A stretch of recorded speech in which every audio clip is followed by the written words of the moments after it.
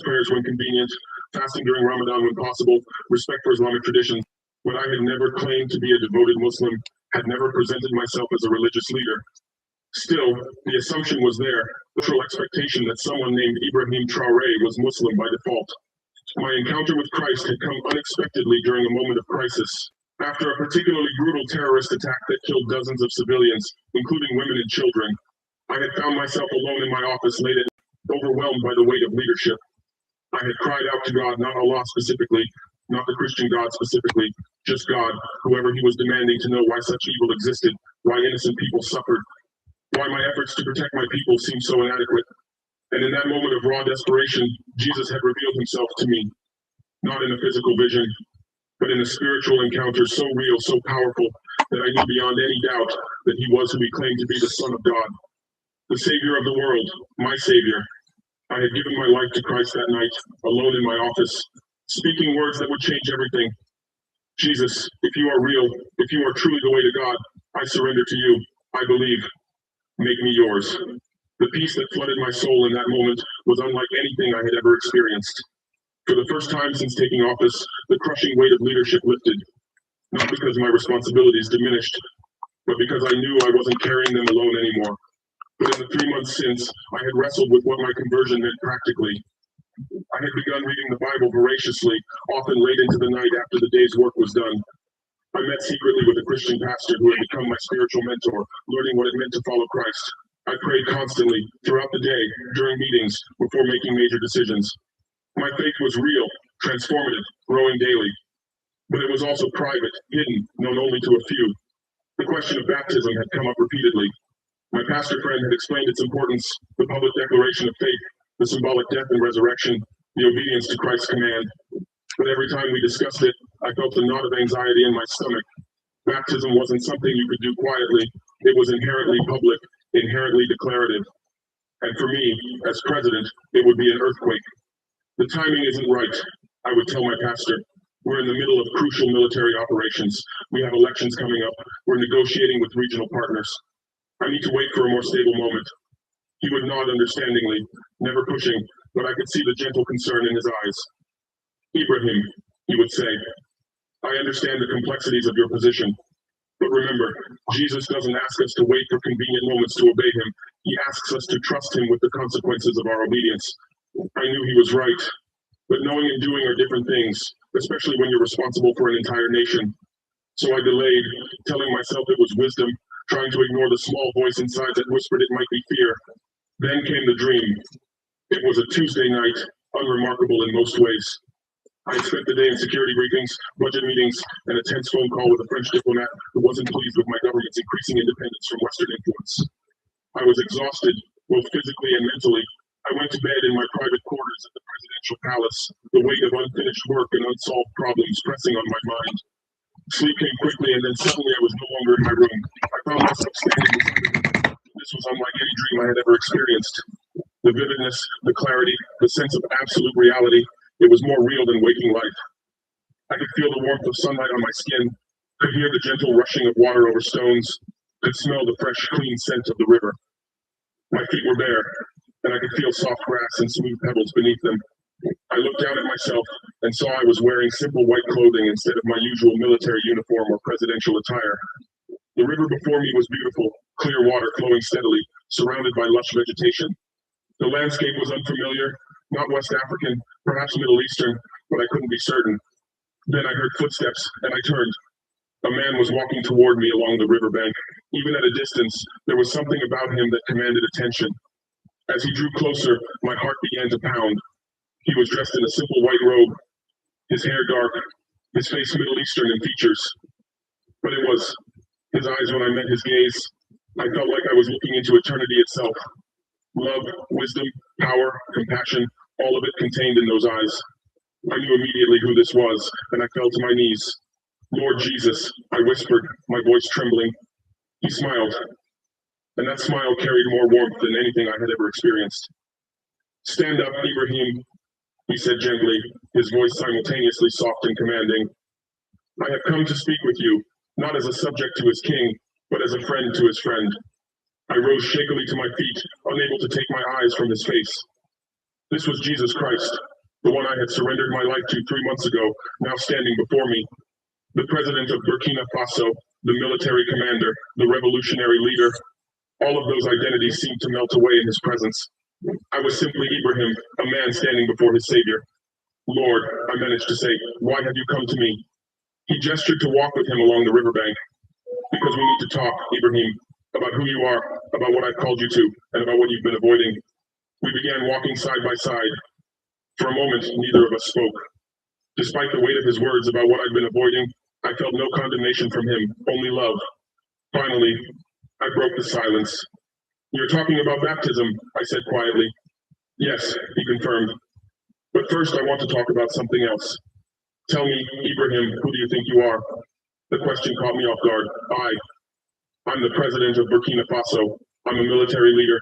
I'm someone who has been given responsibility for millions of people. He nodded slowly. Those are positions you hold, roles you fill. But who are you? I thought for a moment, uncertain what he was asking. I'm a son of Burkina Faso. I'm a Pan-Africanist. I'm someone who wants to see my people free from exploitation and oppression. These are good things, he said, but still, they are roles, identities based on what you do or what you believe politically. Who are you to me? Ibrahim? The question pierced my heart. I'm your child, your follower, someone you saved. His smile deepened. Yes, that is your truest identity. You are my beloved son, in whom I am well pleased. Everything else, president, military leader, revolutionary, all of these are secondary to your identity as my child. Do you believe that?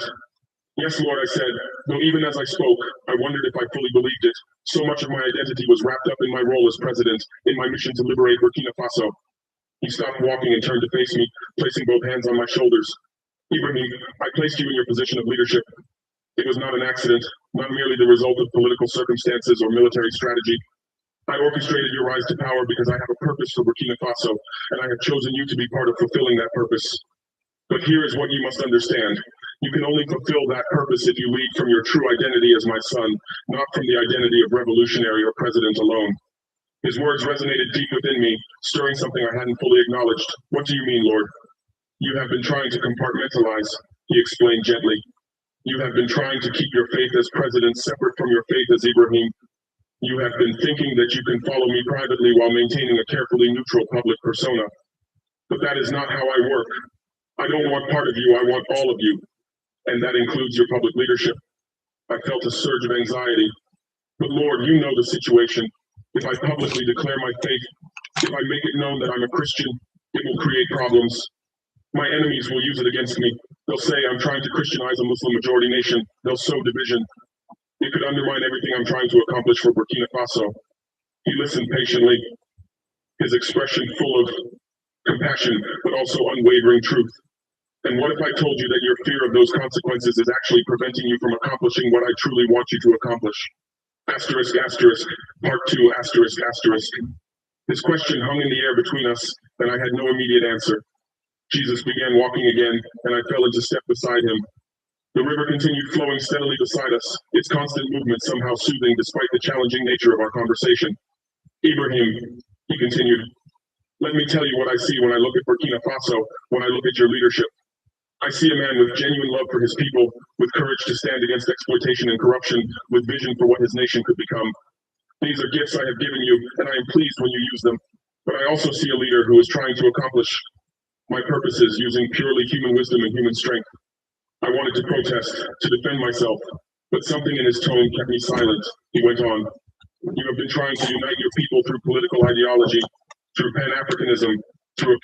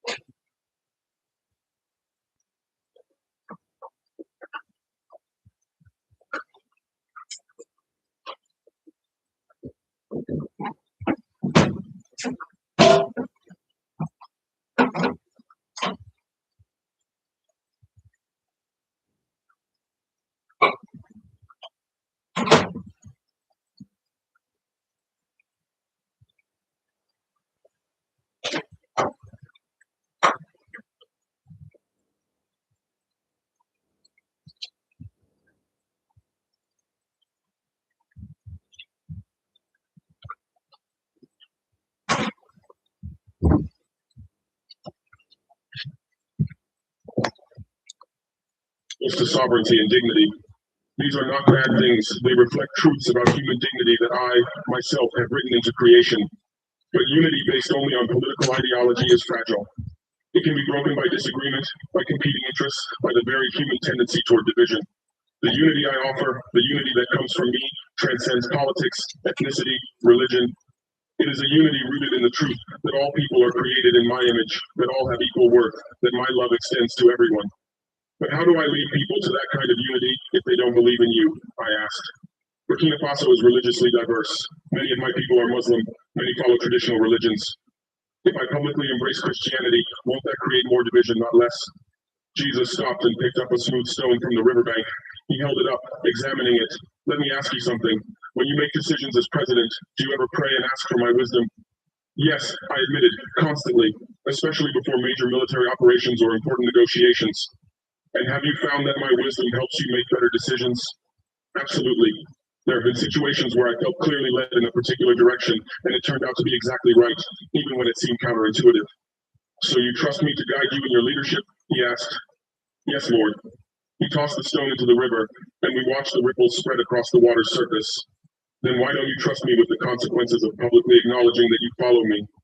Ibrahim, you want my wisdom to make you a better leader, but you don't want the cost that comes with openly following me.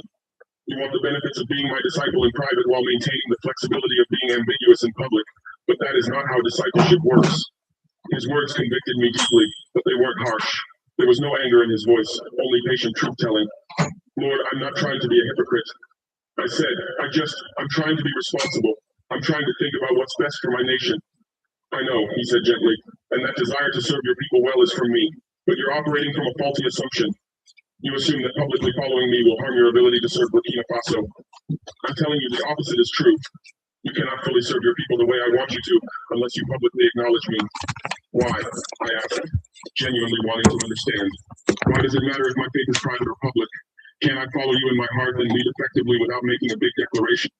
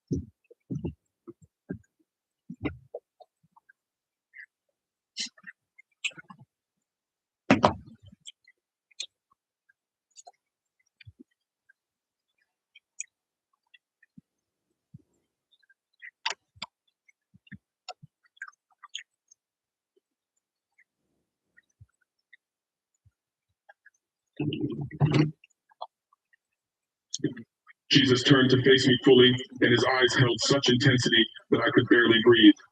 Because, Ibrahim, when you hide your relationship with me, you are teaching your people, especially the Christians in Burkina Faso, that faith is something to be hidden, that following me is something to be ashamed of, or to keep private for the sake of convenience.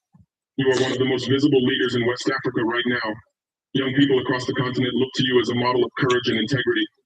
What are you teaching them when you boldly stand against France, boldly reject neocolonialism, boldly fight terrorists, but hide your relationship with me? The question hit me like a physical blow.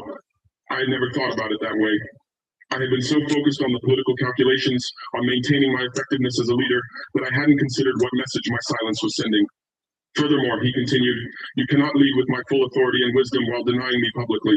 There is a spiritual principle at work here. I said to my disciples, whoever acknowledges me before others, I will acknowledge before my Father in heaven. But whoever disowns me before others, I will disown before my Father in heaven. Ibrahim, I'm not saying you've disowned me, you haven't. But you are hiding me, keeping me secret, and that comes with spiritual consequences. It limits what I can do through you. What would you have me do? I asked, though I already knew the answer. I'm asking you to be baptized, he said clearly, publicly. As President Ibrahim Traoré, leader of Burkina Faso, I want you to make a public declaration of your faith in me. My mind immediately began racing through the implications. Lord, that will create chaos. The Muslim community will feel betrayed. My political opponents will use it to claim I'm trying to Christianize the government. Regional leaders who are Muslim will question our relationships. The media will have a field day. It could genuinely destabilize the country at a time when we can't afford instability. You're right about all of that, he said calmly. There will be backlash. There will be criticism. Some relationships will be strained. But let me ask you, when you stood up against French neocolonialism, when you expelled French troops, when you challenged the CFA franc system, did you not face similar risks? Did your advisors not warn you that it could lead to sanctions, isolation, even military intervention? Yes, I admitted. They warned me extensively, but I felt it was necessary, that our sovereignty and dignity as a nation required it. And were you right? He asked. Yes, it was difficult, but it was right. We're more independent now, more self-determined, even if it has come with costs. He nodded. Ibrahim, you had the courage to risk everything for political freedom. Do you not have the courage to risk something for spiritual truth? You stood boldly against neocolonialism because you believed Burkina Faso deserved freedom and dignity. Will you not stand boldly for me, acknowledging that true freedom comes from the truth and that I am the truth? I was silent, wrestling with his words. Everything he said made sense, but the fear remained. Not fear of death as a soldier and revolutionary leader. I had made peace with the possibility of dying for my cause. But fear of failing my people, of creating unnecessary division, of undermining the good work we were doing. Jesus placed his hand on my shoulder. I know you're afraid. It's not sin to feel fear, but it is sin to let fear prevent you from obeying me. Ibrahim, I am not asking you to abandon your political work or to turn Burkina Faso into a theocracy. I am not asking you to favor Christians over Muslims or to impose Christianity on anyone. What I am asking is that you stop hiding who you are. I am asking you to publicly declare what is already true, that you are my follower, that you have given your life to me, that you trust me as your Savior and Lord. Through baptism, I said softly. Yes, baptism is the traditional biblical way that my followers have publicly declared their faith for 2,000 years. It is a powerful symbol. Going down into the water represents your old life dying. Coming up out of the water represents your new life in me. It is your testimony to the world that you are mine. We had been walking as we talked, and now we stood at a place where the river widened into a calm, deep pool. The water was perfectly clear, and I could see smooth stones on the bottom, could see how the sunlight created dancing patterns beneath the surface. Jesus gestured toward the water. Ibrahim, I'm going to show you something. He stepped into the river, the water rising to his waist. Then he turned and extended his hand toward me. Come. I hesitated only a moment before stepping into the water. It was cool but not cold, refreshing. I waited out until I stood beside him, the water reaching my chest. He placed one hand on my back and raised his other hand toward heaven. This is what baptism represents, he said. Then gently but firmly, he guided me backward until I was completely submerged in the water. I was under for only a second or two, but in that brief moment, I experienced something profound. It was as if all the weight I had been carrying, the burden of leadership, the fear of consequences, the anxiety about the future, all of it was washed away. I felt a death occurring, not a physical death, but the death of my old way of thinking, my old attempts to control everything, my old reliance on purely human wisdom. Then he lifted me up out of the water, and as I emerged, gasping and blinking, I felt new, lighter, free. The sunlight seemed brighter, the air fresher. I felt more alive than I had ever felt. That, Jesus said, his face radiant with joy, is what I want you to experience publicly, not because the ritual itself saves you, you are already saved, already mine, but because the public declaration will free you to lead with my full authority. It will free you from the burden of hiding, from the exhaustion of maintaining two separate identities. It will allow me to work through you in ways I cannot while you keep me hidden. I stood there in the water, my white clothing clinging to me, water dripping from my hair, and I knew what I had to do. The fear was still there, I couldn't deny that. But something stronger than fear had taken root in my heart. Lord, I said, my voice firm despite the trembling in my body, I will do it. I will be baptized publicly. I don't know exactly when or how, but I will obey you. I will stop hiding my faith. The joy that lit up his face in that moment was worth more than any political success, any military victory, any achievement in governance. He embraced me there in the water, and I felt the physical warmth of his arms around me, felt his heartbeat against my chest. I am so proud of you, Ibrahim, he whispered. And I promise you this, I will be with you through every consequence that comes. You will not face the backlash alone. You will not navigate the difficulties by yourself. I will give you the words to speak, the wisdom to lead, the courage to stand firm. Trust me. I trust you, Lord, I said, and for the first time, I fully meant it. Not just trusting for my salvation, but trusting with my leadership, with Burkina Faso's future, with all the unknowns that lay ahead. We emerged from the water together, and as we walked back to the riverbank, Jesus began to speak about practical matters. When you wake from this dream, Ibrahim, you will face a decision. You can dismiss this as merely a dream, a product of your subconscious mind processing your anxiety about baptism, or you can recognize it for what it truly is. Me speaking to you, calling you to obedience. The choice is yours. I know it's real, I said with certainty. This is not just a dream. You are really here, really speaking to me. He nodded approvingly. Good. Then here's what I want you to do. When you return to your waking life, I want you to speak with your spiritual mentor, the pastor you've been meeting with. Tell him about this dream. Then together, begin making plans for your baptism. I'm not asking you to rush foolishly. There is wisdom in considering the timing and manner of your public declaration. But I'm asking you to commit to doing it, to set it in motion, to stop delaying indefinitely. Should I make a huge public spectacle of it? I asked. Hold a press conference, invite international media? He smiled. That's between you, me, and the wisdom I give you through prayer and counsel. There is no one right way to do this. Some of my followers throughout history have been baptized in grand public ceremonies, others in small, intimate gatherings. What matters is not the size of the audience, but the authenticity of the declaration. Be true to who you are, as both my follower and as the leader of Burkina Faso. Don't be unnecessarily provocative, but don't hide either. I nodded, understanding. What about the criticism? What about those who will say, I'm betraying my Muslim heritage or trying to impose Christianity? Speak truth boldly, but with humility, he advised. Make it clear that your baptism is a personal declaration of faith, not a political agenda. Make it clear that you respect all faiths and will continue to govern fairly for all Burkinabe, regardless of their religion. But also make it clear that you cannot and will not hide your relationship with me. You are setting an example, Ibrahim, showing that a leader can be both genuinely committed to their faith and genuinely committed to serving all their people fairly. What about the military operations? The fight against terrorism? I asked. We're in a critical phase. Will my baptism create enough distraction or division to harm our effectiveness? Jesus looked at me seriously. Ibrahim, do you think the fight against terrorism is only a military battle? The terrorists who plague your region, do they not operate with a religious ideology? Do they not claim to act in God's name while slaughtering innocents? The battle you face is not only military and political, it is spiritual. And you cannot win a spiritual battle while hiding your spiritual allegiance. His words sent chills through me. I had always known that groups like J-NIM and other terrorist organizations used a twisted interpretation of Islam to justify their violence. But I had approached it primarily as a military and political problem. I had never considered that my own hidden faith might be relevant to the spiritual dimensions of the conflict. When you publicly declare your faith in me, Jesus continued, you will be making a statement not just about religion, but about the kind of leadership you represent. You will be saying that true faith does not produce violence and oppression, but peace and justice. You will be demonstrating that it's possible to be deeply committed to your faith while respecting others. This will be powerful, Ibrahim, more powerful than you realize. We walked a bit further, and then Jesus stopped, turning to face me one final time. Ibrahim, before you wake, I want to tell you something about Burkina Faso's future. I have not brought you to leadership just to resist neocolonialism or even to defeat terrorism, as important as those things are. I have a vision for your nation that is bigger than political independence or military security. I want Burkina Faso to become a light in West Africa, an example of what it looks like when a nation pursues justice, dignity, and genuine development. I want to use you to accomplish this, but it requires you to lead not just with political courage, but with spiritual courage. It requires you to acknowledge me publicly. I will, Lord, I promised again.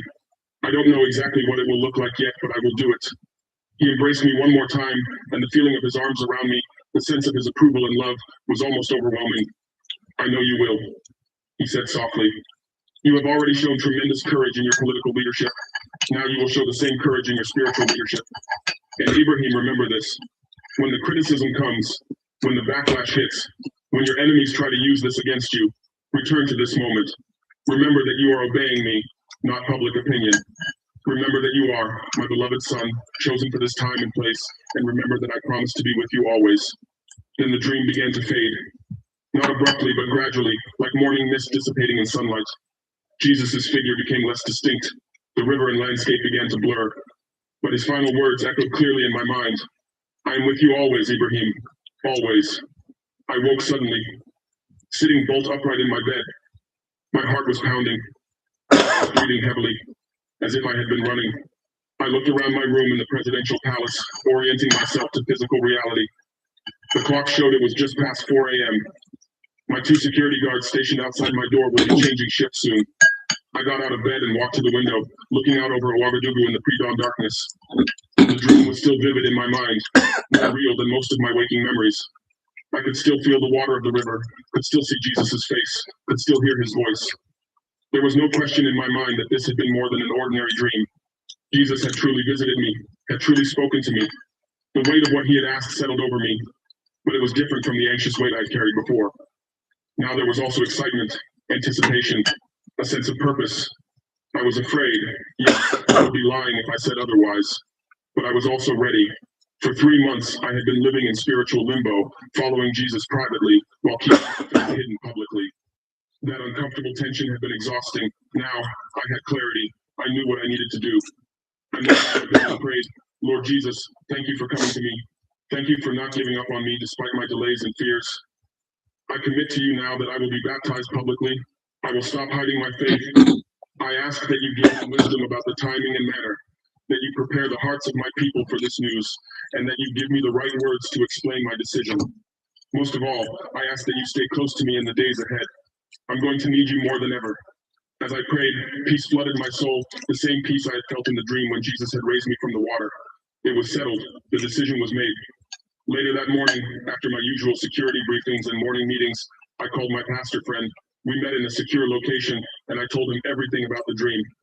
His eyes filled with tears as I described my encounter with Jesus, and when I finished, he was silent for a long moment. Ibrahim, he finally said, his voice thick with emotion, I have been praying for 3 months that God would give you clarity and courage about baptism. This is an answer to prayer. But I want you to be absolutely certain the cost will be real.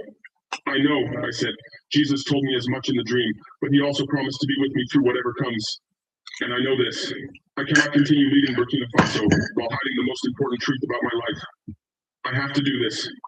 Over the following weeks, we began planning carefully. We consulted with trusted advisors, prayed extensively, and considered various approaches. Some suggested I should be baptized privately and then simply not hide my faith going forward. Others thought I should make a major public announcement. As I prayed about it, I felt led toward a middle path, not unnecessarily provocative, but not hidden either. We decided on a Sunday service at a church in Ouagadougou. It wouldn't be a secret ceremony, but neither would it be a major media event. We would inform the press afterward, allowing them to report on it, but the ceremony itself would be for the Christian community, a genuine act of worship rather than a political statement. The night before my baptism, I couldn't sleep. I lay in bed thinking about my family. They were Muslim, and this would be difficult for them. I thought about my political allies, some of whom would feel betrayed or confused. I thought about the Muslim community in Burkina Faso, many of whom had supported my leadership. I thought about regional leaders, about international reactions, about all the possible consequences. But then I remembered the dream. I remembered Jesus' words. You cannot fully serve your people the way I want you to unless you publicly acknowledge me. I remembered the feeling of being raised from the water, the sensation of new life, the joy on Jesus' face when I had said yes. The next morning, I arrived at the church early. It was a simple building, not grand or ornate, filled with ordinary Burkina Faso believers who had come to worship. When they saw me arrive, not in military uniform but in simple white clothing, there was a ripple of surprise and excitement. Word had spread among the Christian community that something significant was happening, though most didn't know exactly what. The service was beautiful, joyful singing, heartfelt prayers, and then my pastor friend preached a short message about baptism, about public declaration of faith, about the cost and blessing of following Jesus. When he finished, he called me forward. Standing before the congregation, with the baptismal pool prepared, I felt my heart pounding. This was it, the point of no return. Once I stepped into that water, once I was baptized as President Ibrahim Traoré, there would be no going back, no way to hedge or equivocate about my faith. My pastor asked me the traditional questions. Ibrahim, do you believe that Jesus Christ is the Son of God? Yes, I believe. Do you believe that he died for your sins and rose again on the third day? Yes, I believe. Do you commit to following him as your Lord and Savior for the rest of your life? Yes, I commit. Then I stepped into the water. As I did, I remembered the dream, remembered Jesus baptizing me in that river. My pastor placed his hand on my back and said, Ibrahim Traoré, I baptize you in the name of the Father, and of the Son, and of the Holy Spirit. He guided me backward, into the water. In that brief moment of submersion, I felt it again, the death of the old way, the weight being washed away. Then he lifted me up, and as I emerged from the water, gasping and blinking, the congregation erupted in joyful celebration. They were singing, clapping, praising God. I stood there in the baptismal pool, water streaming from my face and hair, and I felt more free, more authentic, more truly myself than I had ever felt. Yes, I was the president of Burkina Faso. Yes, I was a military leader, but most fundamentally, most importantly, I was Ibrahim, a follower of Jesus Christ, a child of God, baptized and unashamed. As I climbed out of the pool, members of the congregation embraced me, welcoming me publicly into the family of faith. My pastor handed me a towel and whispered, "Well done, my brother, well done." The news spread quickly, as we knew it would. Within hours, media outlets across Africa and beyond were reporting, Burkina Faso President Ibrahim Traoré, baptized as Christian. The reactions were exactly what I had anticipated, a mixture of celebration, criticism, confusion, and controversy. Some Christians across Africa celebrated, seeing it as a courageous stand. Some Muslims expressed disappointment or betrayal. Political opponents tried to use it to claim I was trying to Christianize the government. International observers speculated about what it meant for Burkina Faso's stability and regional relationships. But I faced it all with a peace I hadn't known before. I gave an address to the nation, explaining that my baptism was a personal declaration of faith, not a political agenda. I emphasized that I would continue to govern fairly for all Burkinabe, regardless of their religion. I explained that my faith informed my values, my commitment to justice, dignity, and service, but that I had no intention of imposing Christianity on anyone or favoring one religion over others. I am Christian, I said clearly, and I am president of Burkina Faso. These are both parts of who I am. My faith teaches me to love my neighbor, to pursue justice, to serve rather than be served. These values will guide my leadership. But my commitment to serving all Burkinabe, Muslim, Christian, or practitioners of traditional religions remains unchanged. The controversy didn't disappear overnight, but over time, something unexpected happened. Many people, including Muslims, expressed respect for my willingness to be honest about my faith rather than hiding it. Young people across Africa reached out, saying my courage inspired them to be open about their own beliefs. And I found that Jesus had been right. Leading from my authentic identity as his follower, rather than compartmentalizing my faith, actually made me a more effective, more integrated, more genuine leader. I still face challenges. There are still people who question my faith or my leadership because of it. But I remember the dream, remember Jesus' promise, I will be with you through every consequence. And he has been. In difficult meetings, I felt his wisdom guiding my words. In moments of crisis, I felt his peace sustaining me. In times of doubt, I felt his presence, reminding me that I made the right.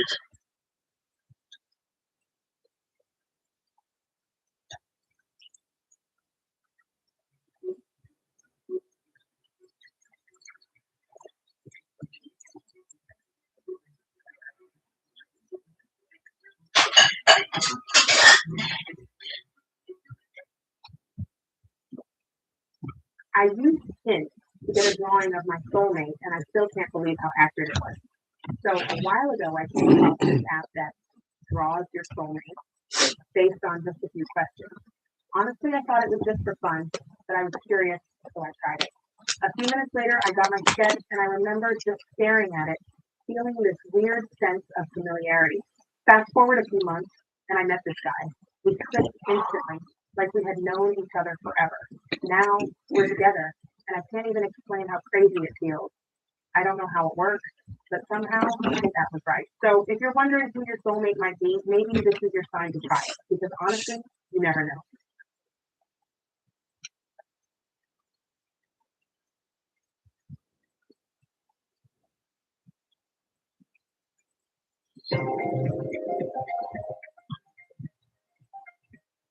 6 months had passed since my baptism, 6 months since I publicly declared my faith in Jesus Christ as the president of Burkina Faso. The initial storm of controversy had settled into a new normal. Some people still criticized my decision, others celebrated it, but most had simply accepted it as part of who I was. I continued governing, leading military operations against terrorist groups, pushing forward with our economic reforms and our fight against neo-colonialism. My faith was now public knowledge, but in many ways, it remained a private matter. I prayed daily, read my Bible when time allowed, and tried to apply Christian principles to my leadership decisions. But there was something missing, something I couldn't quite identify. Despite the peace I had found in Christ, despite the freedom that came from no longer hiding my faith, I felt spiritually isolated, incomplete somehow. I had been so focused on the political implications of my conversion and baptism that I hadn't given much thought to what it meant to actually live as a Christian day to day, especially as a head of state with enormous responsibilities and security concerns. My pastor friend, the one who had baptized me, would occasionally reach out to invite me to church services. I would politely decline, explaining that my presence would create security complications, that it would turn the service into a media spectacle, that I needed to maintain focus on my presidential duties. These weren't entirely excuses, they were real concerns. The presidential security team had made it clear that attending regular church services would require extensive planning and would inevitably draw attention that could disrupt the worship of others. I can worship God anywhere, I told my pastor during one of our private meetings. I pray in my office, in my residence, even during meetings. Jesus is with me everywhere. I don't need to be in a building to connect with him. My pastor would nod understandingly, but I could see concern in his eyes. That's true, Ibrahim, he would say gently. You can worship God anywhere, but the church, the gathering of believers, is not just about your individual worship. It's about community, about being part of the body of Christ, about encouraging and being encouraged by other believers. The Bible tells us not to forsake gathering together. I would acknowledge his point, but remain unconvinced. I was the president of Burkina Faso, not an ordinary believer. That situation was unique. My responsibilities were extraordinary. Surely God understood that I couldn't just show up at church like a regular person. Besides, wasn't I already doing the most important things, believing in Jesus, trying to lead justly, treating people with dignity? Did it really matter if I attended church services? Then came another dream. This time I was almost expecting it, given my previous supernatural encounter with Jesus. But that didn't make it any less powerful or real. I had gone to bed after an exhausting day of back-to-back meetings, including a tense discussion with military commanders about our ongoing operations in the Sahel region. Sleep came quickly, and then suddenly I was no longer in my bedroom at the presidential palace. I found myself standing outside a simple building, not grand or elaborate, just a modest structure with white walls and a cross above the entrance. I could hear singing coming from inside, the sound of many voices joined together in worship. The music was beautiful, filled with joy and passion. I felt drawn to it, wanted to move closer, but my feet seemed rooted to the spot. I stood there listening, feeling both the pull of the music and something holding me back. Then I heard footsteps behind me, and I turned. Jesus was there, just as he had been in my previous dream, but this time he wasn't by a river. He was standing on the dusty street beside the simple church building, dressed as he had been before in simple white robes, his face radiating love and authority in equal measure. Lord, I said, immediately dropping to one knee. Walk with me, Ibrahim, he said, gesturing for me to rise and follow him. We began walking along the street, the sound of worship still audible from the church behind us. For a while, we walked in companionable silence, and I waited for him to speak first, knowing he had brought me here for a purpose. Finally, he asked, what do you hear? I listened to the singing still echoing from the church. I hear worship, Lord. I hear people praising you. And what do you feel when you hear it? He asked. I paused, examining my own heart. I feel longing, like I want to be part of it, but also like I don't belong there, like it would complicate things. He nodded, unsurprised. Why do you think you don't belong there, Ibrahim? Because I'm the president, I said, the answer coming quickly. My presence would change everything. The security requirements, the media attention, the disruption to others' worship, it would turn their gathering into something else entirely. It wouldn't be fair to them. Those are practical concerns, Jesus acknowledged. But are they the only reasons, or is there something deeper? His question penetrated my defenses. I walked in silence for a moment, digging beneath my rational explanations to find the truth underneath. I suppose I'm also afraid that attending church regularly will be seen as weak or overly religious, or that it will further alienate those who already criticize my faith. As president, I need to maintain a certain image, strong, focused, pragmatic. If I'm seen going to church every Sunday, people might think I'm becoming fanatical, or that I'm neglecting my duties for religion. There it is, Jesus said gently, the real reason. You're afraid of what people will think. You're afraid that being visibly, consistently part of my church will damage your political standing or your effectiveness as a leader. The truth of his words stung, but I couldn't deny it. Yes, I admitted quietly. I suppose that's true. We had been walking, and now Jesus stopped and turned to face me fully. His eyes held that same mixture of love and truth that I remembered from our previous encounter. Ibrahim, let me ask you something. When you stood up against France, when you expelled their troops and challenged their economic dominance, were you concerned about what people would think? Of course, I said, but I did it anyway because it was right, because Burkina Faso deserved sovereignty and dignity. Exactly, he said. You were willing to face international criticism, economic pressure, and potential isolation because you believed in the cause of African independence and dignity. You showed tremendous courage for a political principle. But now I'm asking you to show that same courage for something far more important, your spiritual life and your membership in my body, the church. But Lord, I protested, fighting neo-colonialism benefits my people directly. Going to church is personal. It's about my own spiritual life. How does that help Burkina Faso? Jesus smiled, but it was a knowing smile that suggested my question revealed my misunderstanding. Ibrahim, do you remember what I told you in your last dream? That you cannot fully serve your people the way I want you to unless you publicly acknowledge me? The same principle applies here. You cannot lead with my full wisdom and authority if you remain disconnected from my body. He began walking again, and I followed. Let me tell you what the church is, Ibrahim. It's not just a building where people sing songs and hear sermons. The church is my body on earth. It is the community of my followers, gathered together, united by my spirit. When believers come together, something happens that cannot happen in isolation. There is teaching and learning, yes, but also encouragement, accountability, corporate worship, shared mission, and mutual support. These are not optional extras for Christians. They are essential parts of how I design my people to grow and thrive. But I do have spiritual support, I countered. My pastor friend meets with me regularly. I have advisors who are believers. I'm not completely isolated. Those things are good, Jesus acknowledged, but they are not the same as being part of a church community. Ibrahim, think about it this way. You are a military leader. Would you say that a soldier who only ever meets with his commanding officer, but never drills with his unit, never trains alongside his fellow soldiers, never experiences the camaraderie and collective strength of his battalion, would you say that soldier is as effective as one who is fully integrated into his unit? The military analogy hit home immediately. No, I admitted.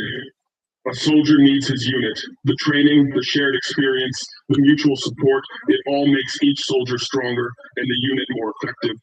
Exactly, Jesus said. And you, Ibrahim, are a soldier in my army. You are fighting spiritual battles, not just military and political ones. The terrorists who plague your region, the corruption you fight against, the forces of neo-colonialism you resist, all of these have spiritual dimensions. And you cannot fight spiritual battles effectively while remaining disconnected from my body. You need your unit, the church. We had arrived at a place that overlooked the city. In the distance, I could see multiple church buildings, mosques, and other structures. Jesus gestured broadly. Look at your city, Ibrahim. See those churches? In each one, there are believers, your brothers and sisters in Christ. Some are wealthy, some are poor, some are educated, some are not, some are young, some are old. But all are part of my family, and so are you. Yet you stand apart from them, isolated by your position and your concerns about perception. Do you know what message that sends? What message? I asked, genuinely uncertain. It tells them that once you reach a certain level of importance, you no longer need the church. It tells them that faith is for ordinary people, but leaders operate on a different level. It tells them that political considerations are more important than spiritual community. Ibrahim, you have young Christians in Burkina Faso who look up to you, who were inspired by your courage in being baptized publicly. What are you teaching them when you declare your faith, but they are absent from the gatherings of believers? His words touched my heart. I had never thought about it that way. I had been so focused on my own situation, the complications, the security concerns, the political optics, that I hadn't considered what example I was setting. Furthermore, Jesus continued, you need the church more than you realize. Ibrahim, you carry enormous weight as president. You make life and death decisions. You face criticism from all sides. You bear responsibility for millions of people. That burden is crushing if you try to carry it alone. The church is where you can come as simply Ibrahim, not President Traore. It's where you can be ministered to, not just minister to others. It's where you can receive, not just give. You need that, whether you realize it or not. I felt tears beginning to form in my eyes. Something in his words resonated with a deep weariness I had been carrying, a loneliness I hadn't fully acknowledged. Lord, I am tired. I admitted, my voice breaking slightly. The weight of leadership is heavy. I carry it, and I know you help me, but you're right, I am isolated. Even with advisors and allies, I'm ultimately alone in many of my decisions. You don't have to be, he said gently, placing his hand on my shoulder. That's what I'm trying to tell you.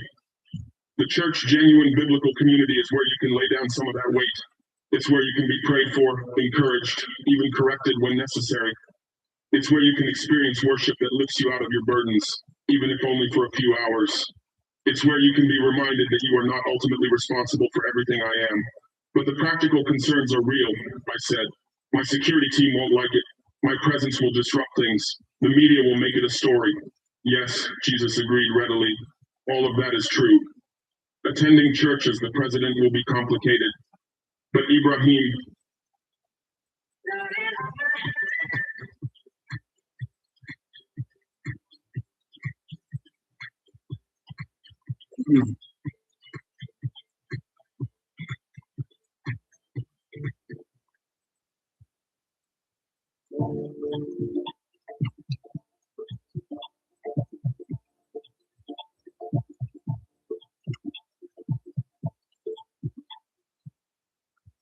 I'm Shiza, founder of Our Place, and for too long, massive corporations have filled our homes with forever chemicals like Teflon and PTFE. These microplastics end up in our water, our bodies, and our brains, building up over time and disrupting our hormones and our gut health. At Our Place, non-toxic isn't a feature; it's our foundation. Products that are of course safe and healthy, but also beautiful with unmatched performance.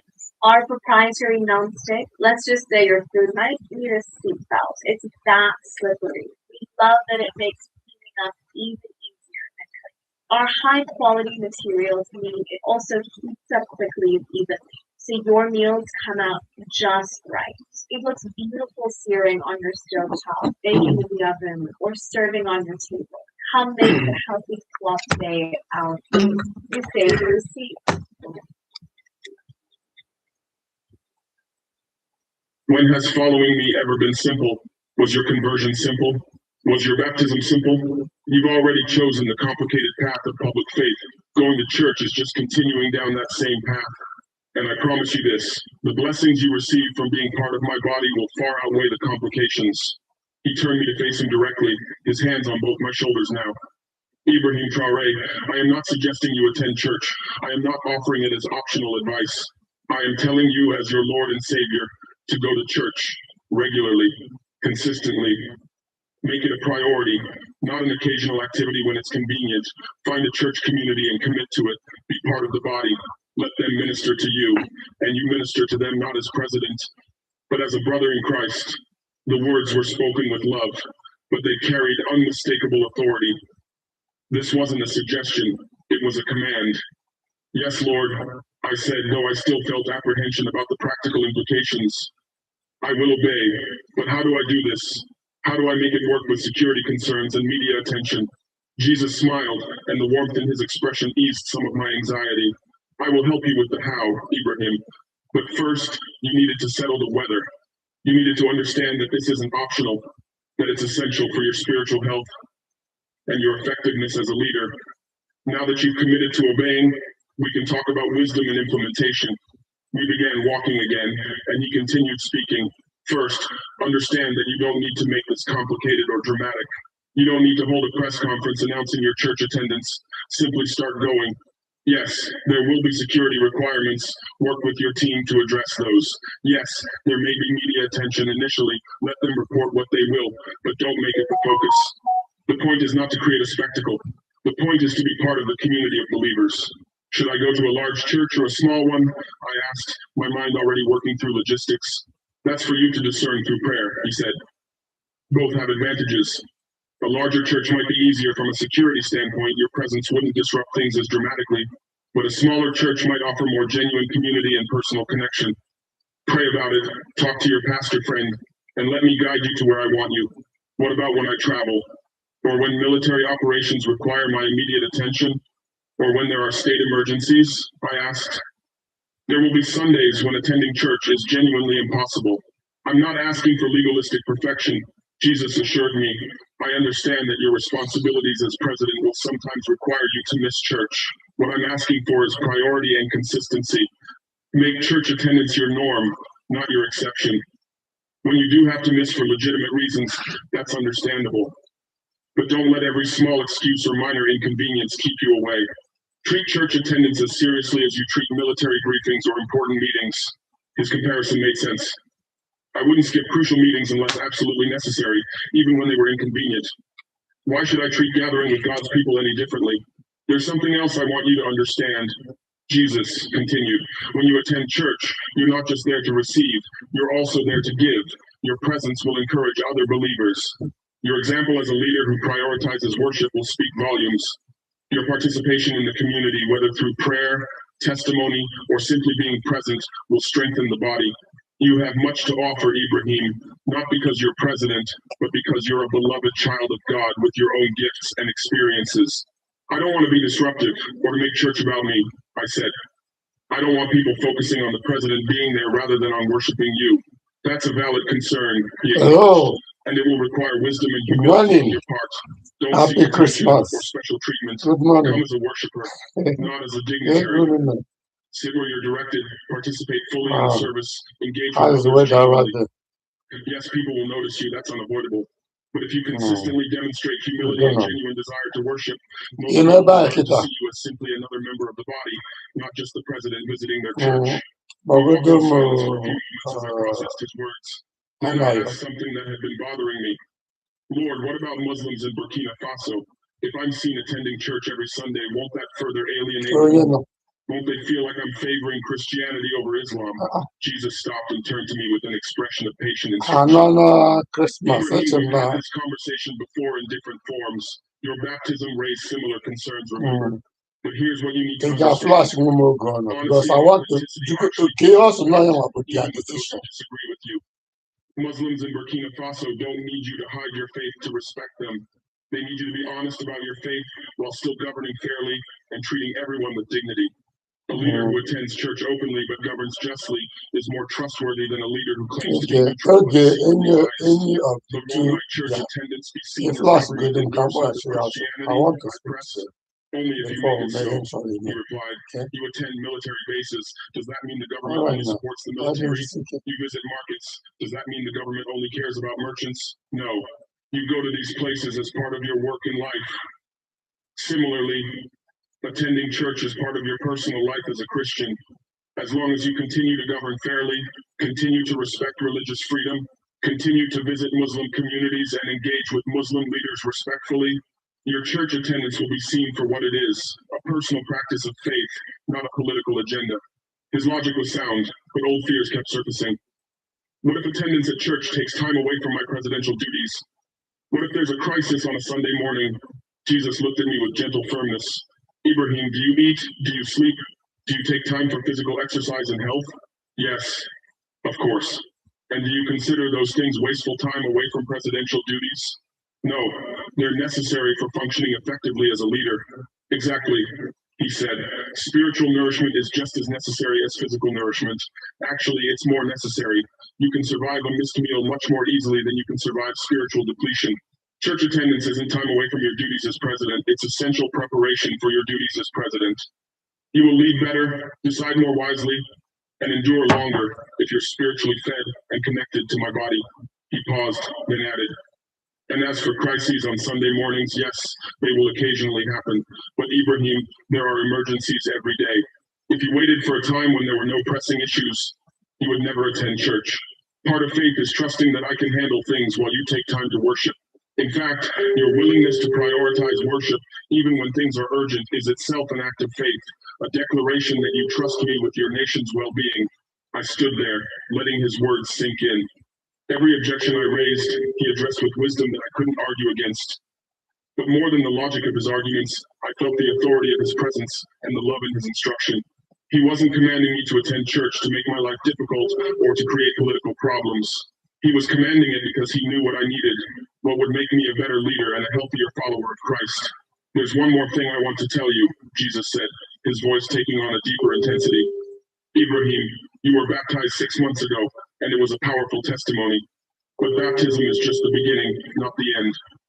Some people think that once they've made a public declaration of faith, they've done the hard part and can coast spiritually. But that's not how discipleship works. I'm calling you to a lifetime of following me, which includes consistent participation in the life of my church. Think of baptism as your wedding day, a crucial moment of public commitment. But a marriage doesn't end with the wedding. It requires daily faithfulness, ongoing communication, and consistent presence. Your relationship with me and with my body works the same way. His wedding metaphor resonated deeply. I had been treating my baptism like a finish line when it was actually a starting line. Lord, forgive me, I said, emotion welling up again. I've been treating my faith like an individual achievement rather than a communal journey. I've been so focused on my responsibilities as president that I've neglected my responsibilities as your disciple and as a member of your body. He embraced me then, and I felt again that overwhelming sense of love and acceptance. You're learning, Ibrahim. That's what discipleship is, a lifelong process of learning to follow me more fully. I'm not angry with you for your struggles or your questions. I'm here to teach you, to guide you, to help you grow. And part of that growth is learning to prioritize community with other believers. As he held me, I felt something shift inside me, a releasing of the isolation I had been carrying, a recognition of how much I actually needed spiritual community, a genuine desire to be part of the church, not out of obligation, but out of longing. I want to go to church, I said, and for the first time, I truly meant it. Not because you're commanding me to, though you are, but because I actually want to be part of the community. I want to worship with my brothers and sisters. I want to be encouraged and to encourage others. I want to lay down the weight of leadership for a few hours each week and simply be a child of God among other children of God. Jesus pulled back and looked at me, his face radiant with joy. Now you understand. This is what I wanted you to see. That church isn't a burden or complication I'm adding to your already busy life. It's a gift, a source of strength and refreshment.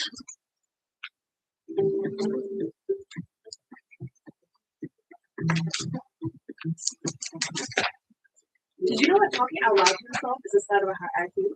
Really? I thought I was just bananas. You definitely still are. But let's think about it. When you talk out loud, you're actively reinforcing your focus skills. Okay, then how do I find my IQ? You can take a super simple test online, it's only 30 questions and messages. Do you know that 99% of supplements in the world have nasty extras in them? A combination of fillers, binders, blowing agents, anti-caking agents, carriers, preservatives, emulsifiers, flavors and sweeteners to mass produce and turn out 1 million tablets in a few hours. This reduces the cost as well, but the tablet has very little of what you want.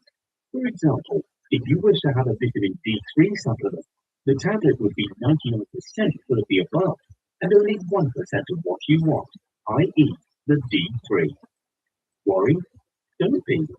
We are British Supplements, a privately owned UK-based company that manufactures supplements in the UK. If you were looking for clean, potent and nasty-free supplements, check us out at www.british-supplements.net.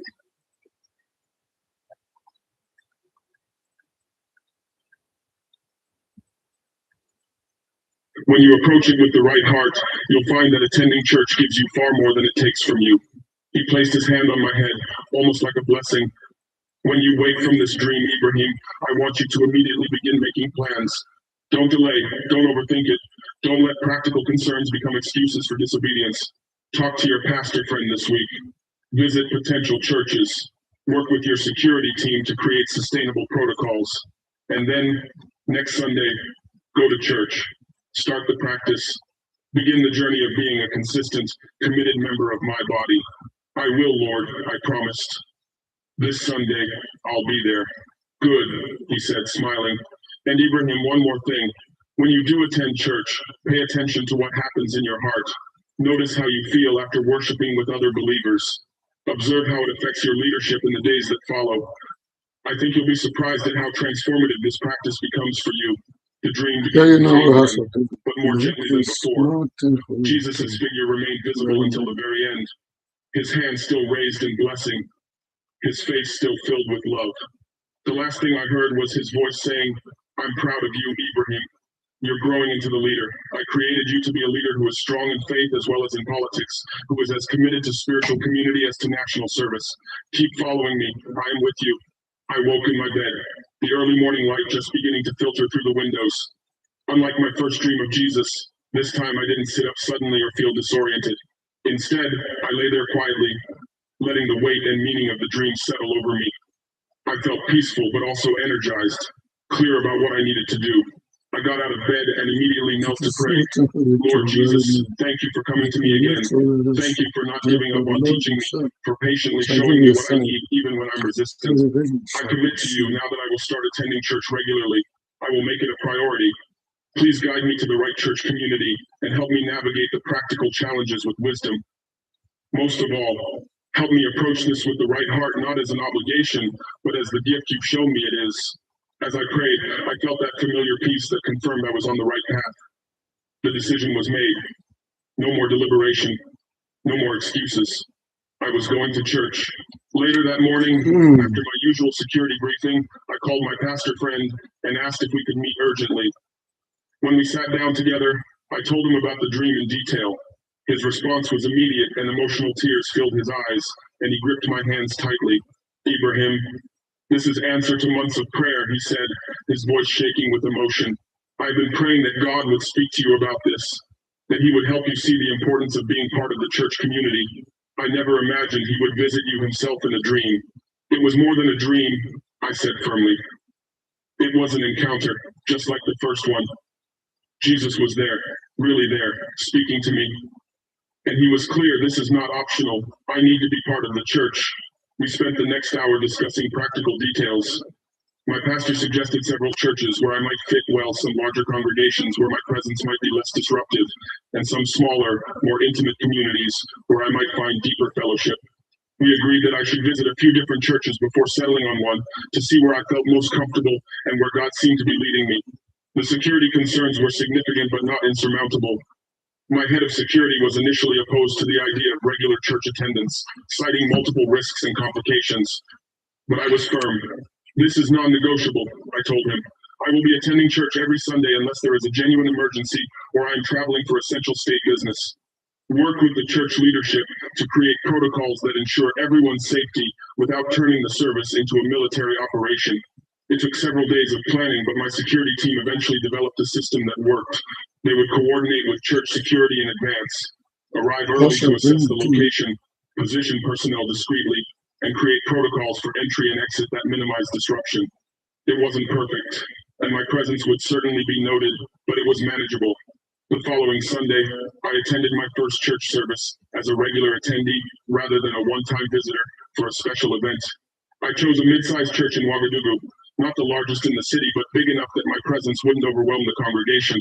I arrived slightly before the service started, dressed simply not in military uniform or formal presidential attire, but in modest civilian clothing that any professional might wear to church. When I walked in, there was an audible ripple through the congregation. People turned, whispered, pointed.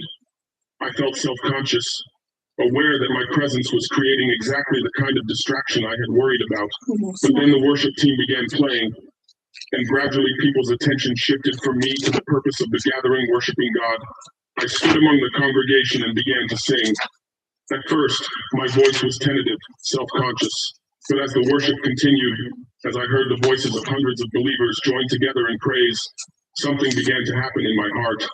The weight I carried as president, the constant pressure, the unrelenting responsibility began to lift. For the first time in months, I wasn't thinking about military strategy, economic policy, or diplomatic negotiations. I was simply a man worshiping his Savior, one voice among many, equal before God with every other person in that room. Tears began running down my face as I sang.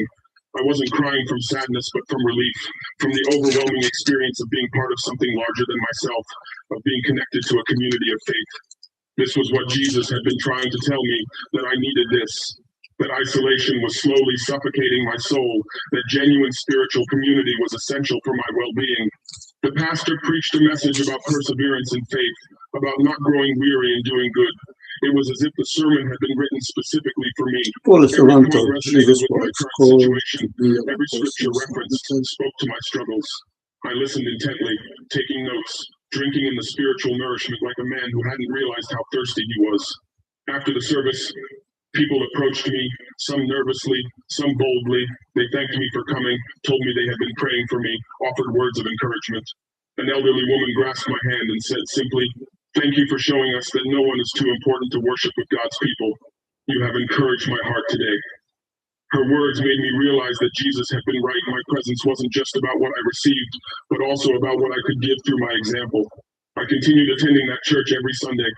Sometimes I would arrive with significant issues weighing on my mind, a military operation planned for that week, a difficult decision I needed to make, tensions with other nations. Invariably, the time spent in worship and in hearing God's word would provide perspective, would remind me that I served a God who was bigger than my problems, would refresh my spirit for the challenges ahead. The media initially made a story of my regular church attendance, but after a few weeks, it became routine enough that they stopped covering it extensively. Some people criticized it, claiming I was being overly religious or trying to win Christian votes. But many others, including some Muslims, expressed respect for my consistency and authenticity. One day, about 2 months after I had started attending church regularly, a prominent Muslim leader requested a meeting with me. I expected criticism or concern about my visible Christianity. Instead, he surprised me. "President Traore," he said, "I want to tell you something. When you first converted to Christianity and were baptized, I was concerned. I worried that you might favor Christians in your governance or that it might create divisions. But watching you over these months, seeing you attend church while still treating all Burkinabe fairly, still respecting our Muslim community, still governing with justice, it has actually increased my respect for you. You have shown that a leader can be deeply committed to their faith without compromising their duty to serve all citizens. That is a valuable example." His words moved me deeply and confirmed what Jesus had told me in the dream, that authenticity and fairness together build trust, even with those who don't share your faith. But beyond the political implications, the personal impact of regular church attendance was profound. I found myself looking forward to Sundays, counting down the days until I could gather again with believers. The friendships I formed in that church community became a source of genuine support.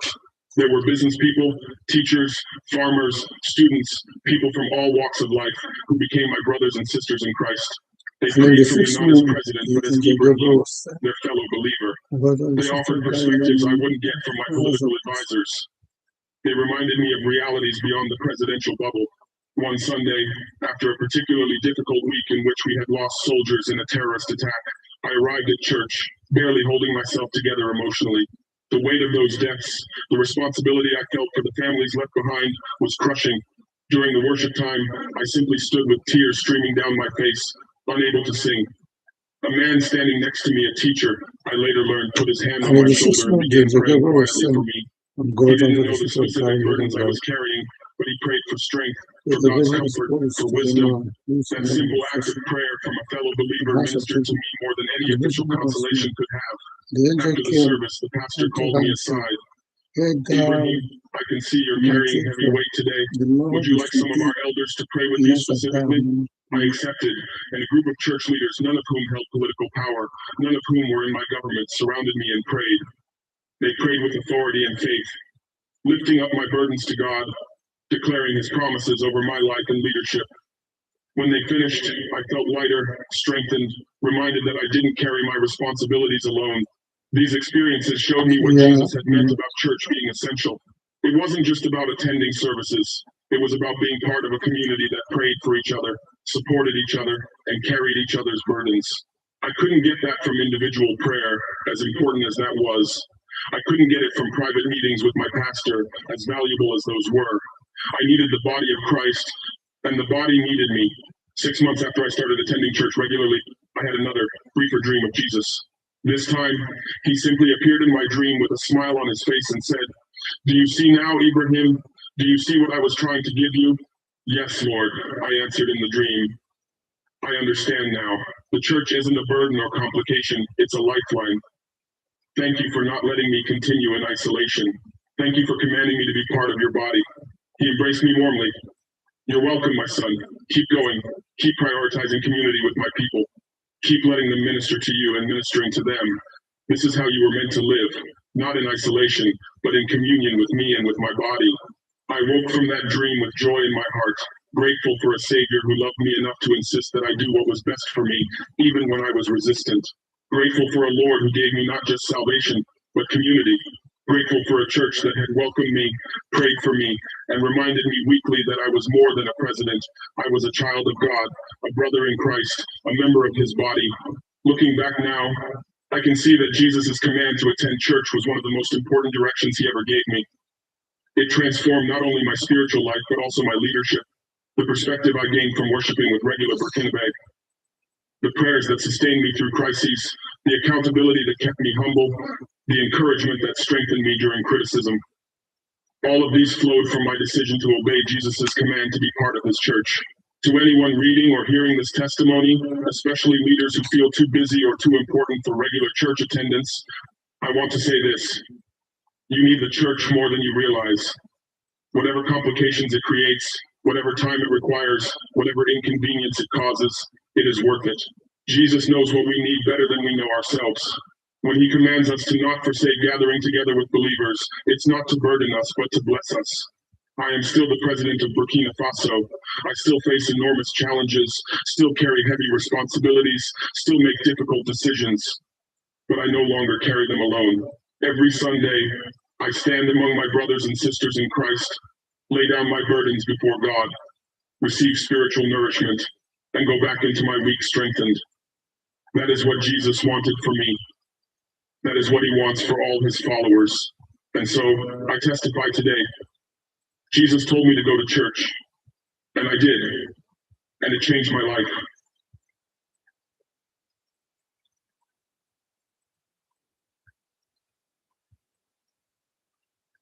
People can't believe we're selling real gold jewelry for under $40. I get it. After 33 years of charging hundreds for these same pieces, even I can't believe these prices. But we're closing next Friday and have boxes of inventory left that we simply can't take with us. I'm Maya, and my husband Henry and I have handcrafted every single piece in this shop. We've never used plated metals or taken shortcuts, just solid gold that will never tarnish or turn your skin green. For over 3 decades, these pieces sold for what they were worth, but everything must go. We're doing an 80% off everything sale with free shipping because honestly, I'd rather see our life's work worn and loved than sitting in storage boxes. Each piece is made with the same care and quality we've always put into our work. We should have been out last week, so this truly is the final chance. Thank you for all your love and support over the years. You beautiful souls have been the highlight of my life. Unlike regular old hoodies, the bearskin hoodie is actually built for the outdoors, and it can stand up to the toughest conditions. Some folks come out here, they've spent thousands on gear that looks great on Instagram, but in the wild, you don't actually need the extra attention. Seriously? No Wi-Fi?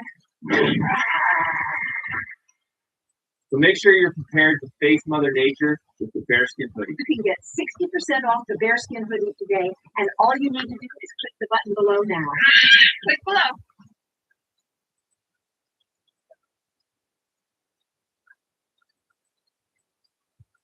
Mama Adisa stands at the bank counter, her hands shaking as she pushes her passbook forward. She has been standing in line for 5 hours, her legs aching, her throat dry. She isn't asking for a loan. She isn't asking for a favor. She is just trying to withdraw her late husband's pension to pay for medicine. But the banker, a man named Felix, who wears a suit that costs more than Adisa's entire house, just laughs. He doesn't even look her in the eye. He tosses her passbook back across the marble counter like it is trash. He tells her the system is offline. He tells her to go away and stop blocking the line. But Ibrahim Traore is standing right behind her, and he hears every single word. This banker thinks he is the king of this room. He has no idea his reign is about to end. This is where the story truly begins. Before we dive in, what time is it where you are? Which country are you watching from? Leave a comment and let me know. And please hit that like button and subscribe to become part of the Commander Ibrahim Traore Nation community for more inspiring stories. The air conditioning in the bank is freezing, but Mama Adisa is sweating from stress. She picks up her passbook with trembling fingers. She tries to explain to Felix that she cannot come back tomorrow. Her village is 50 miles away. She spent her last coins on the bus fare to get here. If she leaves without this money, there is no food for the week. Felix just rolls his eyes. He checks his expensive watch and sighs, looking annoyed that he has to deal with a village woman in dusty clothes. He waves for the security guard to escort her out. Near the entrance, a soldier in faded fatigues leans against the wall. He looks like just another low-ranking guard or a tired soldier off duty. His cap is pulled low. Nobody pays him any attention. But beneath that brim, Ibrahim Traore's eyes are sharp, scanning the room. He came to this bank branch personally after receiving a strange anonymous letter about missing pension funds. He wanted to see it with his own eyes, and what he sees makes his blood boil. While Mama Adisa is being pushed aside, a well-dressed man in a sharp blue suit walks in. He doesn't take a ticket. He doesn't wait in the line that wraps around the lobby. He walks straight to Felix's counter. Felix's face instantly changes. The scowl turns into a bright, fake smile. He shakes the man's hand, opens a drawer, and hands him a thick envelope of cash. No paperwork, no computer check, no system offline excuses. Traore watches this exchange closely. The system works perfectly fine for the rich friends of the manager. It only seems to break down when a poor grandmother needs her own money. Mama Adisa is crying now, quietly wiping her tears with the edge of her wrap.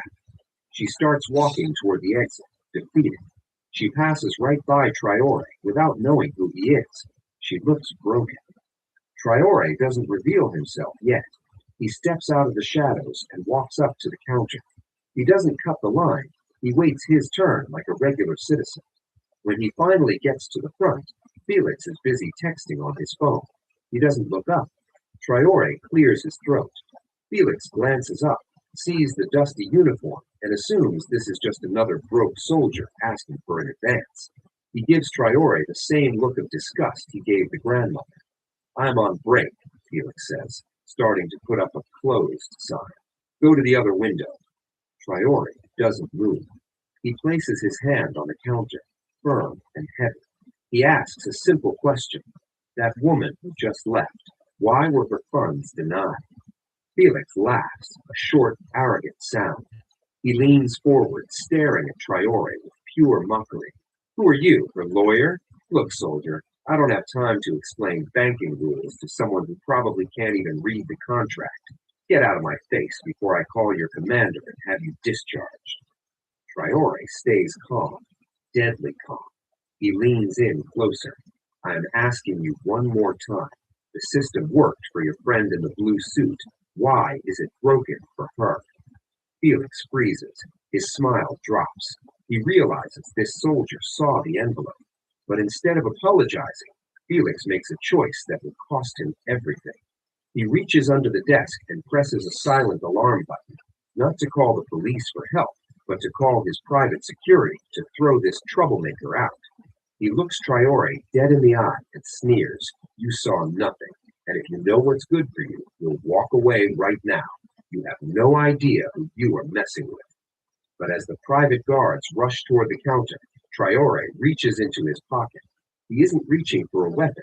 He pulls out a small red badge that most people in that bank have never seen close up. He slams it on the counter.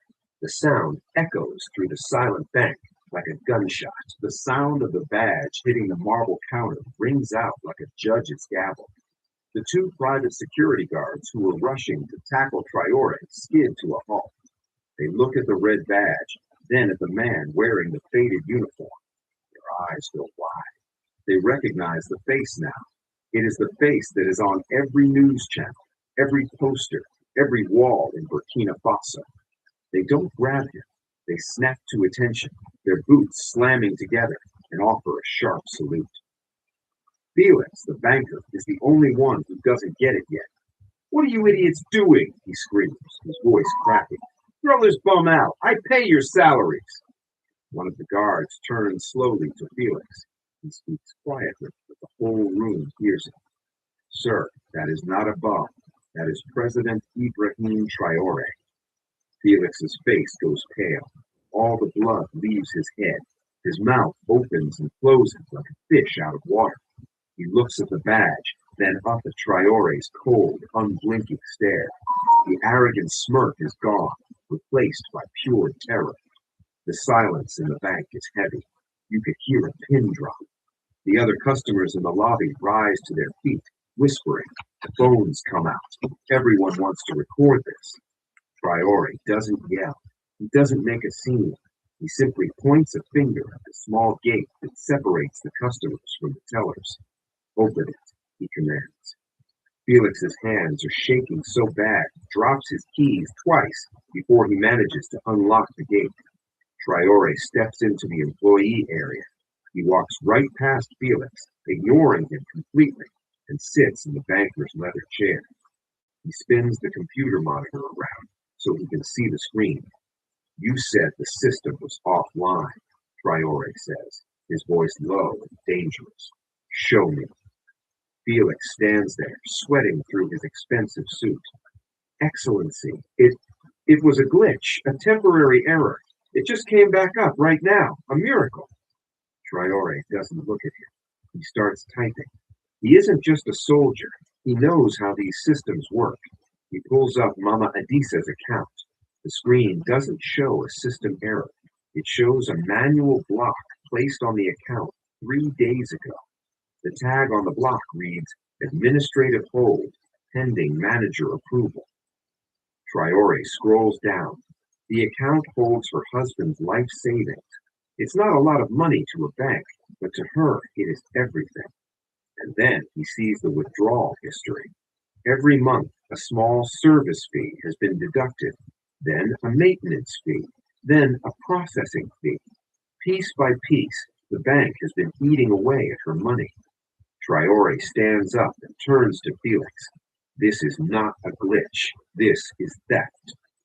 Felix starts stammering, making up excuses about bank policy and inflation, but Traore cuts him off. He asks about the man in the blue suit, the one who got his cash instantly. Who was that man, and why did his account have a VIP flag? Felix swallows hard. He's just a local businessman, a friend of the branch manager. It's standard procedure for high-value clients. Standard procedure to give him cash while stealing from widows? Traore asks. He grabs the phone on Felix's desk. He dials a number from memory. It's his personal security team waiting outside. "Secure the building. Nobody enters, nobody leaves. And find the woman, the grandmother who just left. Do not let her get on that bus. Bring her back to me." He hangs up and looks at the office door at the back of the bank. The sign on the door says Branch Manager, Jean-Luc Caboret. The blinds are closed, but Traore sees a shadow move behind them. Someone is watching. Someone is hiding. Traore walks toward the manager's office. Felix tries to step in front of him. "Excellency, please, Mr. Caboret is in a conference call with international investors. He cannot be disturbed." Traore doesn't break stride. He pushes past Felix like he isn't even there. He reaches the manager's door and tries the handle. Locked. He knocks once. No answer. He can hear the sound of paper shredding inside. The manager isn't on a call. He is destroying evidence. Traore takes a step back. He kicks the door right near the lock. The wood splinters, and the door swings open with a crash. Inside, a fat man is frantically feeding documents into the shredder. He freezes, the stack of papers still in his hand. Traore walks into the office, the sound of the shredder still whirring. He unplugs the machine. The silence returns. He looks at the manager, then at the pile of shredded paper on the floor. You seem in a hurry to clean up, Traore says calmly, but you missed something. Traore picks up a folder from the desk that hasn't been shredded yet. He opens it. It's not just Mama Adisa's file. It's a list of over 200 names, all elderly, all illiterate, all marked with the same administrative hold. Traore realizes this isn't just one bad banker. This is a massive operation. They're targeting the old and the weak because they think no one will fight for them. But as he reads the names, his eyes catch something that makes his heart stop. One of the names on the list belongs to a retired Army veteran, a man who served with Traore's own father. Traore looks up at the manager, his eyes burning with a fire that could burn the whole building down. You didn't just steal from grandmothers, he whispers. You stole from heroes. Just then, his radio crackles. It's his officer outside. Commander, we found the woman, but she's not alone. You need to come outside. There is a situation. Traore sprints out of the bank, his boots hitting the pavement hard. What he sees outside makes his fists clench tight. Mama Adisa is backed against the dusty wall. She isn't dealing with the police. She is surrounded by three large men wearing dark sunglasses and tight shirts, the private bodyguards of the man in the blue suit. The man in the blue suit, whose name is Mr. Kofi, is leaning casually against his shiny black SUV. He is smoking a cigar, watching his goons harass the old woman. One of the guards grabs Mama Adisa's worn-out handbag and dumps it on the ground. Her few belongings, a bottle of water, a handkerchief, and her ID, spill into the dirt. Where is the passbook? The guard barks, kicking the bag away. Give it to me, or you don't go home today. Adisa is sobbing, trying to kneel to pick up her things, but the guard steps on her hand. She cries out in pain. That is the last mistake that guard ever makes. Traore doesn't shout a warning. He moves like a panther. He grabs the guard by the shoulder, spins him around, and lands a solid right hook that sends the man crumbling to the ground like a sack of potatoes. The other two guards turn, ready to fight, but they freeze instantly. They see the uniform, they see the red beret, and most importantly, they see the dozen soldiers who have just surrounded the bank perimeter, their rifles raised and steady. Mr. Kofi drops his cigar. His mouth hangs open. The arrogance drains from his face faster than water from a cracked bucket. Traore ignores him for a second. He kneels down in the dirt beside Mama Adisa. He gently checks her hand. It's bruised, but not broken. He picks up her ID card, wipes the dust off it, and places it back in her hands. I am sorry, Mama, Traore says softly, his voice full of respect. No one will ever touch you again. He helps her stand up. Then he turns to Mr. Kofi. The look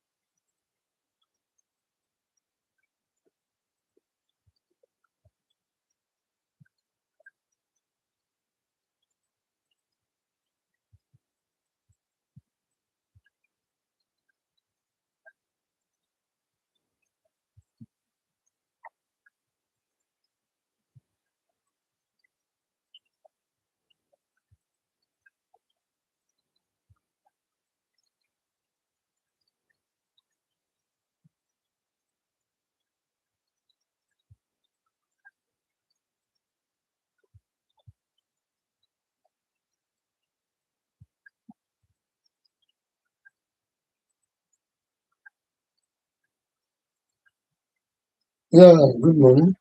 I'm Reverend Daniel. Called you yesterday pertaining to the extension we are requesting. You said you let me know.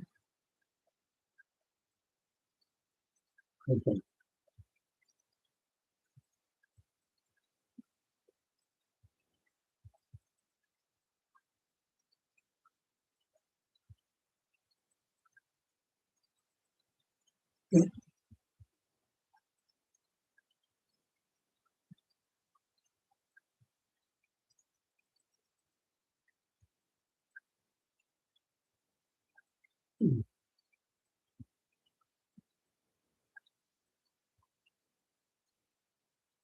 Okay.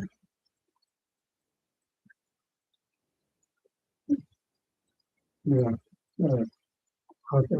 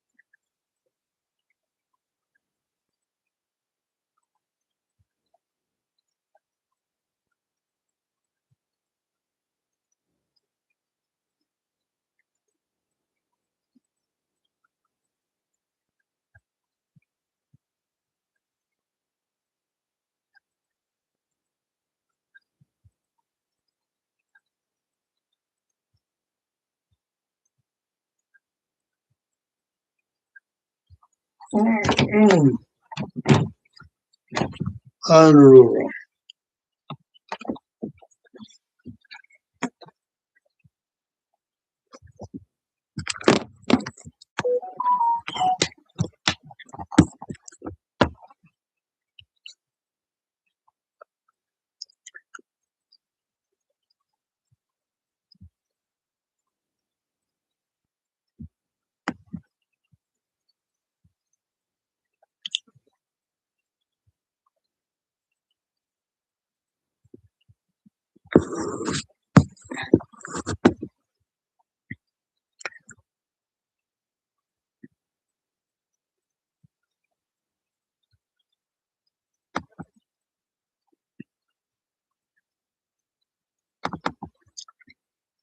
mm,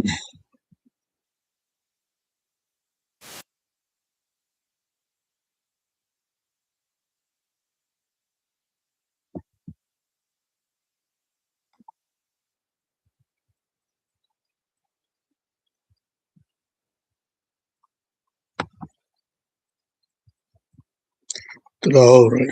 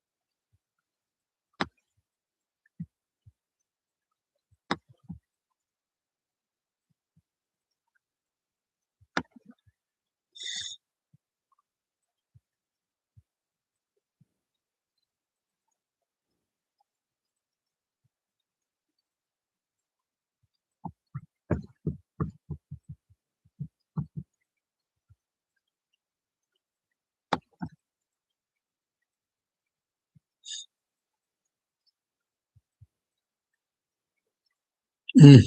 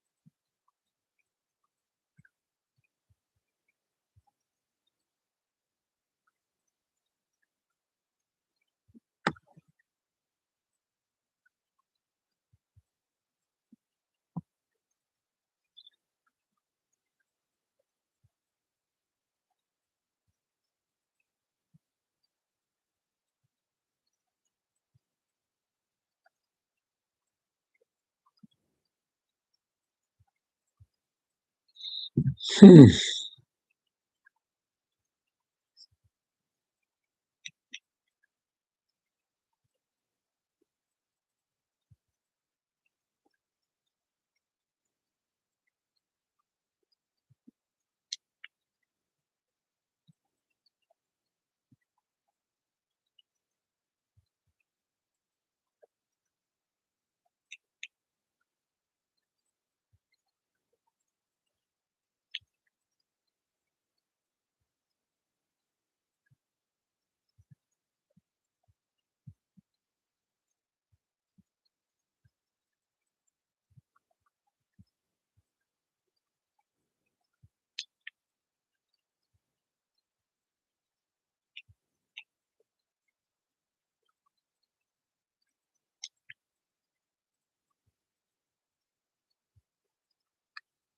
one of the most talked about security developments in our country right now.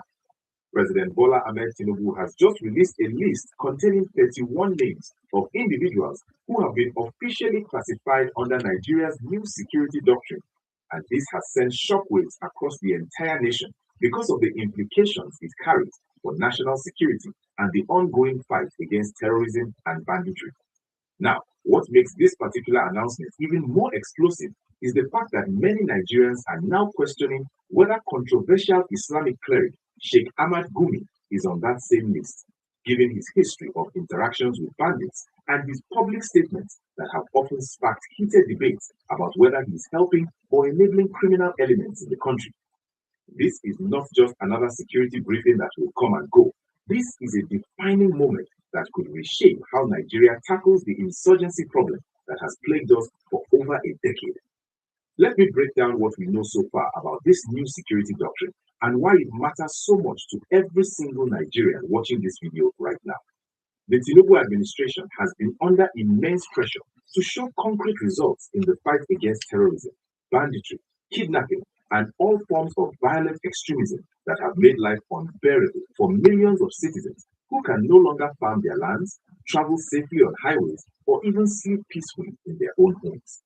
According to multiple reports that have emerged in recent weeks, the presidency has been working behind the scenes with security agencies, including the Department of State Services, the Nigerian military, and intelligence units, to compile a comprehensive list of individuals and groups who pose direct threats to national security through their actions, funding, or ideological support of terrorist activities.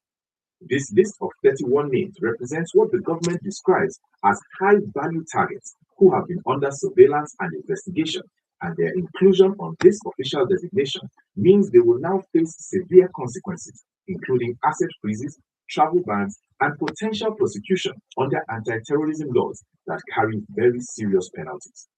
Now, what has really gotten people talking on social media and in private conversations is the question of Sheikh Ahmad Gumi and whether his name appears on this list or whether it should appear on such a list, given everything we have witnessed over the past few years. For those who may not be fully familiar with the background, Sheikh Ahmad Gumi is a prominent Islamic scholar based in Kaduna who has become one of the most polarizing figures in Nigerian public discourse because of his repeated visits to bandit camps in forests across the northwest, where he has held what he calls dialogue sessions with armed groups responsible for mass kidnappings, village raids, and countless deaths. The Sheikh has consistently argued that these bandits are misunderstood victims of government neglect and ethnic profiling, and he has called for amnesty programs similar to what was done for Niger Delta militants. But critics, including security experts, government officials, and ordinary citizens, have accused him of legitimizing criminality, providing cover for terrorists, and even potentially serving as a conduit for negotiations that end up enriching kidnappers through ransom payments. The frustration with Sheikh Gumi reached boiling points on multiple occasions, especially when he made statements that seemed to defend bandits or when he criticized military operations against criminal elements while remaining largely silent about the victims whose lives have been destroyed by these same criminals.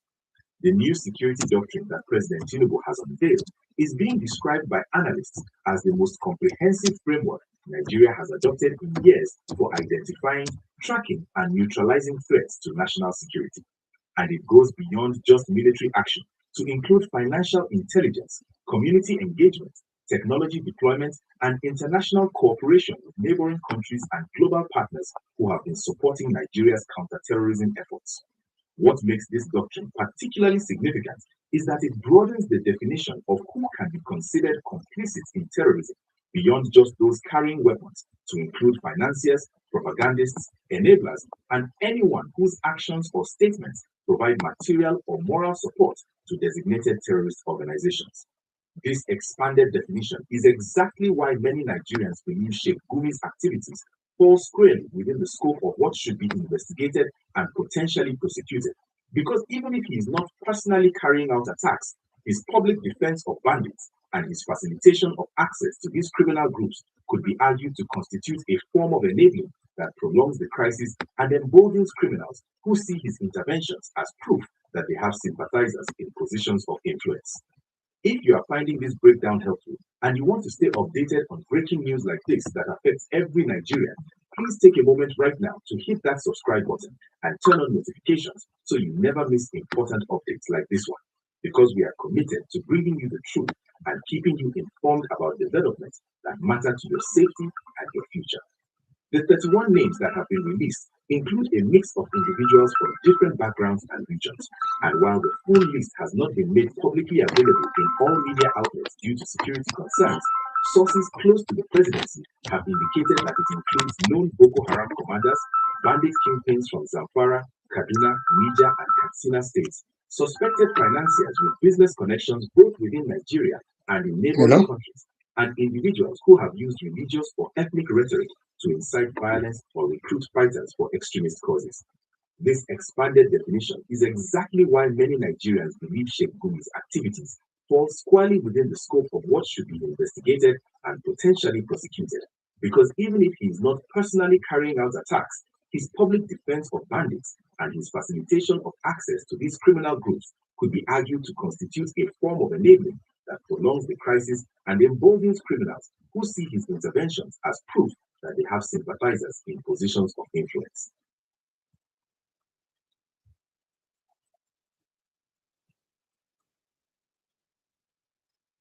I'm going to do something that's unique. I don't think it's ever been done before. I'm going to be shutting down Muhammad tonight and the Quran tonight and Mecca.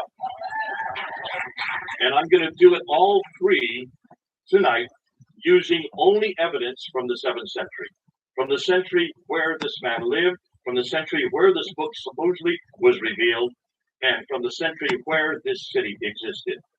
So bear with me, that's an awful lot to shut down, and I've got to do it in 1 hour. So I'm going to ask that you don't look at me. I want you to look at the screens, because we're going to zip through this material. Put your pens down. You're not going to keep up. Stop talking to your neighbors. They'll probably be looking up here instead. And afterwards, because of the fact that it's going to take a whole hour, probably a little bit more to do this, I want to hear what your questions are, but I can't do it from here. So we're going to shut down the meeting, and then I'm going to come back out here in the front. And if any of you have questions you want to throw at me, please do. But before I do want to introduce some books that my good friend George Say, who's in the back. When you go to the foyer, please look at this book. This is the book that really confronts the Quran. It's put by Abdullah al-Fadi. The one I'm going to be talking about is this book. That's going to be on later on in the talk today. But this is the #1 book that has really shut down the manuscripts of the Quran. I'll be talking about some of the Muslim objections, but this is by Claire Tisdale. This has been around for 100 years, and I don't know why I'm supposed to flaunt this, because this is me going to the British Museum looking at the Bible as the alternative to the Quran. But this is a video, a DVD that helps you with that. So let's get right into the historical critique of Islam. A quick overview, emphasis on quick. So let's head up. What am I going to do? I'm going to look at 4 areas. I'm going to look at the problem with the sources. Then I'm going to hit Mecca, go from there to Muhammad, and then from there to the Quran. We're going to end with the Quran because it's by far the most damaging material. Much of what I'm going to be introducing tonight, most of you have never seen before. And if you have, well, great, God bless you, because you'll probably understand a little bit. But most of you, this will be new. What are the claims that the Muslims make concerning the standard Islamic narrative, S-I-N? Isn't that great? Sin. We're going to shut down sin tonight. The standard Islamic narrative are their traditions. This is what every Muslim needs to know. Though every Muslim, whether they are radical or nominal or liberal, how they walk, talk, eat, drink, sleep is dependent on those traditions, on the standard Islamic narrative. Now, they all believe, every Muslim believes that Muhammad was the last and greatest prophet. Born in Mecca in 570, died in Medina in 632. Modeled Islam as a paradigm for the whole world and received the Quran as his final revelation. Therefore, the Quran is his revelation, sent down between 610 and 632. It is the greatest, the only perfectly preserved revelation according to Islam, the final revelation, and it corrects everything that has gone before. Therefore, Islam, naturally, they would say, is their final religion based on Muhammad's life saying, that's the Sunnah, and on the Quran's teachings. Conclusion, Well, obviously, they're dependent on three things: the book, the man, the place. And that's what we're going to confront tonight: the book, the man, the place. The book, the Quran, the man, Muhammad, and the place, Mecca. Since all three are foundational to Islam, without one of them, the others two fall. We should investigate all three, and we're going to do that tonight. But in the 7th century, and in the central part of Arabia, the Hijaz, where Mecca and Medina are placed, to do that, we need to start with the sources. Where are we going to go? Where did all these stories come from? Everything we know about Muhammad, everything we know about Mecca, everything we know about the book itself has to come from a source. Now, let's go and look at that source, because this will underline why there's a problem with everything else tonight. Now, to be that, I want you to look at this map. Here's a map of the Middle East, of Arabia. According to the standard Islamic narrative, Muhammad's empire encompassed that brown area. So look at the brown area. That's what existed in Islam up until 632 when he died. Then what they tell us is the Rashidun period came into existence. That's Abu Bakr, Umar, Uthman, and Ali. The first next four caliphs, they encompass that orange area. So there's the expansion moving out. And then you have the Umayyad dynasty, which is the first middle big caliphate, according to them. That's the purple area. I don't care too much about the purple area tonight. I want to look at the brown and the orange area. Okay, that's the area I want to look at. So from Tripoli in the west, all the way to Afghanistan in the east, from Turkey in the north down to Yemen in the south. Bear with me. Let's go to it. Now here's why drumbeat drops once this is their narrative. This is not my narrative. They say that Muhammad was born in 570. The Quran revealed beginning at 610. He then moves up and goes up from Mecca all the way up to Jerusalem, goes up to the 7 heavens, meets Allah, comes down, beats Moses, and finds out that he's to pray 50 times. Moses says, get it down. So he bounces back and forth between the 7th and the 5th heaven and gets it from 50 times to 30 down to 20 down to 10, down to 5 prayers. So that happens in 621. He then moves out of Mecca, moves up to Medina in 622. They reach Jabari's brick house, takes over Mecca and defeats Mecca in 632, and then dies in 632. So that's the life of Muhammad according to their traditions. Once he dies, Abu Bakr takes over for 2 years. He dies peacefully. And then comes Umar, who takes over for 10 years. He does not die peacefully. He is killed. And then, of course, Uthman takes over, and he lasts for about 12 years before he is killed. But while he is there as the caliph, the Quran is finalized. So the Quran, the book we're going to look at tonight, was created. This book that I have in my hands right here is from Uthman. That's what every Muslim will tell you. And then when he is killed, Ali takes over, and he only lasts about 5 years before he is defeated there at the Battle of Siffin by Muawiyah. So, conclusion, Islam was fully formed in the Hijaz by 661. That's what they say. Do you all believe that? We'll say yes for now, okay? In about an hour, you can say no. But for now, let's just say yes. Go with me. Now, here's the question. Everything I've just told you, how in the world and where do you get it from? Well, you would hope that it comes from people that were actually living at that time, right? And from people who are actually living there, right? Eyewitnesses, like we have with Jesus. Matthew, he was an eyewitness. John, he was an eyewitness. You would hope the same thing would work with Islam. Well, let's go and see what we find. In order to know who Muhammad was, everything that we have, and everything that I just showed you, we need to go back to the sources for all these stories. Now, Muhammad dies in 632. The first source we get are what we know is his biography, known as the Sirah. So who wrote the biography? Somebody who knew Muhammad, right? No. The first one they claim who writes it down was Ibn Ishaq, who died in 765. That's 130 years after Muhammad. Is there a problem there, folks? Not haste. Okay, you're coming with me. Let's continue. But we don't have Ibn Ishaq. We have to go to this guy here, Ibn Hisham. He is the one that actually writes down what Ibn Ishaq says, throws out most of it, and only retains what he likes. He dies in 833. After him comes Al-Waqidi, who dies in 835. That's what we know about Muhammad. Nothing from Ibn Ishaq. So let's just get rid of Ibn Ishaq. Whoop, well, there he goes. But that's not the only thing we have. That's not the only. We have an enormous amount of material on Muhammad, on what he says. This is known as the Hadith. And the sayings, these are the sayings of what Muhammad said. They were first written down by Al-Bukhari. Now look at his date, 870. You thought Ibn Ishaq was bad enough. This is 240 years after the fact. And after him, there's others like Sahih Muslim, Ibn Dawud, you have Tirmidhi, you have Majah, you have Abdan, and you have Ibn Sa'id. So those are the six, what they call authoritative hadith compilations that were put down. But look at, they're all in the 9th and 10th century, right? And then you have two more genre of what we know as a standard Islamic narrative, the tafsir and the tafsir. The tafsir would be the commentaries which explain the Quran, and then of course the tafsir, which would be the histories of all mankind up until Muhammad. First written down by Al-Tabari. Look at his date. He died in 923. Now I'm putting in their death dates purposely, because everything was written normally within 20 years of their death dates. That's when they would be written. But it could be changed and continue manipulated all right up until they die. Notice, everything I've showed you doesn't even begin to get written down for 200 years. 200 years after Muhammad died, you get the Sirah, then you get the Hadith, another 240 years, and it's not till the 10th century that you even get the Tafsir and the Tafsir. Abdul Malik's name I'm putting up there because he's the first one to introduce us to anybody called Muhammad. Look, when he introduced that, he introduced it in 692. Muhammad died in 632. He got 60 years before he's even introduced into the world stage. Does that bother any of you? But the Muhammad we're going to talk about, the Muhammad of Islam, that Muhammad was introduced by these people, the Abbasids. They do so, they come to power in 749. The Muhammad that we look at is all their invention. And they had 84 years to finally get down his biography, and about 100 years to get down his sayings, and of course, the other two genres. So, Muhammad was revealed 84 years after the Abbasids created him, 141 years after he was first introduced, yet 200 years after he supposedly lived.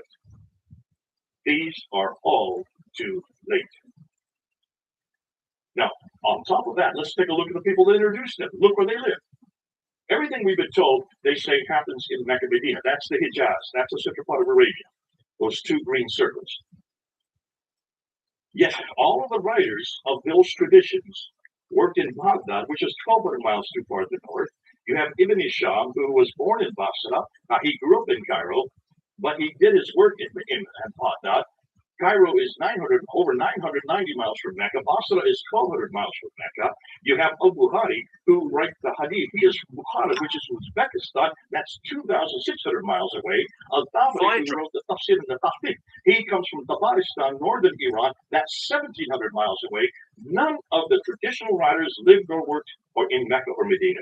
They were all too far to the north of Mecca and came to the west and east of Baghdad. All of these northern areas is where the Abbasids originated from. Are you starting to get the picture? There's a problem here. Everything we know about the man Muhammad, everything we know about the Quran, everything we know about Mecca comes from 200 to 300 years later and hundreds of miles further north. Too late and too far away. Okay, so you say, well, the same happens in Christianity. We've got the same problem. Do we? Let's do the same application. Let's look at our tafsir. Let's look at our hadith. In fact, let's put the same genre that we've just looked at for knowing who the book, the man, the place is, and let's apply it to Jesus Christ, because Jesus Christ also has a sit-up. That's the biography of Jesus written by Matthew, Mark, Luke, and John. Am I correct? He also has a hadith. Those are the sayings by Matthew, Mark, Luke, and John when it's written in red letters. Every time Jesus speaks, that's red letters. So we also have the hadith of Jesus. We also have the tafsir. Those would be the commentaries written by Paul. Again, the commentaries of what Jesus was saying and doing, Paul then applied to Ephesus and up to Corinth and to Philippi. So that would be the commentaries. And then we also have the Tahqiq, which would be the histories. That's the book of Acts, written by Luke. So you have the exact same four genres in Christianity that they have in Islam. Now let's apply the dates for all of them. And I'm going to take the most liberal dates I can find. I'm going to step on all of your toes. Please don't get mad at me. I'm doing it for a reason. So let's look at, first of all, the Tahqiq of Jesus. The history of the early church written by Luke between 52 and 68 AD. That's within 20 to 30 years, you already have the Tahqiq of Jesus written down. When you look at the tafsir of Paul's letters, he was killed in 65 AD. He was writing within 50 years of Christ's death. So within 50 to 34 years, you already have Paul's commentaries, the tafsir written down. As far as the Sirah and the Hadith, the first writer to write them down would be Mark. 70 AD, that's within 37 years. You have Matthew and Luke coming right along.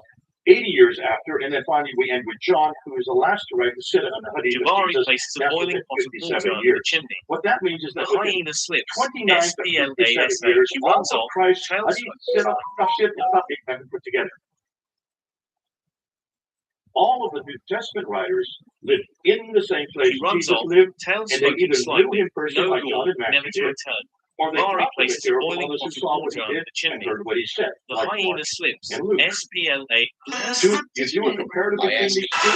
When we compare these two different genres of literature, Christianity knows everything about the book, the man of the within 15 to 60 years.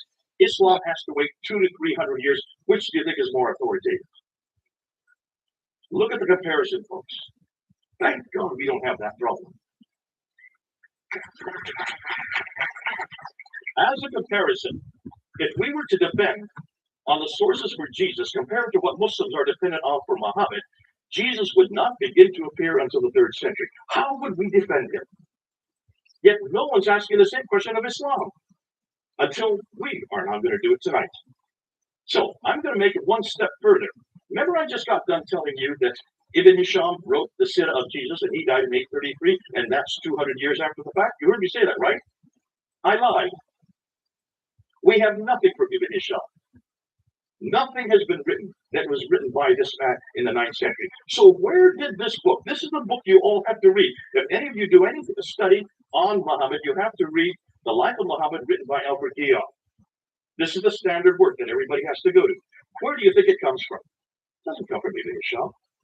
It comes from this gentleman right here, Heinrich Ferdinand Wüstenfeld, a German scholar, an Arabist living in the 1800s, who for 2 years between 1858 and 1860 went to 4 different German cities, this is in Europe, to different schools and certainly different libraries, and he just started putting together everything you could find on this man named Muhammad. Put it together in that 2-year period, published it in 1860. That is the biography that all of you have to read, because that was taken by Albert Guillaume, then translated first into French and then into English. Everything we know about Muhammad comes from that German scholar, and it's only 160 years old. The man who Muslims are dependent on to know who their prophet is or what he did is an elderly German linguist who wrote Muhammad's story 160 years ago, thus over 1,000 years too late. Can you imagine how they're going to defend this? How, if there's any Muslims here, how would you defend your prophet now? Looking how late everything is concerning what he did there in supposedly the 7th century. You can see the dilemma for scholars today.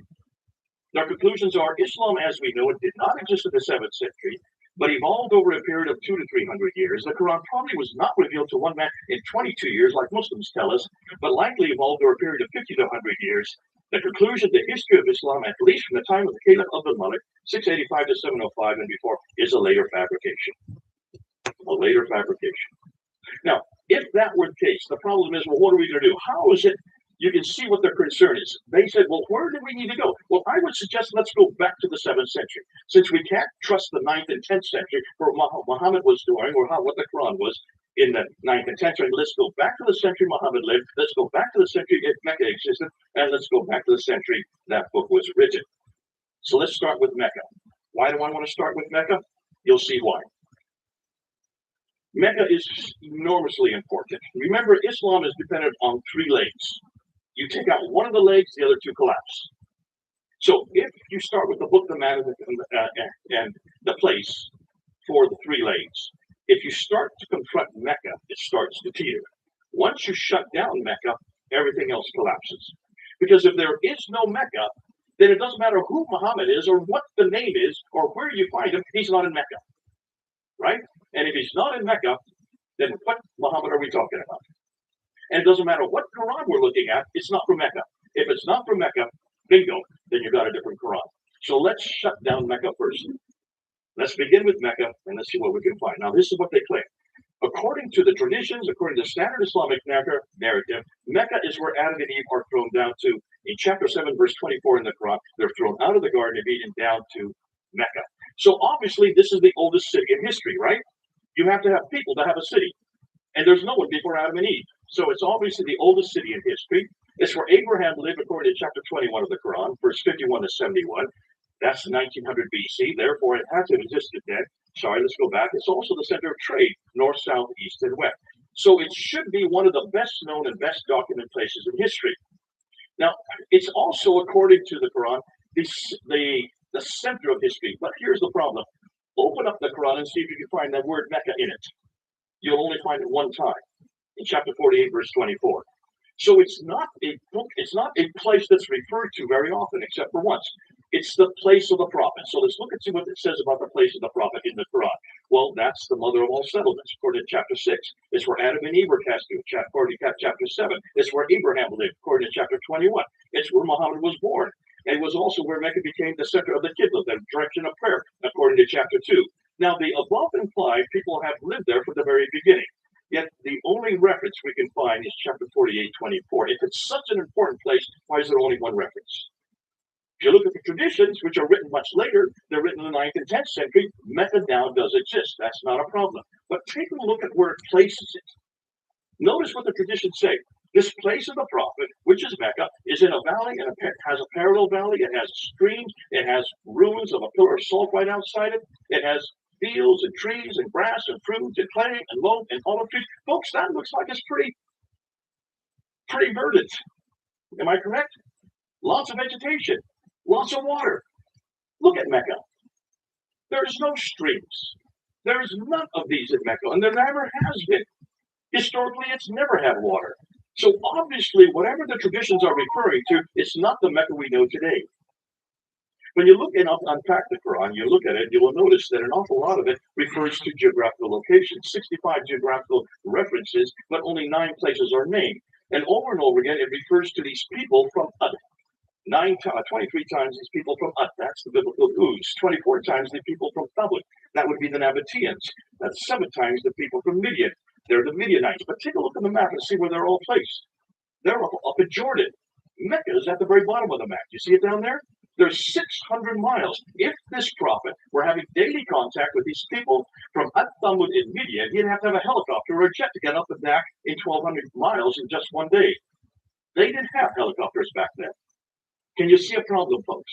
Obviously, whoever this prophet is who's having this relationship with all these people either had to live up there or this is nothing more than fiction. When we look at the prophets, prophet after prophet, Adam and Eve, Seth, Ishmael, Noah, Hud, Saleh, Queen of Sheba, Daniel, they were all buried in Mecca. Over almost 300 prophets are buried in Mecca. Now, when they're buried in a kneeling position so that they continue to be preserved in that kneeling position. If that were the case, then they still should be there today. Am I correct? So look at all the enormous amount of building that's going on around Mecca. That building you see there, that tower, is the 4th highest building in the world. When you look at it, you will notice all the buildings around it. You have to have huge foundations in order to build something that high. As they're building these foundations, they should have come across one prophet. They haven't found one, suggesting that none of these prophets were buried there. If the above were true, this would mean that almost all of the Bible would have to be rewritten, as all of our prophets are 600 to 1,000 miles further south. So when is the first reference you can find to Mecca? It comes from the Apocalypse of Pseudo-Methodius Continuato Byzantia Arabica, 741 AD. Muhammad died in 632, if he even lived.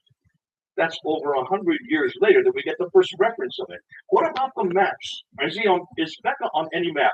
Ptolemy is the best source to go to because he wrote the geography of Arabia, and there are those who've taken his geography and put maps together, like Leinar Ole in 1400s. Notice when you look at the map, Mecca is not there. Here's another one put together by Laurent Fries in 1541. Notice Mecca is not there as well. Here's another one putting what Ptolemy said put together in 1571, put together by Sebastian Munster. Same problem. Mecca just doesn't exist on any of these maps. Here's a 7th century map that has been redacted back to the 7th century. Do you see Mecca on it? I don't. Here's another one redacted back to the 7th century. Can you find Mecca on any of these maps? Not one. So certainly Ptolemy didn't know about this place.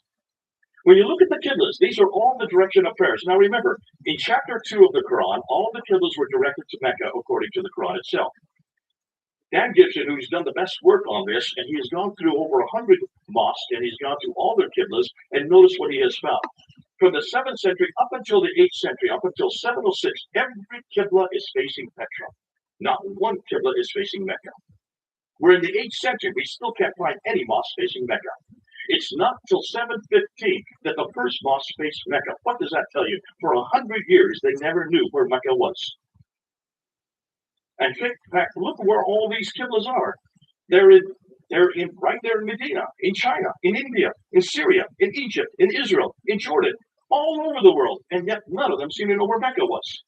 For over 100 years, they didn't know where Mecca was. Were they that inept?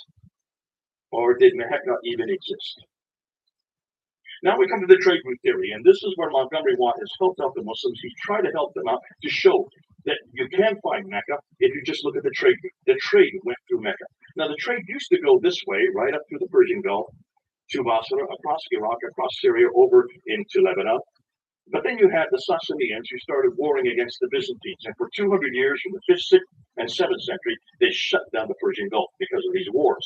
So the trade had to be rerouted. So what Montgomery Watt says is they went from India. Remember, all the trade's coming from China and India. They can't go north because of the Hindu Kush and the Himalayas. So they come across the Arabian Sea. They come to Aden there in the south, and they go 1,250 miles up to Gaza in the north.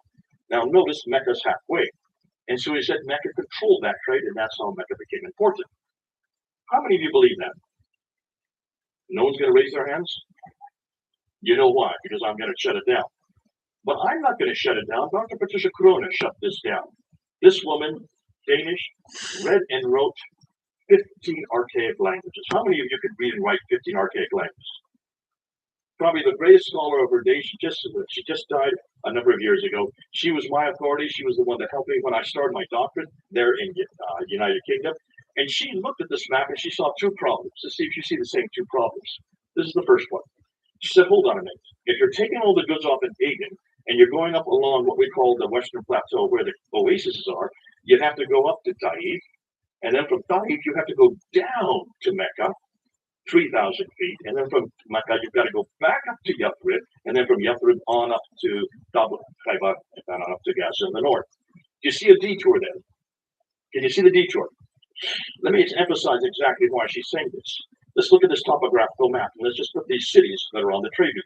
There's Aden, there's Sana'a, there's Hanajaran, there's Taif, there's Yathrib, Tabuk, Petra, and then on up to Gaza. You notice they're all on the Western Plateau. Are you seeing that? Can you see it from this topographical map? So where's Mecca? Bingo, right there. 3,000 feet down from Taif. Let me give you another map. Here's another one, a topographical line map. There's Aden, there's Sana'a, there's Najran, there's Taif. Now you can see Yathrib, there's Tabuk, Petra, and Gaza. So where's Mecca? Bingo. Now can you see? It's way off the Western Plateau. It had no water. Why would you go from Taif down 3,000 feet to a city or a place that had no water and no food for your camels, and then come back up 3,000 feet to get up to Yathrib? So that was the first problem. But here's the second problem. She said, why in the world would they even get their material off in Aden and go 1,250 miles by land when they have a waterway on the left? Why wouldn't you just stay on ship? Even today, look how all our goods are sent all over the world. They're sent by ship, are they not? It's the cheapest way to send anything. And you've got the Red Sea there on the left. So why didn't they go on the Red Sea? Now, she's clever because she reads and writes 50 languages. She went back to all the trading documents from the 2nd, 3rd, 4th, 5th, 6th, all the way up to the 7th century, something no Muslim has ever done. And she wrote a book called Meccan Trade and the Rise of Islam in 1987 and got death threats because of what she found. This is what she found. She said, when you go and watch the trade, it comes across the Arabian Sea over to Aden. Yeah, it did stop in Aden. They would get provisions there, but it did stop there. They wouldn't check out any goods there. They would go up into the Red Sea. They would go to Agilis, and she found Agilis over and over again. And then from Agilis, went up the Red Sea, on up to Petra, and then from Petra to Gaza, and then from Gaza right across the Mediterranean world. That's what she found. But she didn't go far enough. That was in 1987. We have found something else. See, what she didn't realize is what part of the Red Sea and what side of the Red Sea did they go up. To do that, you need to look at topographical maps from space, and you need to see where the channels are. You see the dark blue line there, right in the middle of the Red Sea. There, I'm going to put a red line on it so you can see it even better. That's where the big ships go today. But back in the 7th century, they didn't have big ships. So where did they go? They went where the orange lines are, the golden lines. Those are the channels that the boats use. Notice they're not on the Arabian side, they're on the African side. Am I correct? So, unlike the East Arabian shore, which was arid and dry with no fresh water and thus few people, the West African shore had plenty of fresh water and had larger populations. What's more, the West Coast had easily accessible ports. We know their names. Here they are. The ports along them are Assab, Angeles, continue on Suakin, Berenice, and Safaga. Look at the dates. They all predate Islam. Notice they're all 1 day's boat ride apart. So they would go in every night to shelter. These have been around since the 3rd century BC. On the Red Sea side, on the Arabian side of the Red Sea, the only port that we know of is called Yanbu, which supported Yathrib. So what about Jeddah, which supports Mecca? Muslims have always asked me, well, then did Jeddah exist also? Dr. John Hawting, who is a world authority on Jeddah, wrote his book on it. And if you look at his book, he says Jeddah did not exist until the 8th century AD. It was created because Mecca was created. Mecca had no water, therefore it needed provisions. That's why they created Jeddah. Therefore, since there was nothing, let's get rid of Jeddah and Mecca. Boom, they go off the screen. Without Jeddah, without Mecca, what happens to Islam? A big red X. Well then, what about the civilizations? Maybe they knew about this place. So let's ask, and Dr. Patricia Gore went around, she asked this question. If Mecca was the oldest city in the history of mankind, someone somewhere should have heard of it. So she went and she looked at all the empires to see what they said. Now remember, she reads and writes 15 languages. So she read everything in its original tongue. The Assyrians, she found nothing about Mecca. The Babylonians, they knew nothing about Mecca. The Roman Empire knew nothing about Mecca. Neither did the Persians. What about those closer to it? Much closer, like the Nabateans. They knew nothing about Mecca. And the Sabaeans knew nothing, and neither did the Himyarites, or the Uzbeks, or the Hindas, or the Kedarites. None of these people, including the Nubians right across the Red Sea, none of them had heard of Mecca. Not one word. All the way up until the 8th century. What does that say about Mecca to you folks? If it is the center of history, if it's the oldest city in history, if it's where Abraham lived, if all the trade now, north, south, east, west is going through it, why had no one heard of it? Well, what about the other cities that were in that area? Let's ask and see if they are, because there are a lot of cities in that area, or towns, not really cities, they're hamlets. And let's see if history knows about them. Let's look at Najran, which is about 400 miles south of it. It's a small little town. But Strabo talks about it, Pliny the Elder talks about it, Ptolemy talks about it. Aretas, all of it, it's well known. What about Sana, and Taif, and Yathrib, and Khaybar that are right near Mecca? Yes, they're well known. The Greeks talk about it from the 6th century BC. They refer to these places. Mamre, Pliny has a whole book written on the history of it. Petra, Jakowski has written an entire book on the history of Petra. Maghrib, where Muhammad Markan has written another history on it. Why are all these insignificant towns referred to, but not one of them referred to Mecca? I'll tell you why. To know why, take a look at a map and you'll see why. Look at those 4 maps. Those are 4 topographical pictures of Arabia. What do you notice about Mecca and Medina? Well, the central part where Medina and Mecca are is a desert, right? Where there's a desert, there's no water. Where there's no water, there's no food. Where there's no food, there's no people. Where there's no people, there's no towns. Where there's no towns, there's no cities. Where there's no cities, there's no civilization. Where there is no civilization, there is no history. It's as simple as that. How long did it take me to say that? 10 seconds. And you can do the same. You have to have water, folks. If there's no water, there's no history. That's why it was called Patria Deserta by the Romans. It's always been a desert. That's why none of the prophets could have come there. Nobody has ever heard of it. Just like Mars without water, there's no point even going there.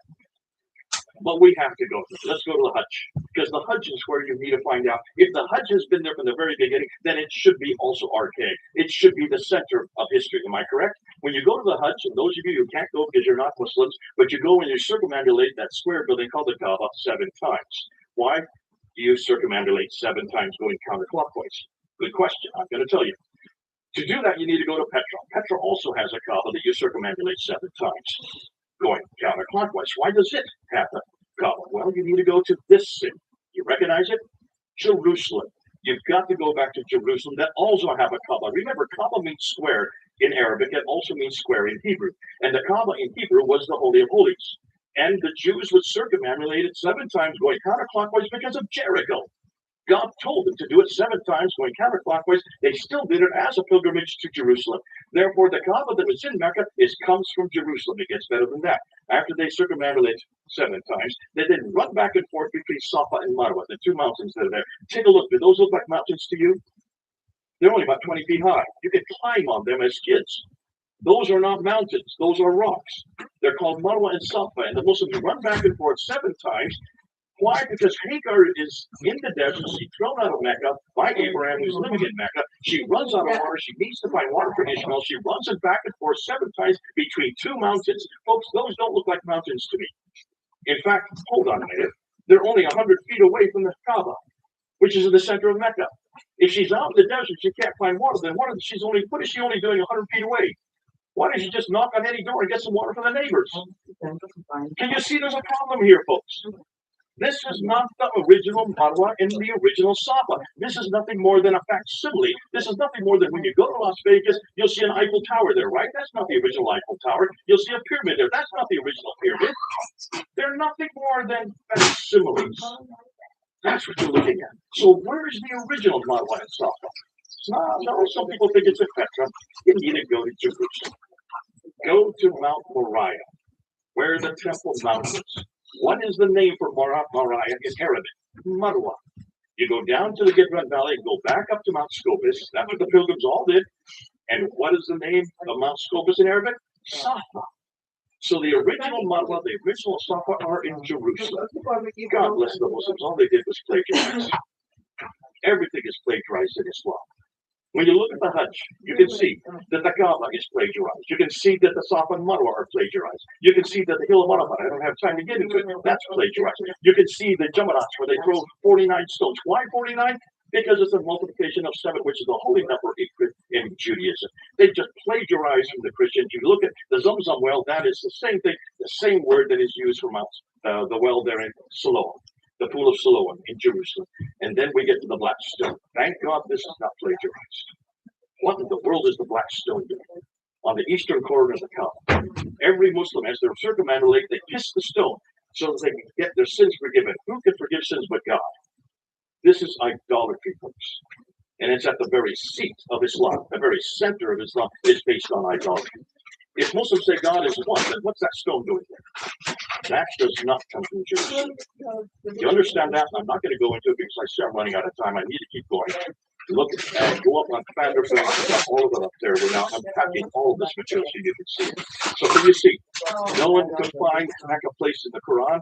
Crone could pretty much debunk the trade route theory. Gibson debunked the Qiblas. Crone also debunked. She not only debunked that, but she also debunked the maps. And then we debunked the trade route going through the Red Sea, and then of course the 5 stages of the Hajj. Though Mecca has existed since Adam and Eve in Surah chapter 7, verse 24, there is no evidence of it anywhere until 741. Everything we now find in Mecca, we could find previously in Petra, and now even earlier in Jerusalem. You ready for Muhammad? What do we know about Muhammad? Well, last and greatest prophet according to Islam, modeled Islam for the world, his son received the Quran as a final revelation. Everything we know about him, we can find the Siddha Ibn Himid Shah, but as I now said, it looks like that comes from a German scholar named Mustafa. And the Hadith of Bukhari, we don't have anything about the Hadith of the Rabbis. And 8 of his 9 volumes don't appear to the 16th century. That's the same problem we're having with the Quran. We'll get to that in just a bit. Now, is he referred to in the 7th century in the time period he supposedly lives? If he did exist, someone should have known about him, right? Or said something about it. So what we need to do, let's start with the coins. Is the coins, if there's any caliph coming to power, the first thing a caliph will do, or a king will do, will mint coins with his name on it, his image on it, and also what denomination he belongs to, what religion he belongs to, and the date of the coin. Right? That's what they all do in those ancient days because they didn't have newspapers, they didn't have TV, they didn't have radio. They knew that everybody would touch coins. So let's see where the mints are. According to Islam, everything that the caliph was in Medina, which is the south there in Hijaz. But when you look at the mints, notice where all the mints are. The mints are all up there in Syria, Jordan, and Israel today.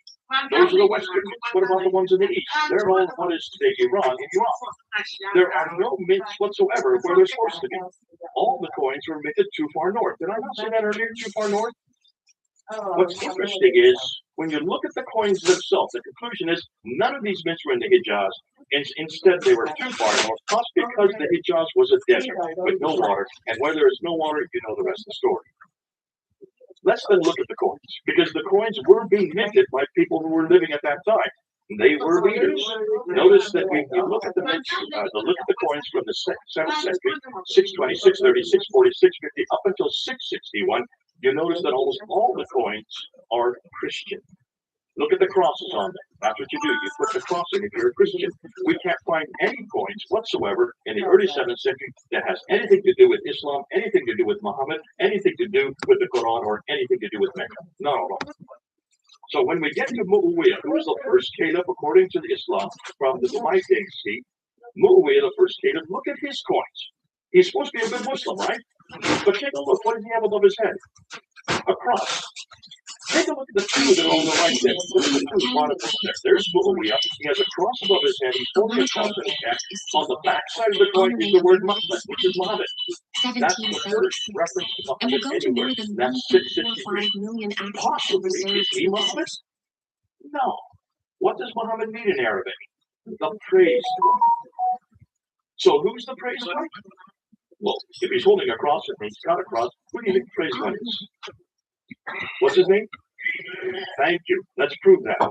So let's go to an inscription that Muawiyah put down. This is an inscription by Muawiyah. There's his name, and he refers to himself as the servant of God, commander of the believers. And what does he have right there in the top left? A cross.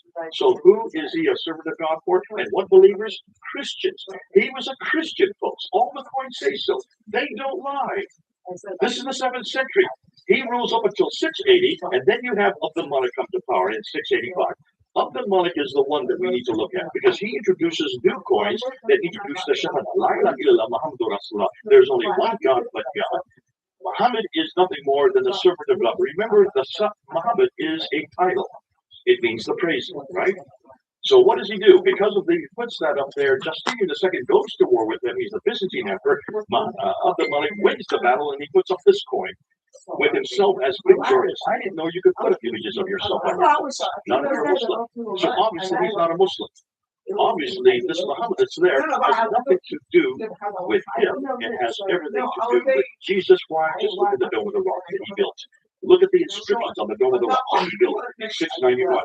When you look at the inscriptions, you will see they're all attacking the divinity of Jesus, his Christology, the Trinity, and his sonship.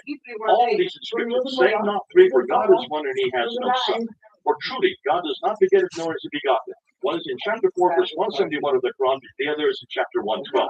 These are all attacking Jesus Christ. And then you get, for truly, there is only one God but God. And the praised one, so who's the praised one? It's all about Jesus, right? So the praised one is nothing more than the messenger of God. He was an anti-Trinitarian Christian, attacking Byzantine Christianity. Why? Because they're his greatest threat as the other superpower of his day. He then introduces this coin. This is my coin. I bought it now. And all of it is attacking Jesus Christ. This is the beginning of what later became Islam. All started by this man. If you can do about 60 twists every morning, your liver and gallbladder will stay healthy. If you can do 30 squats every morning, your spleen is... You want to go to the inscriptions? The inscriptions that find the exact same thing. Your bowel movements will be regular. If you can do 50 arm raises every morning, your digestion will improve. There's no water. There you go. Lord, you learn fast. Ilka-Linstan is the one who dated the he was the one that looked at the rocket inscriptions, and he looked at the 100-year period between 640 and 740, and he noticed that all these inscriptions, which are written in Arabic, you can do about 60 twists every morning. They have formula, but it's nothing to do with Islam. It's pious formula, which has much more to do with Christianity. It's not till 690 to 710 that the Prophet Muhammad is introduced into these inscriptions. Muslim rites such as pilgrimages, prayers, and fasts are introduced about 720, and Muhammad has began as the people called Muslim and the religion called Islam are not introduced until 730. That's over 100 years after Muhammad, if Muhammad even existed. It was only in the 730s onwards that there is evidence of popular devotion to a man named Muhammad as a prophet and messenger, which makes the Islamic traditions incredibly awkward. There is a 100-year silence prior to this that indicates that Islam did not exist as a distinct religion until long after the time of Muhammad, which cast doubt on whether he had any part in starting Islam.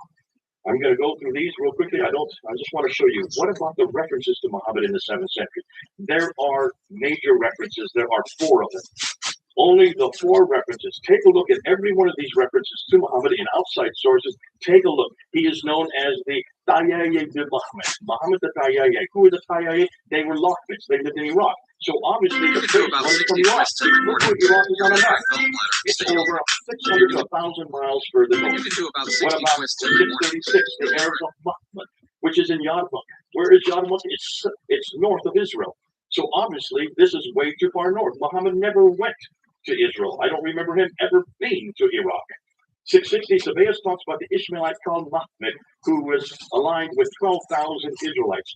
First of all, that's not historical. There were no 12,000 Israelites who were going to war against the Byzantines. That never existed. So obviously this is fraudulent. But nonetheless, look and see where this is. This is way up in Damascus. So that Muhammad, I don't recall Muhammad ever being that far north. And then you have John Bar Ben Kaya in 690 talking about a teacher and leader of the Arabs who obviously was named Muhammad. Who is this referring to? Look and see who the Arabs were. They were all Christians, but they were not Trinitarian Christians at this time. It's really John of Damascus who really identifies and sees for the first time the Muhammad we're starting to come across. And he does refer to it.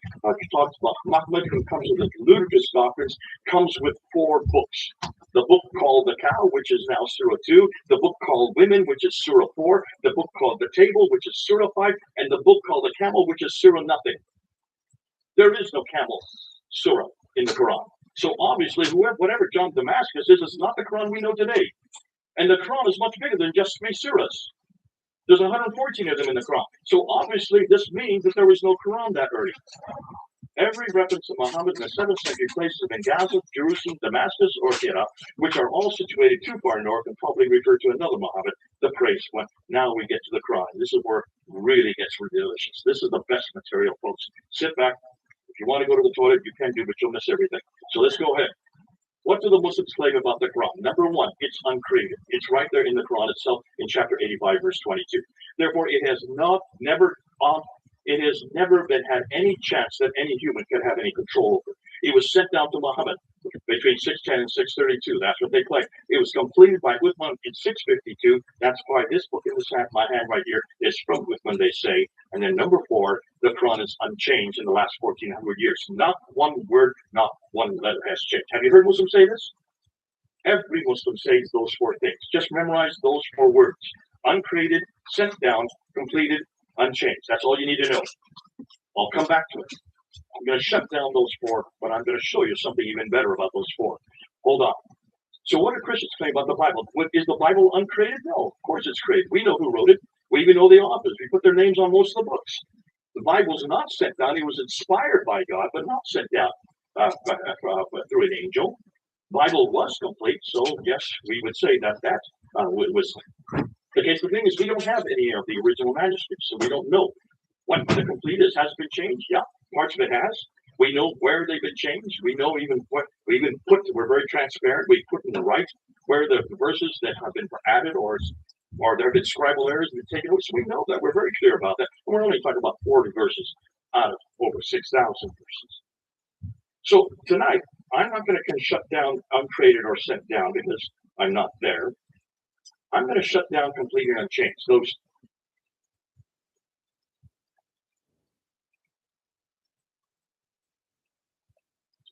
That's what I want to look at. So what I want to look for is one Quran manuscript from the 7th century that's complete, 114 surahs, that is unchanged. And this is what I've asked Muslims all over the world. I debated on over 100 debates that I've done with Muslims, and this is what I always ask. Show me one manuscript of your Quran from the 7th century that's unchanged, just like the Quran I have in my hand here. Where do we go to find out about the Quran? We have to go to Sahih Bukhari. Remember, I told him that he died at age 70, so he's the one that tells us how the Quran was put together. Now, this is what he says. He says, Muhammad died in 632. It had not been written down. It finally got written down in its final form at the time of Uthman in 652, the 3rd Caliph. He then sent 5 copies to 5 different cities, Mecca, Medina, Basra, Kufa, and Damascus, and those then became the canonized Quran for the whole world in 652. The problem is almost immediately another Quran supplants the one in Damascus, written by Ubay ibn Ka'b. It had 116 surahs. That's two more than are in the Quran today. Another was written in Baghdad, written by Ibn Masud. It had 110 surahs. That's a four less than what is in the Quran today. Another was written by Ibn Musa, 114 surahs. It had so many differences. According to Arthur Jeffrey, who's done the work on this, if you just look at those manuscripts and you compare with the Quran today, there are about 15,000 differences. You got a problem. So how could there have been one Quran? There were at least 5 Qurans from the 7th century from Mecca, Medina, Basra, Kufa, Damascus. We cannot find one of them.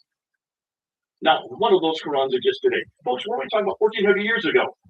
As Christians, we have the Sinaiticus, the Galaticanus, we have the Vaticanus. These are from the 3rd and 4th century. That's 200 to 300 years before the Quran. Why can we reproduce our entire Bible? We have 365 manuscripts of the New Testament before the 7th century. Why can't they come up with one Quran from the 7th century? That's my question. They are the ones that claim it, not me. Where are these 5 manuscripts? Look at those cities. They've always been controlled by Islam for the last 1,400 years. So how could they have lost it? Rather inept, wouldn't you say? So, before we get into the manuscripts, I want to look at the Qira'at. These are the readings. This has probably done the most devastating material that's just come out in the last few years. These are the original manuscripts. Now, I say original means these are the earliest manuscripts. You notice when you read them, you can all read the Arabic. You notice you can't. Why can't you read that? Because in order to be an reader Arabic, you need to have dots and vowels, right? There are no dots and vowels on that. You need that. Why? Because those manuscripts, the Samarkand and the Sana, those ones had 16 letters. Well, you can't read it today unless you have vowels to help you out, or dots. Today, there are 28 letters. So obviously, another 12 letters were added. Why? Because of the dots. Now, there are 6 letters that don't require dots, like the aleph, the kaf, the lam, the mim, the nun, ha, and the waw. The other 22 all require dots. What am I talking about? Well, take a look at one smiley face. One smiley face is usually the root of most letters in Arabic. If you put 1 dot above, you have a nut. 2 dots above, you have a ta. 3 dots above, you have a tha. 1 dot below, you have a ba. 2 dots below, you have a ya. Nut, ta, ta, ba, ya. 5 dots were added in the 8th century, not in the 7th century. Now I can read it. But that didn't exist in the 7th century. None of those manuscripts you just saw. Hold on. What about dialectical differences? You need to have 3 vowels to have dialectical differences. So you need to have a dama, which is the u sound. You need to have a kasra, which is the e sound, and you need to have a fatha, which is the sound. Those were only added in the late 8th century and early 9th century. So you've got a problem here, because suddenly you have Abdul Malik who comes to power, and he wants to create a Quran because he's now introducing a prophet. A prophet has to have a book. So what do? You have to borrow right, left, and center. But the problem is you're borrowing in Arabic, and you don't have any Arabic that has dots and vowels. So you decide to write your Quran with your dots in it, and you call it Hafs. You decide to write you're supposed to be a male, but let's say you're a male today, and you call it Warsh. And you decide to write your Quran, and you put your dots and vowels wherever you want to. You live in Kufa, you live in Cairo, you live in Damascus, and you put your own dots wherever you want to, and you put your dots where you want to. Suddenly we have 4 different Qurans, right? In 4 different cities. Well, that starts to proliferate. Until the 10th century, there were 700 different Qurans. Did you hear me? 700 different Qurans. According to this man who did his doctoral thesis, he's now head of the Islamic department at Harvard University. Shadi Nasser. He guessed the estimates because they're not there today. Now, you've got a problem. After all these Qurans, none of them are agreed. You've got a difficulty. So Ibn Mujahid, man in the 10th century, was given the responsibility to choose 7. But before we do that, notice, if dots are in different places with different vowels, just with 3 different one of those little smiley faces, you get 19 different words. There's the difficulty. So here's what he did. He was given the responsibility to choose 7. And these are the first 7 he chose.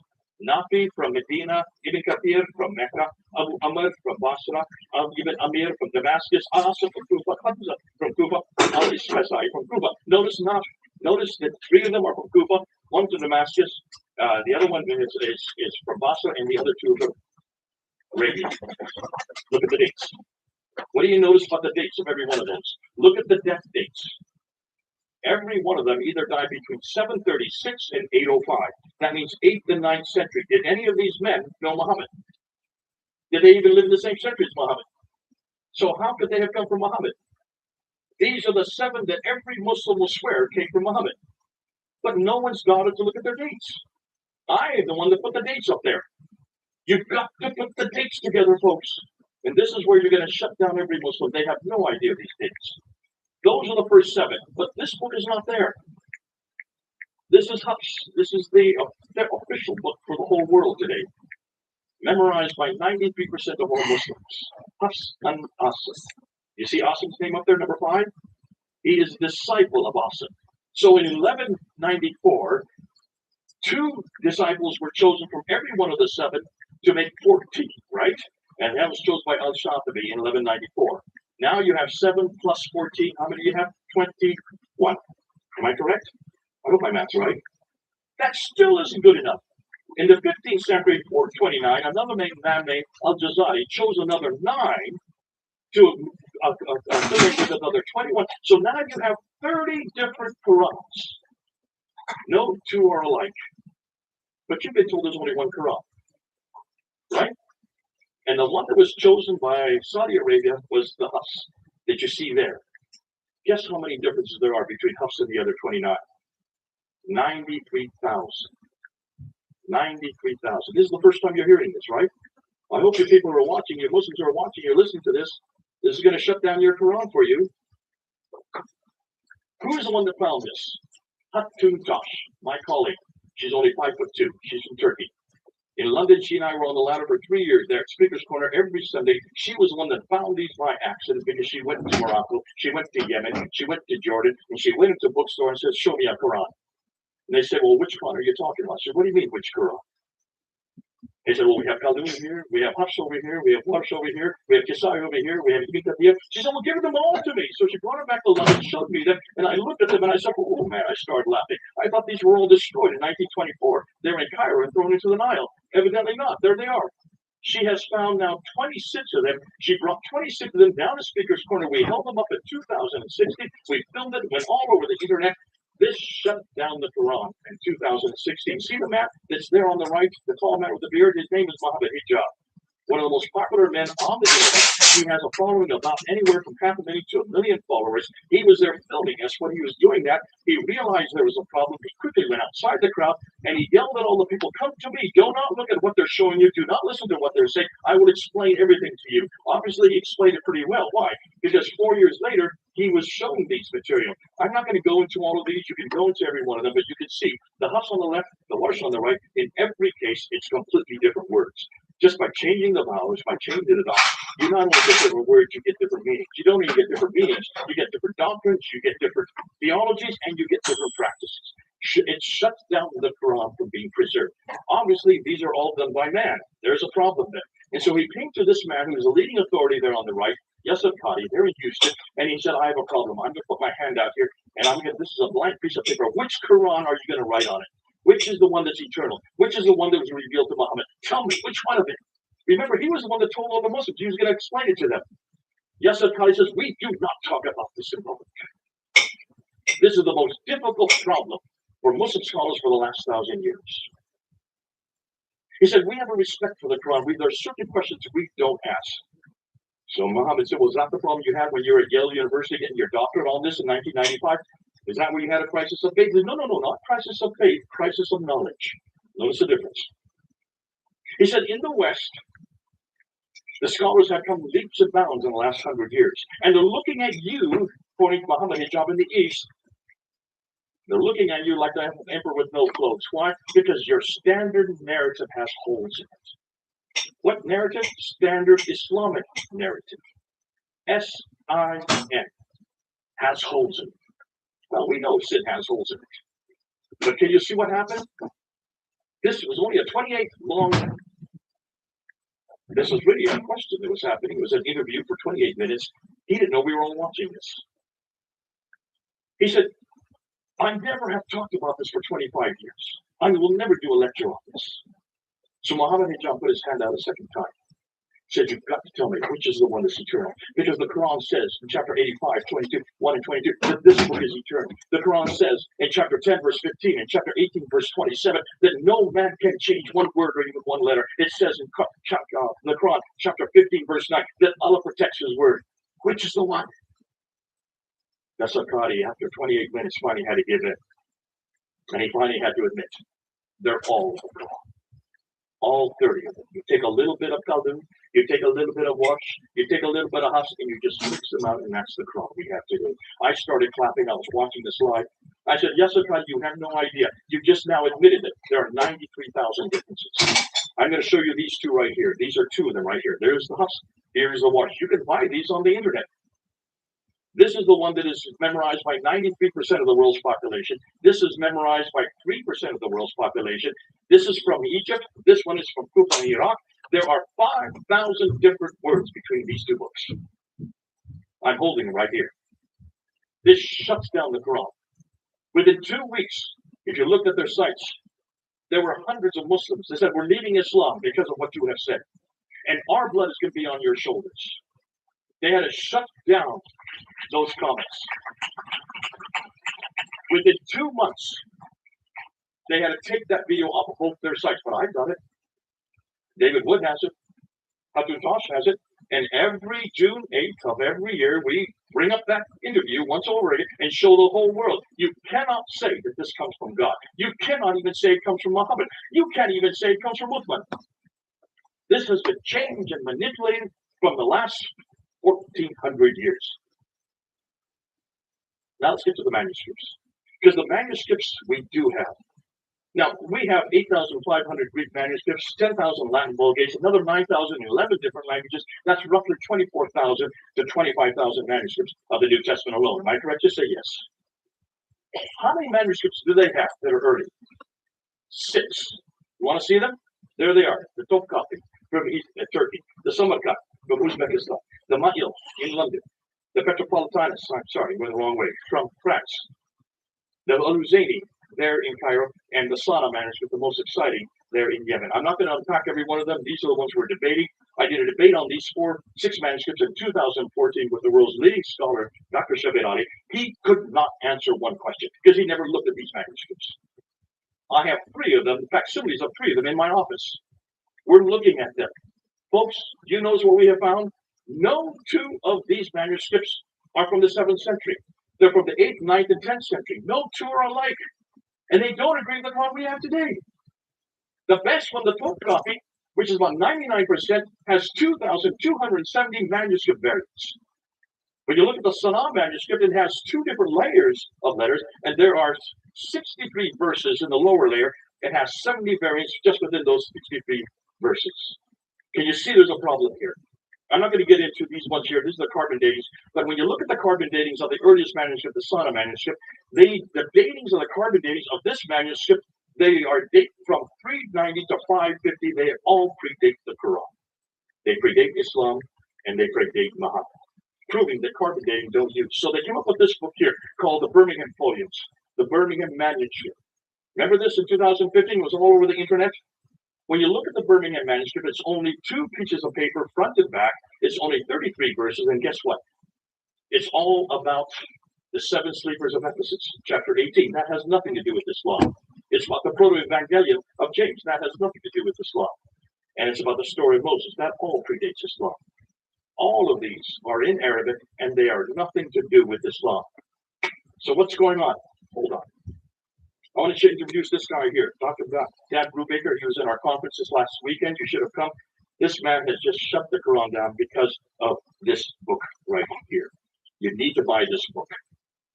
Basically, what he has done is he's taken the Muslims at their word. He says, if there's no changes in the last 1,400 years, let's see if I can find changes. And he's the only one that's looked at all the manuscripts, and he has found insertions. There you can see some there. He has found erasures. There you can see erasures there. He has found erasures overwritten. You can see them there in the red. He has found overwriting without erasures. He has found selective coverings. There are so many coverings in the middle one there. There are 8 different coverings.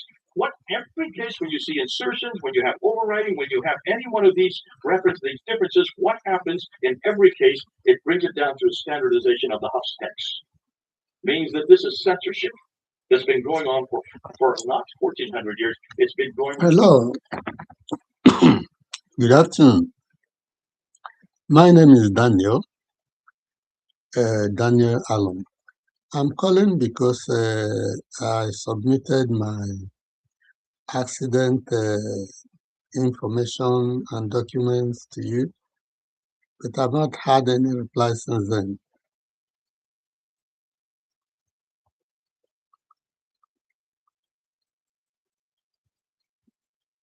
It's an existing claim that I have to switch over to you.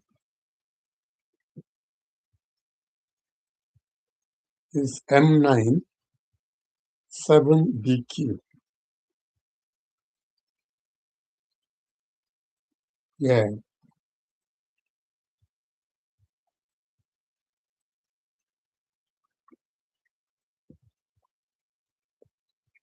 Um, from claim solicitors.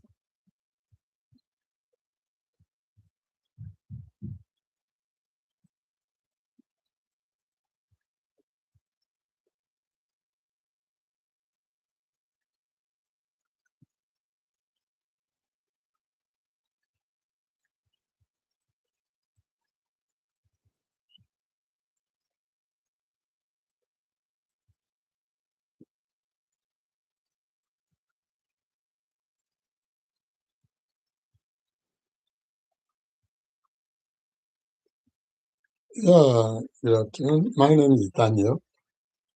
I'm calling to check on how my claim is going.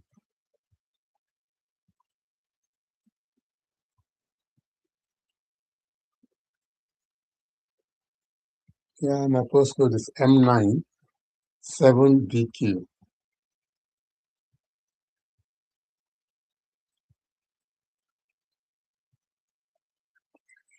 Daniel Allen 4 at gmail.com.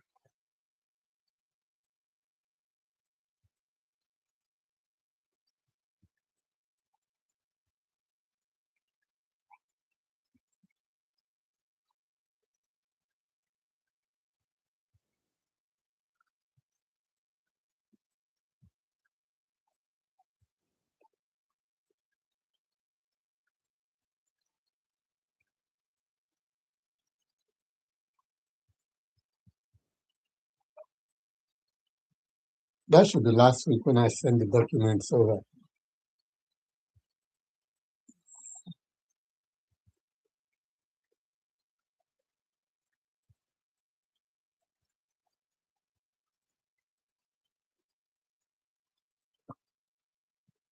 No, I was not given any reference number.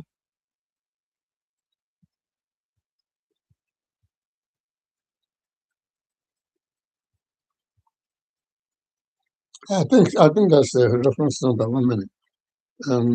Reference number is NCT 1200.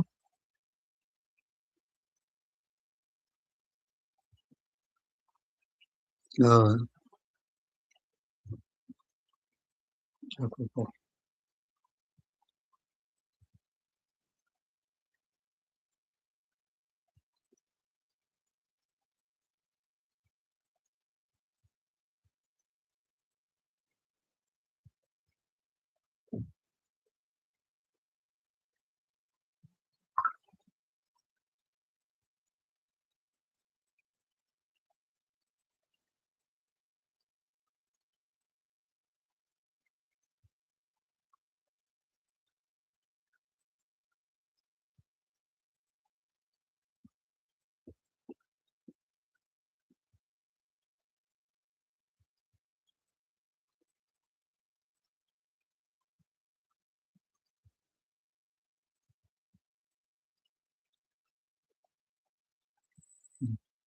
I don't receive the email.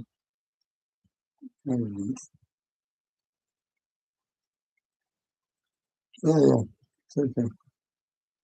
Mhm.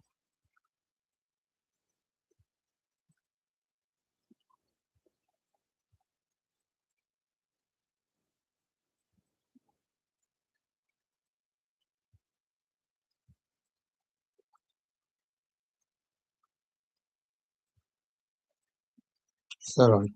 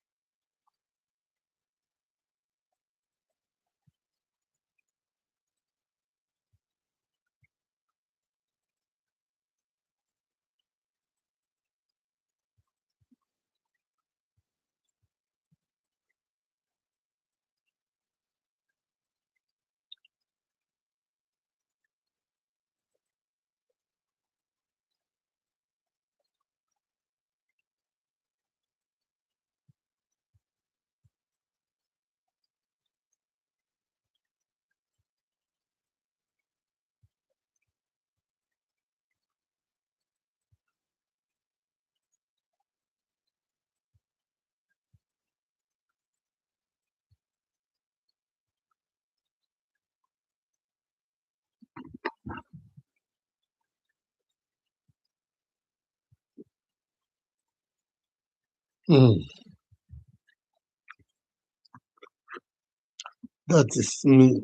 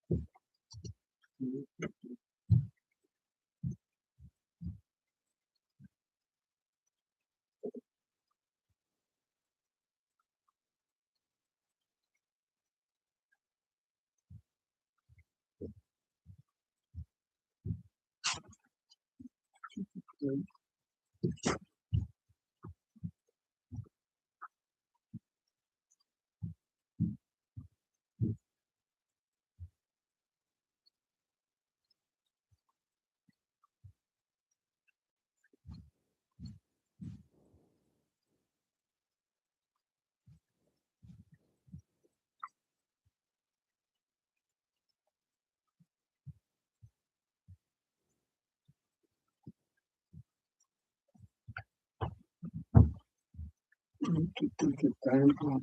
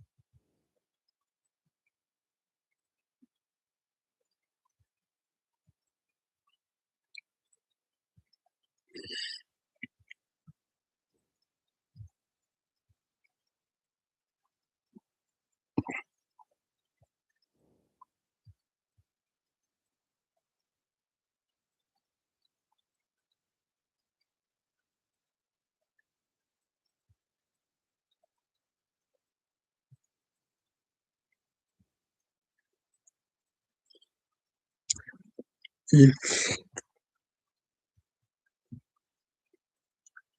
life good,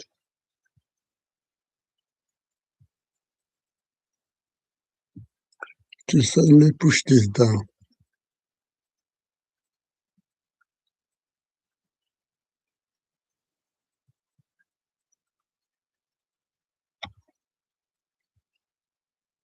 What is it doing to do to GPY?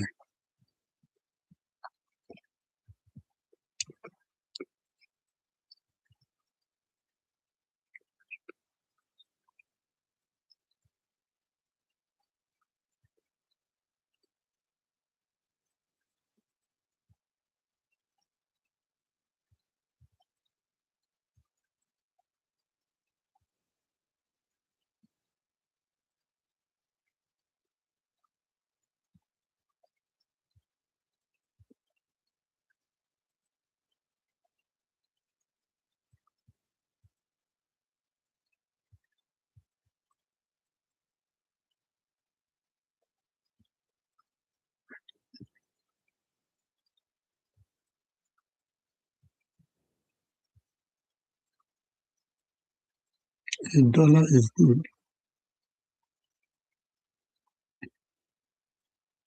Gold will go down.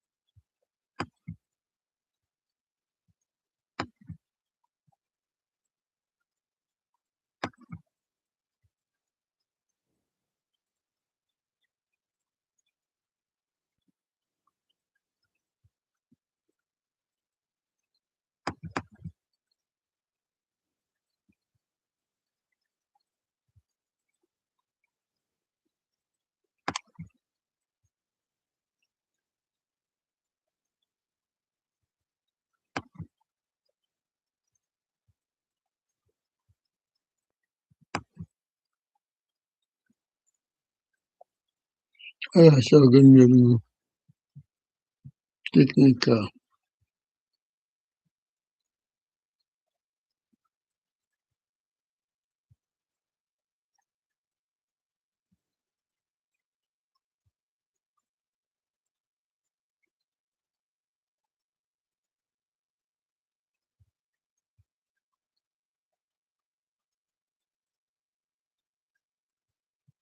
Bokwa break.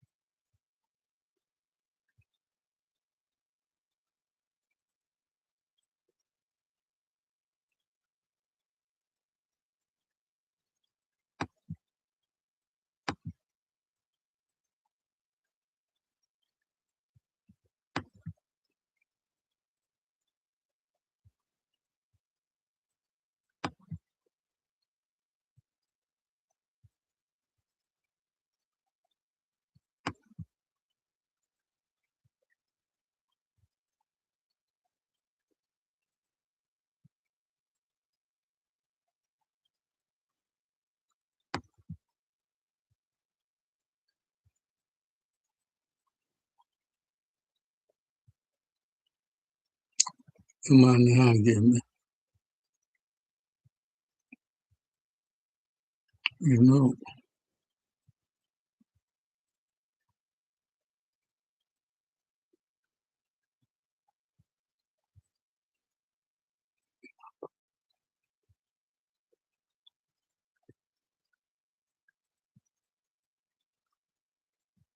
Okay.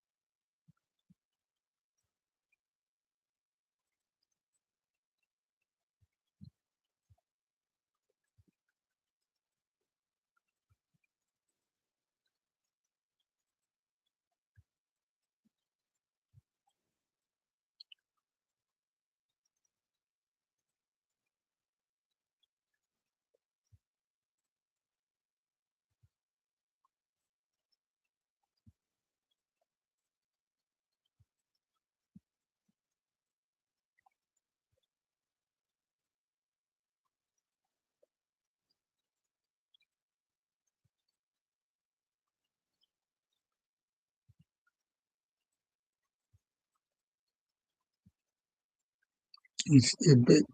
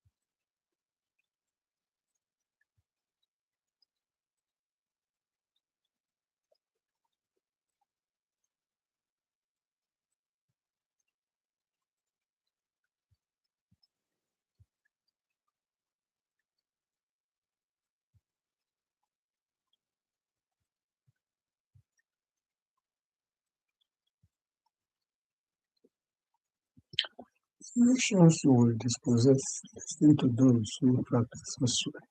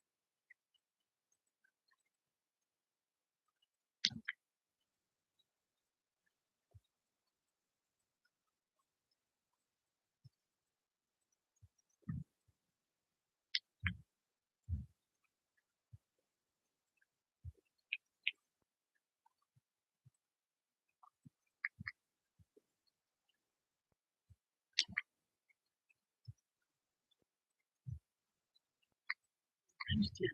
Muhammad, no Jesus, is the one predicted in Deuteronomy 18. To show biblical evidence, now he doesn't want you to see. If you pray for such a time, subscribe and smash the notification so that you don't miss.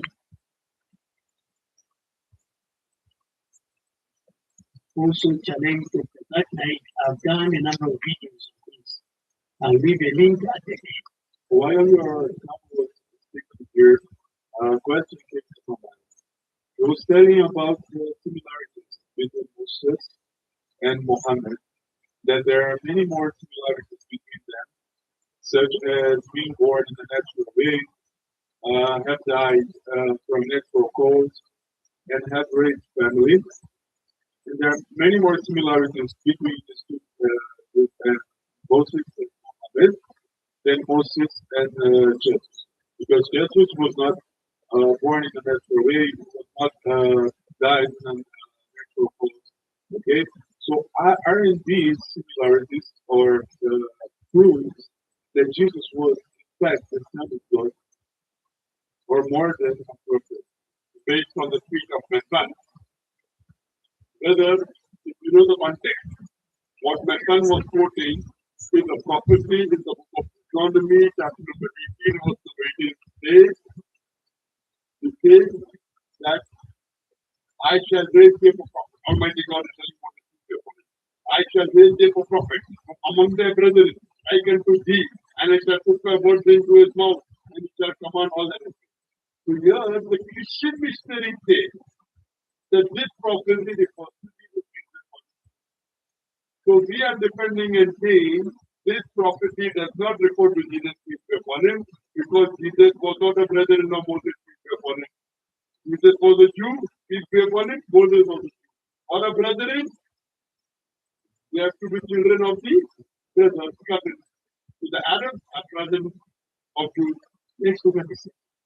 Deuteronomy 18, verse 15 says, the Lord your God will raise up for you a prophet like me from among you, from your brethren.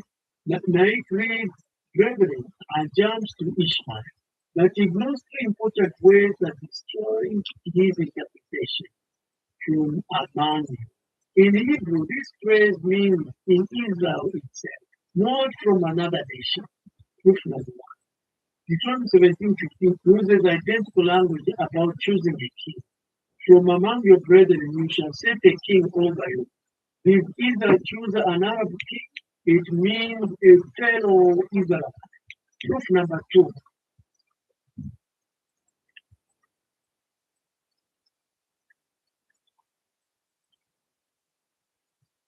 Just as that night just told the Brazilian Christian, Muhammad, no Jesus, is the one predicted in Deuteronomy 18:2.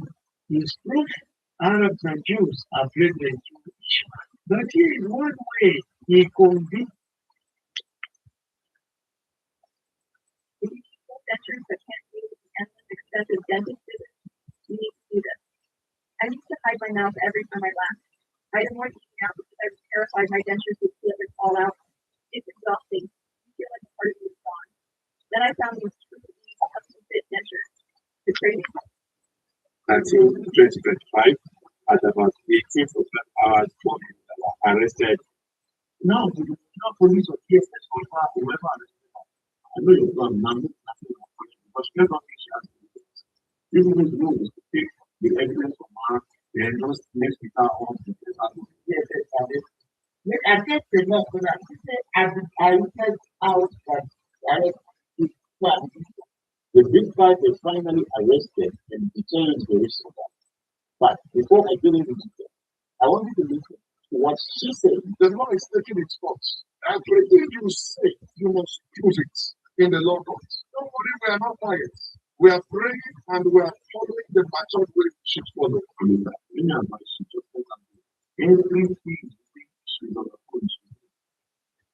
Hello everybody, welcome back to Predictive News Gist and Blog. After Jerry Sokala is currently in police custody, she was arrested under the request of Chris Okafor, and that has generated a news reaction.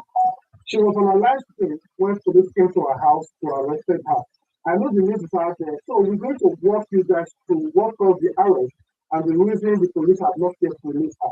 Now, remember that she received a threat after she visited Kahatu to make a certain allegation against Crystal Capo. That particular video went viral when she accused Crystal Capo over many things, including human resources. She even prompted the DSS to go to Crystal Capo's church and dig the altar then find human skulls. That was a serious allegation.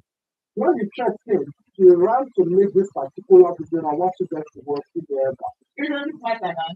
DSS come, don't me and you go there. Go. I guess the law for that.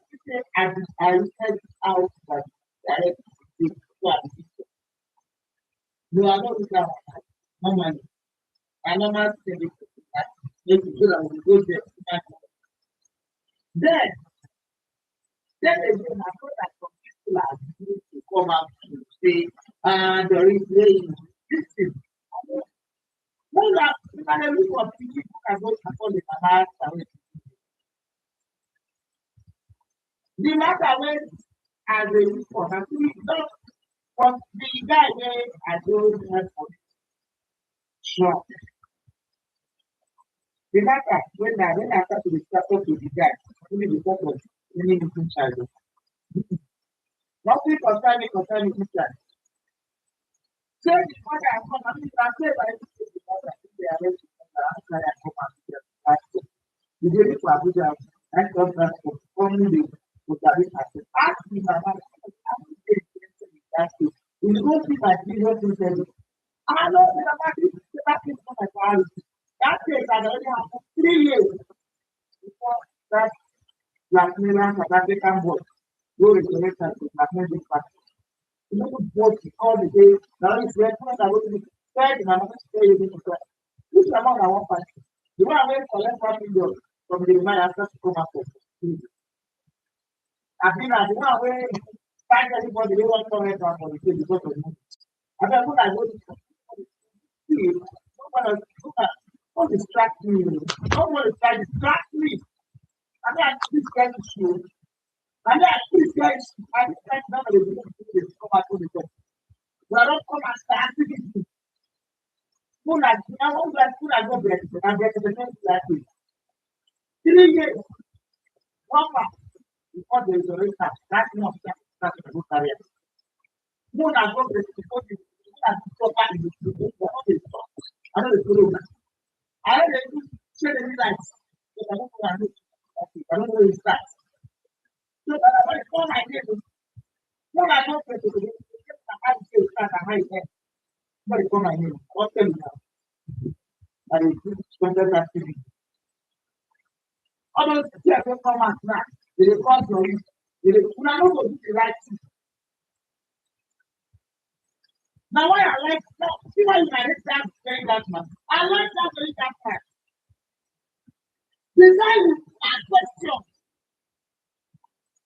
The guy who wants to know the truth before he even attack anybody. He has to speak truth. Why you have to go to the left side before? It gets sense. But they come out to start acting.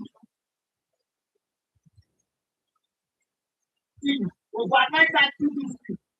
As soon as we receive this money, activity is not going to start, but that's myself. No one ever want to convey that man. Who are the attacker? That's what they say.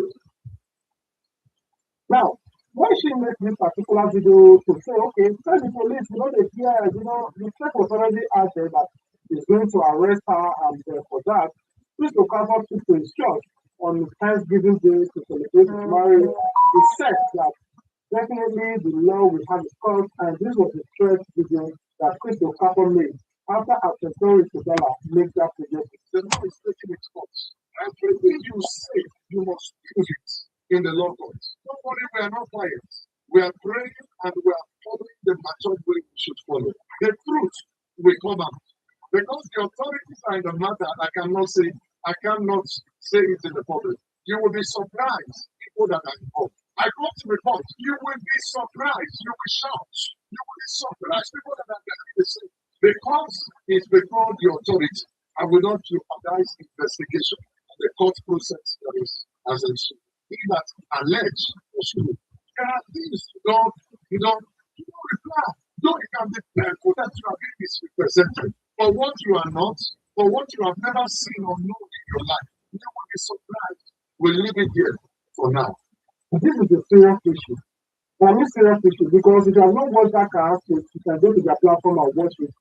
She makes a lot of serious allegations, including that the testimony that went missing on Nestle Lab, the Prophet Jeremiah Church, down to the money laundering in Christopher Church and the human rituals in Christopher Church, alleged, a lot is said in that particular video. Christopher said the need to arrest her. Now, this makes us to dig more into that. I want you guys to watch this particular video of Profess. Profess is part of the genesis across all of these things. If there was no Profess, this South African guy in this okay, I believe after Boris and Christopher would have not met in the first place. Or even if they have met, it would have just been neutral, not using her to clickbait, or taking advantage of her to lure this guy into arrest. This guy was the genesis of all those things that you guys have seen of next. They wanted to arrest him. That's why they choose Doris Ogala. Now, I want you guys to listen to what he said. The information you release in this video. The big five was finally arrested and detained the recent fight. But before I get into detail, I want you to listen to what she said when I was illegally detained, when I was kidnapped. Listen to this. He doesn't even have the fear of God in him. He is just a vagabond in the streets of South Africa. And I'm calling the government of South Africa to investigate for it. Those people with blackmail, we talk about on the things we lie against, people like David Oyereko, Stephen Kuchiri Major One, Pastor Chris Oyasilone, Pastor Chris Okapo, Prophet Jeremiah Motors Supreme. We talk about these people, we blackmail them, we lie against them, we blackmail them. That's from X. That's what we do. And now I run out. And he's been on my neck, and thank God he's been arrested. This was 2 years ago when I was illegally detained. And they paid the Lucifer. Lucifer was detained. And she was paid to come and give the testimony. Pretending as if she went it. And that's the same scripture been running with 2 days. Prophet to the great nation. Prophet to the materials pastor. We blackmailed this. Listen to all the podcasts and all this. That is big script. She did not start calling me a blackmailer. And then calling me when she was still working with a big fight. But today she's been absent according to the news that is going around the kingdom. And I think people have to pray for it. They are saying that the risk is justice. She is a victim. Okay, you can hold on to that. But when you pray to him, what is going on today is what the risk one is. The risk one is to be arrested. Where she is now is not the detention itself. She has been invited to negotiate together. The only thing happening now is negotiation. That's what she wanted. The reason why she went to do this job, the reason why she was in one job after the next, one podcast after the next, is simply because she wanted the attention. She knew it's only the attention that was just her thing. Now she's going to take away the bad. Well done, all those who have helped her accomplish this. She played it very well. Everyone who played it well. Propaganda. She just used to get every one of you to make a test head, to make the threat head. Then the threat will receive by the big fight. Now she's been invited to the negotiation. Just wait when she comes out. You know what about it? Wait when she comes out. She's not going to say nothing. You need to do the interview yourself. You need to explain. Listen to all the conversations she gave. She's not saying nothing. The main question that was never asked before that, what is it? And she will never answer the question. And I can simply tell you now that we are 155 steps behind. When I thought we had progress, we are now 155 steps behind. Because we will never know where the decision is. Because the race now has gone to negotiate. And she's going to say 200 days to come out and forget about all of it. And we'll help them. Because of the process. So he thinks he's really arrested. Of course, he might be arrested, but he's not arrested. He was invited for negotiation. That's what she wanted, the money. After the money is was, what is she showing about this will happen so long? The only stuff that we reproduce are things that are not directly compared, but they're simply the explicit conversation with the wife. No. It's simply an explicit conversation with this will happen. No. It's she brought you clothes that inspire what will happen to the testimony. They're all going to put that together, pretending to do it, pretending to have. And if you both those take years,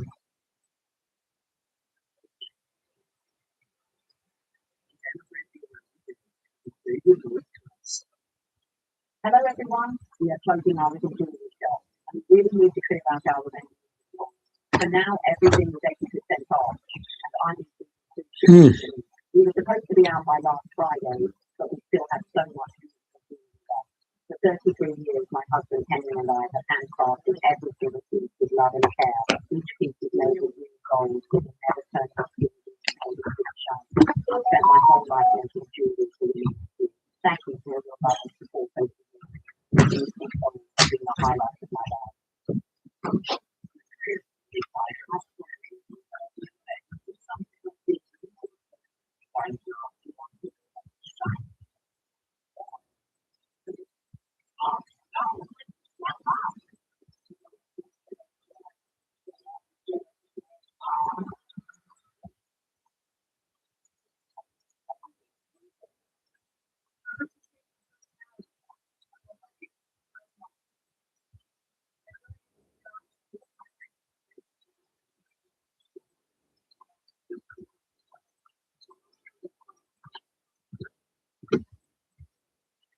when you don't know the I send the risk of more than I know they're going to have.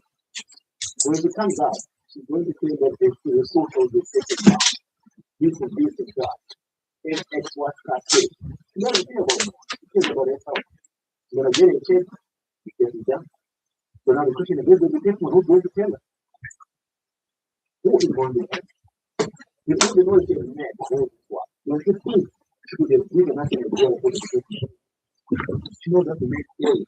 And she'll never explore. She'll never talk about it. We talk about the resources of the couple that. We talk about all these infidelities that occurs of couple. How to go in there with the case of couple. We don't care about that. Where is the testimony? She'll never address that because that's great. And that's what she used there. To make.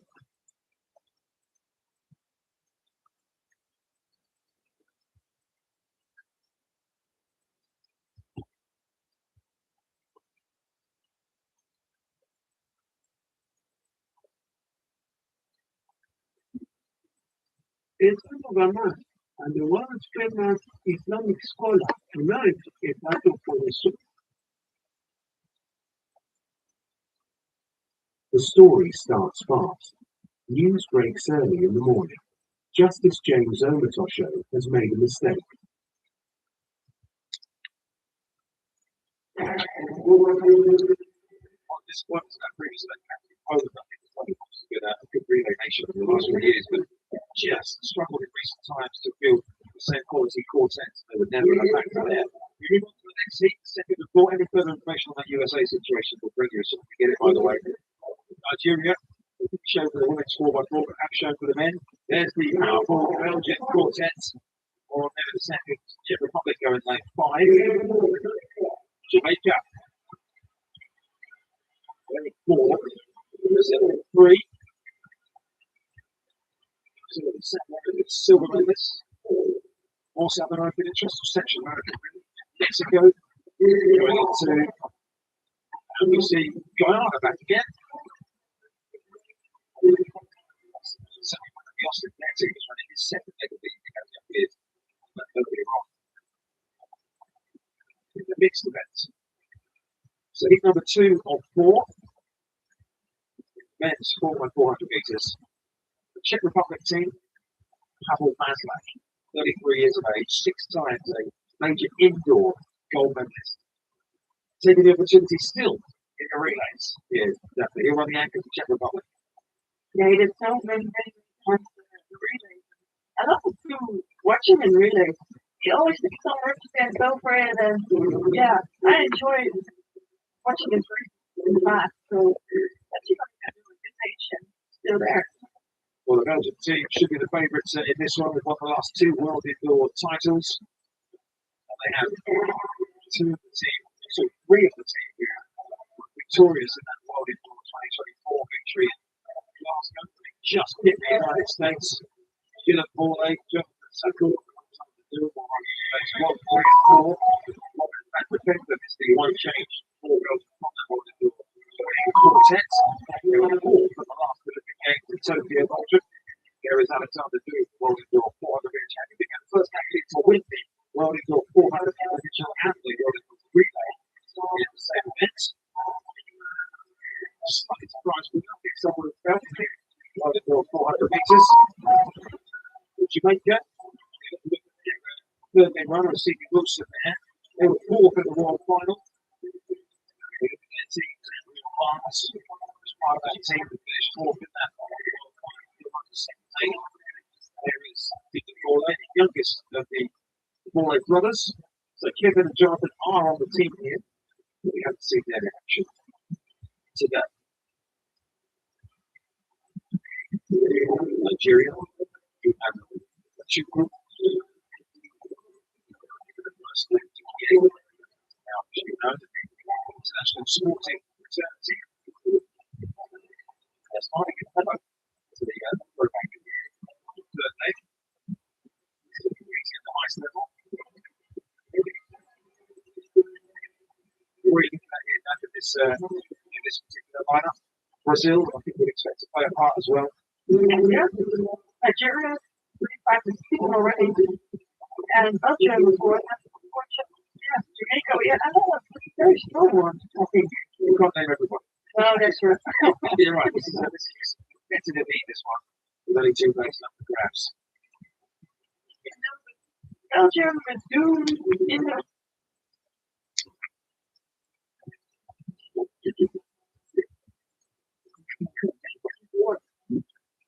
something was very good. What can I think?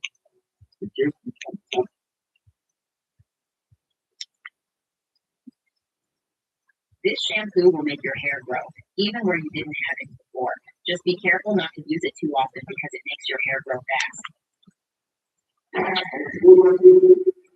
On this one, that previous Poland, I think, as well, wants to get a big relay nation of the last one.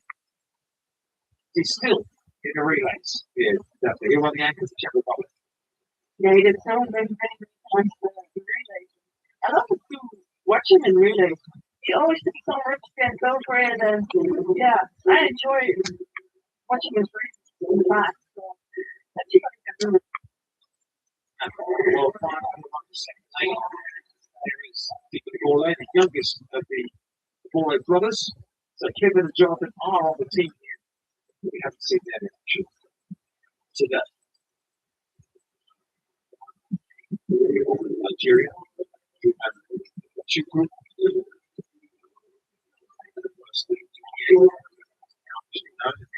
International sporting fraternity. That's not even clever. So there you go. We're back in here. Third day. At the highest level.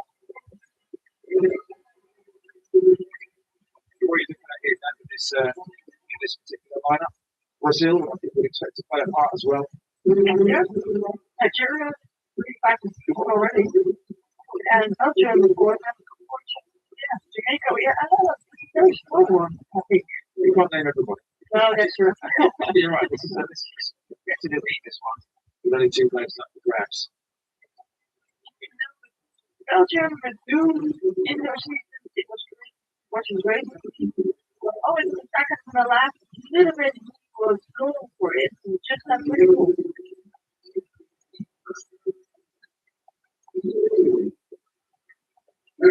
Bringing the team down to win.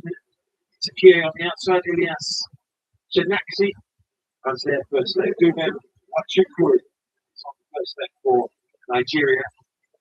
Dylan Borley for Belgium. Good one, yeah, Joseph mentioned. Really good to get to travel back on the anchor. Czech Republic, that's a Kursek leads them on. Jamaicans opening run was Mallet James King. Brazil, silver, let's get out Lucas Carvalho, 45-1 this year already. Ramirez for Mexico. On the inside, Guyana, Daniel Williams. Up there, left-handed Oscar.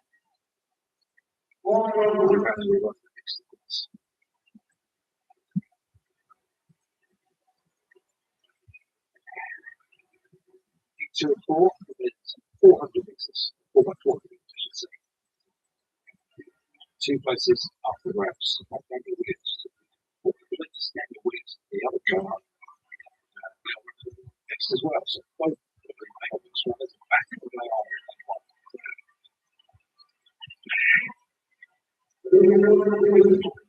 away we go then. Dylan Borley for Belgium. It's two from the left. Nigeria just outside them. We've gone out very strongly. Wachukwu. Excellent movements. Borley has got away from Czech Republic. Inside him. Jamaica with Mallet James King. Also inside him with Lucas Carvalho. Struggling at the moment, Czech Republic. And Guyana on the inside. Running it with York.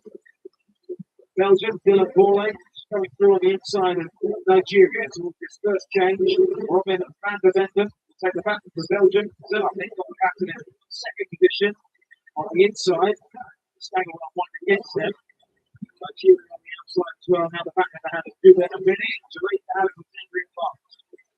Belgium, Nigeria coming off in Jamaica as well. I think it's going to be a Jamaica and Nigeria.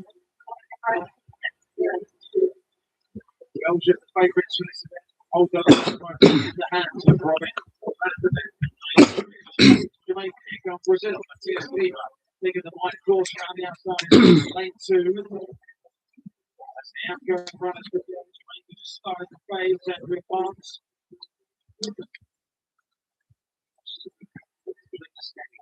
The other guy. 4x400.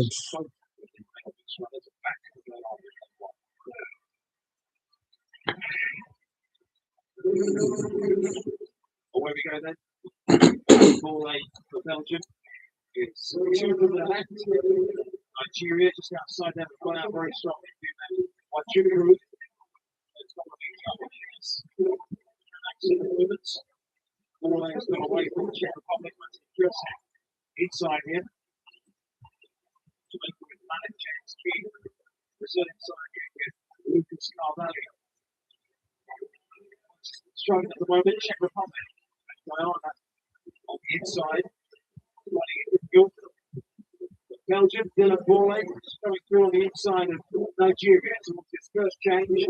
Robin van der Venden will take the back for Belgium. Still, I think, got the back in second position on the inside. Stagger well one against them. Nigeria on the outside as well. Now the back of the hand of Cuba and Vinny. Jamaica out of the Cambrian box. Belgium, Nigeria coming off in Jamaica as well. I think it's going to be a Jamaica and Nigeria. Belgium favourites for this event. Hold on in the hands of Robin. Nigeria is challenging Jamaica. Here comes Brazil. Matthias Lima taking the wide course around the outside. Lane 2. That's the outgoing runners for Jamaica just started to fade and advance. Strong finish for Brazil about the home straight. Brazil just fumbled the change and then they nearly stumbled. That was a disaster for Brazil. Victor Hugo Di Miranda nearly dropped the back, nearly fell over, and Brazil back in fifth. Belgium are right in front with Jonathan Sakura running his second leg of the evening. In second position, securing the evening. For Nigeria, Jamaica now with a Sydney Wilson in third. Mexico have come from nowhere. Yellow Tempos now in fourth position, and Brazil are out of it. They expected Mexico, they come from nowhere.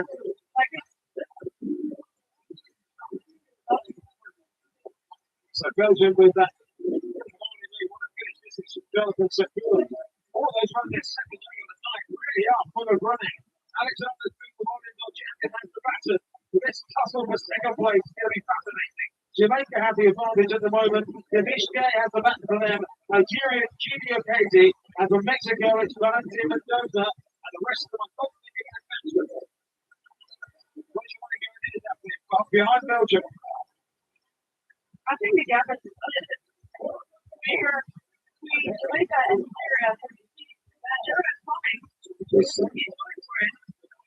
Junior Katie running credit for Nigeria coming up on the shoulder of Jamaica. It's built in the way.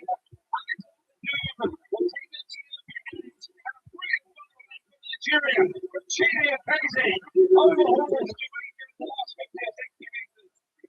And Nigeria took the second spot at the Olympic Games as well. Belgium were expected. Nigeria put that extra spot.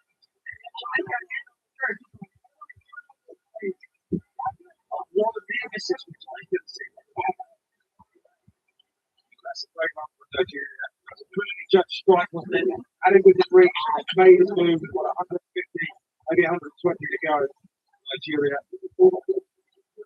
Disappointing they weren't able to start. Here we go, look at this Brazilian changeover. Just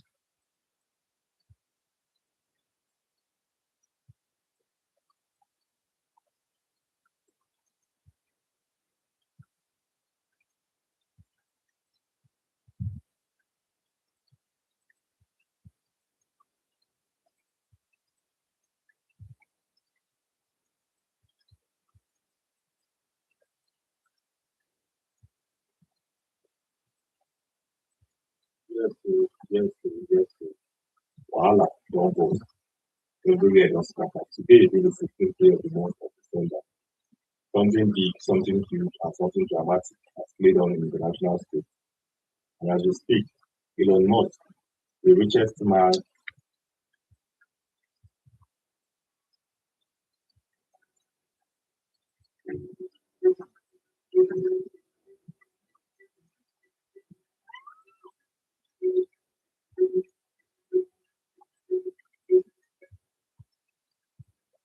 Today, I can say by the fiscal side of things, to display the things which is fine places. Some of these loves of hard work and didn't tempt it to went straight to the sheep. This gave a toy and for body flash, or bird watching his face is really all he wants into in the whole wide world. His tools, his intelligence, don't maybe to call out and criticize Owomo SAN, prosecuting lawyer. They don't showcase and disclose very important pieces of information where they say everybody should see and everybody should pay attention to. Yes, and in this video, we try to give you a clear, descriptive, and a very peculiar analysis of every single thing that happened. We prompt Elon Musk intelligence to expose the irregularities within the coverage of Owomo SAN. The video will be very fascinating. So let's break it down. As we speak, Elon Musk owns a social media platform known as X, and X, they receive over 586 million users worldwide every month. And in that same X platform known as Twitter previously, they get an intelligence known as Grok. Grok happens to be an artificial intelligence. As we speak now, some users, international observers, and everybody who is interested in this space has asked Grok to explain the case of Mars being very significant. And also give remarks on global SPL and what will they see to just make box ahead.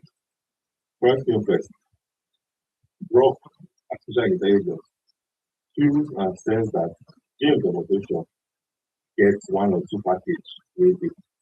For clarity, it actually usually the first by take Justice James Demonstration ruling so that dismissing suits against River State emergency rule in October of 2025 activated. Critics like the Vanguard argued they show bias and selective law application favoring certain politicians. Supporters cite legal grounds like lack of standing. Legally, the decisions align with procedural rules, but perception of impartiality differ across sources. This now wait. This calm down first. One first show you how crop they see or perceive of movement first. One just give you how they perceive that. But oh, sorry, this is James Omotosho, the judge, they give ruling in the Federal High Court in Abuja. This is Omotosho. Okay. So crop don't they perceive them as a man who is very selective in a give decision based on some people, some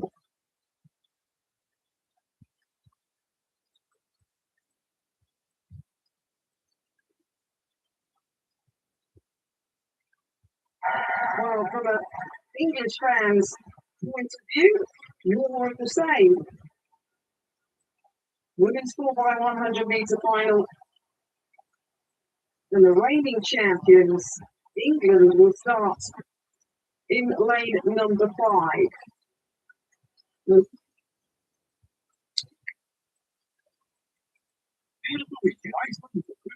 Get Jacob's crackers now, £3 or half price chocolate boxes. That's why we give twice the food warehouse.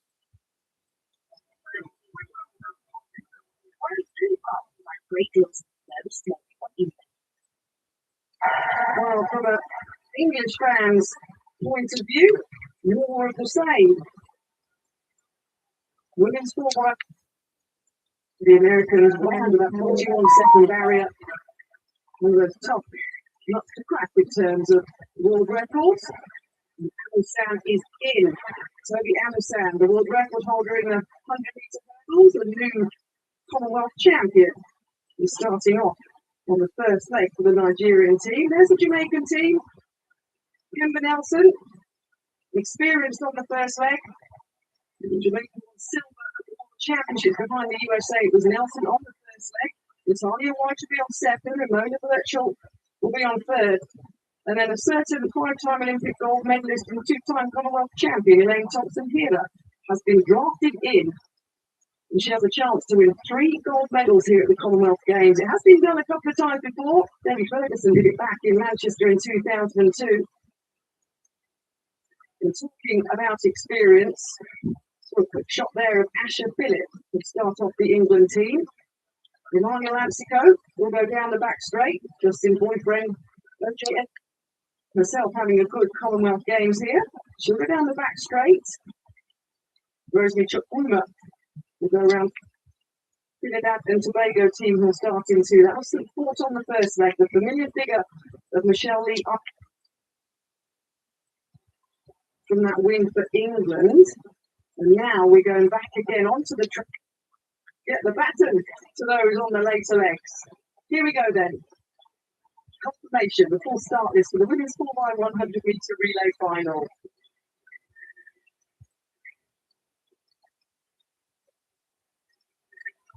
Fastest qualifiers Nigeria in 4. The defending champions England in 5. Never ever won top of relay team. Relay 9 then Scotland. Jefferson, Reeves, and Spence.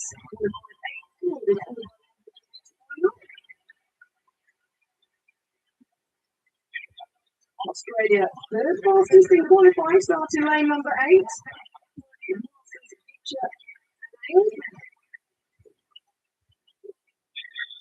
India, starting lane number 7.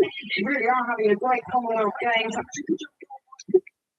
Qualifying Ashley Phillips in that world champion team. Alexander qualified St. Port, i.e. Rito and Bertrand.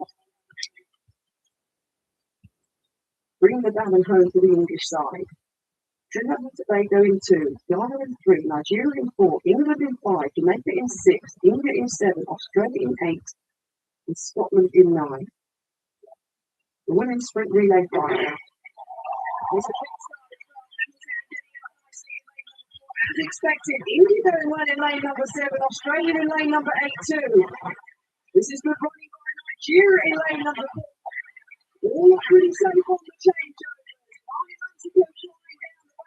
As his favourite opinion of Nigeria. Second changeover. Australia on the outside in lane 8 going well. Nigeria though, flying now with Chukwuma on the third leg. Hands back to the Nigerians. are gonna take you. You're gonna get on me. It's like a kid on a toy. It's a great feeling to see the song. The blues of the Jamaican side. With 42.10 seconds. Just outside the game threshold. But that is brilliant from Nigeria. What a moment for Nigerian athletics. What a moment for African sports. These queens did not just win a race. They rewrote history and proved that champions are made in moments when everyone else counts you out.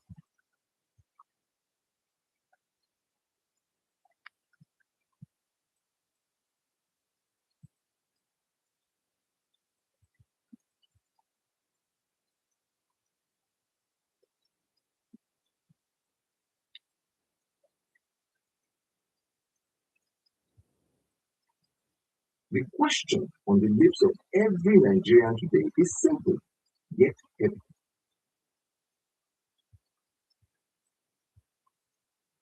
Just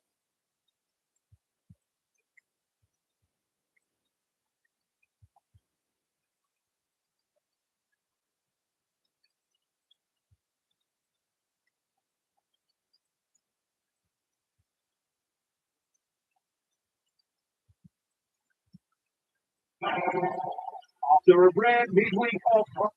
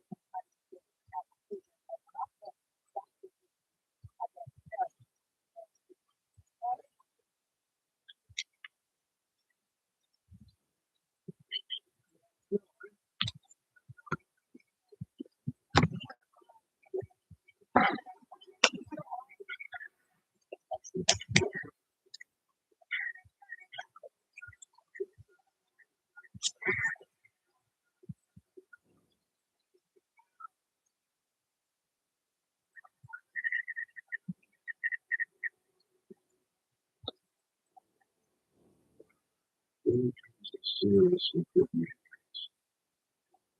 Yes, to be honest. Trying to it's so good. If you're struggling to get your 4,000 public hours, it seems to be one of the most difficult things for you right now on YouTube.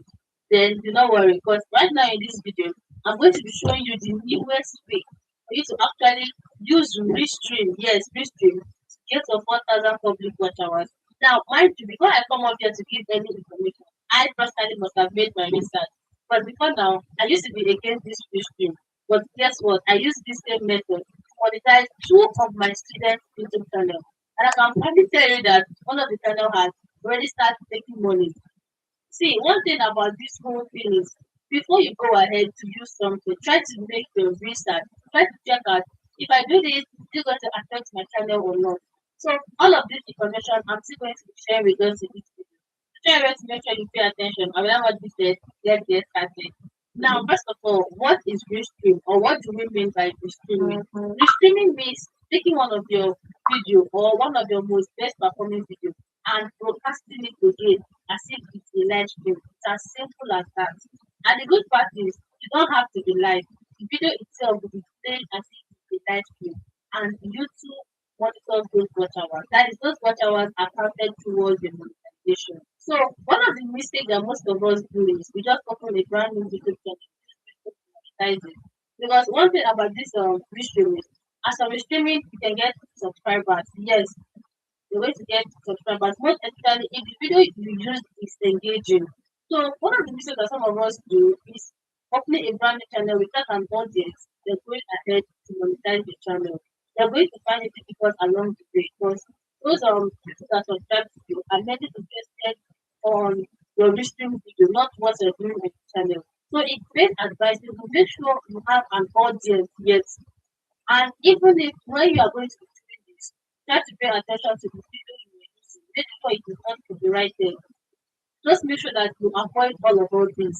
And if you're able to do this, believe me when I say you're going to be safe, okay? Now, the first thing you need to do when you want to make use of this restream is to head over straight to Google. So yeah, the first thing you need to do is to type restream.io. I already have it here because I've been using this particular phone to do this restream for like a while now. So I have all the information.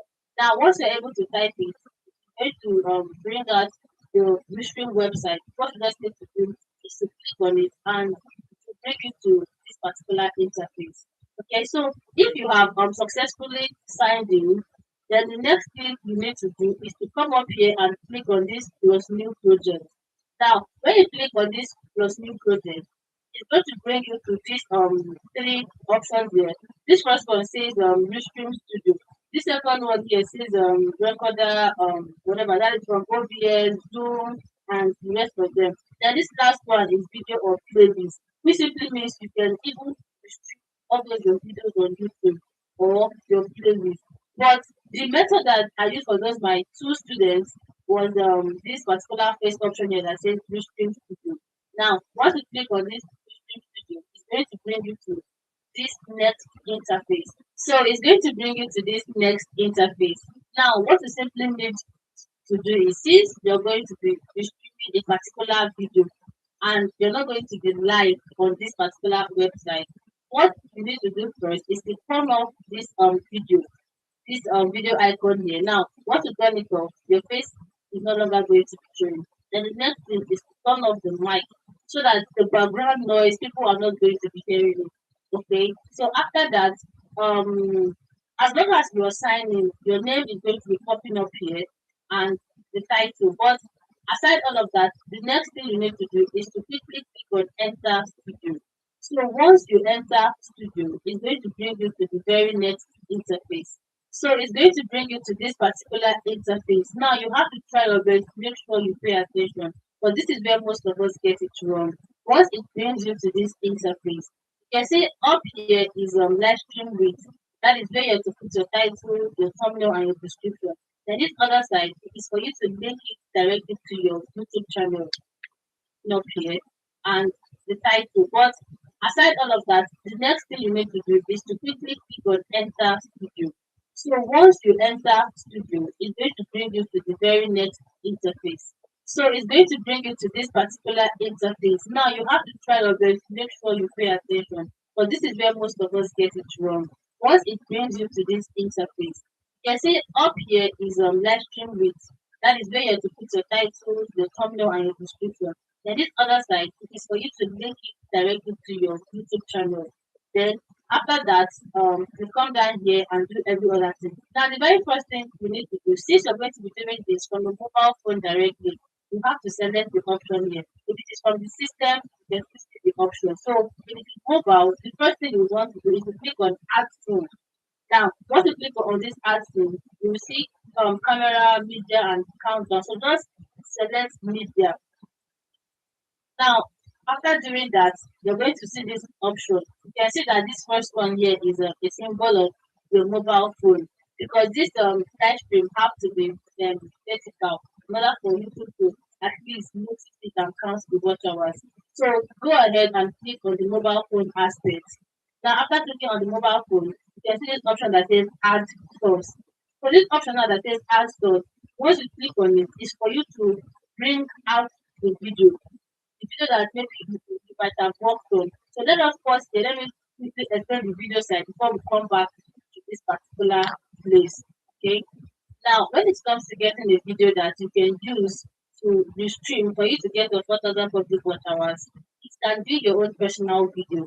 There is a YouTuber that I watched here in the cooking niche. Most of the time, when she wants to cook, she does restream some of the process. That is, she videos some of the process and she puts them on her restream. And I see a lot of views. There is also another channel that I know. That channel, okay, one of them my students' channel is mostly about documentary of animals. And all the videos we used for the restream back then were animal videos. So all the subscribers that subscribe to the channel, they are all still interested in his content. And the channel is doing very, very well. So one of the reasons why most of us do this, and at the end of the day, we're not really get a good result, is because we follow the wrong approach. Yeah. So just calm down. Try to understand what the channel is all about before going ahead to pick a video. And when it comes to picking a video, you can get a video from Instagram, from Facebook, from TikTok, anywhere. Get your video. After getting the video, transform it to your own. Don't post that video with the sound. Head over straight to your CapCut. Remove the initial sound. Go and take sound from the YouTube Studio Audio Library. Take their sound, attach it. Try your best to attach your own picture. It can be overlaid.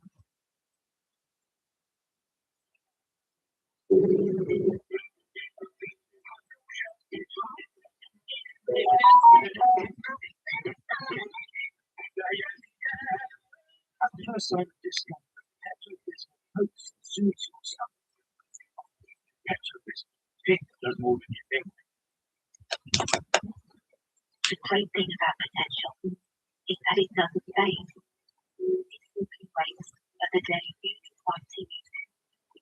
So come on, make one day today. It all starts with skills. See how you can switch careers. Search Skills for Life.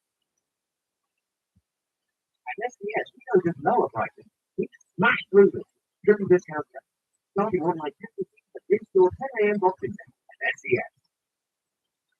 Like always when you need my girlfriend host, running store, library, grocery store.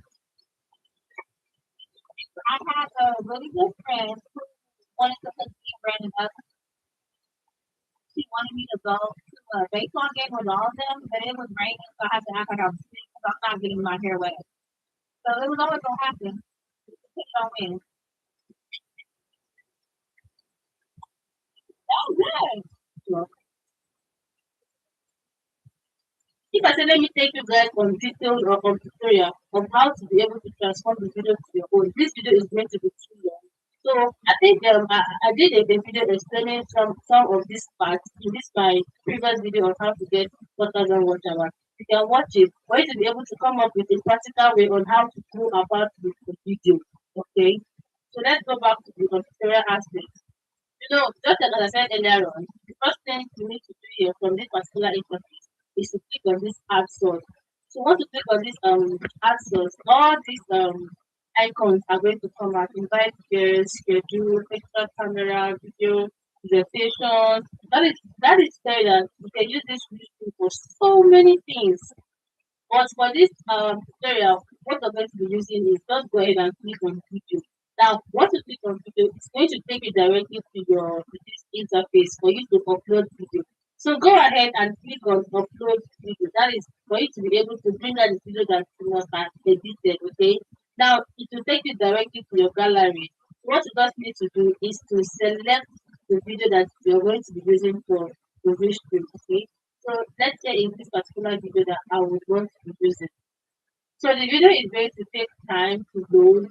Now, while the video is loading, you can as well decide to exit to be doing other things, or you just patiently wait for it to upload finish. So the video has finally processed. The next thing you need to do is to just go ahead and click on the video. You can see this particular video is taking 37 seconds. So you can make yours 40 seconds, 50 seconds, but do not allow it to exceed 1 hour. Okay. So the next thing you need to do is first of all from this screen of this video that is playing, tap on it. If you see this three icons, that is three dots, go ahead and loop the video. Click on looping the video. From that my previous video, I got a lot of comments like, oh, please said I'm not able to loop it, I'm not seeing the loop option. From this image, just tap on it, you see three dotted icon, click on it and loop the video. Okay. Now after that, the very next thing we need to do is to give your video a title. Like it's even going to help it pop up more on set. So go ahead and give this video a title. And for you to do that, click on that up icon and it will bring you here. So delete this initial YouTube title and give it a title of your choice. If it is a math puzzle, write it as most difficult math puzzle. If it is fish swimming in the water, write it. If it is a description, give it a very good short eye-catching description. Now after that, you scroll down here, you get to see the thumbnail aspect. Your restream needs to add a thumbnail so that it can bring in more clicks. Now you can design your own personal thumbnail or just go ahead and then take screenshots of the first image that is attractive. So for you to do that, just go ahead and click on this upload icon here and it will bring you back to your YouTube gallery. That is your image gallery. So just go ahead and select the particular picture. So let's go ahead and choose this particular picture here. And once you click on the picture, it will bring you next to this interface. What you just simply need to do is to use your hand to drag and adjust it to how you want it to be. Just the way I'm doing it on the screen. Just for everything, let's adjust it so that you can see the main details of whatever you want to display on the video. Okay. Now once you're done, go ahead and click on crop. That is great to crop out the puzzle aspect. So after that, just go ahead and click on update all. So once you click on this update all, every single thing is going to correspond. So just like I said earlier on, before leaving here, go ahead and click on this plus channels. Now once you click on this plus channel, it's going to bring you directly back to this particular place. You will see your channel will pop up as long as you're signed in to YouTube with this stream. The channel is going to pop up. What you're going to do is to turn it on. Do not go ahead and hit live. If not, I think whether it cannot work or you will not be wasting your time. So once you select your channel, you notice that that particular thing is going to change and your channel interface is going to pop up. Okay, so once you're done with that, the next thing you just need to do is to go ahead and click on go live. But before you go live, try to check out your microphone if it is turned off. Try to check out your video if it is turned off also, and try to make sure that you loop it. If you do not loop it, I don't think it might work, and you might even have issues with whatever aspect. So once you're done with that, it's very easy and straightforward. Go ahead and click on go live. Now, once you go live for the very first time, you might not really get that because I'm going to be honest with us. The very first time I did it, I didn't actually get that high watch hours or high views. No, I think it was just me with two other of my device. But the second time, third time, it started picking up, and before we know it, in a day I was getting close to 500 hours, 300 hours, 400 hours, and that was how I was able to get the channel monetized. Yes, just like as I said earlier on, before going ahead to get this step, try to get an audience before you do it. So at the end of the day, do it right and you will not regret it at all, trust me. So if you made this video to this extent, thank you so much for watching. And if you say, okay, I am starting new business, what do I need to do for me to get this watch hours? I think I'm doing a separate video on that, okay, on what you need to do for you to get your watch hours as a new person here on YouTube. I've given you the raw, fastest, and easiest way, but that was what left me on the second channel that made it monetized within the space of 2 months plus. Okay, so this is a video here on the new latest things that is actually working right now on YouTube. That is because there are new. Can sit down. Pure.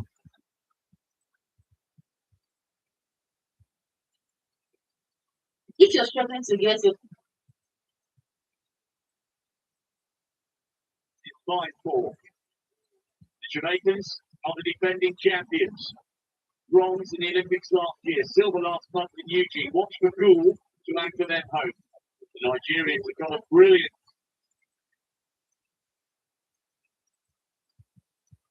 That is why the politics in Nigeria is party after party after party after party.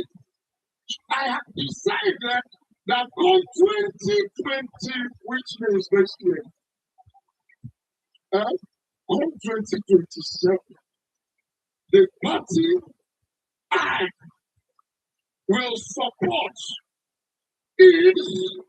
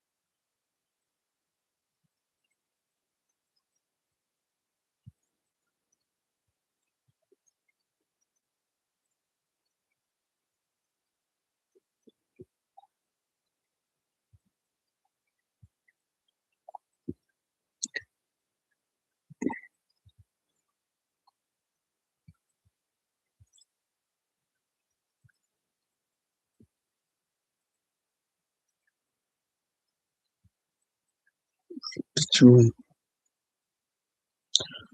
but true about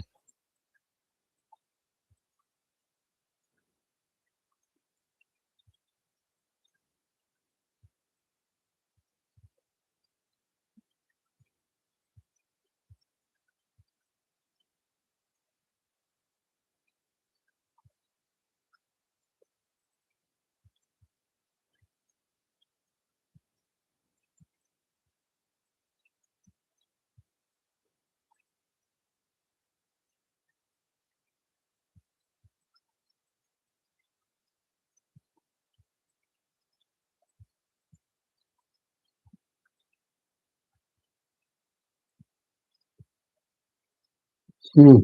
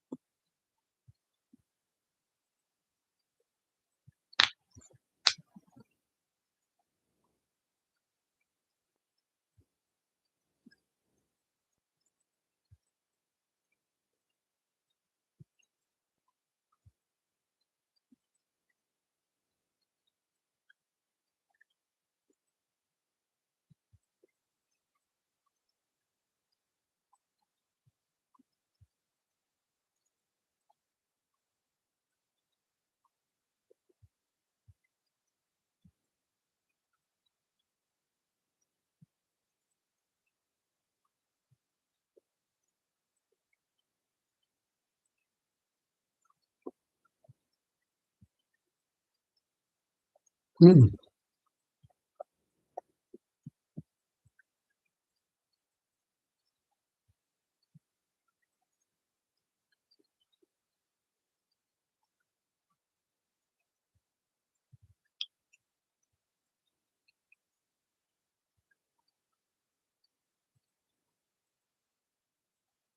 Come, come.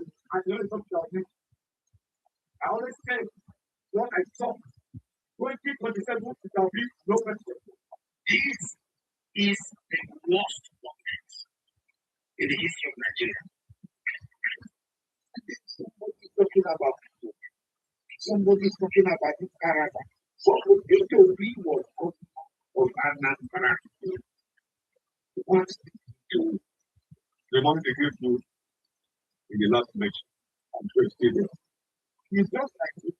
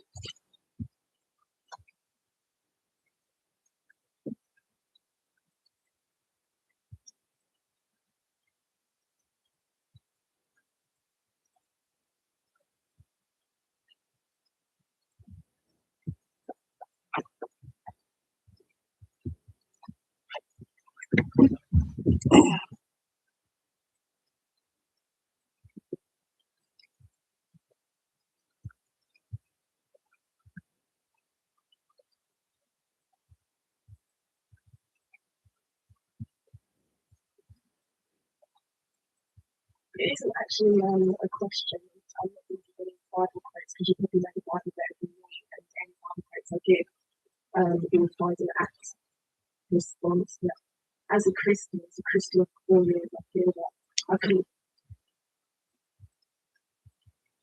Here's what nobody's telling you about the new bearskin fleece. This fleece is thick. It's made from 3/4 GSM of bearskin fleece, which is super warm when walking and regulate body heat like these. You need the new 340 GSM. Read about saying something to Muslim brothers and sisters here. Listen to the speaker, and a lot of reason makes sense about how to serve God, a lot of these in Christianity and in Judaism. I get. I can't understand. You talked about Jesus, but you haven't actually pinpointed the reason that he, well, we as Christians believe in the safety of God, and you haven't actually explained the reason behind Christianity. And from what I've heard, the Muslim sisters and brothers can have a very biased, can I say, a biased view about Christianity. We believe that Jesus was indeed the Son of God, and he was sent to take our sins away, to purge the sins of the world. And without him, we cannot see God if we do not confess that he is the Son of God, and that we are sinners, and that we actually do need him in our lives, even just to see God. Yeah, thanks a lot for the question. I don't know if it's a short comment for the speaker, but if you want to, rather than just probably just coming to the question answer session, if you want to, you're free to interact with Muslim sisters, or if you've got any questions you'd like to explore the matter a bit more, then as I mentioned before, after the talk, we'll be putting to yourself. Thanks. So, question? She says that I haven't spoken much about Christianity, which is that people preaching. And she said that she believes that Jesus Christ came before the sin and removed sin. That was the question. And she believes that Jesus is the Son of God. Sister, regarding Jesus Christ being the Son of God, the way he is, Son of God is with me, a righteous person, the way with me, a righteous person, as a Christian of Romans, that I bring and let the Spirit of God, the sons of God, and whoever is Jesus Christ is the one who was the Spirit of God, and he is the Son of God. Is that answer? But not the Spirit of God. Come to your question. Why does it speak much about the Christianity which is the people want to preach? Sister, the word Christianity doesn't exist anywhere in the Bible. I'm a student of the Bible. The word Christianity doesn't exist anywhere in the Bible. And Jesus Christ is the one who does not preach Christianity. That's what I said. That many people have, I started my talk by saying, many people have a misconception that Jesus Christ is the one who was the founder of Christianity and he preached Christianity. Neither was he the founder of Christianity, neither did he preach Christianity. That's what I said. Because the word Christianity doesn't exist in the Bible. The only word that exists in the Bible, in the book of Acts, is that the disciples of Jesus Christ, peace be upon him, they were given a nickname by the people of Antioch as Christians. But the word Christianity doesn't exist in the Bible. It was a nickname given by the people of Antioch to the disciples of Jesus Christ, peace be upon him, Christian. Therefore, the name Christian means one who follow the teachings of Jesus Christ, peace be upon him, then the Muslims are more Christian than the Christians themselves. And the full talk is that I gave the talk trying to prove that Jesus Christ said all these things should be one honest, we are honest, we are alcohol, we should not smoke, that we should not have dead, we should not have blood. And all these things what I mentioned is talking about what Jesus Christ preached. He didn't preach Christianity, he preached submission to the will of Almighty God, which in Arabic we call Islam. If you want to know in English, it is English preached a religion which says we should submit our will to Almighty God. As Jesus Christ is the one who said, explanation of the Gospel of John, chapter number 5, verse number 30. I can of my own self do nothing. As I will, I judge, and my judgment is just. For I think not my will, but the will of my Father. Anyone who says, not my will, the will of God, he is a Muslim. You said Jesus Christ is the one who came out to follow. Jesus Christ is the one who said, I can of my own self do nothing.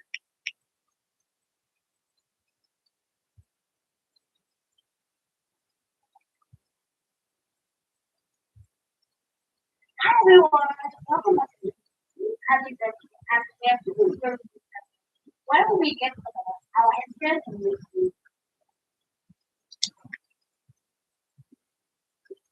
kept the road up in the middle of the town, and you guys had a good day.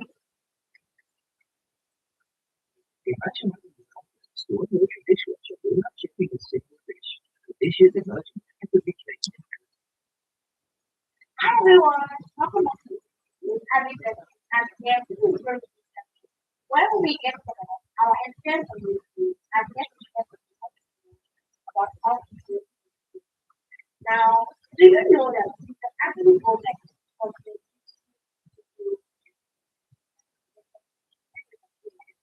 and actually then like and actually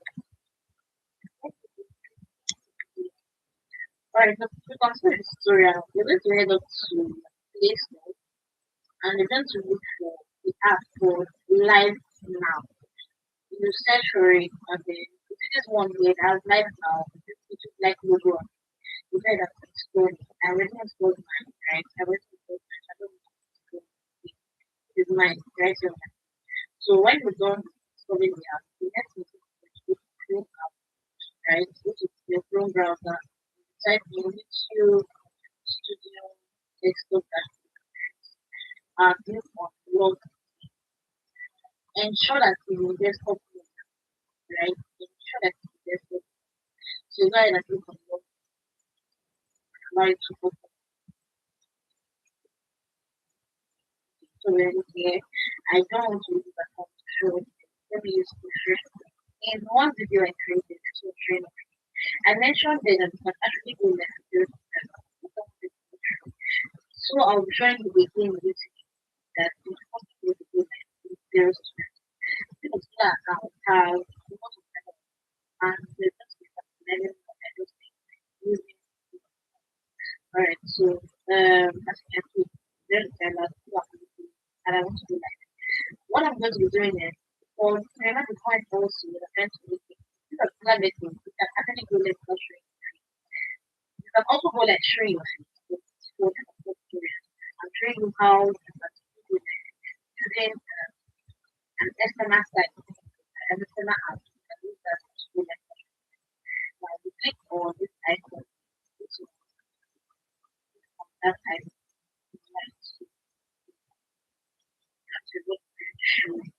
The next thing we're going to be doing is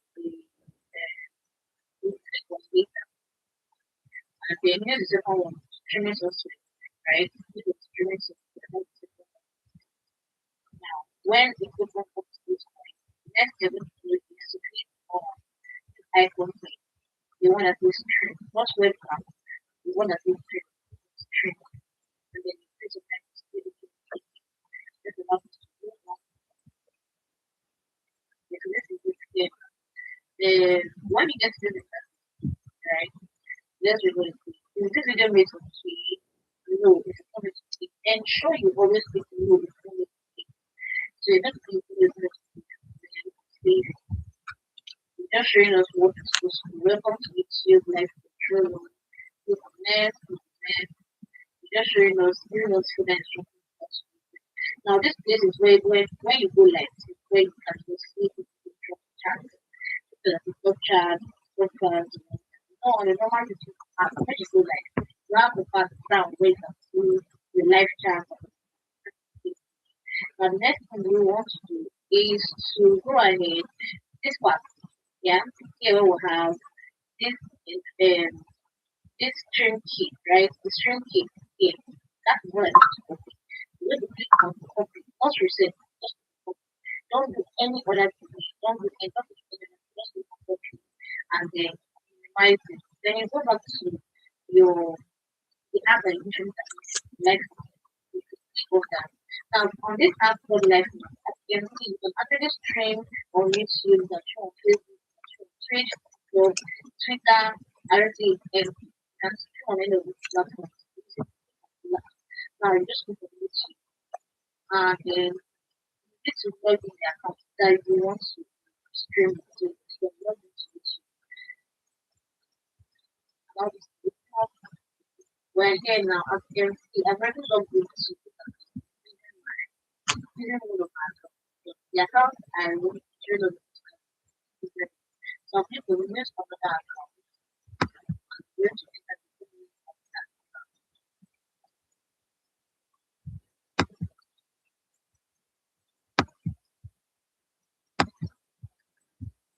extremely much. So I think when that's one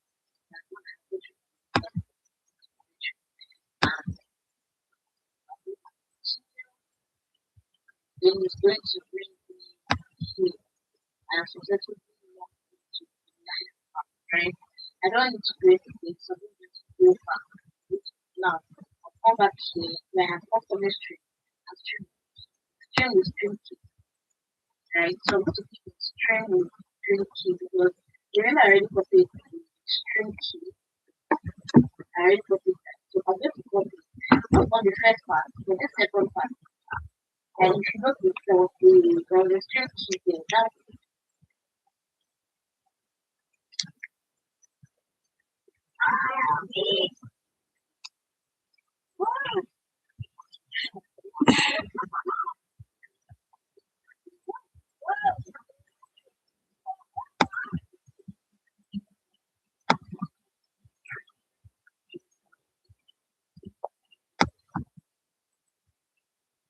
Zero helps me take my business anywhere I want.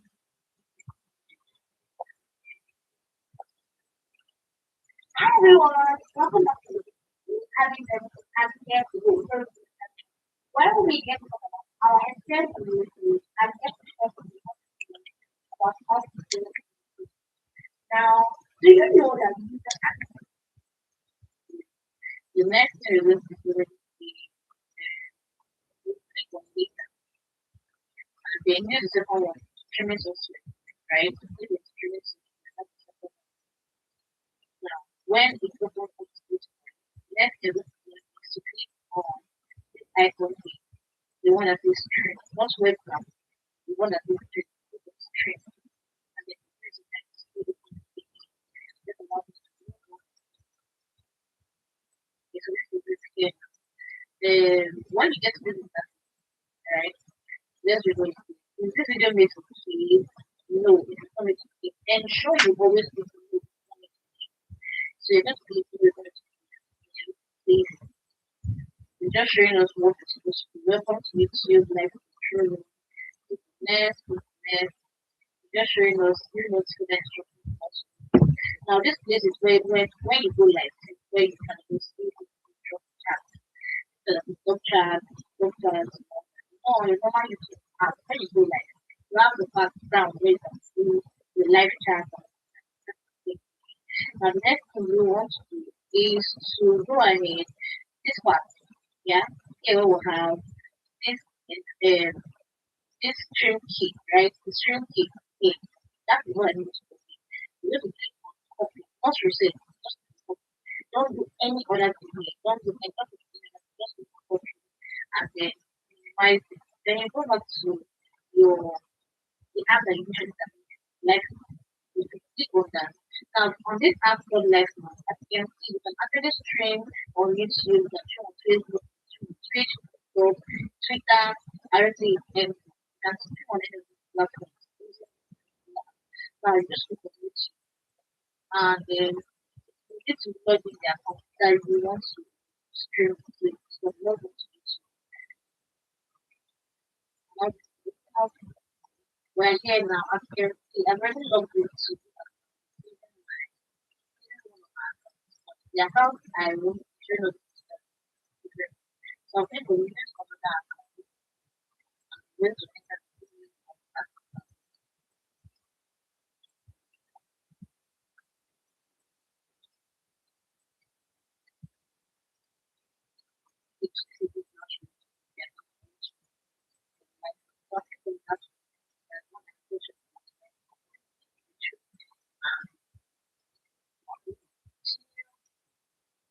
then it's going to bring me here and successfully log into the live app, right? I don't need to create this, so I'm going to go back. Now I'll come back here where I have confirmation stream with stream key, right? So I'm going to click on stream with stream key because remember I already copied the stream key. I already copied that. So I'm going to copy not on the first part, but the second part. And if you notice, there was a stream key there. That was the other account. So I'm going to this one I just copied now. So go ahead and click on live. The red button is out here. Now, before I go ahead to stream on things, I'm just going to be ensuring that I on stream camera to ensure that my video is showing on portrait. I've explained before why it's important to do portrait. When it's on portrait, YouTube gets to show you on short content viewers, right? So you have more chances of getting to join in when it's shown as short content. So I should have portrait. So when I have this now, I'll just click, then I'll click on next. I'll click on that three parts again. Then I'll click the video that I want to stream. So ensure that the video will be instructed to ensure that the video was under 1 gig and no longer 16 minutes, right? The video should not be longer than 16 minutes, that's 1 hour. So you can get the video as you get yes, more than 1 gig site. So I'll click on that and I'll just go ahead and click. I can just now I will say my free bonus which is the add. So in that case, so what to click on next now look for the video that I want to stream. Let me just this one. So I'll click on that one. Now this is where this is where you're going to stream. Now before you click on start now, right, ensure that this particular button you call it on. That is because you want to be able to when I mean this video that you need to play the game. But when you don't turn that button, when the video is done playing, when that two minutes is done, it's just going to stop. But you have to click on that particular this button to ensure that the video is now done. You can just go ahead and click on start now, and then it's automatically going to streaming already on your channel. And then the definition to stream on that channel. If you want to check it, now let's look into it. Currently streaming.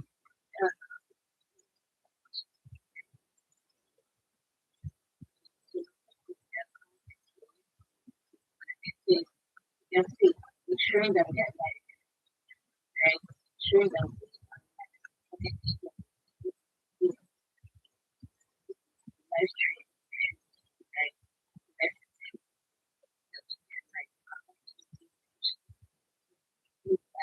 Yes, so this is how to do it. If you can go back to you can come back here. Now this is going to down yeah. When I start moving or I went somewhere else. You just need to go. It's just this and that's the reason why I thought that the way you can start the app. So for this life you have to always just so it's best to use the things that you know what you're not to use that you have to have that. So if you want to start this life stream, what you need to do is what you need to have now to be sure I enter the live stream, you're going to back to home browser, right? And what you do, your stream will be end shortly unless you start right. Right? So you just need to sleep or anything. So I'm just going to remove a live stream. I don't want to use that. That is show you that you can pull light. You can pull light is using it. So I'm hoping that this has convinced you and you can also try it. What else? And like I already mentioned, in that corner, you can click on that link. I mentioned that you can show your face. If you want to use the streaming app for software, you can go and show your face. Tell this about normally you would have thought if you're going for the YouTube app. Maybe YouTube app, not the YouTube. Alright, so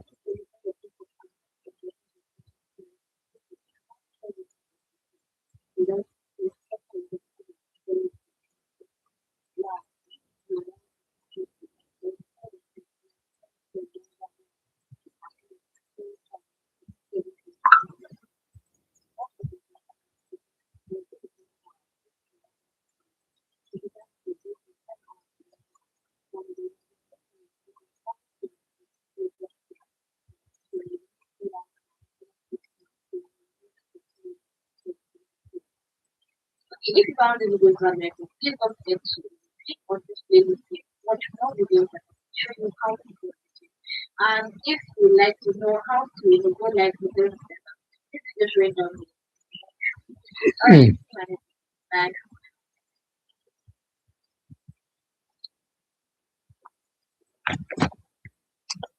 Come on. Hey, hey, what I thought that you have actually just like this.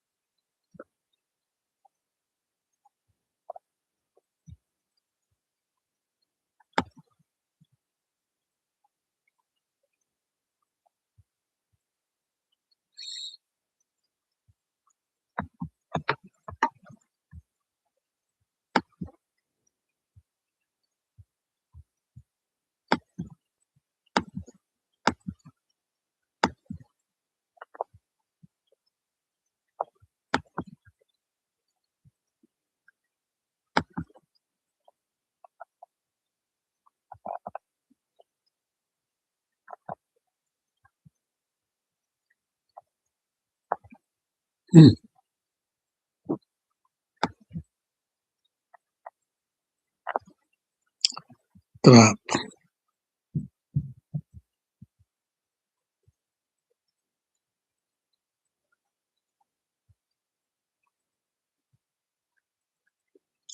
You know,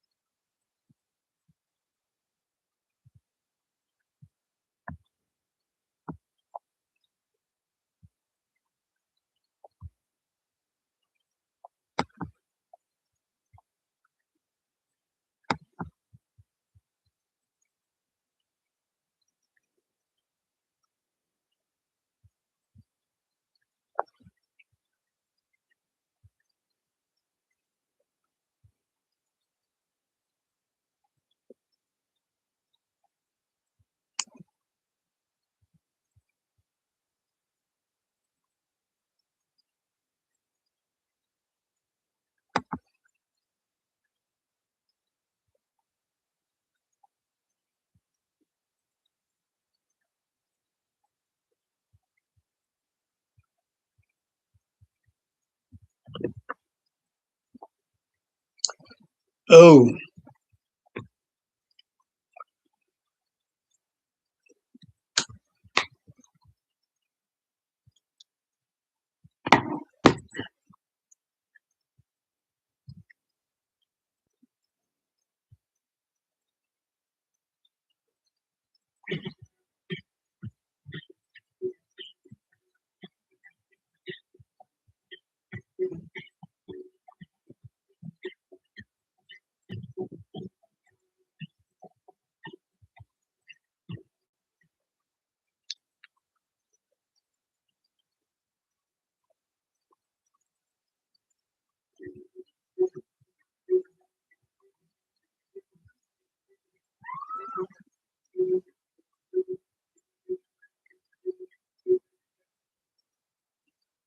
This shampoo will make your hair grow, even where you didn't have it before. Just be careful not to use it too often because it makes your hair grow.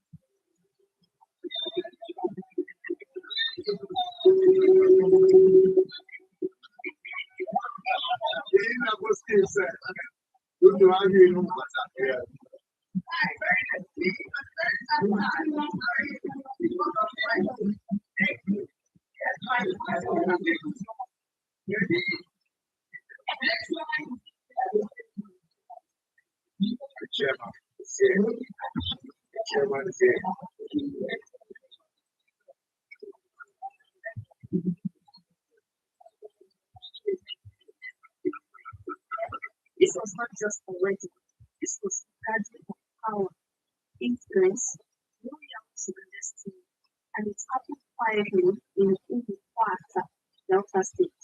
So today, Umukwata is here. The streets tremble because VIPs did not arrive one by one. They arrived in terror, from politics to media to aviation to spirituality. It was a tumult of greatness. Archie Okoye younger sister, Joanne, tied the knot with her elbow material, Stevie. But this way to do something else, guys. Because when Archie Okoye is involved, levels must be reviewed. Present at this historic moment, His Excellency Peter Obi, Chairman of NDC, Barrister Chinedu, Sakeni Okoye, Chairman and Publisher of Arise News, Priscilla Obiebena, Chairman of Air Peace Airlines, Dr. Ali Bonino, and yes, the controversial, the protective, and the unforgettable Indabo was documented was live. She used to static men from a consulting street on came to this location, guys. This was not an incident, this was not in response to one. Let's be honest, guys, most of these diseases did not come just for the wedding. They came because of urgent need. Okay, this will get level, shall Ojibwe made a grand entrance befitting royalty, as she was formally received in her capacity as a tight dress captain of the party. As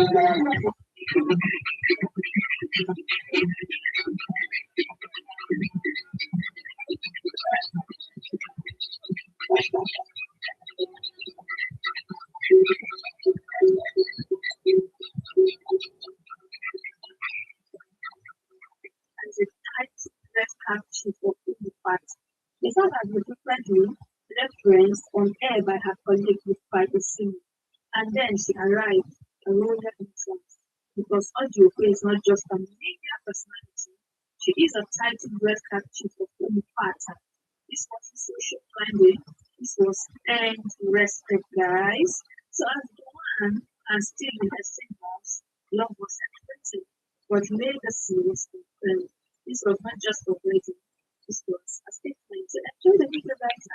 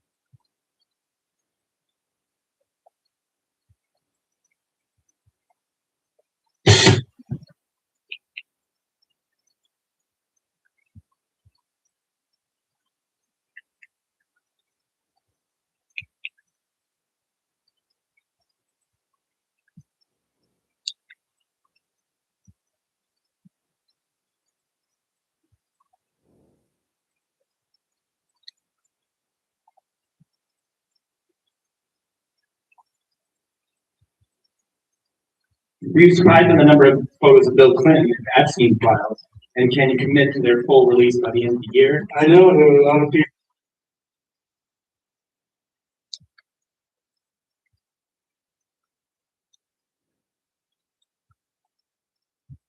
Were you surprised by the number of photos of Bill Clinton in Epstein files? And can you commit to their full release by the end of the year? I know there are a lot of people that are angry about all of the pictures of other people.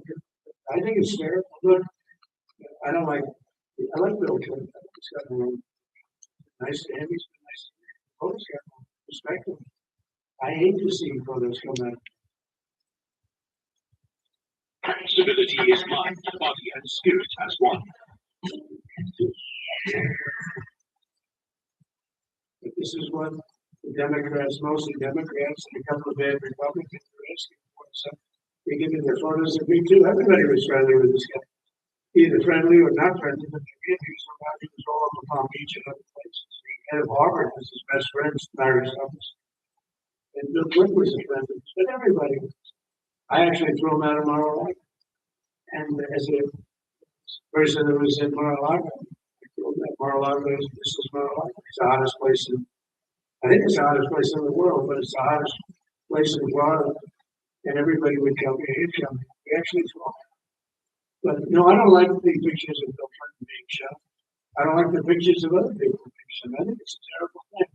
I think Bill Clinton's a big boy, he can handle it, but you probably have pictures being exposed of other people that innocently met Jeffrey Epstein many years ago, and they're highly respected bankers and lawyers and others. I've teamed up with Southern Comfort and they give me one rule: make yourself comfortable, like pulling up to the pub in trackies when everyone else is in suit. You're not worried about.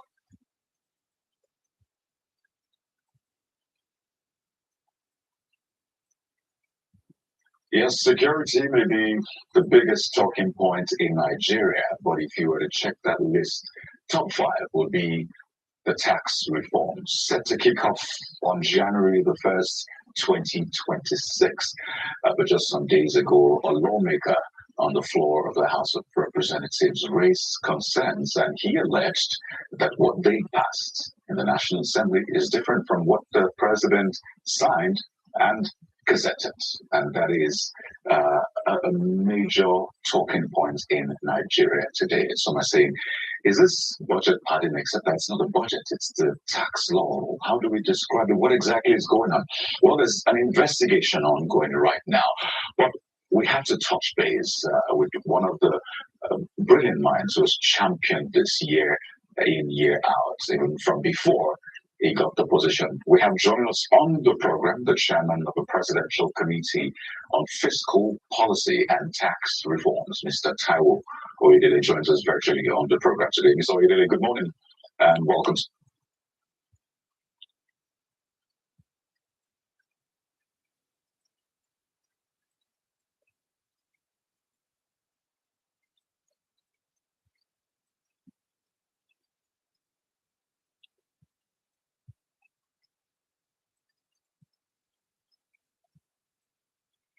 Good afternoon, everyone. Thanks for joining me in this video. This is Tuesday, the 23rd day of December 2025.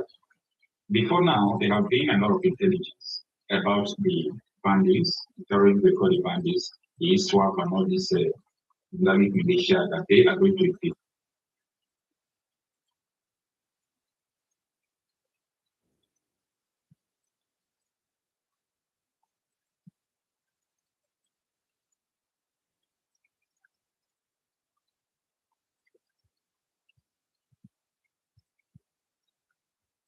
Again, don't finish the videos.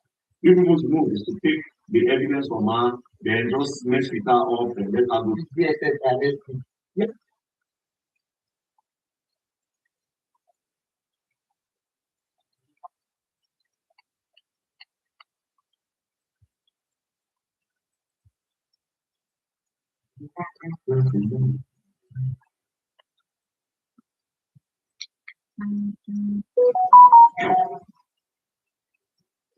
There's a place where adventure and impossible comebacks happen. Creepy head tentacles. Yeah, it happens. It happens on PS5.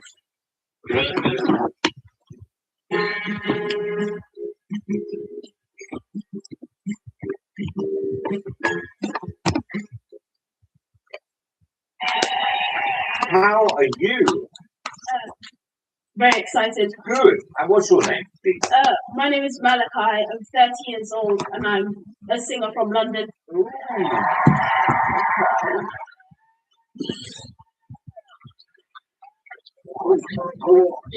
When did you decide, Malachi, that you were going to be a singer? When I was 7, What happened? I joined my choir. Yeah. And then what? And then I started singing. Yeah. So this is what you want to be full time? Yeah. That's why you're here? Yeah. Who you brought with you today, darling? My mom and my sister, they're in the audience. Hello, ladies. All right. No more questions, I promise you. Good luck.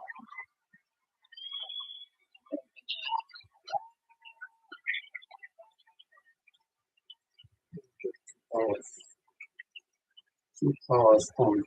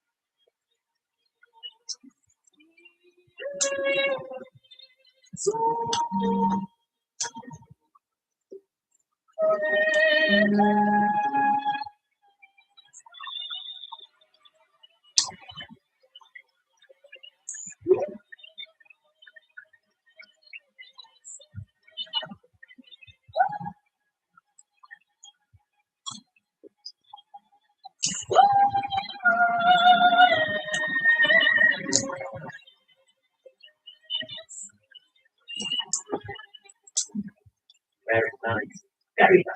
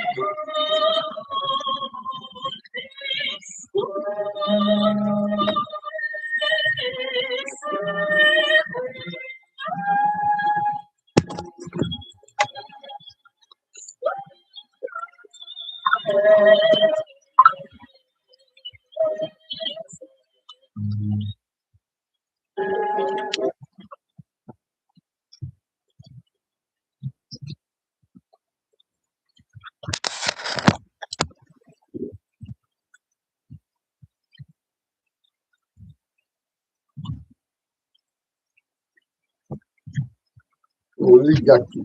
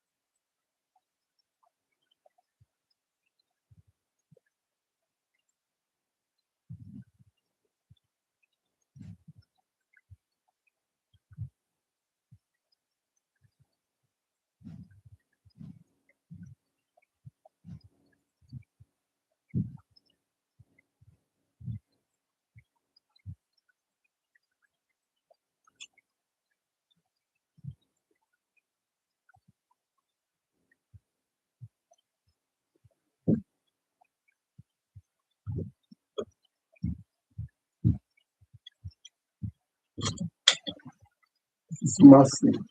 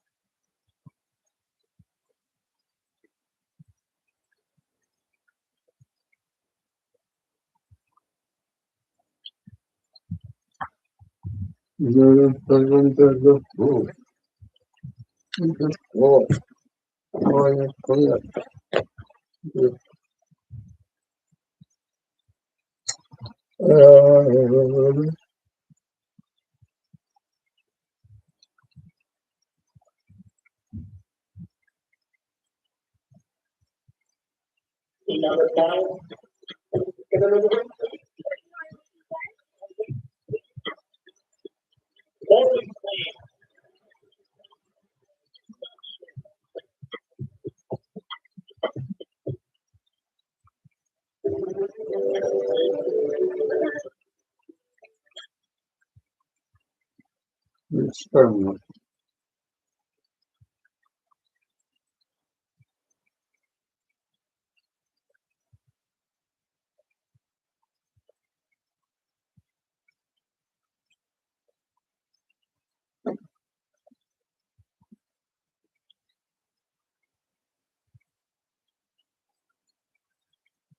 His lawyer, he said, "Good." And finally, Hercules.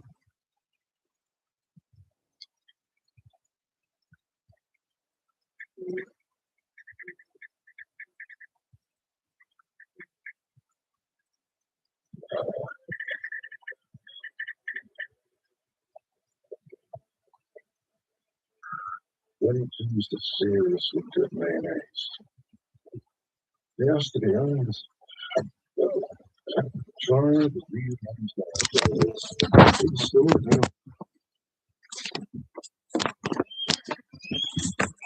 Hello there. Your shoulders. Didn't know you had that hand rough. I don't. I don't either, if you're asking. Head and shoulders have washed way down to Yes. That was big, though. Save the world. Uh-oh, heartburn invasion. But once released, if heartburn hits, have the ready That's the goods. for the key to our survival. You must quest it to the sea of monsters.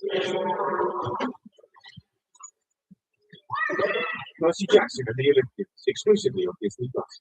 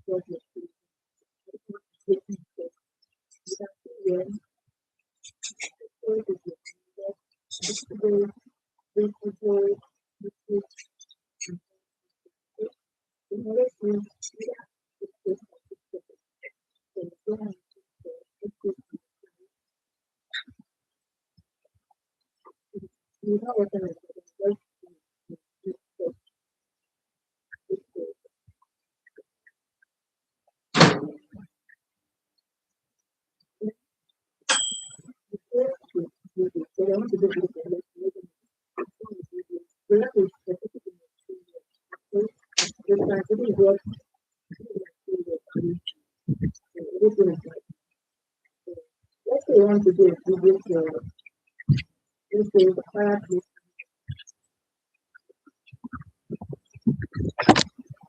I always use a vertical from from my videos and my videos when I get paid and look at the children, my views come from short so I think it's just easy to use vertical content. It's very easy for people. Okay, so they're using the landscape. When it comes to the conceal, it's free to use. So all you need is just to download. The clips are not long, so you have to download as many as possible. You need at least a minute, all right? So for that, I'll just leave that, okay? Then I'll go to my CapCut. Go to my CapCut.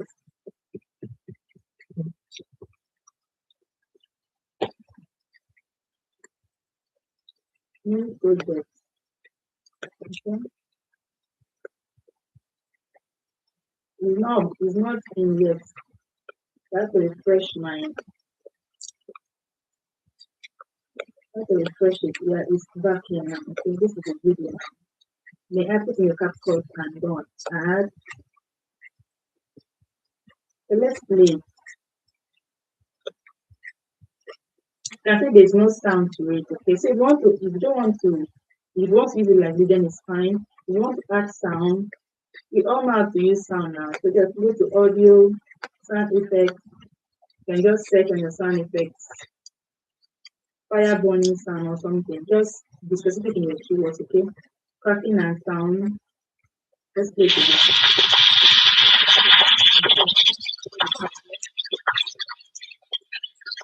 So you can actually add as much as possible. But let it be 1 minute long, okay? Then you export. Let's delete that first. Let's bring that. So this is my video. Then let's export.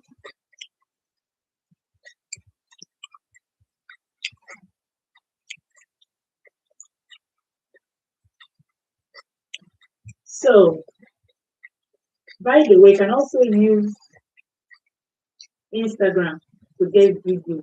Just make sure that there is no watermark on the videos you're using. There is no, there are people's faces are not showing on the video. It's just maybe hand gestures and rest of the things, okay? Just to be free and safe from copyright issues, okay? So now we'll go to Restream. Restream is a website, okay, not an app. So you can just type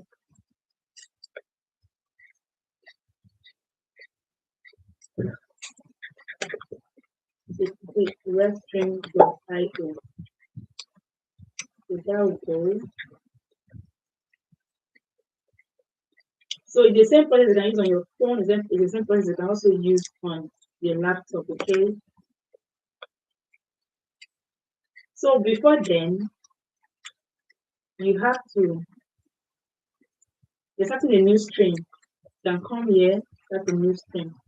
So you have the options of Restream Studio, encoder, video file, playlist, or record audio and video without going live.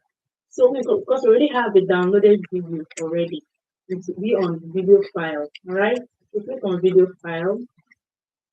Then this is already one I already have my screen, so I just have to delete that. Okay, so I don't have any uploads now. So I'm gonna upload a video. So this is what I just recorded now from Pixels, okay?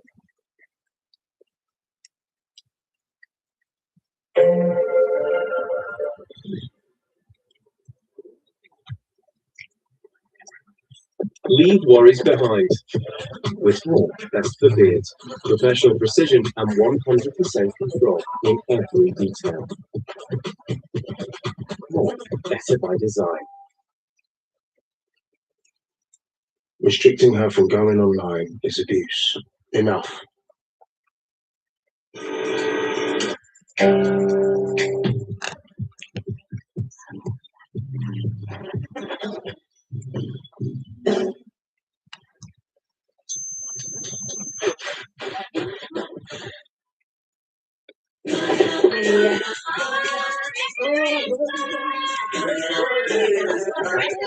Merry Christmas! Merry Christmas! When I wake up, yeah, I know I'm gonna be the man who makes a mix for you.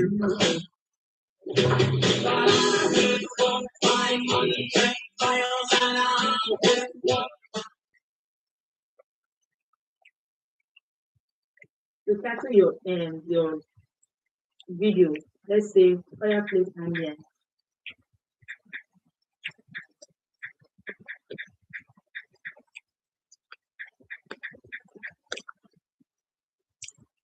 Then just the description. I'm going to be leaving this on schedule because I don't intend going there. This is just for people of this video, okay? Let me just schedule it a day forward. So if you want to schedule it and schedule it, look at the time. This is the date, okay? So you go on next. You can see my link is already linked to this restream. Okay, so before then you have to you ask me because I'm already connected to the restream. If you're a new person using the restream, you ask to connect your YouTube channel to it. Okay, so ensure that you connect the right YouTube channel. Okay, so now because here it's off, now I have to turn it on. You can see. Then I have to go on edit. The title and the event stays the same. Okay, privacy, then is thumbnail. You can choose to have any thumbnail or just use any thumbnail. You can click on replace. Just use my image. So adjust your thumbnail like that. Then you can save. If you want to connect your Facebook, Twitch, Twitter, none of that is fine.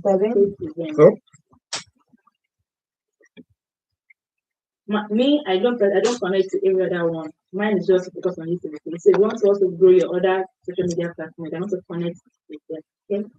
Then when that is set up, you can see now you have to enter via enter studio.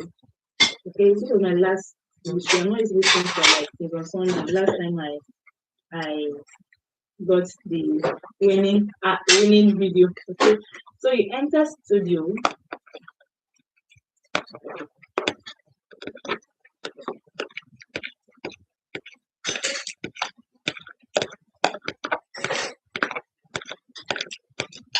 But for some reason, my restroom mic is fighting against my external audio. My decided to record it another way. Okay, so now if you are new to restream or restream, however it's being pronounced, I don't know. Do a quick search on Google. Just RESTREAM.io. This is the official site. Once you click on that, take you to the interface of Restream. So this is what Restream looks like. Okay. Then you're pressing the new stream, alright? So you go on new stream. Because we have already downloaded our videos from Pixels and edited it on CapCut, we'll be using the video file. Okay. Now we have to upload up to 3 videos because we're using the free version. Okay. What if I could put in the this one? I'm gonna go do the okay. We need to upload video. This is what we download from Pixel. So you need to upload it now. As it's uploading, we are doing other things to save time. So title, fireplace, and then and leave description because it's not a long time video. The people are not even interested in going to listen to what the or read what the description is all about. My opinion though. You can just write your own description on it. I'll just schedule this a day for I don't intend going live with this just for the purpose of this tutorial. Then time. If you intend to also add other social media platforms, you can leave this on the blue, but no, I don't do that. I'll just turn it off. My purpose was to get my personality right, and I believe that's what's here as well. So we have to change the thumbnail, replace. Let's go to the one that is at top there. I just take however you want, then crop. When you're finished that, you notice that our videos is finished uploading now. Then we go on next. If you're new to Restream, you need to add your YouTube channel to the Restream. You can see now I haven't come online since on Sunday, so it's turned off automatically. That is turned on now. It's gray. When it turned on, it's blue. So I've connected my YouTube channel to my Restream. Then you go on the edit button just by the side. You can leave the create event as create event. You can choose to change it however you want to change it. I don't always touch it, just leave it there. Then is the title, fireplace ambience. Privacy is on public, thumbnail saved, and everything is okay. Click again. Then create event.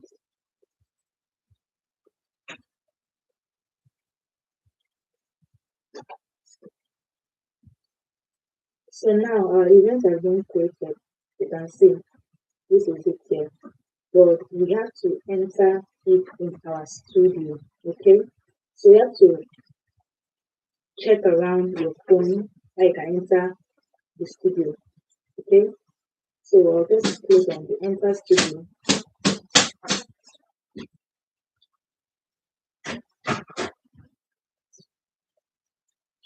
So this is my mic is off, my video is off, but I don't intend using them. If you intend using them, can turn them on. Okay. So this is my name, then enter studio.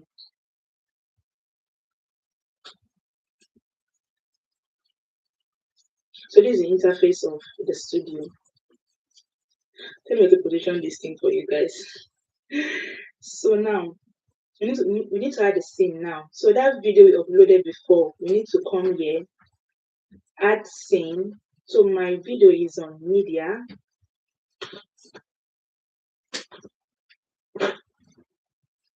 So we touch where we see add source. When you click on the add source, it asks you where is your video located. Mine is located in video. So this was already downloaded, the fireplace ambience. So click on it.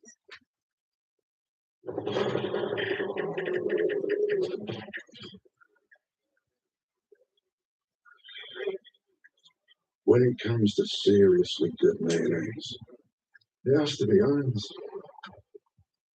Try the new Heinz mayo flavors. In store now. Hello there. Shoulders. Didn't know you had dandruff. I don't. I don't either, if you're asking. Head and Shoulders helps wash away dandruff and prevents it coming back. I can speak, though. Every day, people are sending cards and winning cash prizes. Enter your cards today for a chance to win a share of over £500,000. Enter now at royalmailmagic.com.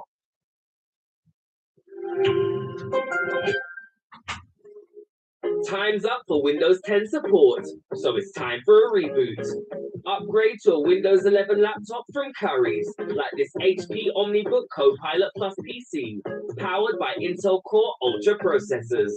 Stay secure and unleash your creativity on the go with a fast-charging battery.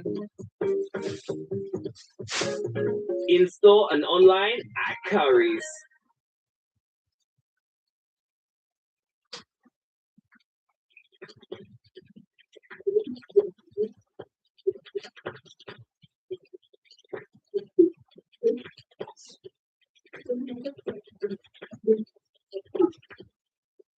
I decided to use vertical, you can try to use horizontal, but I advise use vertical because I noticed that the views that came in from all of my live stream using Redstream were from short and vertical feeds. I think it's just so easy to navigate vertical videos than landscape. Okay, so that's my scene. Then if you want to have your chat overlaid on your screen, you can go on, click overlay. As people are coming in to drop comment, to be showing on your screen, to be showing on their screen. Okay, so if you want to add, like, when you're say please like and subscribe, let it just be rolling around. You can just come on this icon there, show. You can see thank you for joining, please like and subscribe. You understand? So you can use the pencil button to edit. You can delete it and write a new one. Okay, that is that. So I'll let it show. Then when that is all done, we'll just click on the enter studio.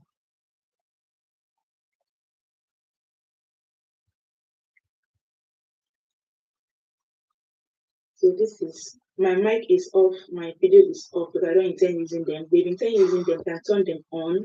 Okay, so this is my name, then enter studio.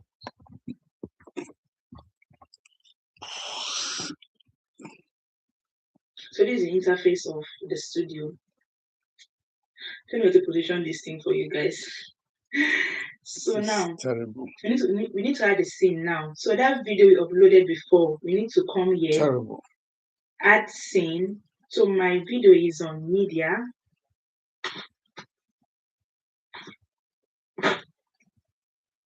So we touch where we see add source.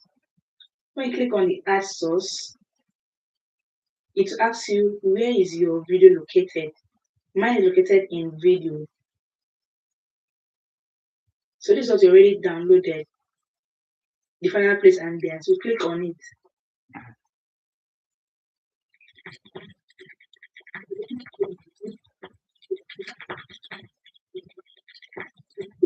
You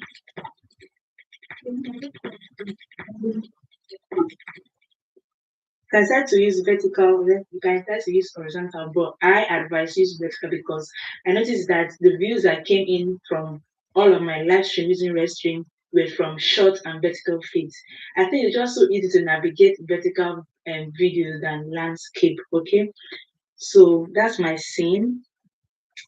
Then if you want to have your chat overlaid on your screen, you can go on, click overlay.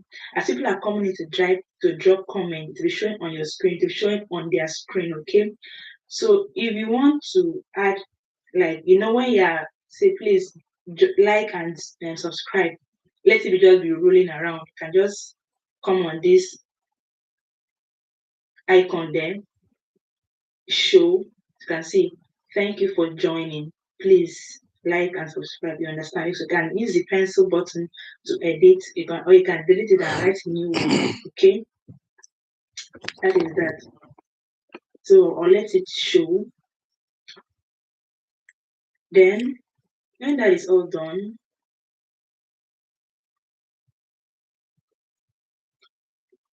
you have to check for the shape that is like your phone case. Okay, I like using this one that is just like your phone case. You understand? Yeah. So you can decide to use landscape if you want or not. But I like using vertical. Then I just like using this one, like this rectangular. Okay.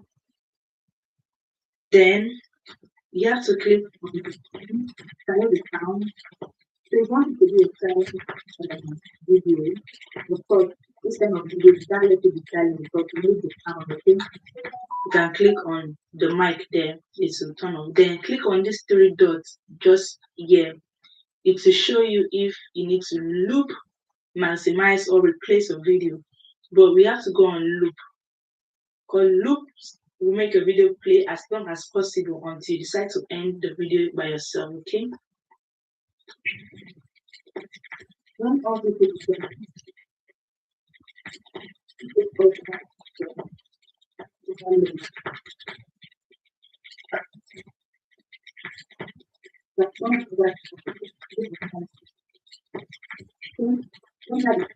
you can just do that.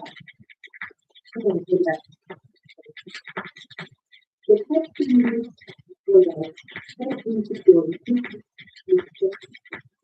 need It smells unbelievable. I found it! It's the new 24/7 long-lasting Old Spice deodorant. No one can smell this good for so long. I'm a seahorse.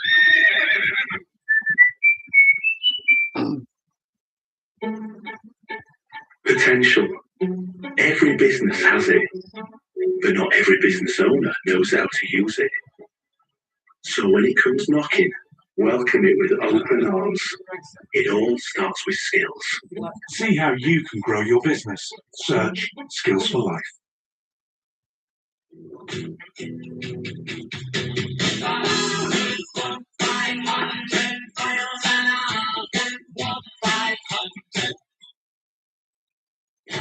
For the key to our survival, you must quest to the Sea of Monsters.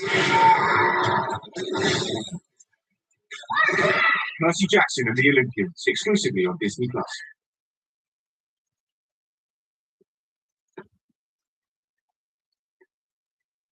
I already have it open on my phone. The desktop version.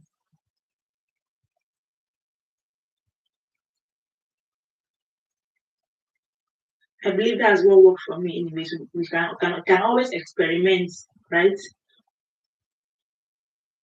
You go on your videos. What we are coming to do here is to set our category right. Okay, automatically Restream puts your videos on entertainment. Okay, so if you're getting something, you have to get something that interests people, something that satisfies people. Just ask yourself, if this thing I want to put, is it going to interest people to watch? You have to think outside the box. Okay, I can't help you think about it. So you just think outside the box. What will interest people? What will want people to just stop by and watch it for a second? Okay, just the way you're posting long form videos. What will interest people on your live stream? Okay, then we go on the video.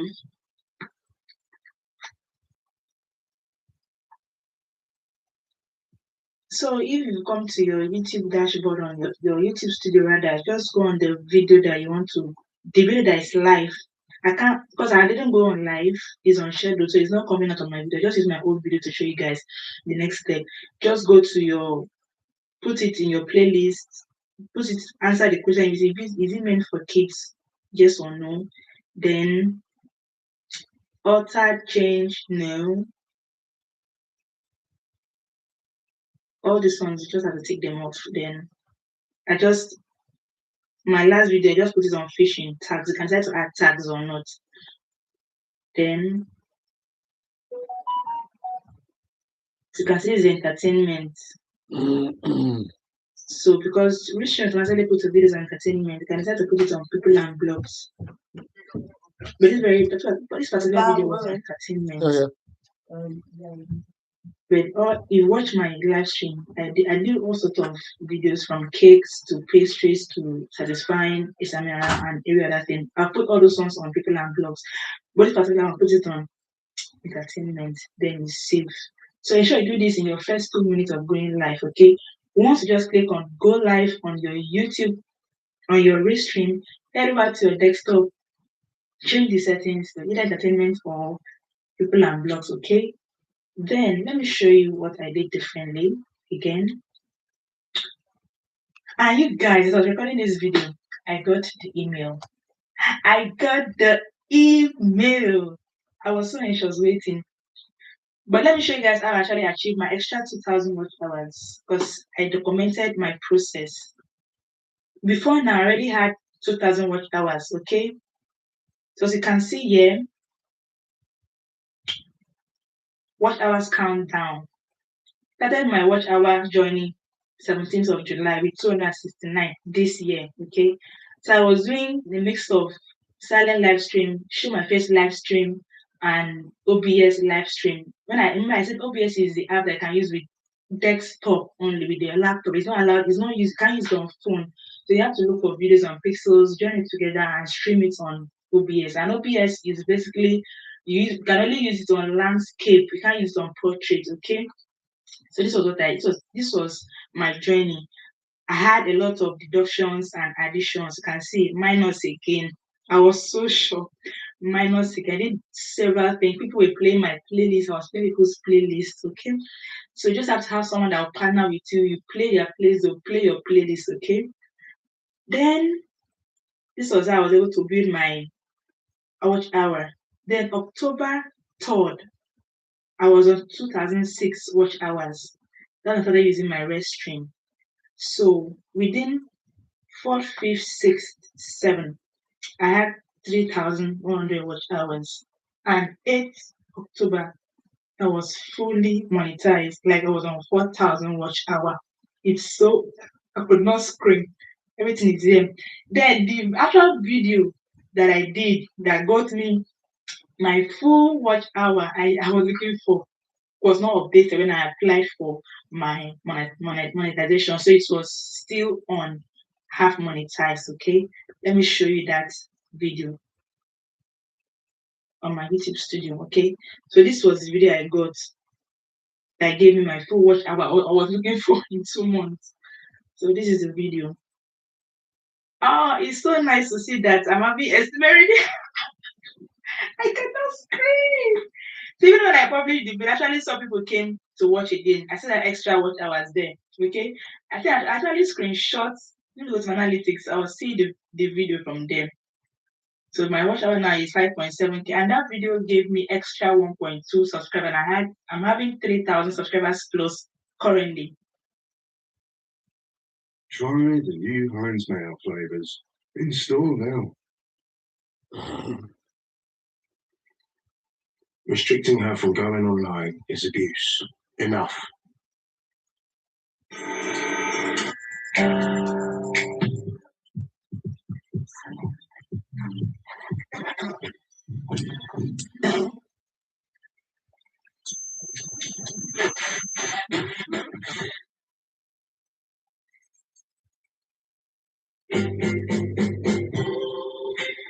Bring back that first date look every day. Gift him King C. Gillette, because a beard with better style, softness, and smell is a great gift for him and for you too. Style him like a king. Merry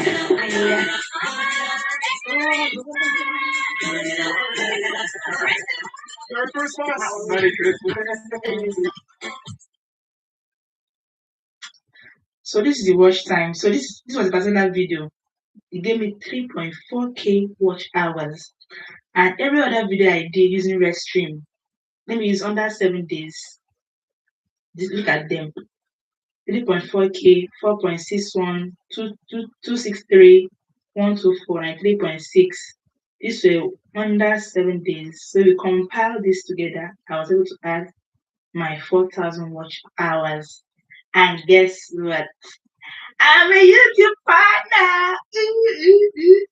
What God cannot do does not exist. God, show my face. Hey! I could not contain my joy, guys. Did you see that video? I'm going to use myself as a contact point to reach as many are on this journey to get monetized that you also get monetized. Your labor will not be in vain. Your effort pay off. Go.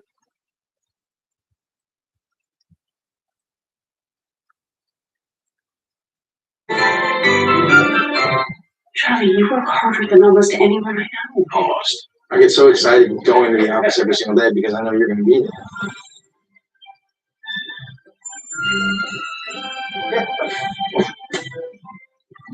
Her mother isn't very well, so Kate is going to look after her.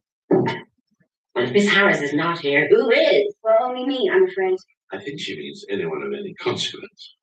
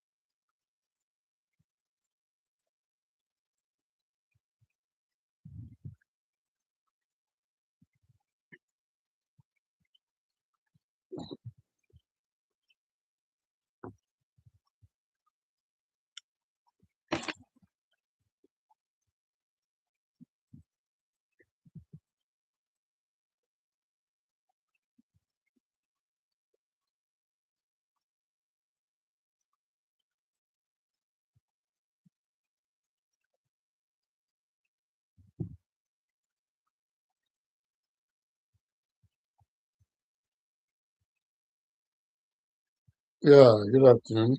It's Reverend Daniel. I filled the information you requested from me, expecting to hear from you. But I didn't. Did you see my reply?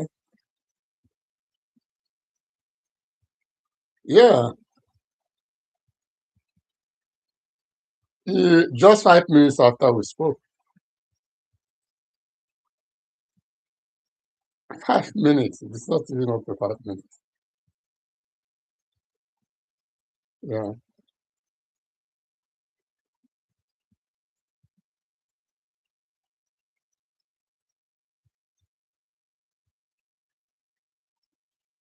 Yeah.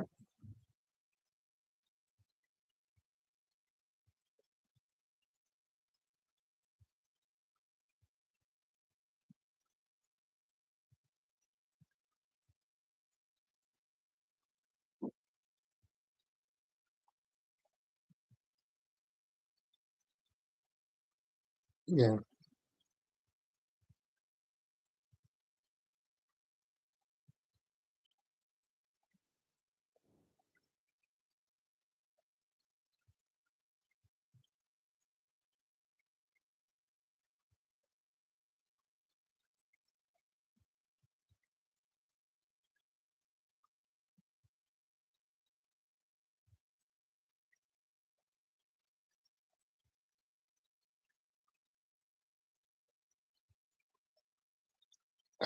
What of the payment? We do direct debit or yeah, just assuming if there is any need, you just let me know. Yeah. Then we'll be requesting on that day if the toilet near that main hall, if one of them can be opened.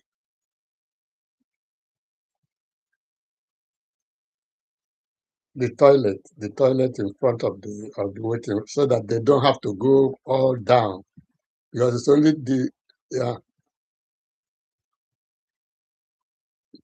and the changing room.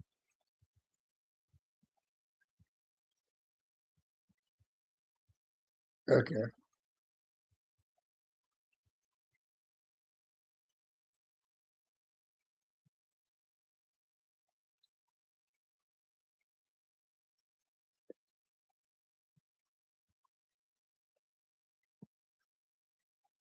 Mm.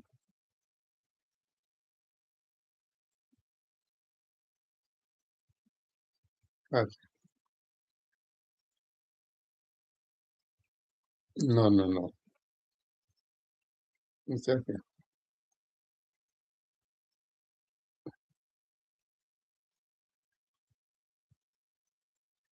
It's okay. All right. All right. Have a nice day.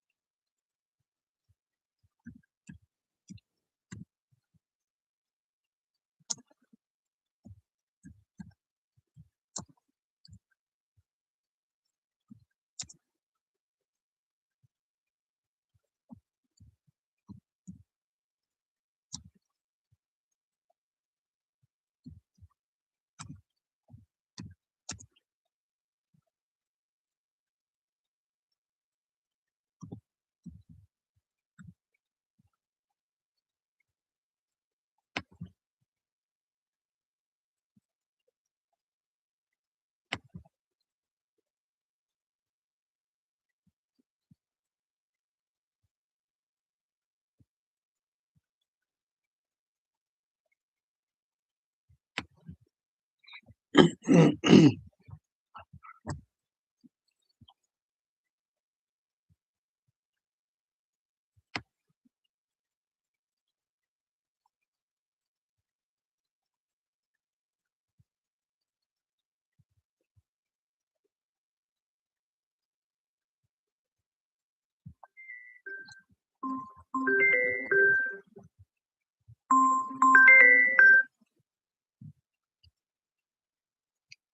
Hello.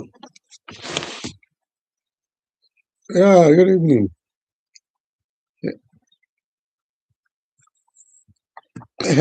So, bueno, Nkwadebe. I just finished speaking with them. Your son and Amapa earlier because we requested for extra hour. Eh? Now I requested for extra 2 hours for that day. Yeah. So I've just received approval.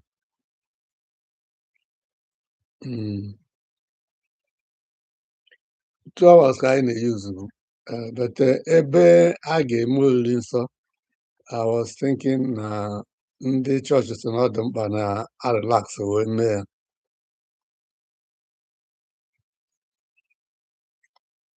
Holy Communion and a little entertainment, yeah.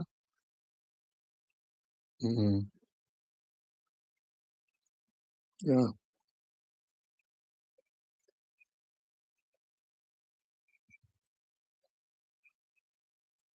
Yeah.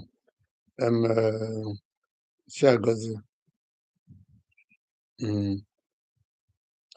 It draw program.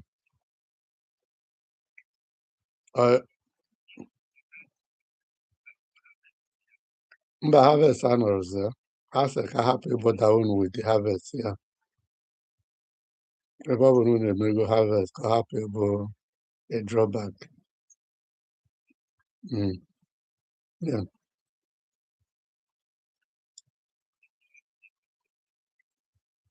Huh? Good evening. Happy Christmas. Ka esitekwala anyị rice. Ka anyị bịa rie rice Christmas.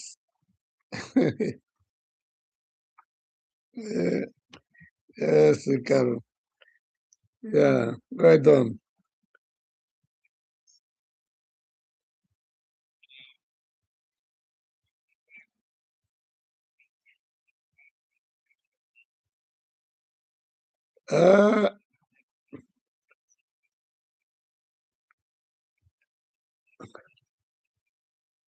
Echere unu emebugo finishing well. I was thinking, unless if you want finishing well, but ọ bụrụ na anyị ga-ebase na the Bible reading for the day.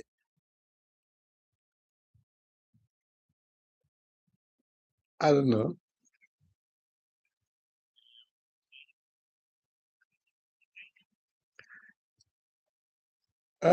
Ihe m buru uche bụ eme normal hymn and ihe a na-agụ mebi ebe a ga-eri oriri nsọ mme anteprima imenu the Holy Communion proper. Eme the Holy Communion. I think when they made Holy Communion has to do the sermon. Eh?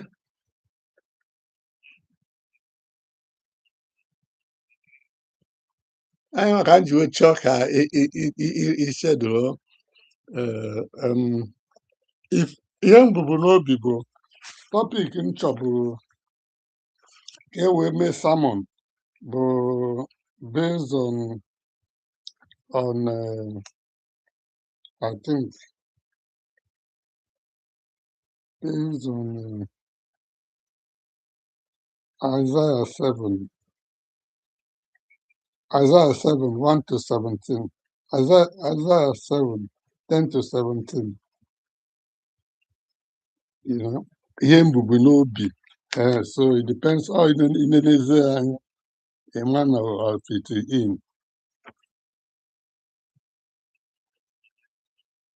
Yeah.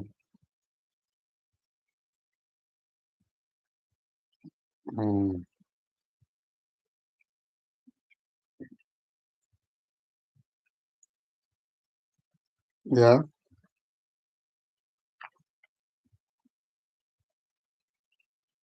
I think two should be okay now. Abi? Mm. So I was again Old Testament reading and the Gospel.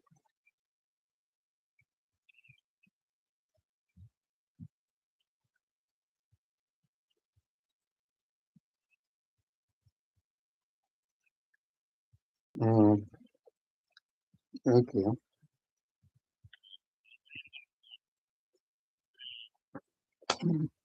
Mm.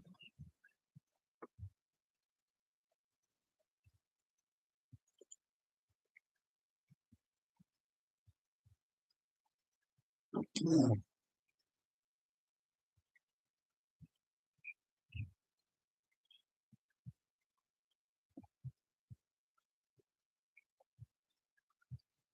What? Yeah. Hebrews. That is Hebrews.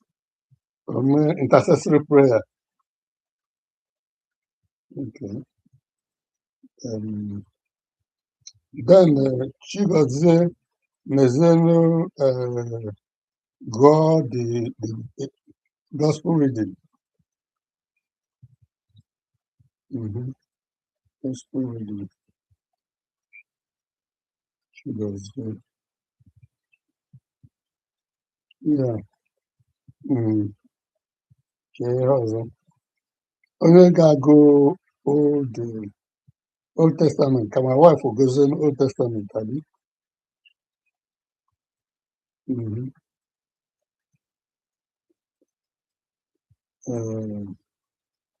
Mm-hmm. Ị ga-eweta ihe oriri nsọ? Okay. That's good. Mm-hmm. I think that should be all.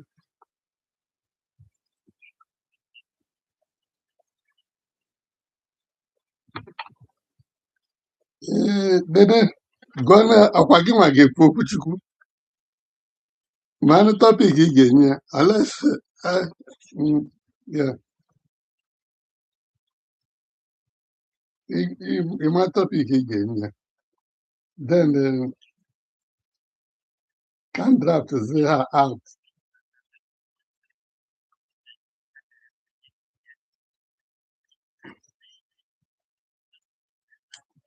Mm.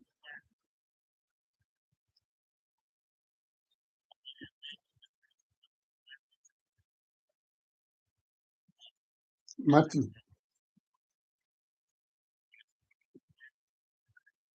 2. Mm.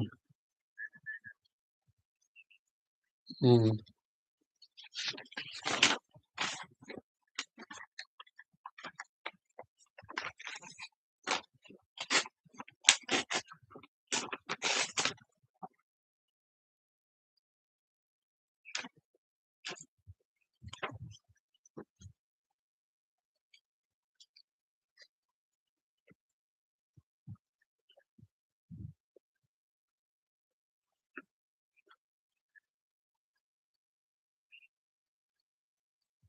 Matthew 1.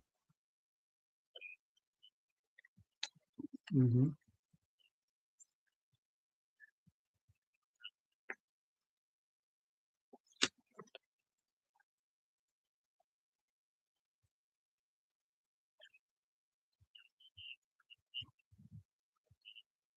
Okay. 18 to end. Okay.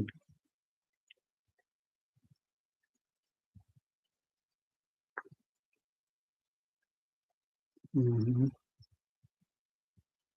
Onye ga-agụ nke ahụ.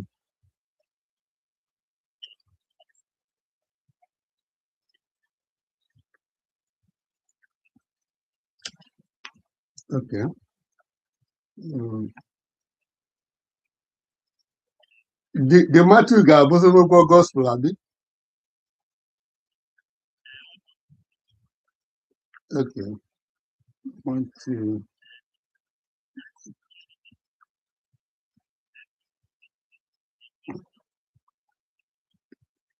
Mm-hmm.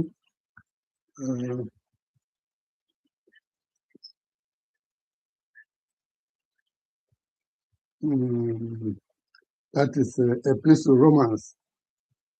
Mm-hmm.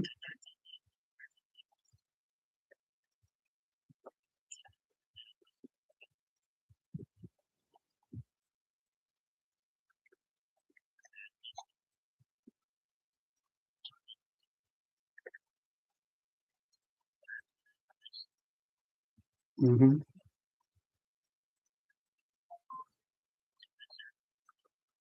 Elisha 3. David.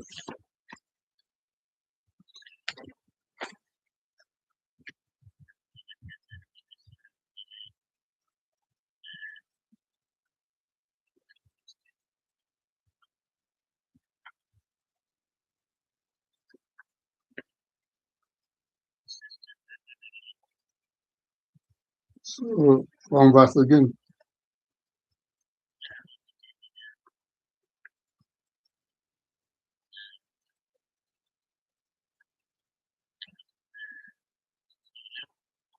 Mm-hmm. So,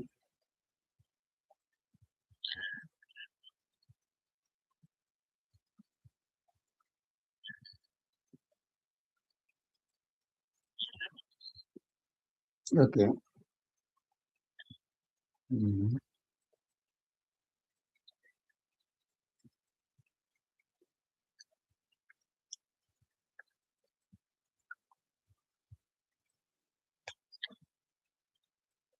Okay. Onye ga-eme ọkwa Cedric a ga-ede the distance.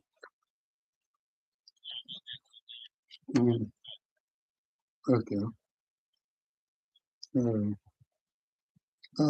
Now I get it chooses hymns.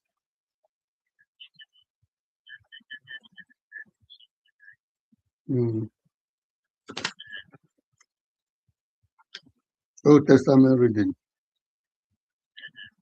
Isaiah 7,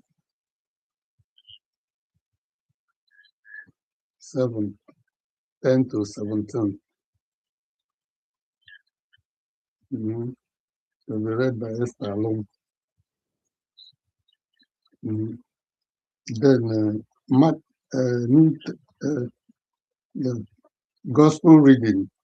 Matthew 1, 18 to 23.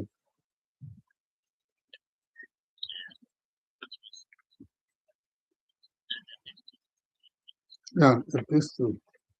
Galatia 3, 11 to 16. The Temple Gabriel.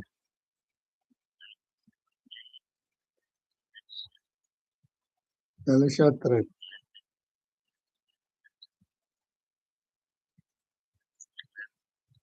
To 16. Mm-hmm.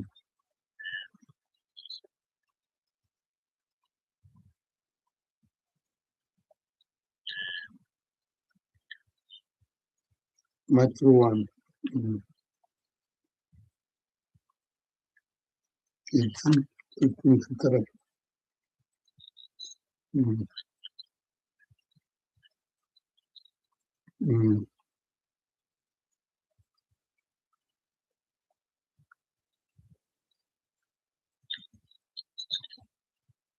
I go Epistle.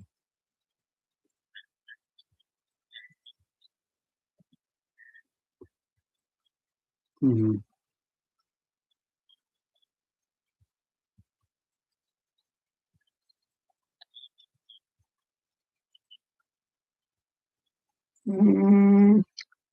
Ndị agha mabịa na-abịakere ndị nke ọzọ abịa oge niile drọmshana ya fada nọrọ so ụwa ifo ibute ya bụ nsogbu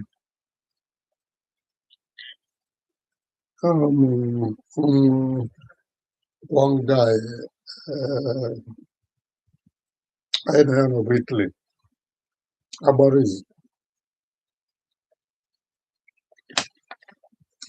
this onye nwa ezere ọha unless ka anyị ezere ọha ka ọ gụọ because ọ ga-anọ Is a girl. Okay. Mm, yeah. Mm-hmm. Yeah.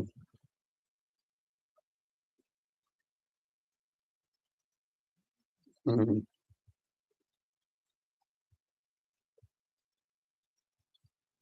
Ukwe a ga-ekwe bụzịrị a ga-eme ka within the week. Okay. Mm-hmm. Okay.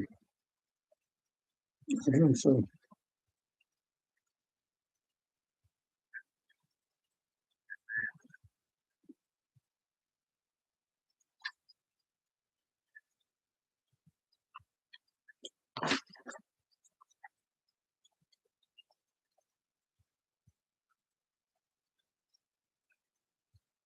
Mm-hmm.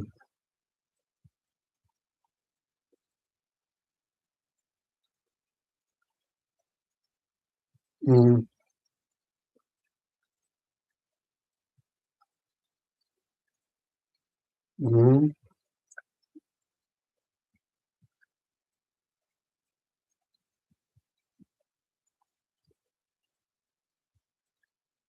Mm-hmm.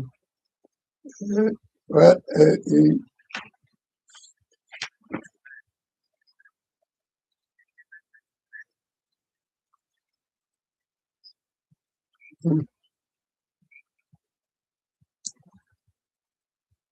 mm,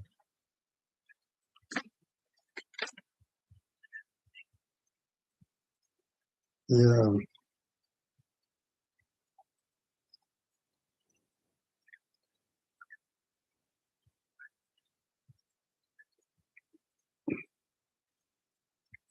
Oh, we learn the thing that unfortunately then did.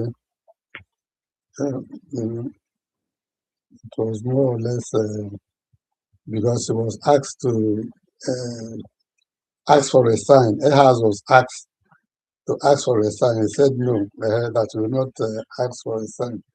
Well, yeah, he said he will not ask for. Um,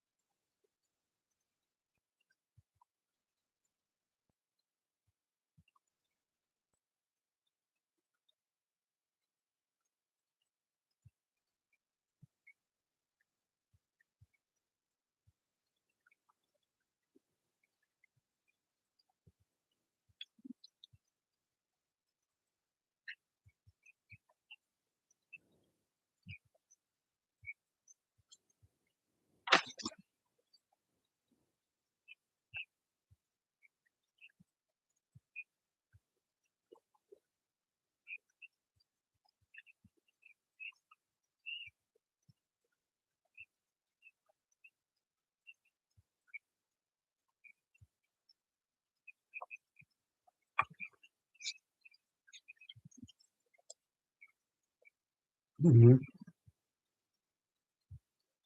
Yeah, I think ihe ndebere ebe ahụ bụ about fear not, fear not. At least na ihe dị egwu eme now and threat a na-enye immigrants. So if we say fear not, that the Lord will cover us, support her with, I think verse 15. So, but our honey shall shall he eat? Mhm. Mhm. That is butter and honey shall he eat, that he may know how to refuse evil. Uh, Just around there, what we should be doing to make ourselves approved and to make sure that if we do our part, that God is he do his own. So in the multi this way, he's aware.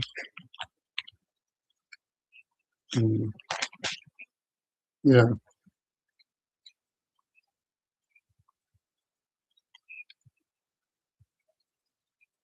To other question 17.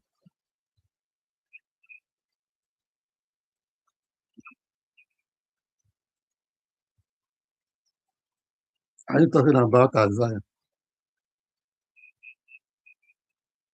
Mm, yeah. Mm-hmm. Mm, mm, yeah. That the matter. We'll be speaking before then. Yeah, yeah. Last Sunday of the year. Yeah. Mm.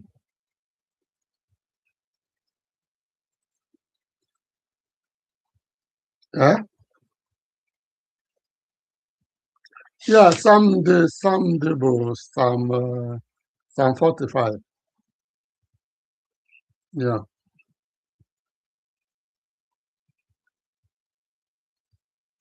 Mm. Yeah. 25. Mm-hmm.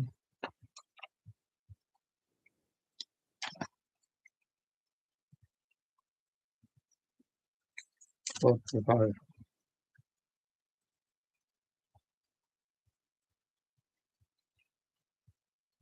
He said, "My heart is inditing on good matters. I speak of the things which I have made touching the king. My tongue is the pen of a ready writer." Yeah, but an old, I'm talking a better version. I will change. Yeah. But I think the 45, the opposite verse, yeah, we can read it all. Opposite 17. Mm, mm. Unless I get the.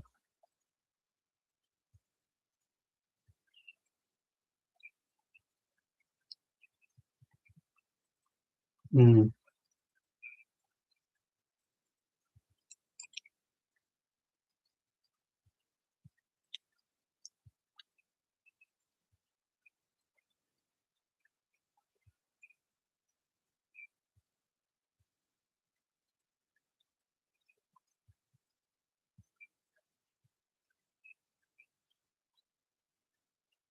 mm-hmm.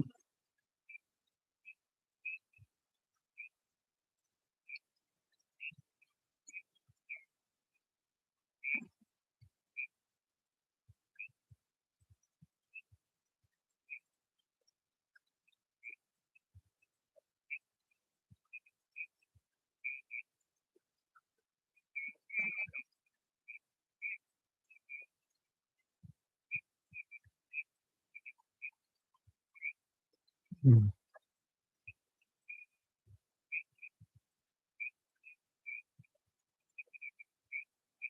yeah.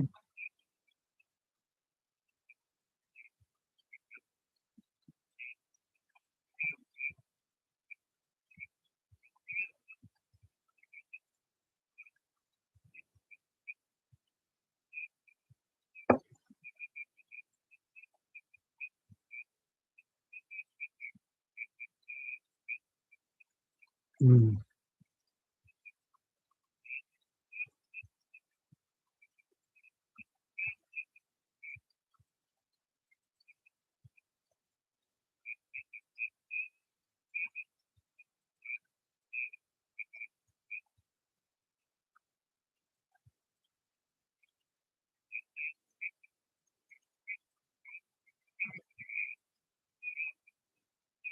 Mm-hmm.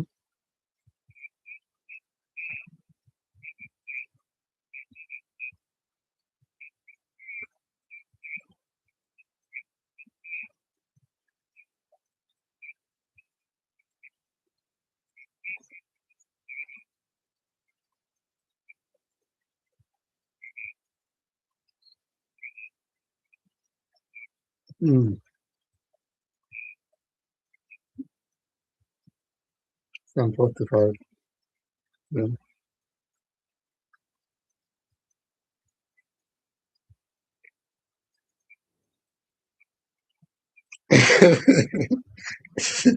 Okay. Mm-hmm. Okay, no. It's all right. It's just recording. I can. Good night.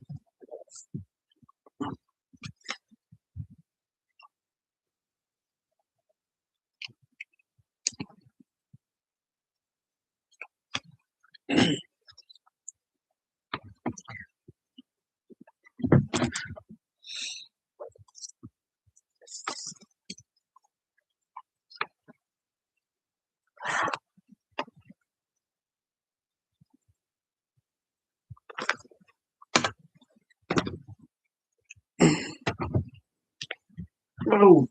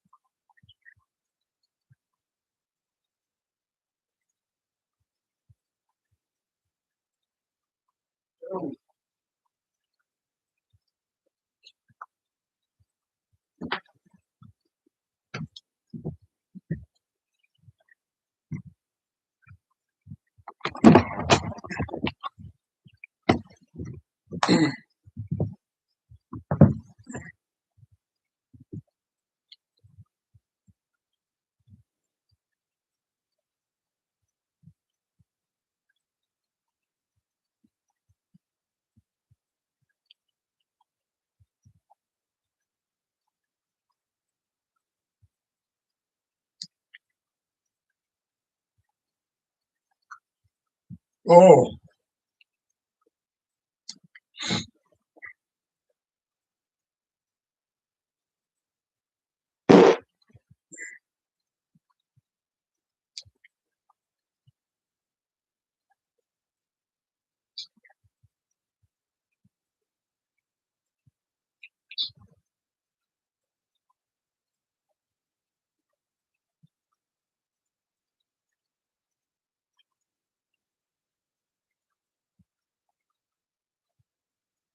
How to generate long AI videos with one tool. Now with this tool, you don't need to get the script, the image, the video, no. You just need to get your script and then the AI tool actually generates it to a video.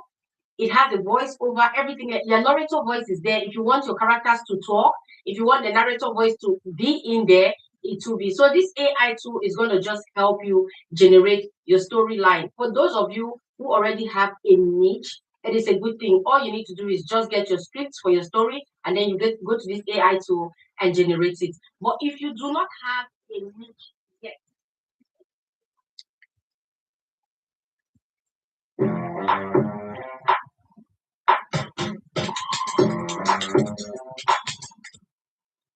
I am alive. I am alive. I'm on cloud nine now when I shine. the AI tool will help you choose a niche. From there, you can see different videos that different people have created. They have a lot of different videos that you can actually look at them and try to imitate, want to create like this other creator. Like you'll be like, okay, I want to use this particular setting of creating my videos, okay, this particular niche. And then they will not give you a script for that particular niche for you to be able to get your own kind of stories and put on your page. So I'll be teaching you how to generate your AI stories He ran through dark trees, past cold. Beautiful AI stories with images and videos that align with the story. You know, a lot of people actually have problems with generating AI stories, making the images and the videos align with the narrator voice always. But this tool is going to just do everything for you all at once, okay? You can see the video on the screen. This is a video I created with just one script, okay? One script, and it gave me a 3-minute video. 3-minute video. You get. So it actually helps you create longer videos. Now, for those of you who want to start, or beginners on YouTube who want to start creating story time or whatever you want to create, open a channel, a faceless channel, this is going to be for you. Let's go. Let me teach you how to do. Okay, first thing first, what we need to do is to go to ChatGPT to get the script, just the script, because I'm doing the script first, because you might have your niche, and when you go to the AI tool that creates you the video, you might not find your niche format there. Okay, so we'll go to ChatGPT. I'll open ChatGPT. If you don't want to use ChatGPT, please go to Gemini. It's the same app. It does the same work, but Gemini is kind of free. Okay, so here I'll come to ChatGPT and I'll say, give me a short, give me a script. Let's start with the script. Give me a script of a short story about a young boy who was haunted by spirits. You guys know I like this kind of stories because they trend. Haunted by spirits from his village. Okay, from his village.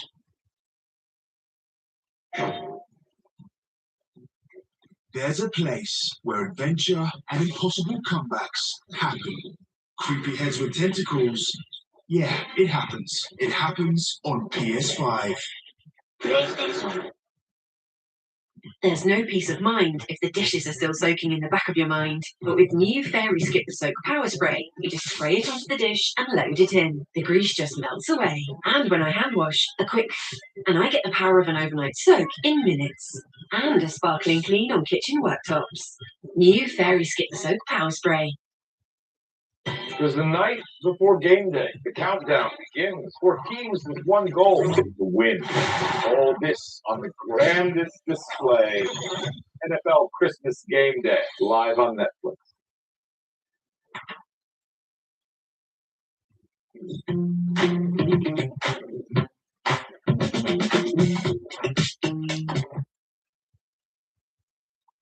From his village, but he later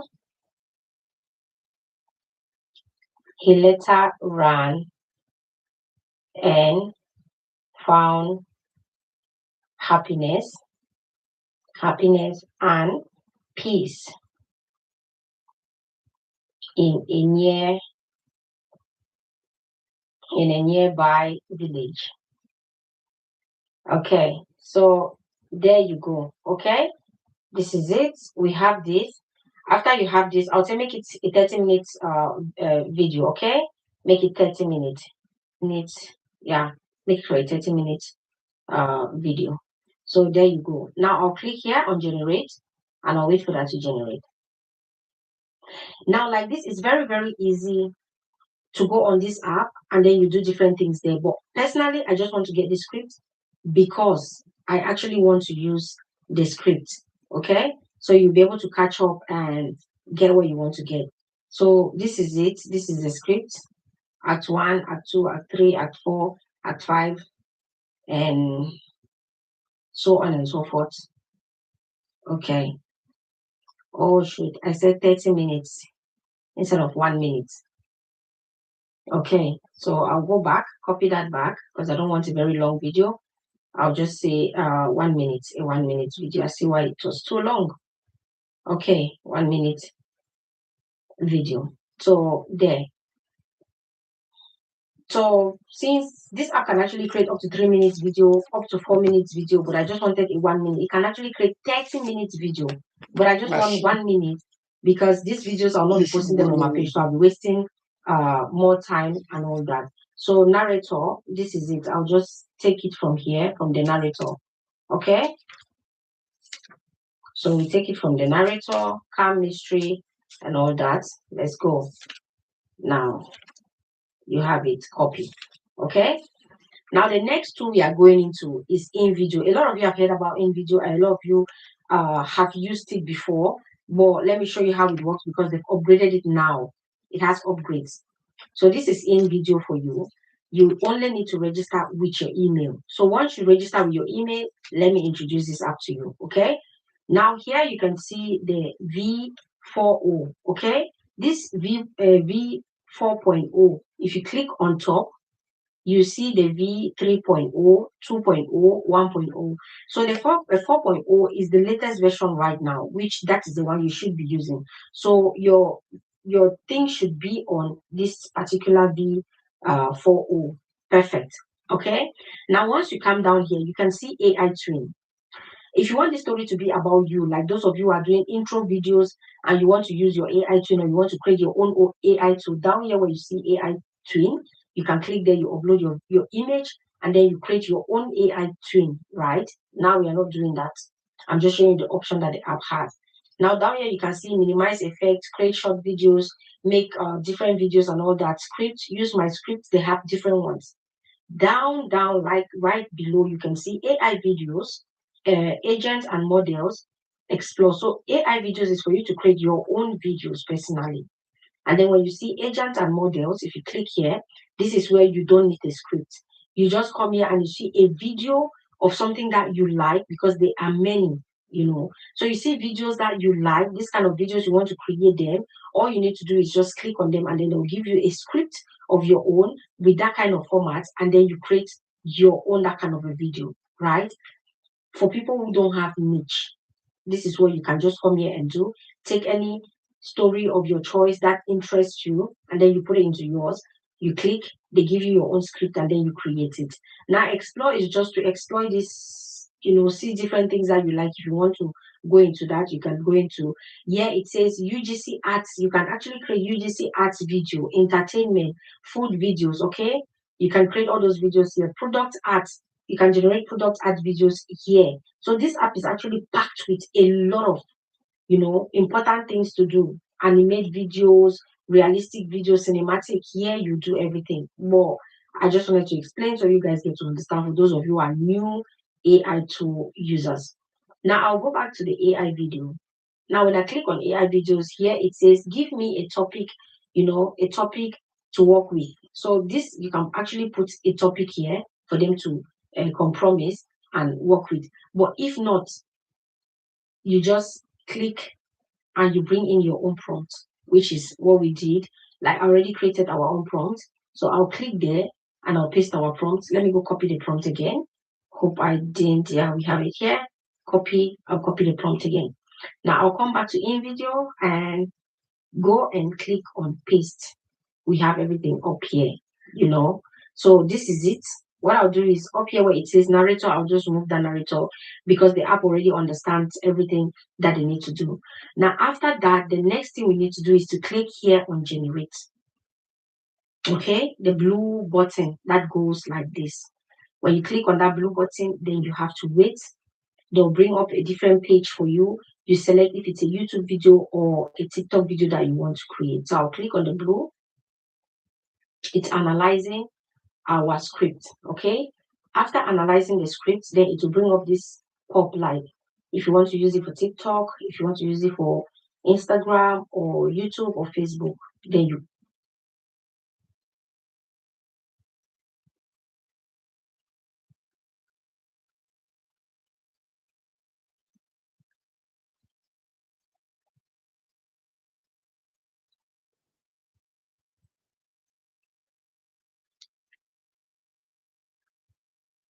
really interesting to meet with a founder that may be at that ideation stage. Barclays Eagle Labs created the Entrepreneurs Academy where business modelling canvas is on there. It's your starting point really to growth.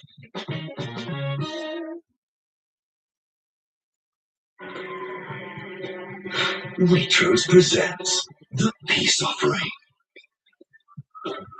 A tale of enemies becoming friends. just asked before you take my clothes. I did. You didn't. You did. You didn't. The Tottenham Hotspur Stadium may only be heading for 6 years old come April, but already in games between Tottenham Hotspur and Liverpool, it's seen enough drama and incident to last a lifetime. Not always of the two teams making as well. Today, it is the host to another vitally important game for these two sides.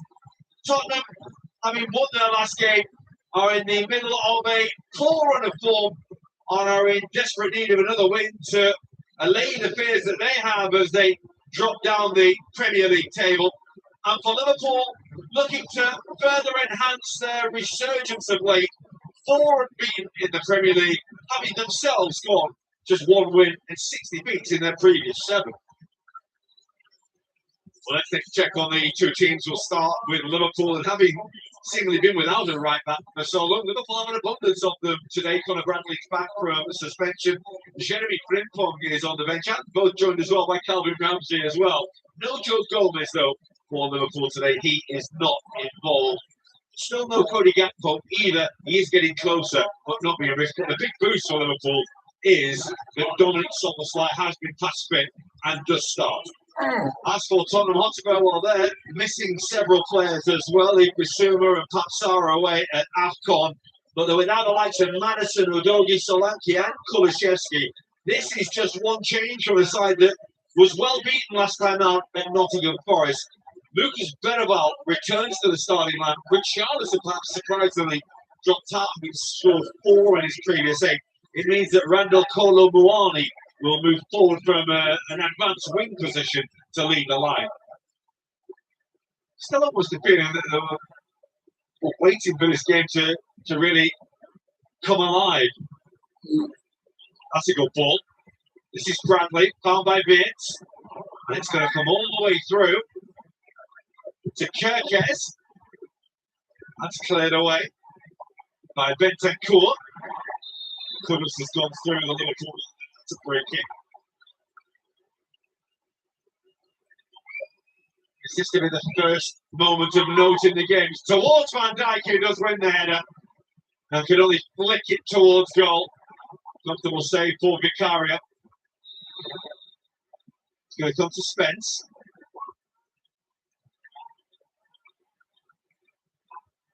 Lovely touch by Simmons. Toro on the outside. They've loaded up inside the box. Kerkez with the block. Spence will attack that one. Can't go back. Randall Kolomuani had the chance. Didn't have much pace on the ball coming to him, but didn't make anything of it. Well, he's going to do a little bit better than what he did do there. That was a great opportunity. Konate. Space ahead of him. Van Dijk. Simmons has just left a bit on him there and caught Virgil van Dijk. Looked a little ugly. Yeah, it's a cheap goal. I mean, it's going down the back and let Virgil van Dijk's Achilles, I think. It's a pain that area. It's a sore one. It's not too dissimilar to the Anthony Gordon challenge on Virgil van Dijk earlier in the season. Well, the referee's going to go to the screen and assess this himself. It was a really poor challenge. And John Brooks has been called over to have a look at the monitor. He's just jumped onto the back of Virgil van Dijk's leg, caught him very, very high. After review, the Tottenham number 7 with studs catches the Liverpool player on the calf high. It's an act of serious half play. My final decision is red card. It was a dangerous challenge from Davy Simmons, and he, after a VAR check, is sent off. Tottenham with everyone behind the ball.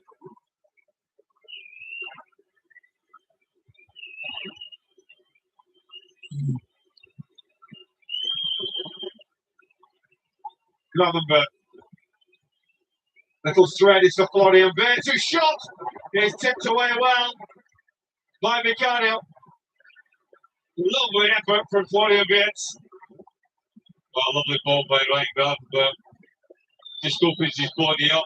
Now we've got full stretch to his left hand side. It's a save.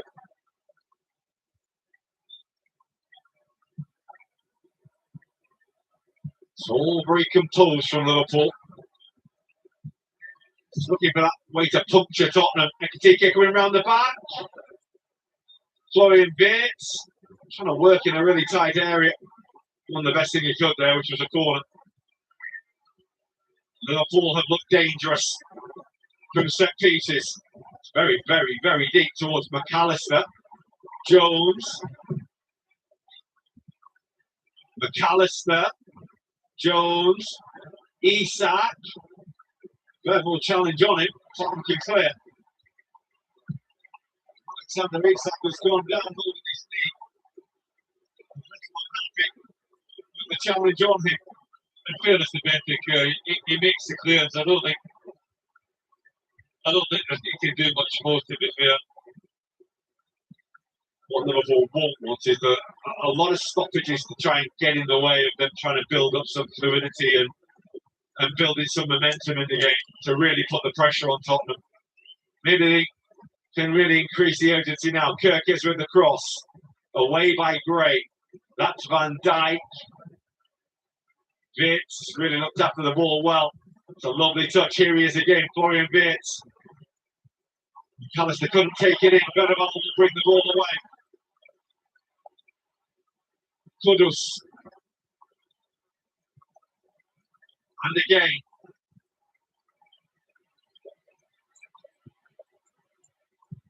Full ball by Romero. Isak. Lovely touch. Florian Bates. Here is the chance for Luke. And the goal, the goal is scored by Alexander Isak. Won the ball, scored the goal, but he's done so at some cost to himself. Romero tries to pass. I'm not quite sure what he's trying to do, but then it's all about taking like the early pass. And well, see you players complaining there, but it's Alexander Isak that gets the finishing touch. Van de Ven comes on that cross and he makes a sliding challenge. There's that challenge that, well, I don't know if he makes contact with the knee. I think it's just a scissor kind of action that traps the knee. Yeah, well, yeah, his trailing leg just scissors him and just catches his standing foot. Just gotta fake the reindeer. Nitro's presents the ultimate reward. You have no idea what I just did.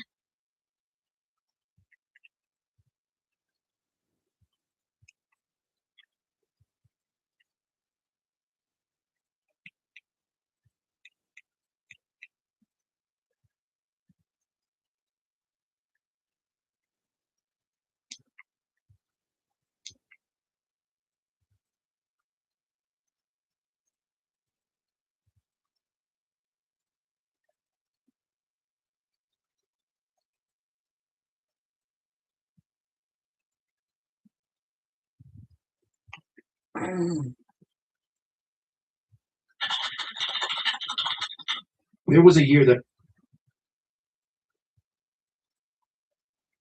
Where are you? Please show your face. Where? I know you are here. I just want to know your next action.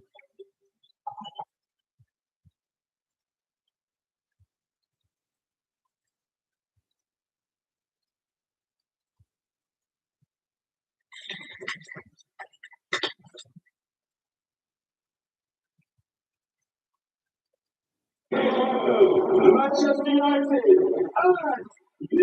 Well, here they come.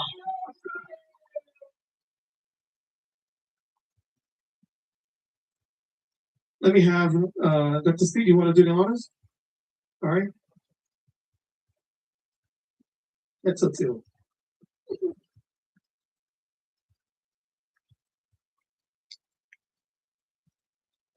Nigeria, Rufa Hussein don't expose Wiki for this interview you guys are seeing on this background. Will they be on the 23rd of December 2025? I don't believe say Rufa Hussein go fit tell Wike wetin you just tell am for your face for inside this video.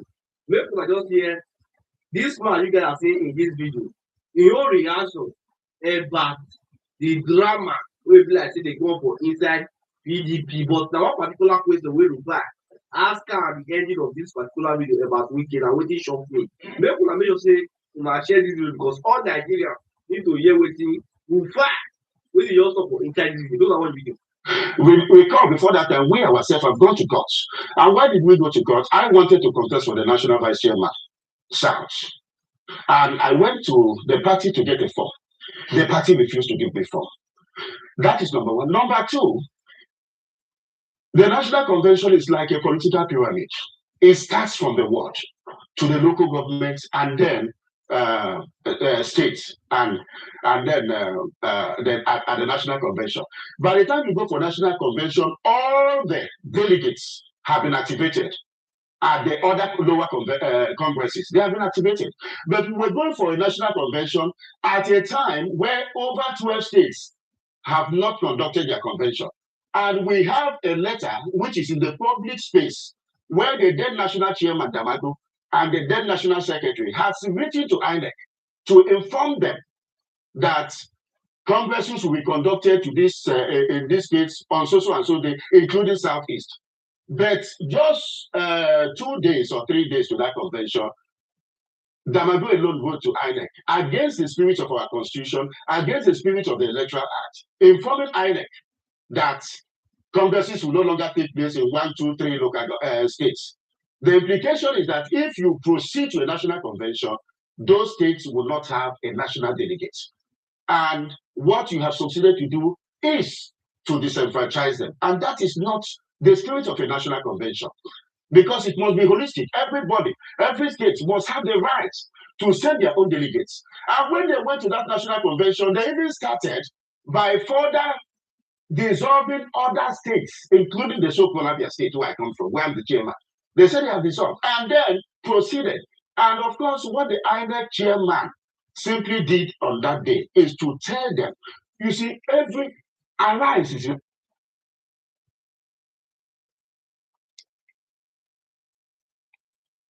Drinking half a cup of warm water with lemon before bed eliminates this tiny parasite from the pancreas, restores blood sugar levels in 2 hours, and reverses type 2 forever. If you're diabetic, there's a tiny parasite hiding inside your pancreas that's feeding on your insulin and causing deadly glucose spikes. Use this 3-minute method tonight for type 2 remission. And the reason you've never heard about it, there's a lot.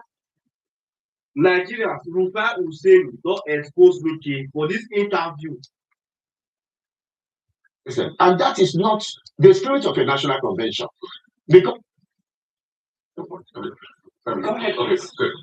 So you talked about the court judgment in Oyo, and this is what there was no court judgment in Oyo. No. So the interim orders. The order, yes. Yeah, there were 2 interim orders that extended. So as at the time you people got your own, the second judgment came in, and there was another interim order which the PDP said, was countering and giving the feeling for the convention to go on, which came late that day. So there were 2 interim orders. The interim order was extended, actually.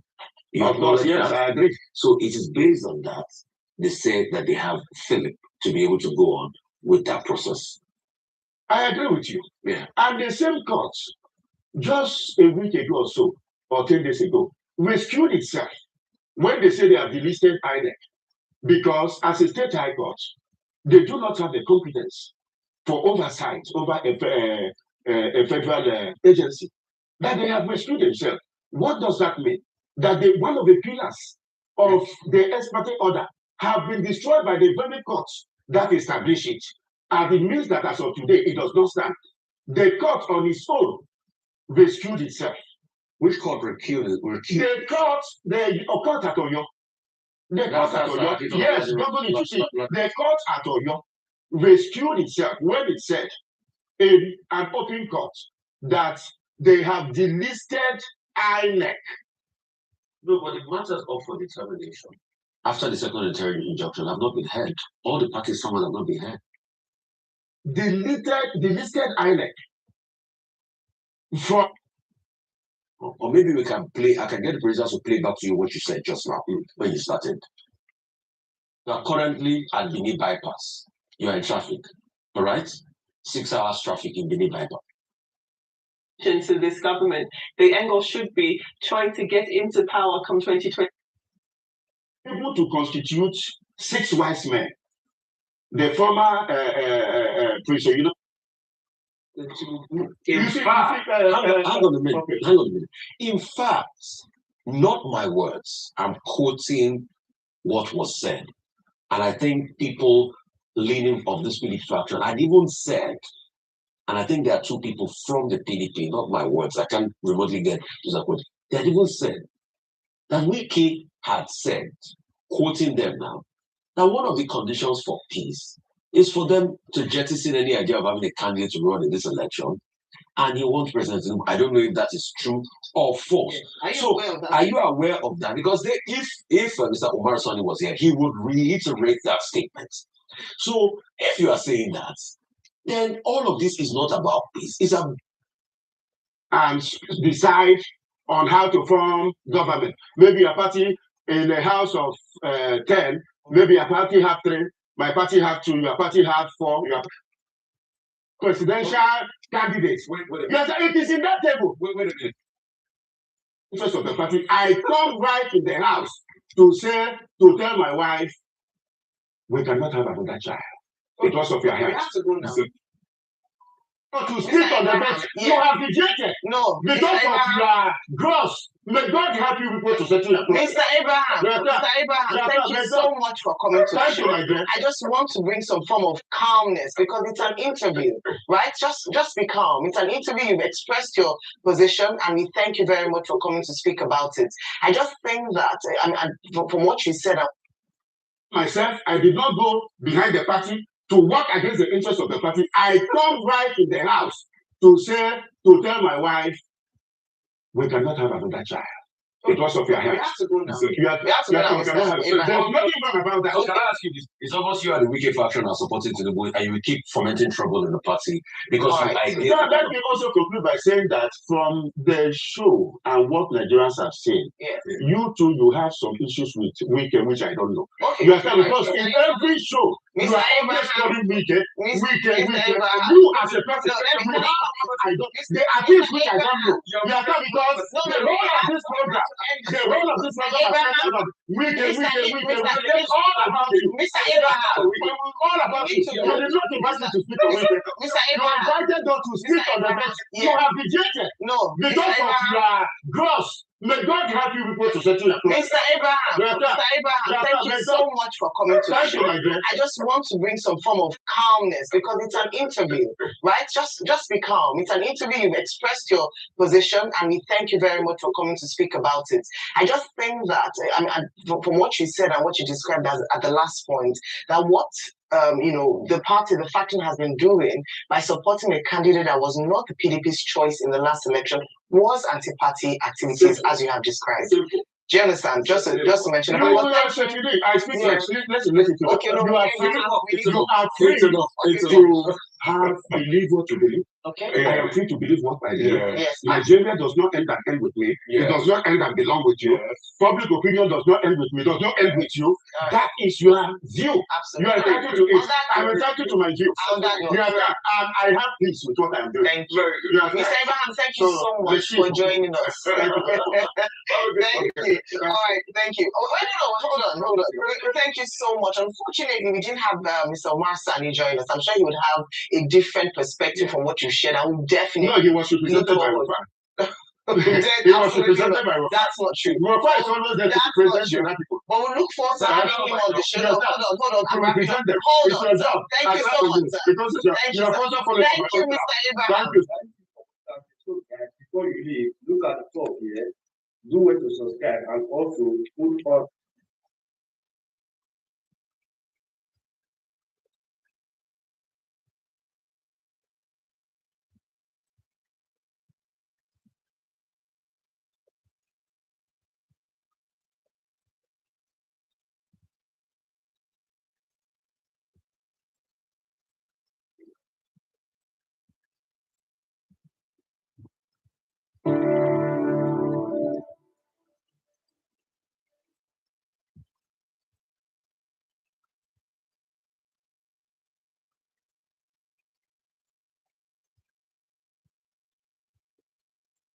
Struggling to pass your life in the UK test on the first try? Congratulations.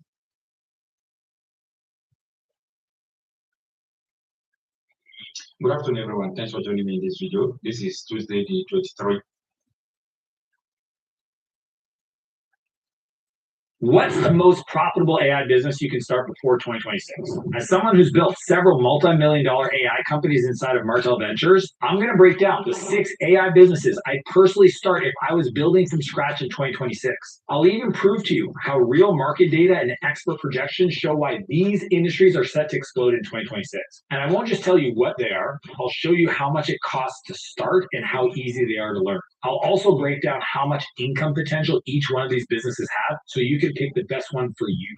Now, this isn't some get rich quick. The festive double bucket from $20.99. Get the deal, believe in shipping. This is George from Yorkshire. He wants to start selling online. Just needs a domain name, georgesemporium.co.uk. Perfect. But wait, George from Newcastle wants it too. And George from Brighton. That's a lot of Georges. Speed matters, so be the fastest. Register your domain name before anyone else. Claim it today at hostina.co.uk. I hype these are real data-backed opportunities that you can start today. They're growing fast and they're only getting bigger. So let's get into it. Number 6, AI-powered virtual assistant business. The reason why a virtual assistant business using AI is the most valuable is because all rich people need more time. Helping them get out of their email, scheduling, small tasks, running errands, research projects, automation in general. Using the virtual assistant angle, which is a large category, is a smart way to make a lot of money. The cost is low to start because you essentially can use ChatGPT or Gemini or even an app like Fixer to teach it to you. The effort to start is low. There's no special skill or setup or certifications needed. And then the income potential is pretty cool. If you manage 4 or 5 clients, people today are charging and making 10 to 20K a month helping these companies or these people get their time back. Now, before we go any further, I want you to know there's 2 key boxes that I always check to make sure the opportunity is good right now, but even more importantly, it's still going to be good long term. The first one is the buyer. Is the person that I'm selling to a high income buyer? See, we want to sell to people who will part with their money easier. To make money, you want to solve rich people problems. The second is the market growing? Choosing the right market is more than half the battle. You want to find one that's growing, not dying. So let's break it down for the AI virtual assistant opportunity. The buyer, does it check off? They're a busy business owner and they're creators. These are people who value time over money. Second one is their growth. According to studies, the VA market will pass $30 billion per year by 2030. It's growing 20% each freaking year. So that box is checked for sure. If you're an entrepreneur watching this, here's something I can tell you from experience. You shouldn't be sorting emails, booking calls, answering questions that someone else could have handled for you. You need to focus on what actually grows your business. That's why getting an assistant isn't a luxury, it's a freaking necessity. I spent years refining my internal executive assistant playbook, and it's the exact same system I use for my team and I give to clients I coach. It breaks down exactly what they should be doing to buy back 20, 25, 30 hours a week of your time. And I want to give it to you for free. So just scan the QR code on the screen or just click the link in the description below and I'll send you over a copy right now. Doing simple admin work for busy people, that's a great start for a business. But what if you'd rather build a business that lets you flex your creative side while printing cash in 2026? Number 5, an AI content repurposing service. This one's cool. You essentially can use AI to turn long video clips, podcasts, into short clips on TikTok, carousel posts, Instagram posts, YouTube posts. Like there's so many other publishing platforms that most business owners are only using like 1 or 2 at max when there's literally 17. So they'll pay you to take the existing content they've already produced to publish it everywhere else in their voice, in their design style, and their content structure. See, everyone in 2026 is going to need more content, but editing that content, it takes way too freaking long. Using AI can make it 10 times faster and you can be the person making the money. If you're a creative person and you love to design, you love to edit, you love to live on this world of YouTube or TikTok, imagine getting paid to be there. If you got paid to do the thing you do when you procrastinate, that is the perfect job. And I know a lot of people that would make a killing in this opportunity, but aren't even aware of it. So the cost, the cool part is it's relatively low. It just requires finding some customers. You can use a lot of these free open tools.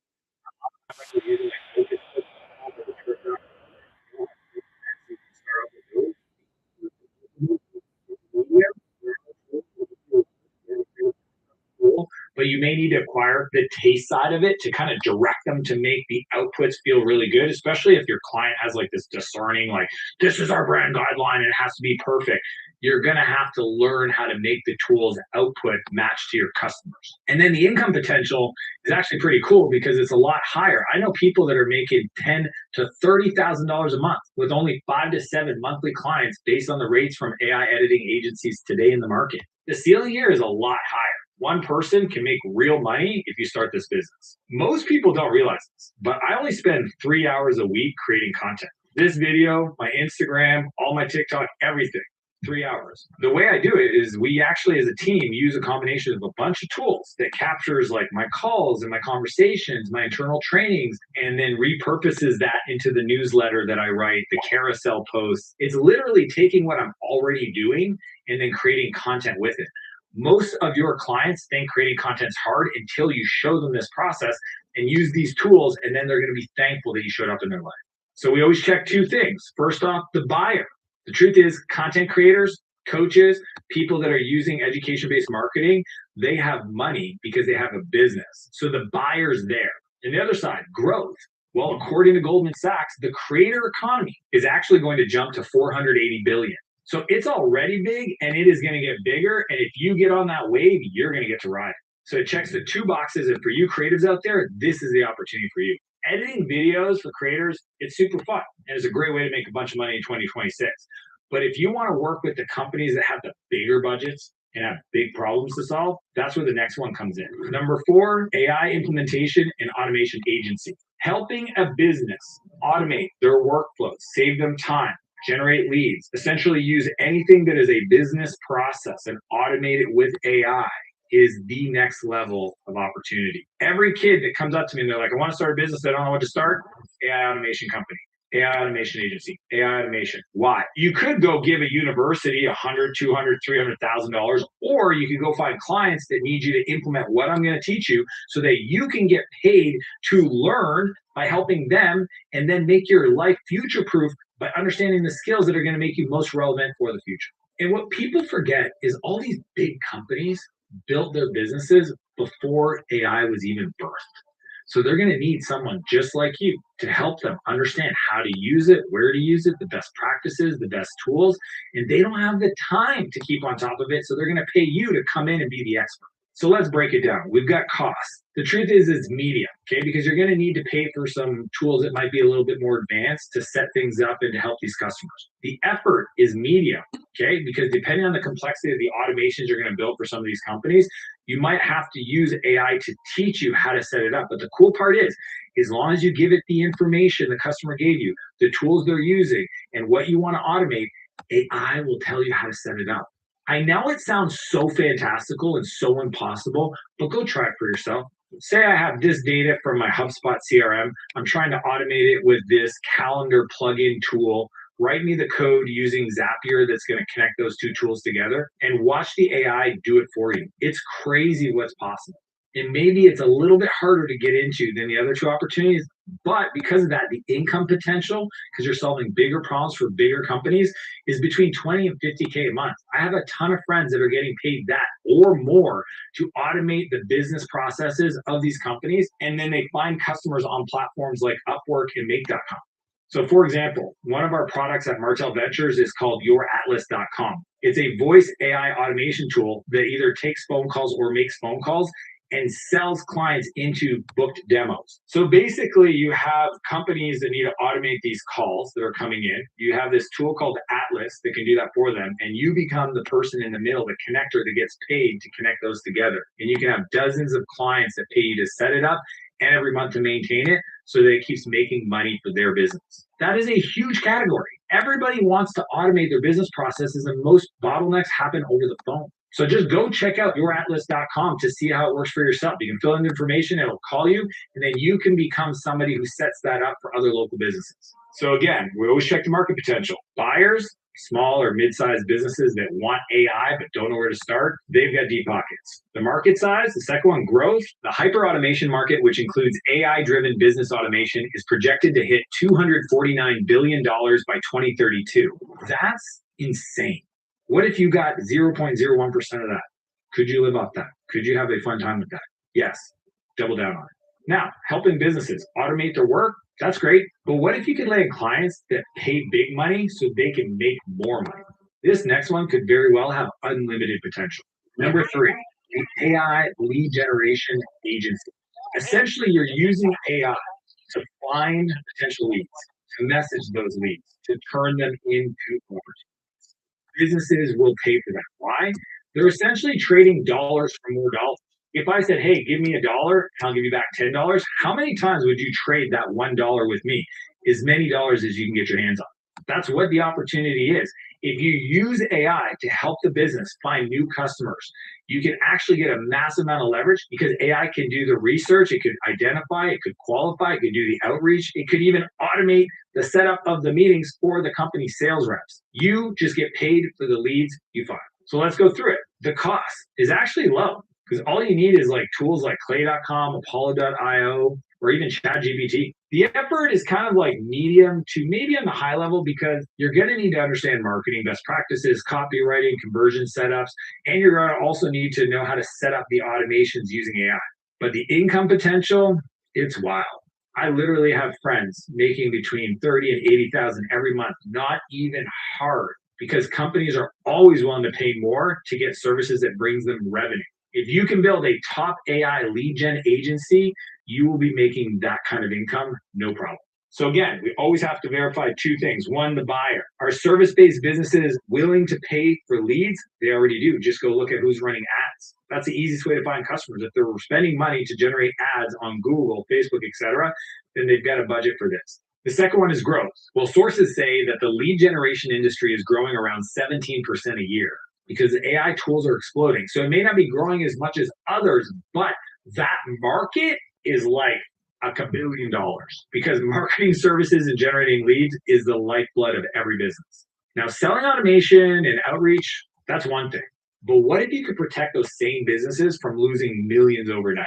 That's what's next. Number 2, manage cybersecurity and a thing called MDR, or managed detection and response. I know this sounds nerdy, but stay with me for a second. Essentially, what you can do is you can offer 24/7 cybersecurity monitoring and threat response powered by AI with deep fakes. Grandma, it's me, Billy. I'm in jail and I need to get bailed out. Please send cash now. Nope, I'm fake.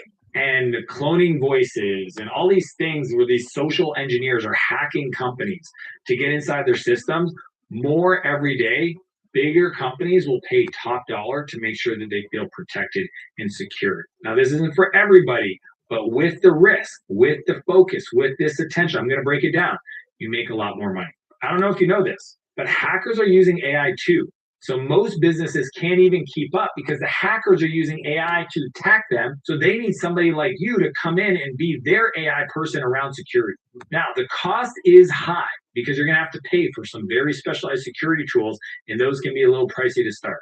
And the effort is high because you'll have to learn some cybersecurity basics before taking on clients. But again, if you're more technically oriented, you like to nerd out, you're not as creative like some of the other opportunities, this is the one for you. The cool part is your income potential can be between 40 and 80K a month based on just a few clients. When I look at like other companies that charge for what's called MDR retainers and the response fees charged by those managed service providers, they pay top dollar to feel protected at night.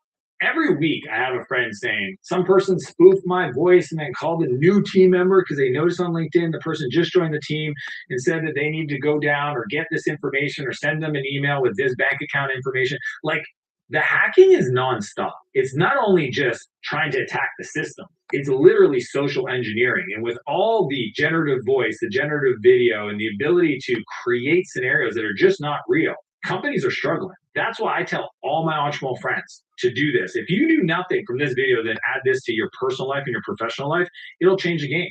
Make a secret code word that your family members have to use if anybody's calling for money or calling to do something or pick somebody up. Same thing for at work.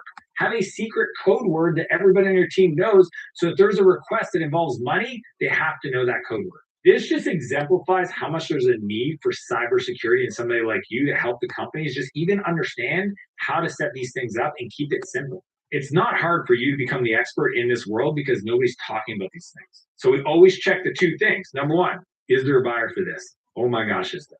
Companies that handle private data or payments, they need somebody that protects them from getting hacked. Especially the bigger ones that are holding customer information and that information getting leaked could have a major impact on their personal reputation. The real money made is not in not getting hacked, is your customers feeling like you did the things to keep their information secure.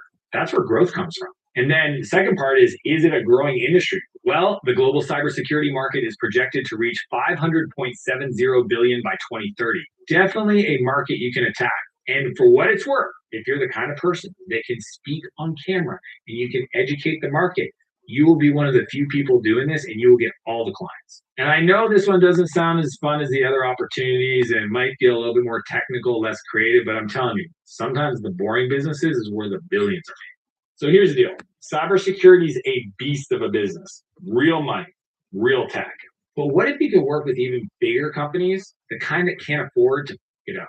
Then you'll love this last one. Number one, responsible AI governance and compliance services. Now, this one sounds like the government. I know that this is like big words, but in essence, if you think about all these businesses using AI on top of their customers' data, using AI in workflows, the laws involved, the potential liabilities, the exposure, they can't keep up on it. And the ones that have this problem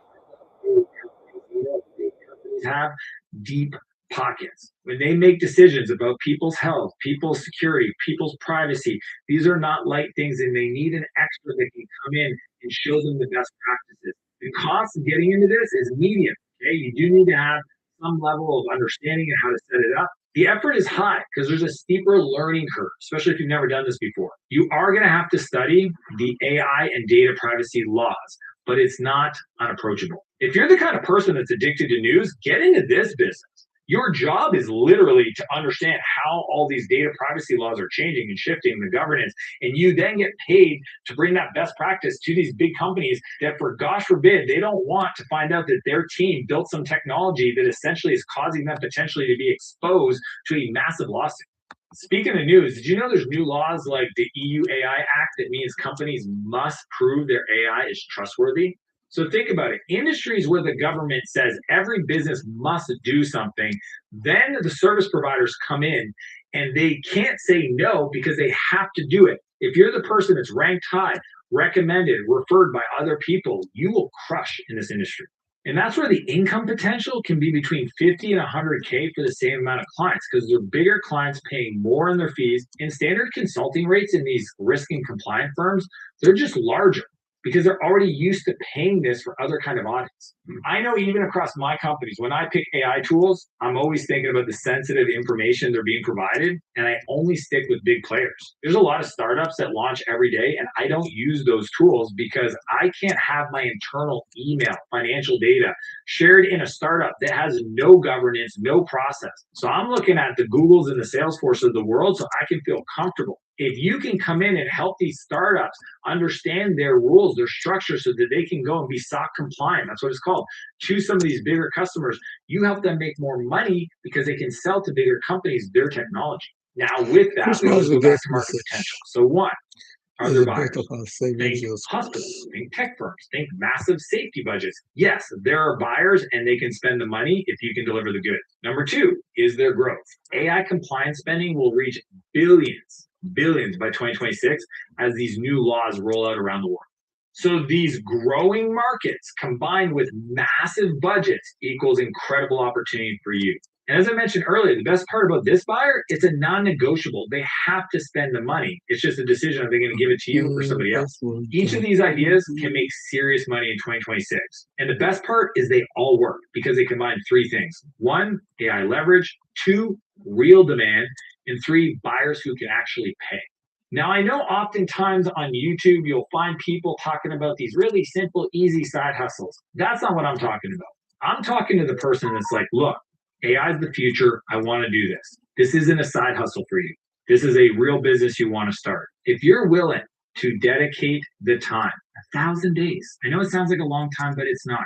And you decide to become great at something and you go all in on this and you use AI to teach you and you find those early customers and you charge them and you keep finding new customers and you build your team and you show up every friggin' day to want to make this happen. Here's what I know. You'll make it happen.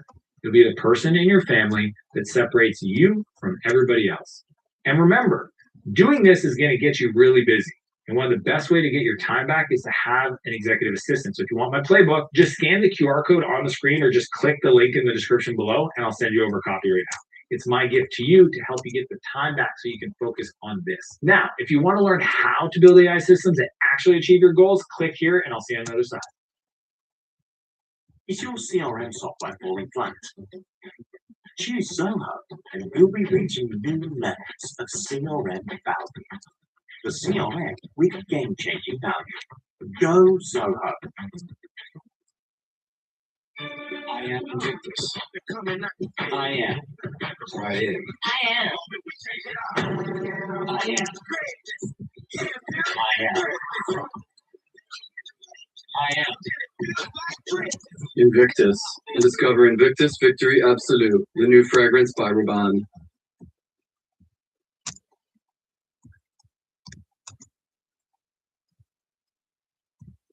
So today we're going to talk about how to get to $10,000 a month in revenue for your new business as quickly as possible. And for so many of you, I know that there's a huge opportunity cost in getting started in entrepreneurship. You might have all of these different ideas on what might be possible for you, but when it comes to how quickly it needs to happen, that's a non-negotiable because maybe you're in a full-time job right now and you don't have a lot of time to be messing around on the side trying to experiment with a bunch of different ideas. Or maybe you have been trying at entrepreneurship and it's just not going as quickly as you need it to. And so you want to speed things up.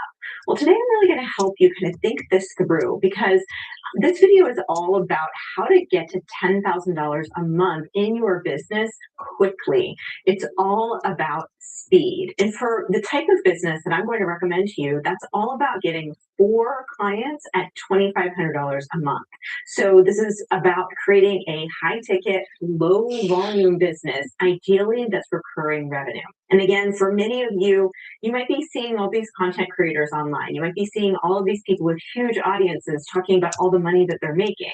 But in a lot of ways, they often don't mention how difficult it is to build up to that size of an audience, how much time and how much money it takes. So that's why I want to focus specifically on that high ticket, low volume model for you when you're listening to this and you're just thinking, I just want to get this done really fast. So we're going to be talking about 5 different variables that you should be thinking about when you're starting this new $10,000 a month consulting business or any type of business, and how quickly you can make all of these things happen in your favor.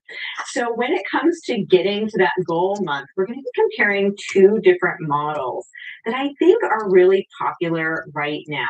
The first is using your expertise to create an expert business. This could be consulting, so I've mentioned that previously, or it could be like an agency. It could be creating done-for-you services. Maybe you have a background in copywriting or any type of offer like that that you can get up and running quickly, just leveraging the expertise and the experience that you already have. The second option would be to create an AI company. And I want you to hear me out on this because for many of you, you might hear me say that and you're like, Laura, I am not an AI expert. I'm not even technical. And I have generated millions of dollars with this type of offer and I'm not either. So I want to encourage you that if this is something that you're really interested in, that you want to learn, it is very much a skill that you can build. So I want to compare these 2 models and I just want to share with you, I have found success with both of them and I have thousands of students in my community that have found success with both of these models. So it's not that one is better than the other. It's just that one might be more advantageous for you. And that's what I want to share with you today. So the first is your expertise. And the second is creating an AI company. So when it comes to your expertise versus an AI company, a lot of times people don't think about the idea of speed to market.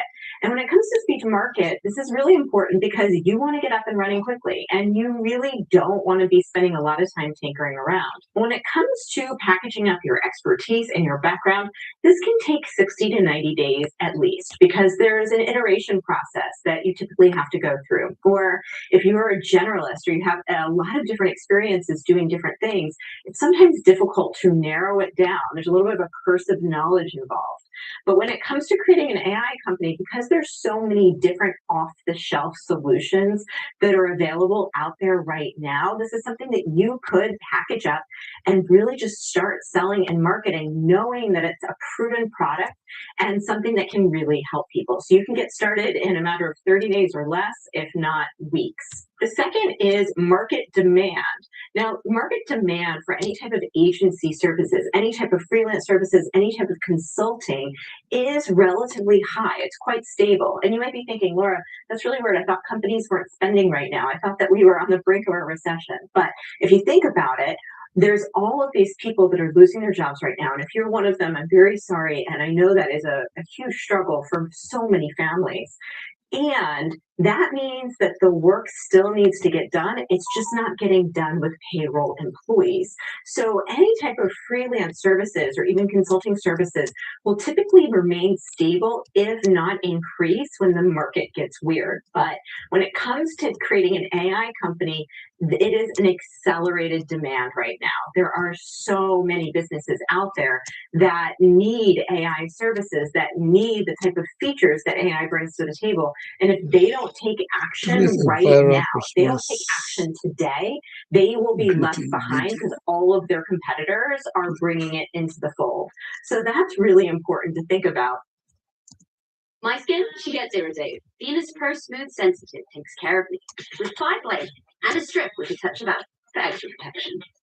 For shaving downstairs, I choose Venus Pubic with an irritation defense bar that helps to prevent ingrown hairs and bumps. Get a shave made for your skin, my way, Venus. That's one good thing. Capital One. Got a great business idea. Give it a domain name from GoDaddy. Every order comes with our effortless AI experience, GoDaddy Aero. Unlock your online potential today with GoDaddy.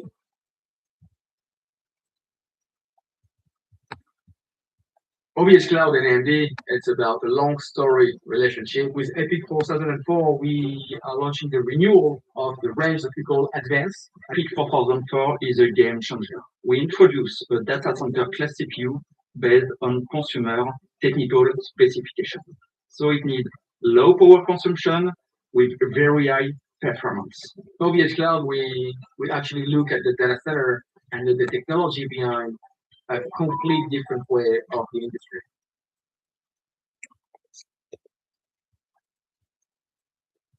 That the market demand for your expertise is probably stable. It's probably really strong, but the demand for AI is accelerated and it's exploding. The next thing that we want to think about is competition. So competition for your expertise, competition for agency services, freelance services, consulting services is pretty high. There's quite a few people out there. That's why I recommend, if you do decide to go this route, that you really specialize and you niche. Because if you don't and you just market yourself as a generalist, you will just end up going from your 9-to-5 or your corporate role to working harder with more bosses, which nobody wants. So that's why I recommend that this niching will help the high competition that's out there.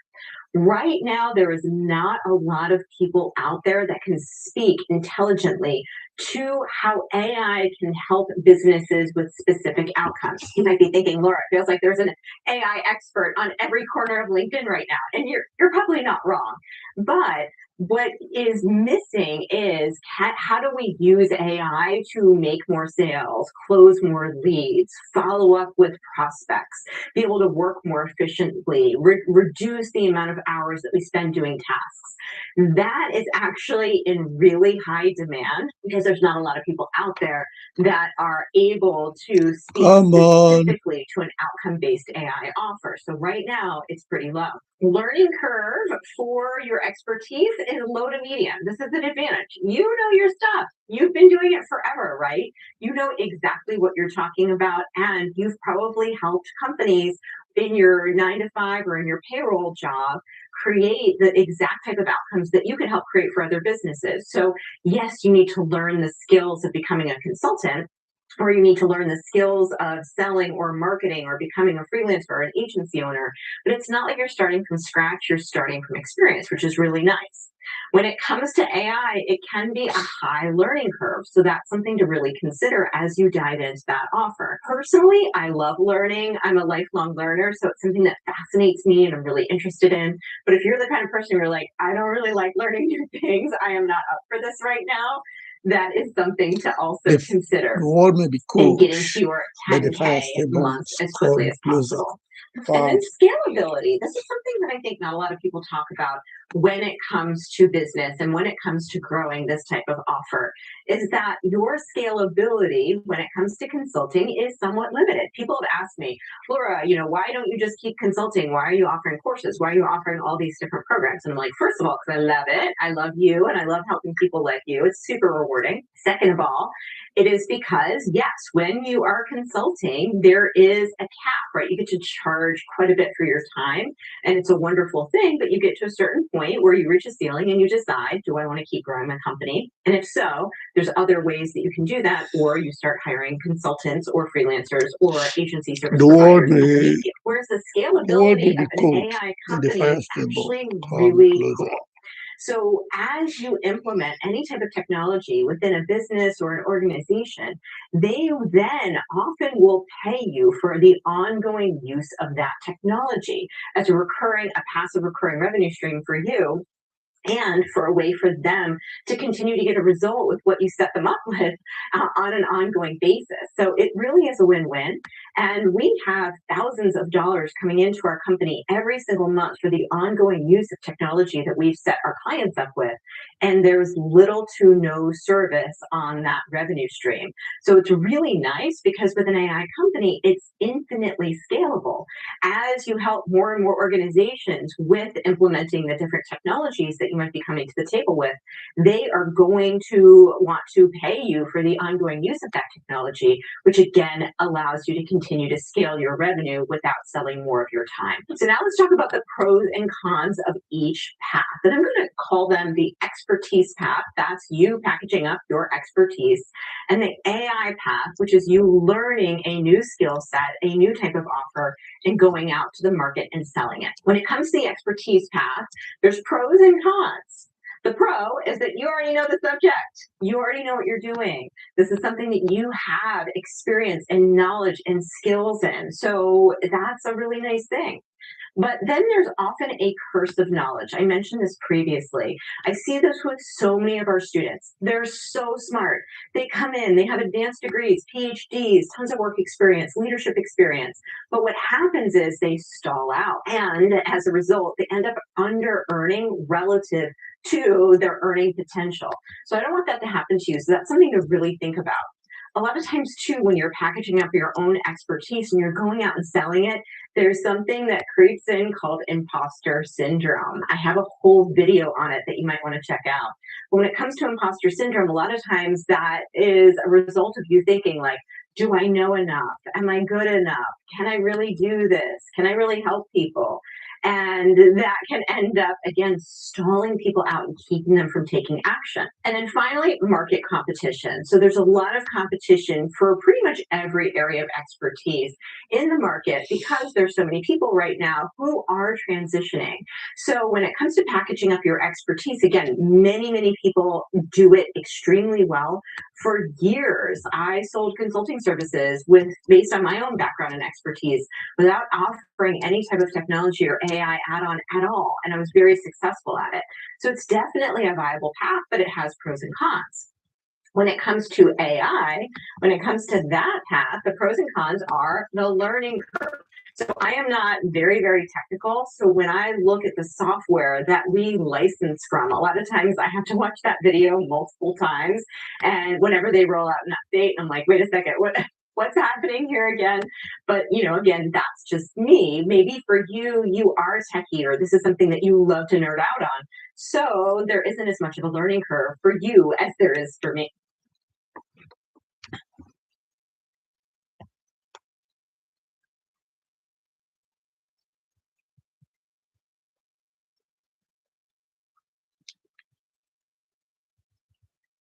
Breaking news. Santa has officially quit. Santa, you had one job. Yo, Santa, why? Why? Eight.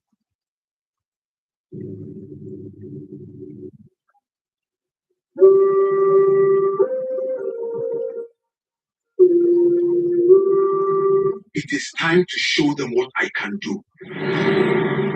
Is it possible to create a full AI video using free AI tools? Well, we find out in this video. Here is what we are going to be creating.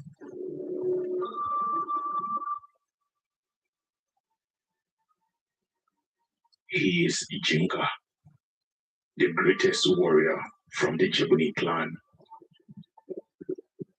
He went on a rampage to destroy all the kingdoms around his path, and no one could stop him. He was strong. He saw the weakness in every fortress before the army drums began to tender.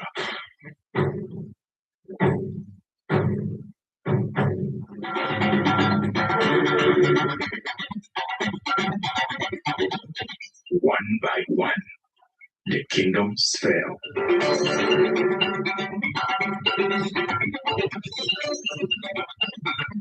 The lands burned.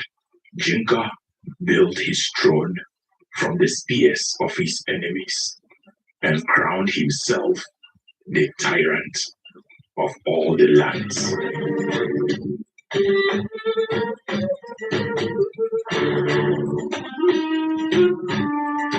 Our people were worried, but no one could do anything about it. All hope was lost until one day hope emerged from the horizon. They called them the Bemelekbo. No one knew where they came from, but each carried the aura of an ancient spirit. The first warrior was painted in white and had the horn of an animal as his most lethal weapon. The other fought with a spiritual spear.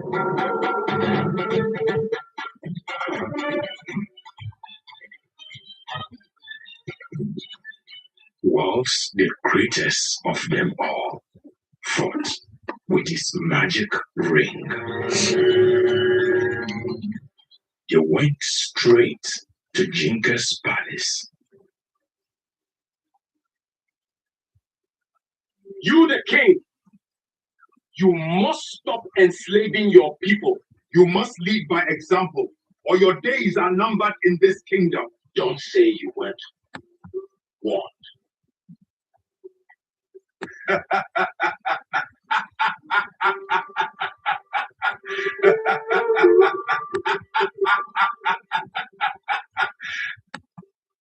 Am I supposed to be scared or something? Jinka, in his arrogant style, violently wanted to display his strength. But this day was not for him. That is a statue, still standing here till date. Legend has it that when you place a mirror near it, you'll be able to see your future. Is it true that when you point a mirror to it, you will be able to see your future? That's a story for another day, all right. Let's get going.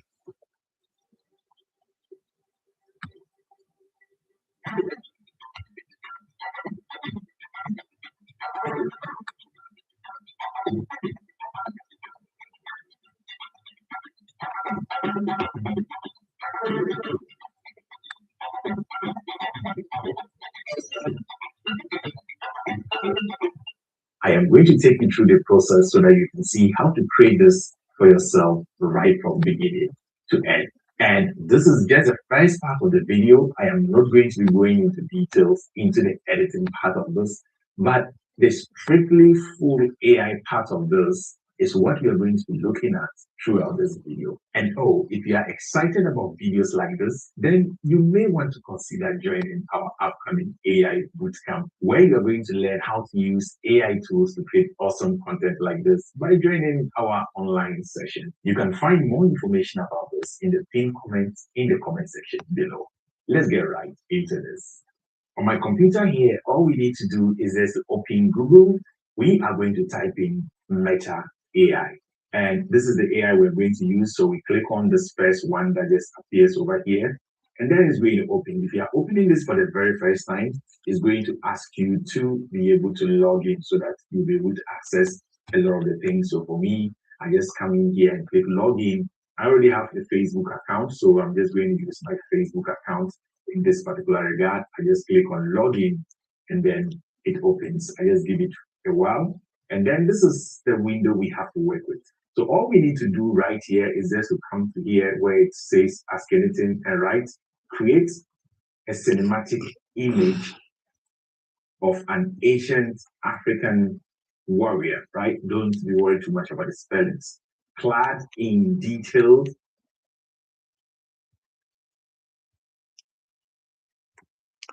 it is not here.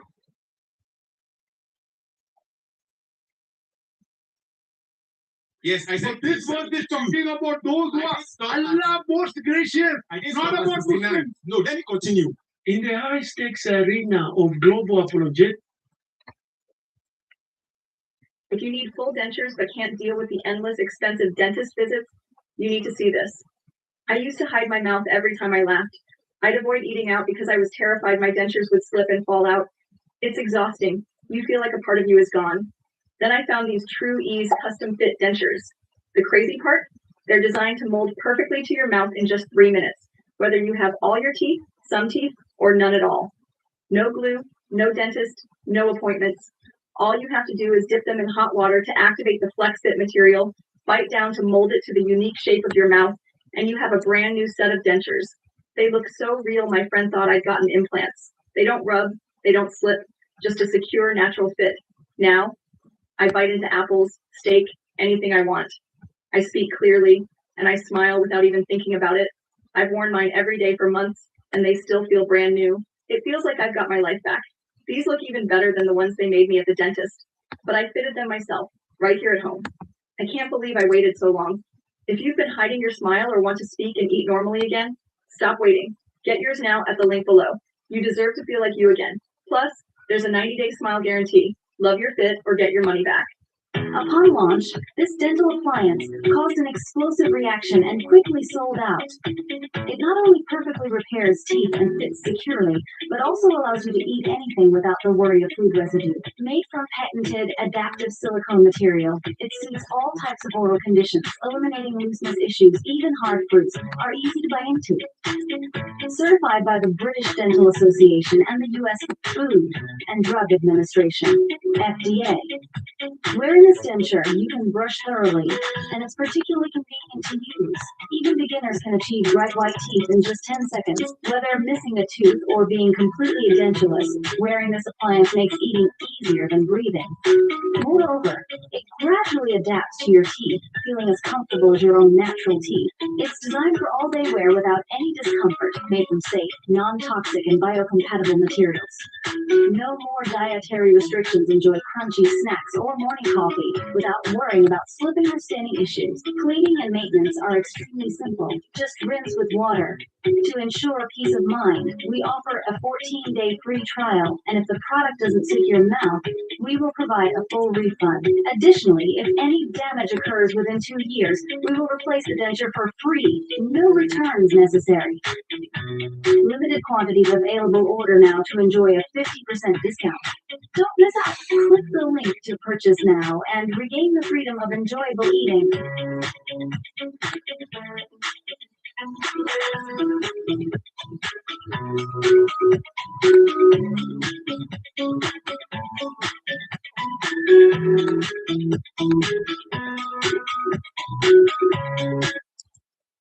This shampoo will make your hair grow, even where you didn't have any before. Just be careful not to use it too often because it makes your hair grow fast. My friend who is a doctor recommended it to me. If you have fine hair, wash it twice a week. If you are experiencing severe hair loss, wash it every other day. I have only used it for 2 weeks and the effect is shocking to me. It contains rosemary, ginger, and cinnamon, which are very effective for hair loss and cracks. If you use it for a period of time, you will not only reduce hair loss, but also get a lot of small or broken hairs in the cracks of your hair. If you have severe hair loss, you really should give it a try. It is a limited time offer of buy 2, get 1 free with free shipping. Click the link in the lower left corner to grab it. I swear by God, Tigadia's shampoo will make you grow new hair in 2 weeks. If no new hair grows, we will compensate you $20,000. Rosemary extract is known as a DHT killer. If you use it for 2 weeks, it can quickly reverse hair loss. After 2 weeks, your hair follicles will be activated, new hair will grow, your hair will grow longer and thicker, and hair loss will stop. You can almost regain the thick hair you had when you were 20 years old. If you want to try it for yourself, please click the shopping link on the lower left. Limited time offer. Buy 2, get 1 free while stocks last. Do not use this rosemary shampoo unless you have very little hair and are experiencing excessive hair loss. If you use it, your hair will grow very quickly, exceeding normal levels, and you will have long, thick hair. Your hair will be completely repaired. And we warn you that once you start using it, you will not want to stop unless you want to have thicker hair. Here is the link below on the left. Limited time offer. Buy 2, get 1 free. There's not much inventory, so act fast.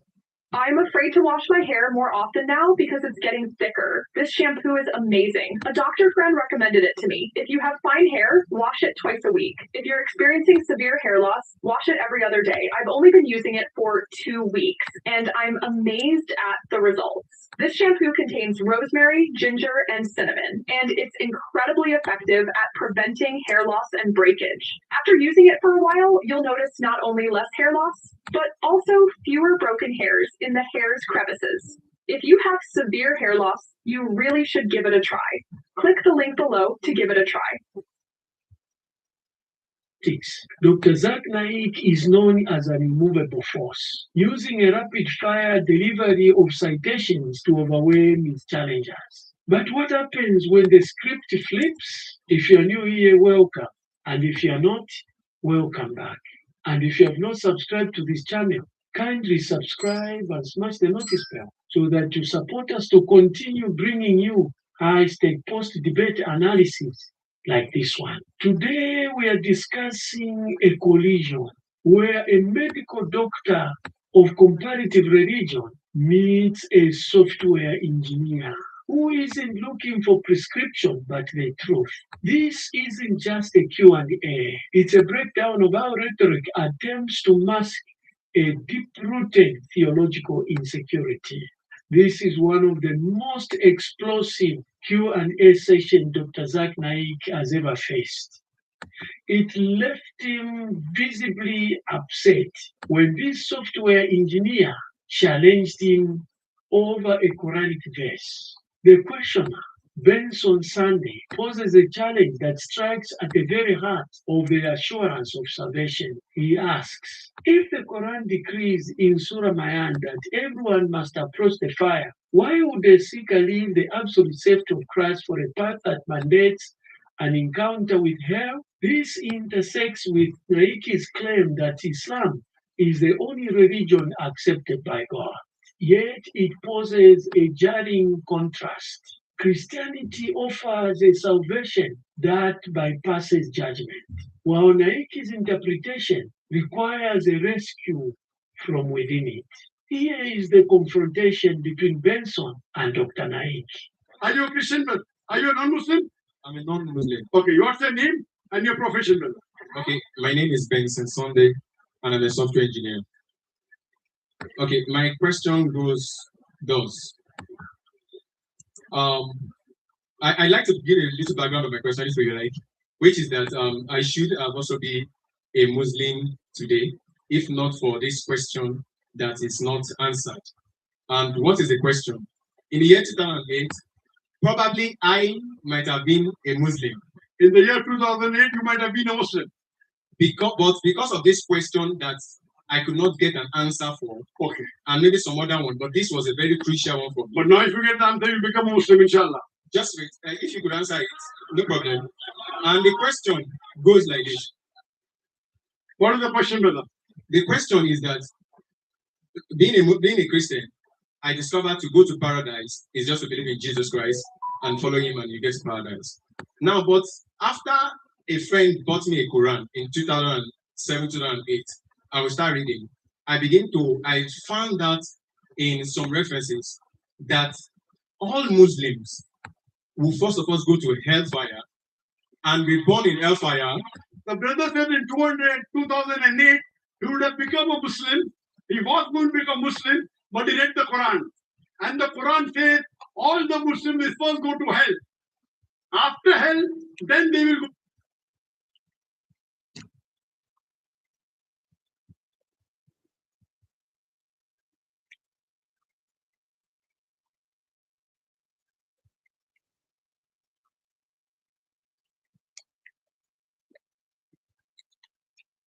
It's up to Kay, everybody. Bobby, David, Richard. Hey, Daryl. To my hometown. When the party gets too much, rein it in. And gamble responsibly with Foxy. The world may be cold, but the fire still burns.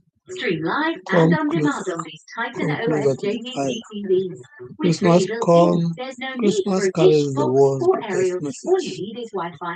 At Currys, they start from only $119, with savings of up to £100. And get a 12-month Disney Plus subscription included with purchase. Search freely.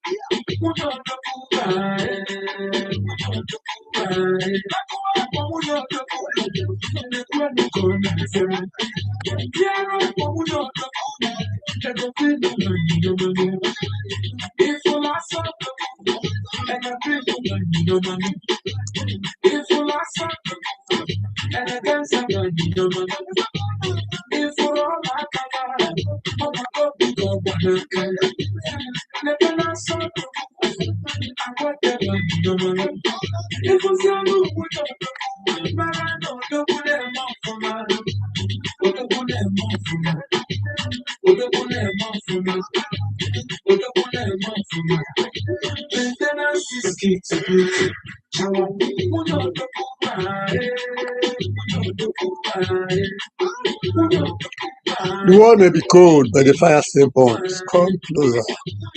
Come closer to the fire. Christmas carries the world's greatest message. The shepherd gathered. The shepherds warmed themselves by the flaming fire. Love wrapped in humility. Jesus was wrapped to feel the warmth of love and care. The season is cold as we approach Christmas. Mamma mia.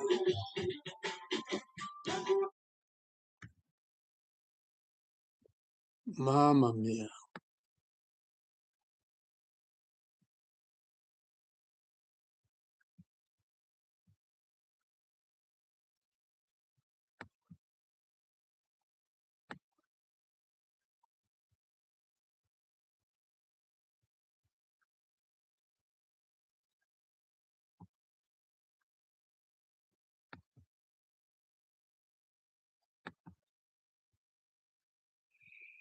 Hmm.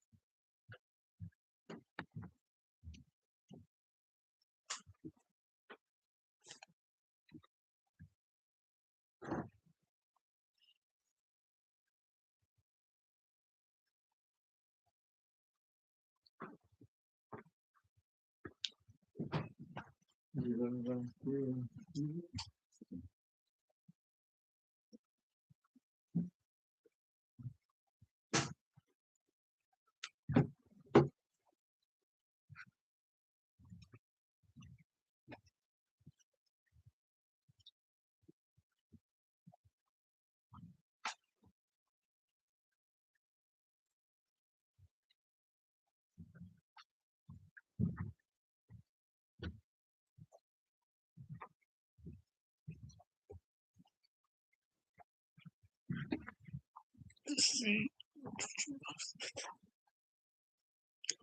which one is better.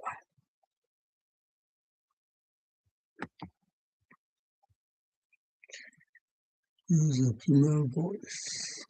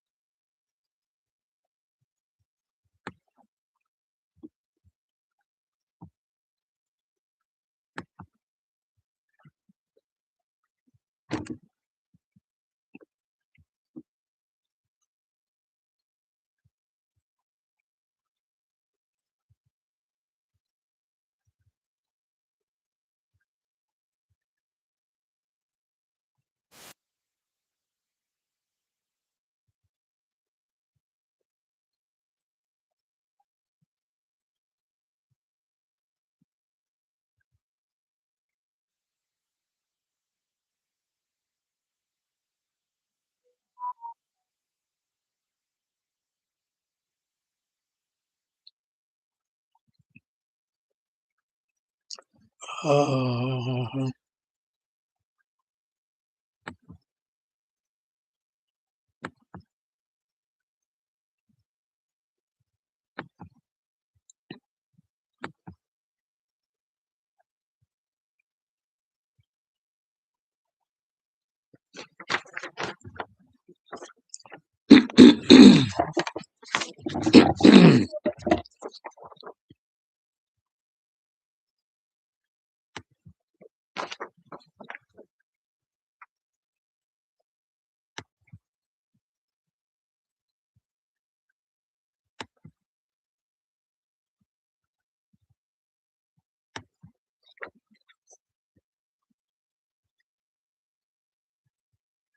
the world may be cold, but the fire still burns. Come closer. Come closer to the fire. Christmas carries the world's greatest message. The shepherds gathered. The shepherds warmed themselves by the flaming fire. Love, wrapped in humility. Jesus was wrapped to feel the warmth of love and care. The season is cold. As you approach Christmas, the weather grows cold. Do not remain shivering in fear. Be bold. Draw closer to the fire and find warmth in the scriptures. Emmanuel, God with us. Merry Christmas as we embrace Emmanuel, our Savior Jesus Christ. Once again, Merry Christmas. Oh, God, we go.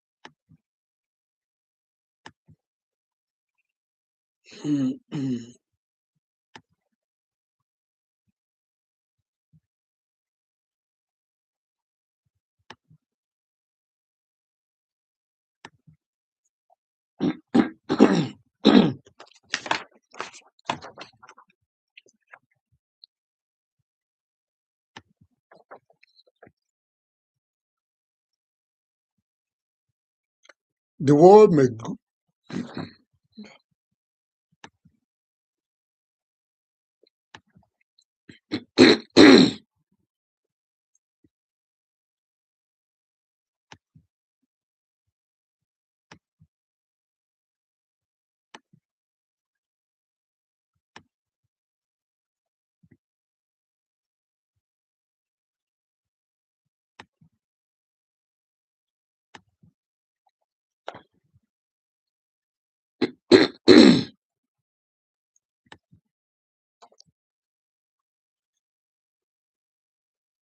the world may grow cold, but the fire still burns. Come closer. Come closer to the fire. Christmas carries the world's greatest message. The shepherds gathered. The shepherds warmed themselves by the flaming fire. Love wrapped in humility.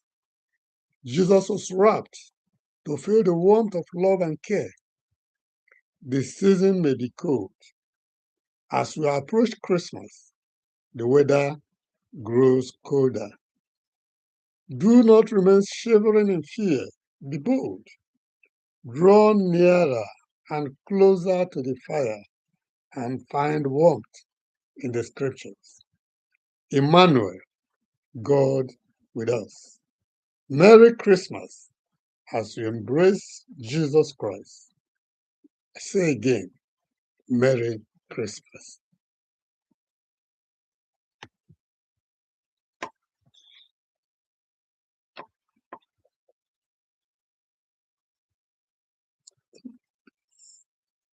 This is better.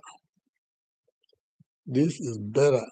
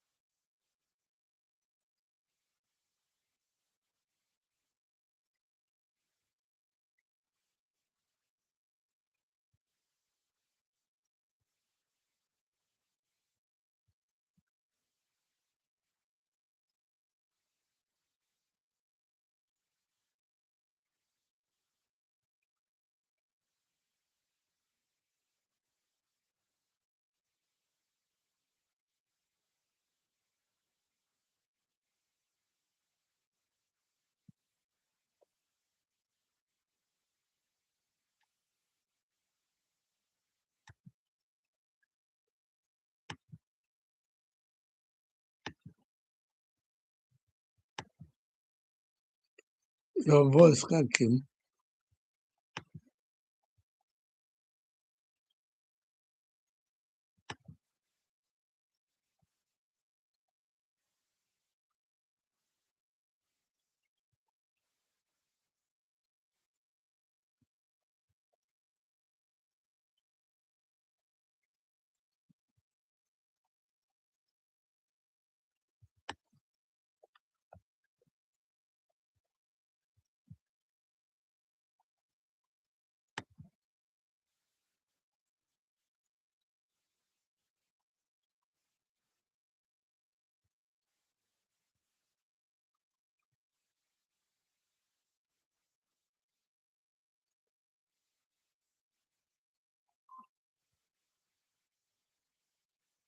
You can add flame.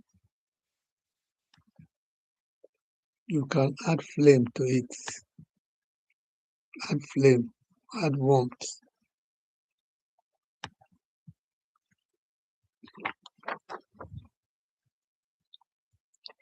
The world may grow cold. Come on, no.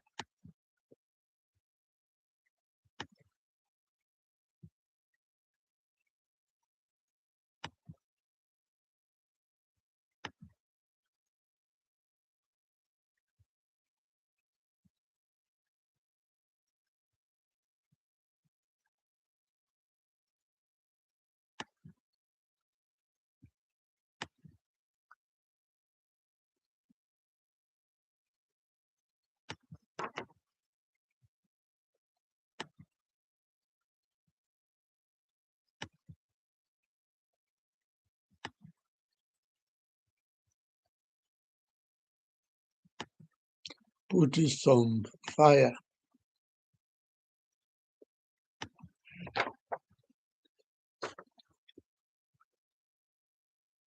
The world may grow cold, but the fire still burns. Come closer. Come closer to the fire. Christmas carries the world's greatest message. The shepherds gathered. The shepherds warmed themselves by the flaming fire. Love, wrapped in humility. Jesus was wrapped to feel the warmth of love and care. The season may be cold, and as Christmas approaches, the weather grows colder. Do not remain shivering in fear. Be bold. Draw closer to the fire and find warmth in the scripture. Emmanuel, God is with us.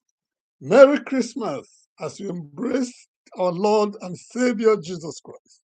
Once again, Merry Christmas. Rejoice.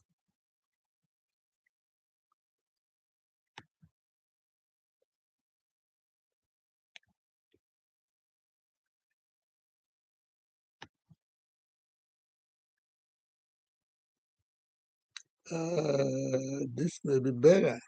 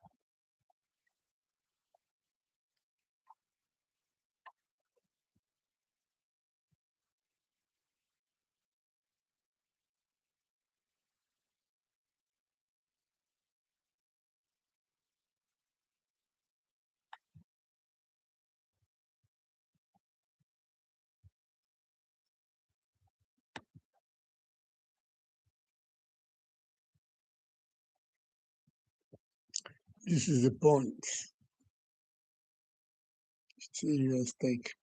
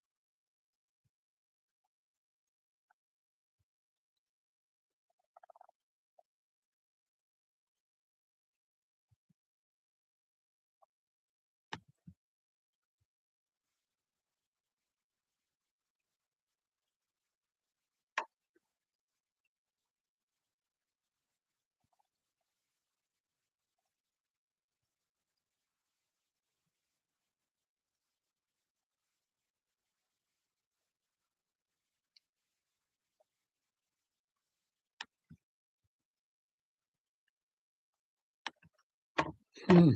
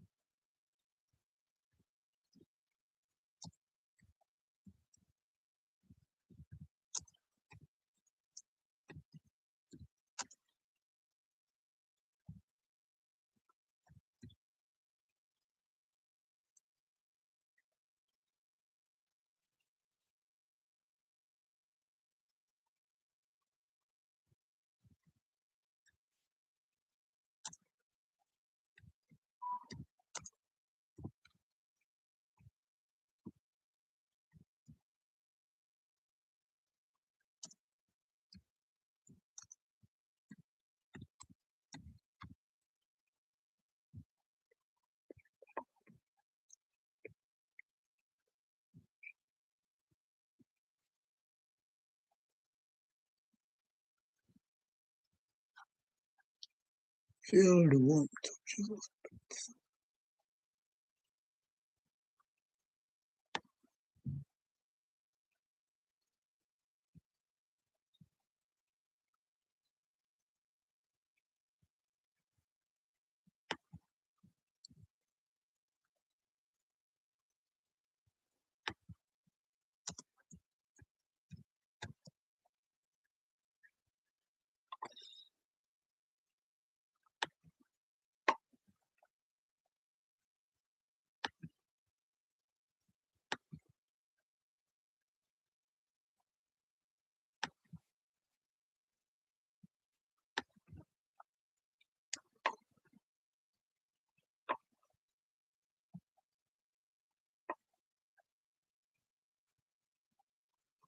Meta AI.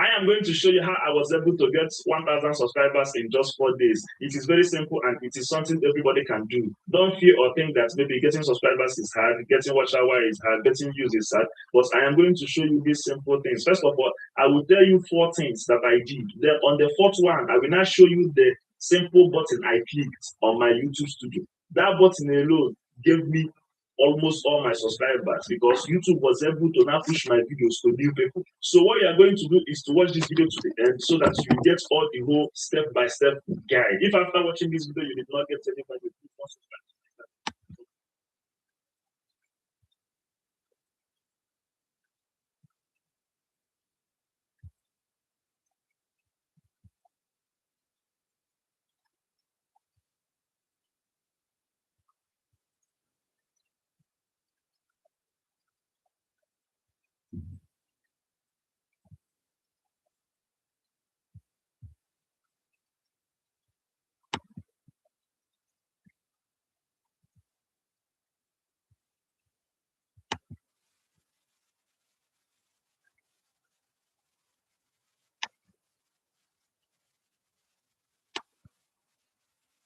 Hmm.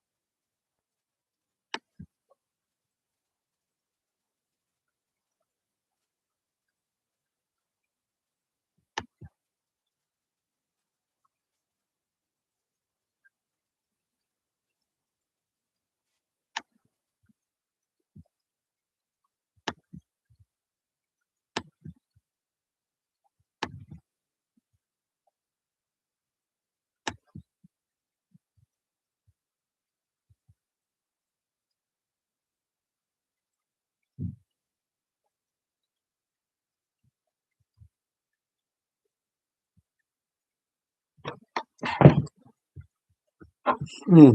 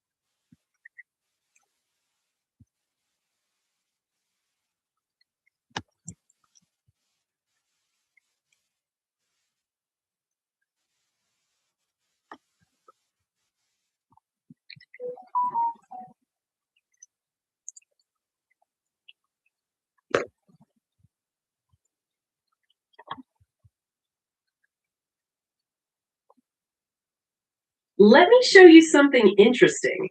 AI images singing with real emotion and perfect lip sync. Watch this.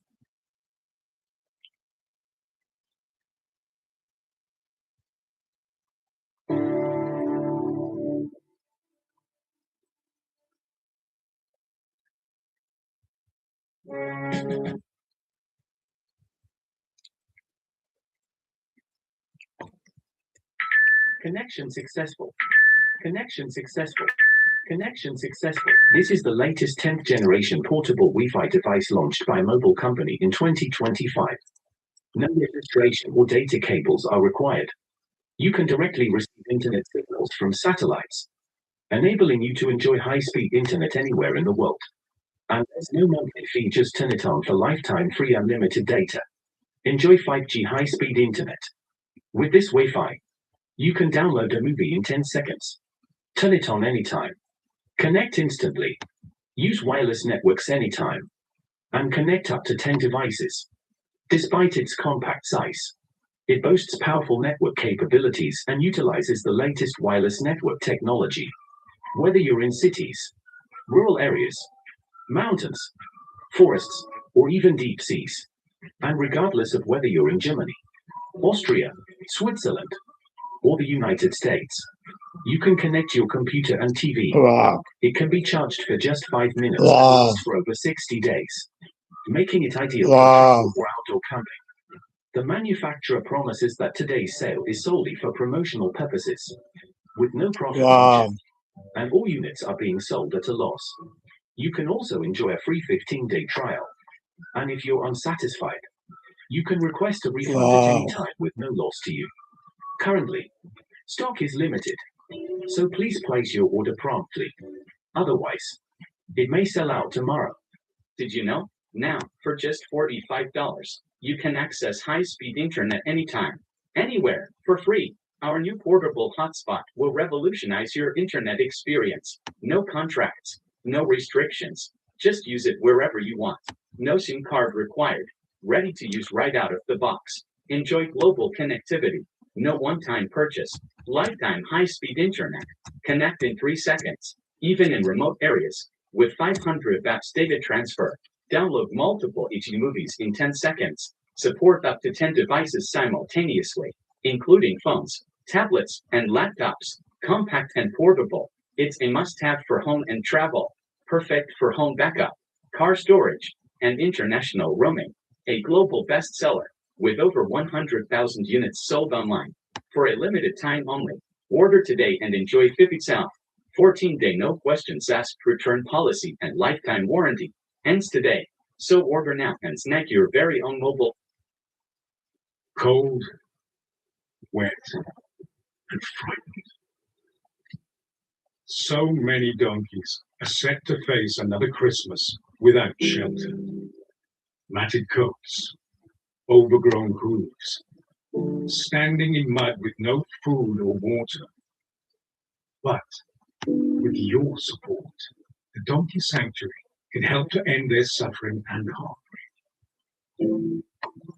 Donkeys who need specialist support will find warmth and comfort at the Donkey Sanctuary, where they can heal and thrive under the watchful eye of our expert teams. Others will be welcomed into loving new homes outside of sanctuary care, to be cherished by loving new families. Every donkey deserves a forever home this Christmas, but we can only make a difference with your support. Donate today and you'll receive our charity newsletters, plus monthly email updates showing how you're helping to improve donkeys' lives across the globe. Help give every donkey a forever home this Christmas from £4 a month. My name is Gagan Sethi. I'm a job seeker. In my religion, as you know, that Guru Nanak is the founder of our religion. Is he a Muslim? That's my question. Brother asked a question. Our young brother who's a Sikh comes from India. He says that he's a Sikh and the founder of his religion is Guru Nanak. He's asking the question, was Guru Nanak Muslim or not? Brother, Muslim is an Arabic word which means a person who submits his will to Almighty God. Anyone who submits his will to Almighty God is a Muslim. Now, since I did not meet Guru Nanak personally, I cannot say definitely whether he's a Muslim or not. But I have read the Guru Granth Sahib, that is the sacred scripture of the Sikh. And Sikhism is a religion which believes in 10 gurus. The first two, the founder, Guru Nanak Sahib, and the last Guru Gobind Sahib. Brother asking the question, do I consider Guru Nanak to be a Muslim? If I read the Guru Granth Sahib, if I read the first verse, first volume, first verse is known as Japuji of Guru Granth Sahib, Adi Granth. The first volume, first verse is called as Japuji. It says that Almighty God is true. He is the creator. He is free from fear and want. He is self-existing. He is eternal. He is great and compassionate. Now, based on this, it is somewhat similar to the verse of the Quran of Surah Ikhlas, chapter number 112, verse number 1 to 4, which says, Qul huwallahu ahad. Say Allah one only. Japuji also says that He is not God. Say Allah one only. Allah samad. Allah, the absolute and eternal. Lam yalid wa lam yulad. He begets not, nor is begotten. Wa lam yakun lahu kufuwan ahad. There is nothing like Him. Again, if you read in Sikhism, Sikhism is a religion which is a monotheistic religion. And it calls Almighty God as Ek Omkara in unmanifest form. And manifest form is called as Omkara. And there are various attributes given to Almighty God in the Guru Granth Sahib. In Sikhism, Almighty God is also called as Akal, eternal. He's called as Qatar, the creator. He's called as Sahib, Lord. He's called as Parvardigar, the cherisher. He's called as Rahim, the beneficent.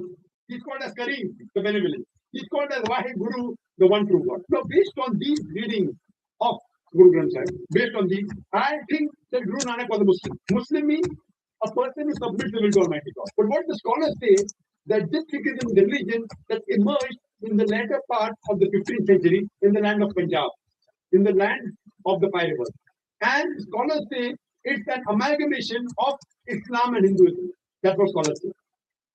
That based on these verses, Guru Nanak believed in one God. He believed that God was begotten, He had no images, He was all powerful. I personally have not read about Guru Nanak, whether he believed in Prophet Muhammad, peace be upon him. I don't know personally. Personally, I haven't read it. But based on these teachings, it seems to be that he is a Muslim. Seems to be. Whether he was or not, I don't know. But unfortunately, as time passes, there is corruption. Like if you ask me, was Jesus Christ a Muslim? Undoubtedly. Jesus Christ peace be upon him was a Muslim. Why? Quran says that. Surah Imran, chapter number 3, verse number 52. That Isa alayhi salam was Muslim. So there's no verse in the Quran saying Guru Nanak will be a Muslim.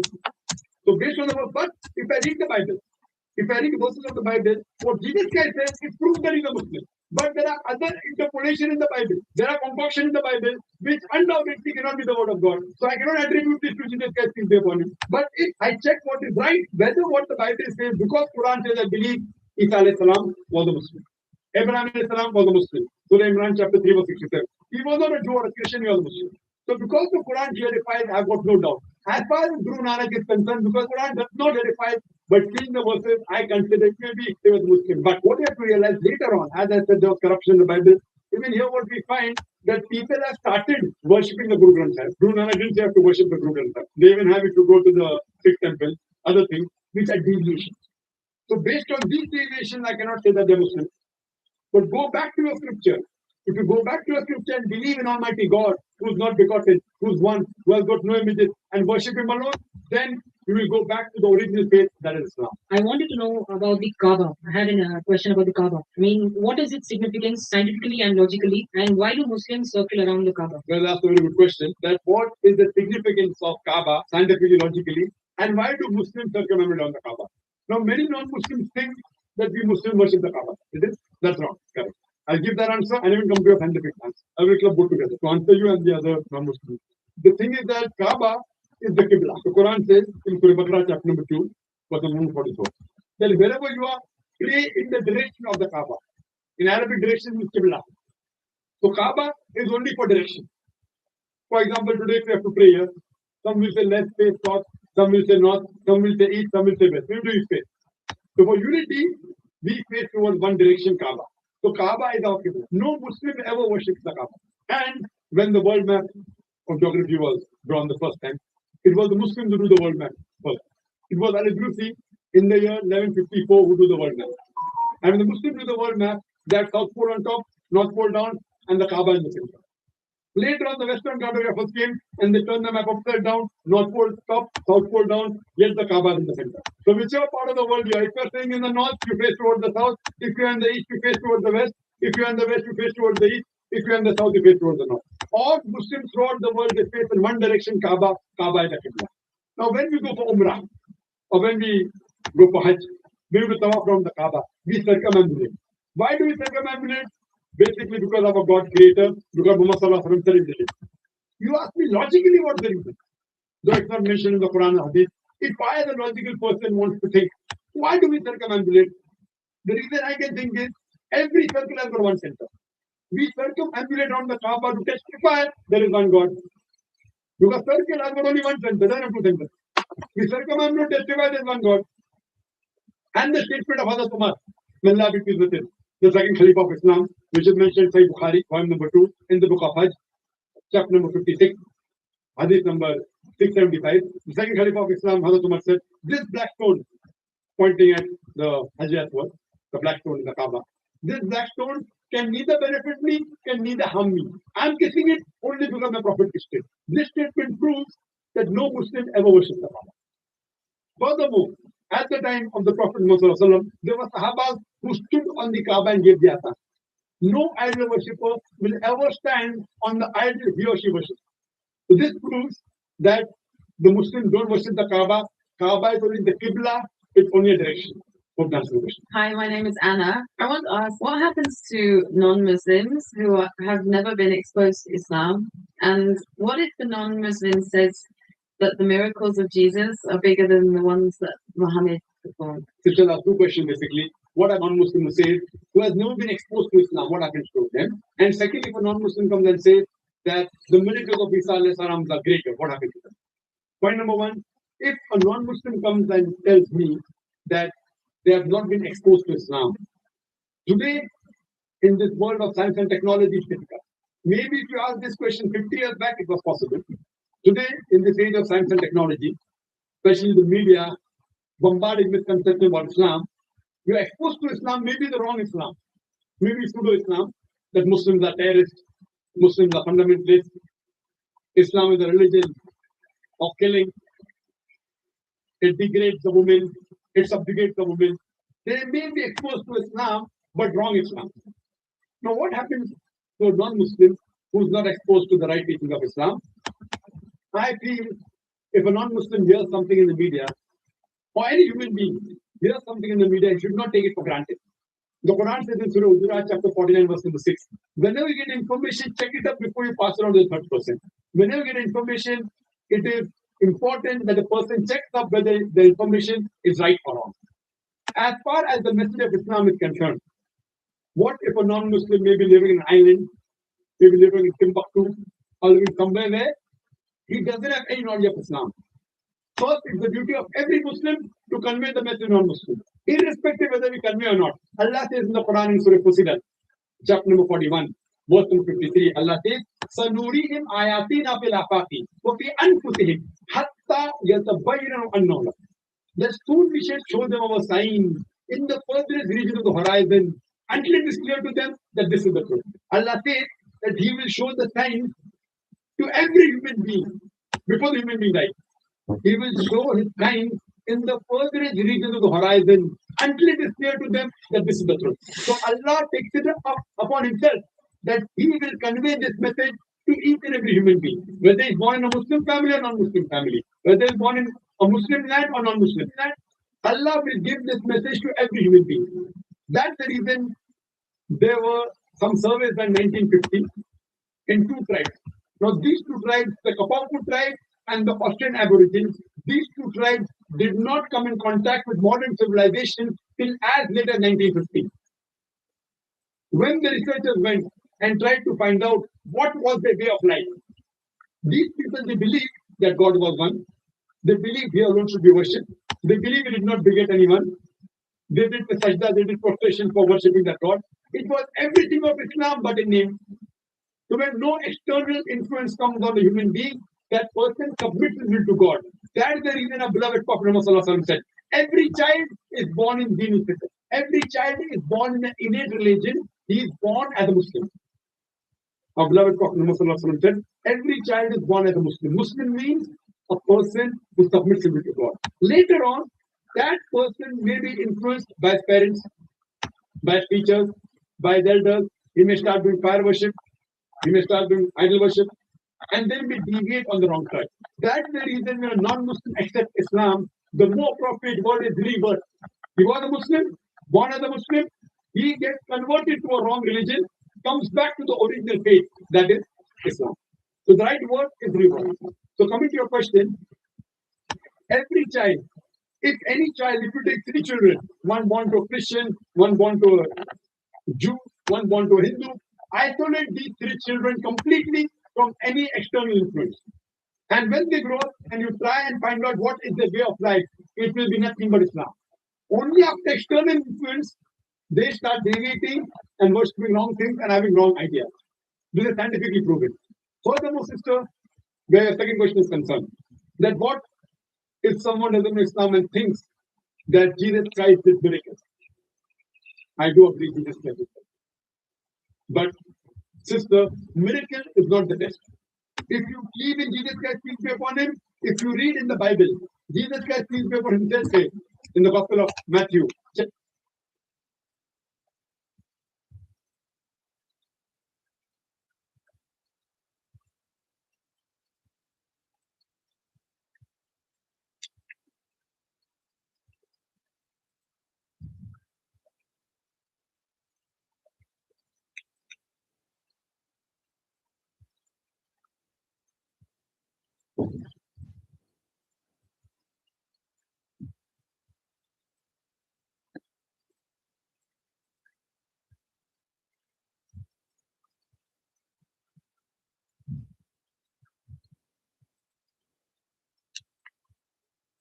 This is the problem. This is my message by you to all the people who are here.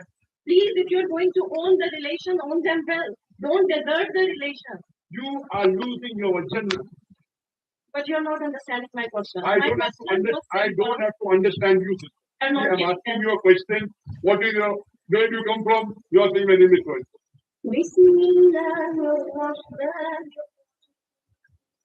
Assalamu alaikum. Brother, I went through your speech about the second marriage by man. Men are very much fond of having more than one marriage, and Islam do allow them for that. Even for that, they don't need a permission from their first wife, second wife, in case they are going for third or fourth. My question to you is that there is less patience among the female side, and the social circumstances where there is very hard to lead one family when the person wants to go for 2, 3, when they know they can't have justice with them. In such condition, certain states have made it a compulsory law that man before going there should get permission from the first wife. Still, do you say that avoiding the social circumstances or corruption among the relation where man mostly disowns the second or third wife, or they divorce them just for the social pressures or family pressures afterwards, do you still say that they don't need a permission? Or if they do, in such circumstances, should such laws of state be religiously followed or not? So that's the question that most of the men, they love having second wife. She did a survey, I think. I'm a victim to this. Sorry? I'm a victim to this. So if you're a victim, you cannot put all the men in the same bracket. If you are a victim to certain things, you cannot say most of the men. You can say some men, no problem. Correct? So if you are a victim to certain things, you cannot put all the men in the same bracket.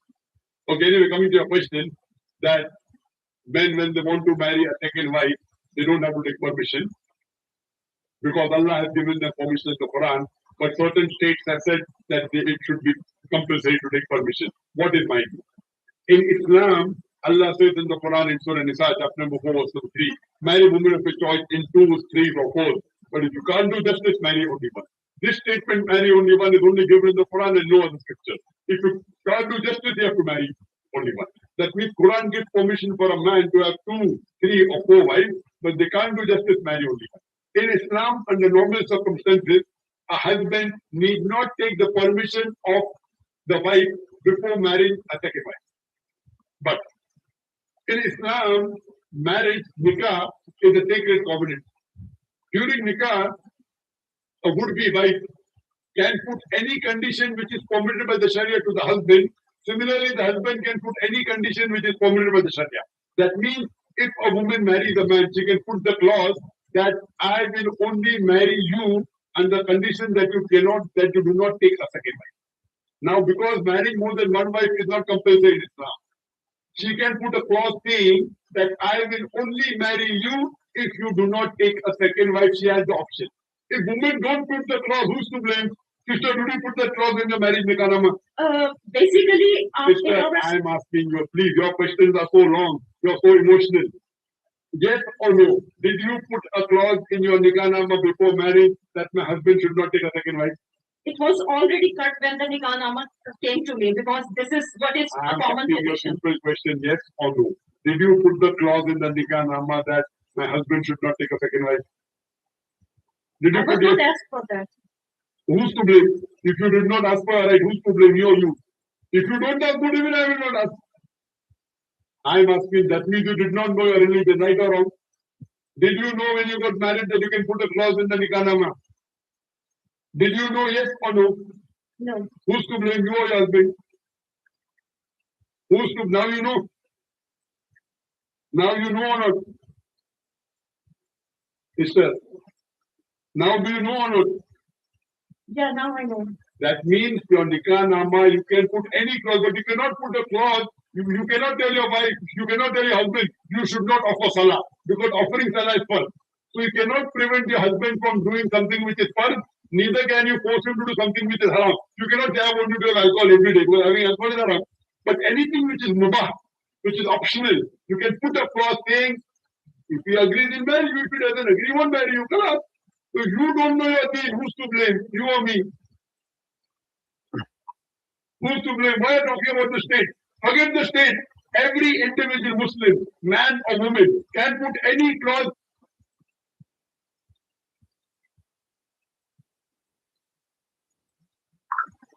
But anything which is mubah, which is optional, you can put a clause saying, if he agrees in marriage, if he doesn't agree, he won't marry you. Khalas. So if you don't know your deen, who's to blame? You or me? Who's to blame? Why are you talking about the state? Forget the state.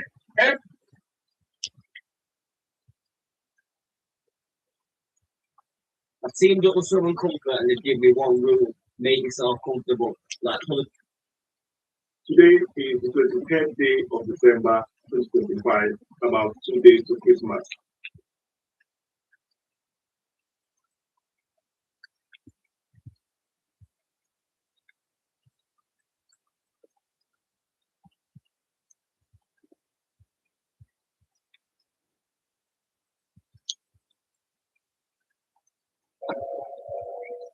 Land Raider Mauritania will pluck the people ball from its pedestal and march out smiling. Trailing behind him, the respective teams, Tanzania in blue, Nigeria in green and black. When a man walks through the fire of this world and still stands with a heart unburned, you must ask, what spirit carries him? What light shields him? What truth sustains him in the dark night of injustice? I ask you today to reflect not as Burke and Obey, not as Africans, not as politicians, not as Christians or Muslims, but as human beings, as people who breathe the same air, drink the same water, and bury their dead in the same earth. I have stood before men armed with guns and before leaders armed with lies. But today, I want to speak not about politics.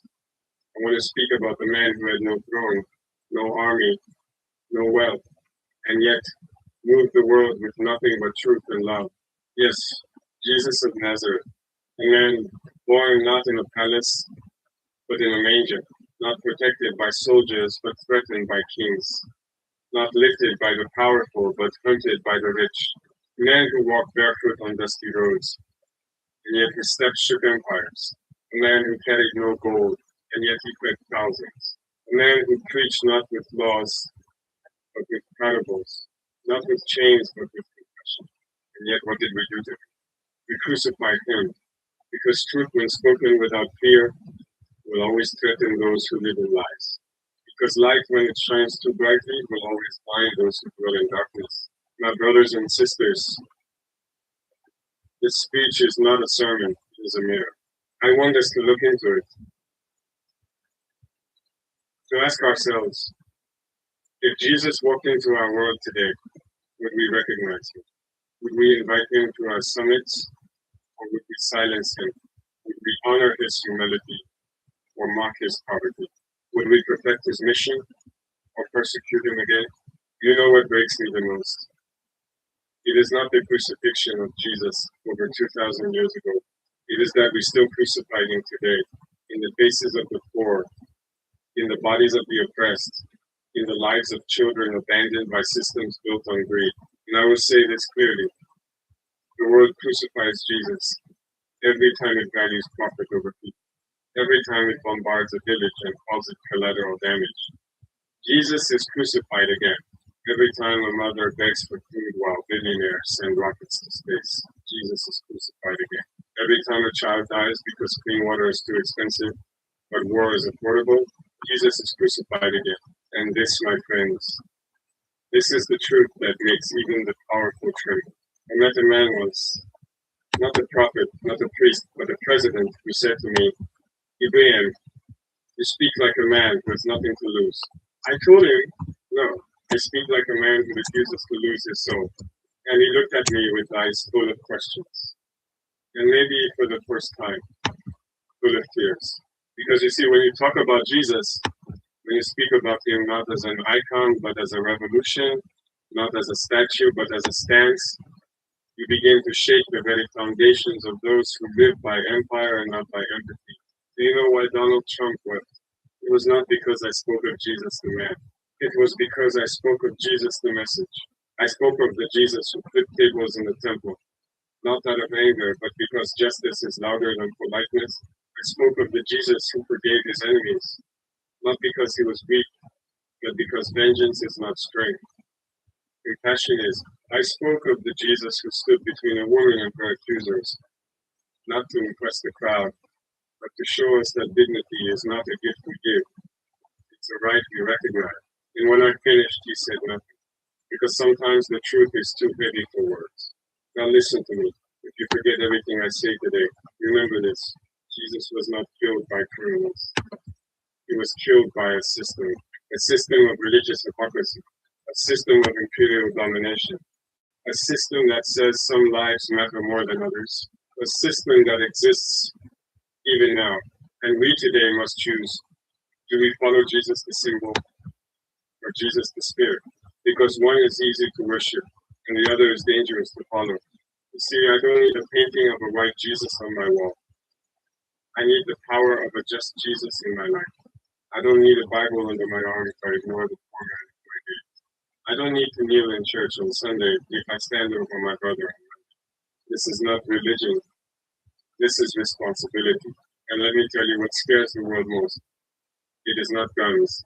It is not bombs. It is not army. It is a generation who understands that Jesus was not a decoration. He was a disruption, a holy disruption to the status quo, a divine rebellion against injustice. And that is why the powerful cry. Because when the truth of Jesus is spoken by the mouths of the poor, empires shake. When the love of Jesus is lived by the hearts of the humble, the walls fall. When the fire of Jesus burns in the souls of the youth, then yes, even the mighty weep. You see, in that moment, when I spoke of Jesus as the champion of the oppressed, as the defender of the widow, the healer of the broken, I watched something break inside that man. I saw his mask fall. Because even the rich, even the powerful, even the arrogant carry wounds they cannot heal with money. And when they hear of a man who could calm storms with his voice, who could raise the dead with his tears, who could walk into a leper's home and say, "You are clean," they remember what it means to be human. There is a moment in every person's life, whether you are rich or poor, whether you sleep in a golden palace or on a floor of red dust, when you sit in silence and feel the weight of your soul press against your chest. It is in that moment when the world's noise fades and your titles no longer matter that something deep within you asks, what did I do with my life that truly mattered? This question is not reserved for the weak or the religious. It finds its way into the hearts of presidents, soldiers, farmers, mothers, and even those who think they are untouchable. I have sat across from such men, strong, proud men, some of whom have built towers with their names etched in steel. Men who speak loudly and walk boldly, but who, when the room is quiet and the mask slips, carry eyes filled with stories they do not know how to tell. One such man, known across the world, once listened to him speak of Jesus, not as a church figure, not as a painting, but as a human being who chose love over power, mercy over revenge, truth over comfort. I spoke not of miracles, but of the moments when he walked into pain, not away from it. The moment he touched the untouchable, the moment he stood between a mob and a condemned woman, not to be seen, but to see her, to tell her with presence alone that she was worthy. I spoke of the kind of love that empties itself for the sake of another. And as I spoke, I watched his face shift. The weight of gold cannot hide the ache of emptiness, and that day he felt it for all his wealth, for all his walls. What shook him was not politics or power. It was the image of a man who had nothing and yet gave everything. He wept, not loudly, not performatively, but the way a man weeps when something breaks inside and something else, perhaps for the first time, is born. And I realized something then. Even the ones we think are beyond reach, the ones who have made their lives fortresses of ego, are still just children searching for love that doesn't fade. And when the story of Jesus is told not as dogma but as defiance against injustice, not as myth but as a mirror, they can no longer look away. Because the truth is this: it is not Jesus who is hard to follow. It is the cost of living like him that terrifies us. Which brings me to the second thing I must say, not to the world, but to you, listening now wherever you are. You were never meant to survive in a system that thrives when you are broken. They don't tell you this. They tell you to work harder, to be patient, to trust the system, to pray for peace while they manufacture weapons, to dream small and call it realistic. But I say to you today what no one says out loud: you were never the problem. The system was built against you from the start. If Jesus were here today, I tell you with every conviction in my soul, he would not be shaking hands at banquets with the powerful. He would be walking with the street children. He would be sitting in clinics with the sick who cannot afford medicine. He would be speaking truth in places where truth is forbidden. And once again, the world would call him dangerous, because Jesus reminds us of something the world wants us to forget. You are not meant to be quiet in the face of injustice. You are not meant to watch suffering and call it unfortunate. You are not meant to live numb, scrolling through tragedy, immune to pain, because there's too much of it. You are meant to feel it, to carry it, to act. And yes, that will break your heart. But let it break your heart when you see children digging through the trash for food. Let it break your heart when your sister cries because she is called less than a man. Let it break your heart when someone dies, not because the cure doesn't exist, but because they cannot afford it. Let your heart break, but let it not harden. Because when your heart breaks in the right way, it breaks open. And that is where Jesus lives, in that opening.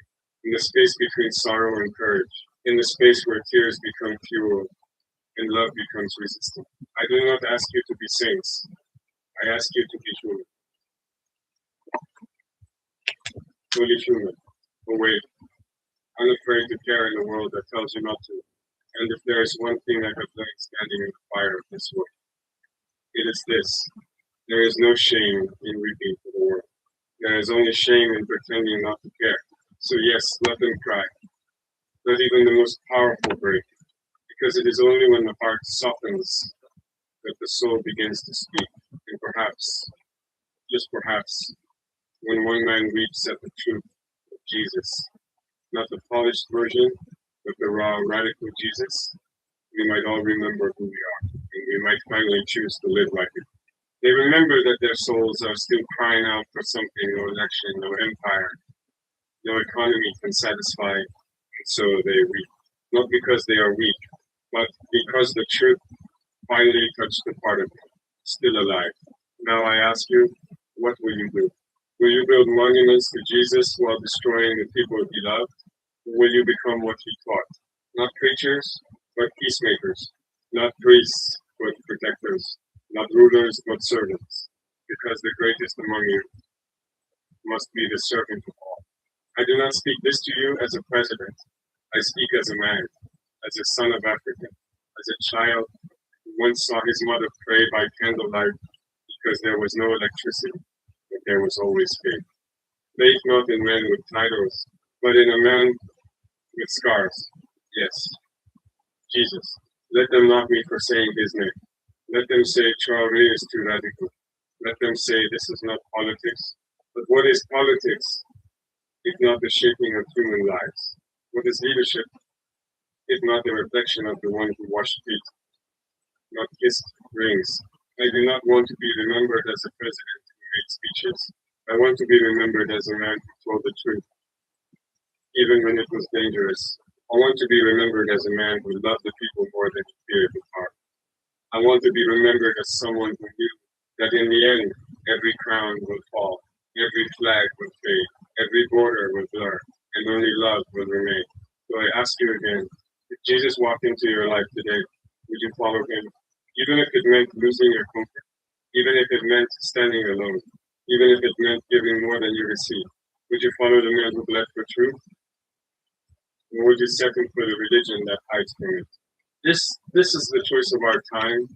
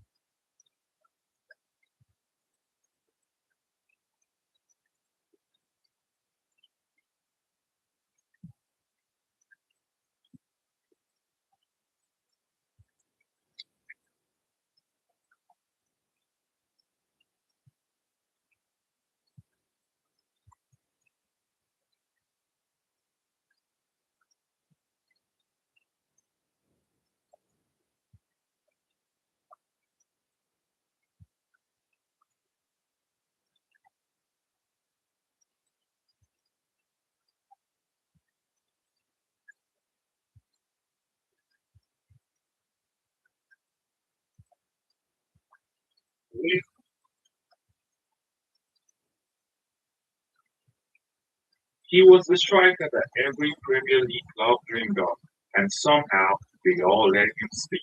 Victor Osimhen, the former African Football Player of the Year, Syria champion, goal machine, and relentless warrior. He is proving week after week that he's not just elite, he's one of the best strikers in the world. From Napoli's historic Scudetto in 2022-23 season to Galatasaray's double winning season in 24-25, and now another explosive start to 25-26 season.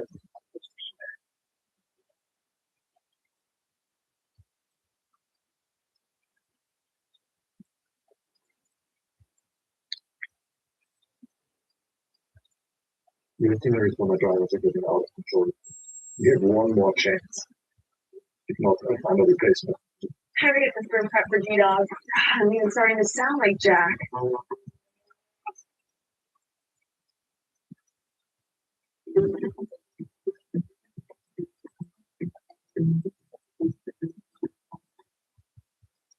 He's got it.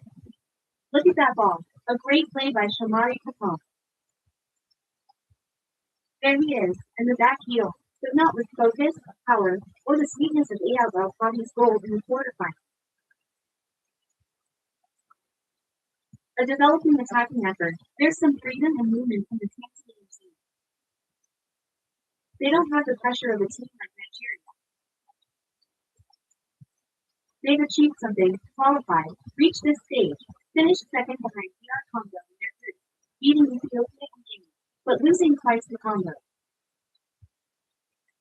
They were in a group where DR Congo excelled. And in the World Cup qualifiers, they did well, in a group with Morocco, who qualified, Niger, and Zambia. This is from the Tanzanian team, through the players. We haven't seen Somali yet. A ball into the deep there, a chance for the player trying. Charles Mamamba. Mamamba, number. What number is he? Number 8. He plays in Malta, for Floriana in Malta. Number 8, Charles.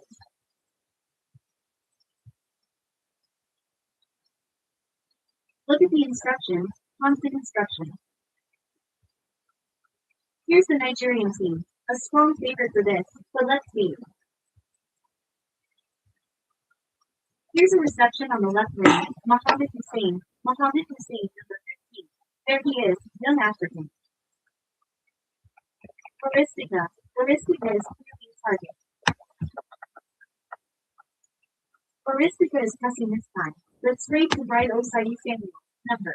So many names.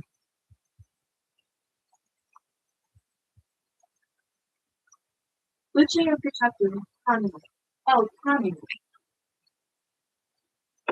I forgot Kanu. Oh my goodness, Kanu, unforgettable.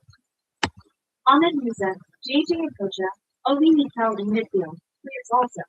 Moses in the recent period, NBA, scored against Burkina Faso, an 8-0 victory, a clean sheet in Nigeria. Then 94 with the Dutch Westerhoff, and a runner-up in Zambia. Then with Stephen Ketchney in 2013, aiming for the title, runner-up in 84, 88, 90, and 2000, and also the last edition in 2023. And of course, third place 8 times. 8. Fouls in a good spot. The Nigerian team in front of us here. Free kicks for Nigeria. Samuel Chukwueze in front of us. A human wall of 4 players. Goalkeeper Fofana prepares himself. Adi Fofana. But this is Lookman. This is Lookman in front of us. This is Mola Lookman, 28 years old, Atalanta player from Italy. Watch Lookman's ball, but it seems to have hit the human wall and the ball goes out. Calmness within the team. The Nigerian team is not rushing. They are trying to free themselves from the pressure. The team captain, by the way, is Wilfred Ndidi, after William Truce becomes retirement. Got a corner kick for the Nigerian team. Look in front of us, Mohammed Hussein. You can't. Remember the play? You can't. But a troublemaker, of course, he plays. Plays left back, a young African player. A. Warning in front of us, Dowdell front, with his team. Look, Adebayor, strong duel. Number 6. And of course, the very strong Calvin Bassey. A corner kick for Nigeria. Look at the struggle. Look at the penalty spot. They make the line that you see. And suddenly climb the stretch. One at the far post, one at the near post, and that's the story. What's the story in this match? So far, 16 times, like Egypt. Surely, the Nigerian team, the team that reached the semifinals or the square 16 times. Nigeria and Egypt have the record. Today, by the way, today, this is the 106th match. They will equal Ivory Coast, who have 106 matches. Ivory Coast and Egypt have 112 matches. There are many record numbers in this tournament. A corner kick for Nigeria. Looking for the first goal. Played long to the far post. With Boba, a strong foul, very strong. Look here, Calvin Bassey with the keeper Larry Boba comes in strong. Goalkeeper, each Manuela, was the keeper who played in two tournaments, 2019 and 2023. They didn't qualify, by the way, in 2021, a group that included Tunisia, Equatorial Guinea, and Libya. They collected 7 points and came in third. A strong challenge from Oregia. He's moved from his place, a cross but without an address and immediately cut off this time. Cut off in front of us, Charles. Charles, I like him a lot so far. The Oregia player, number 26, plays in Russia, plays in the National League, which we could say is like our fourth division. The player in front of us in the previous play, captain and leader Wilfred Ndidi. Touch from Ariba. Ariba was with them in the previous edition. Pesero, the Portuguese, was in charge. Pesero coached Al Ali and Zamalek. Before him, Lord, the German, was with the Nigerian national team.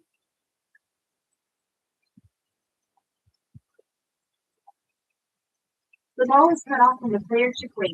The Tanzanian team is organized. But will the resistance continue against the skills, abilities, and high capabilities, and the strength of the team, and Chikway's that pass? Look at the skills. That he was met. The coverage. Look at Charles in front of us. Here are the players who have spirit. Charles Bill used to play in Baltic and emigrated to Australia. He was a standout player. Charles, of course. Mambo is in front of us. Number 9. BC.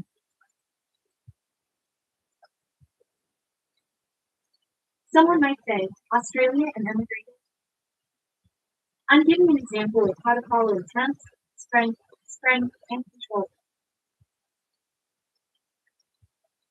But this time, the attack starts, and there's the attempt, and Osman passes, goes one-on-one, and Boba comes out, and the goal is empty, but high defensive coverage. Actually, from the Kari Mwamieto in front of us. Look at the Kari Mwamieto here. Needs more power, pass nicely, sweet, fast, and special, but misses in front of us here.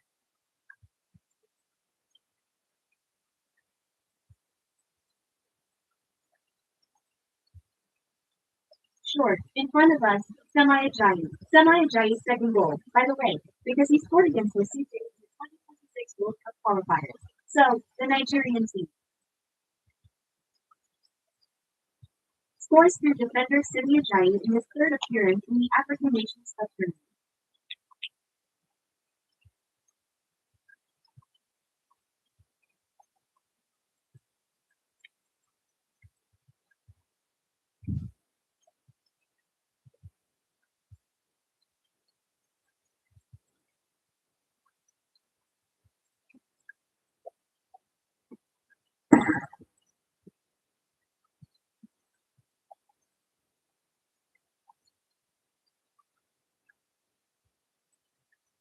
The Bayern Munich are all come through it this season. Arsenal might.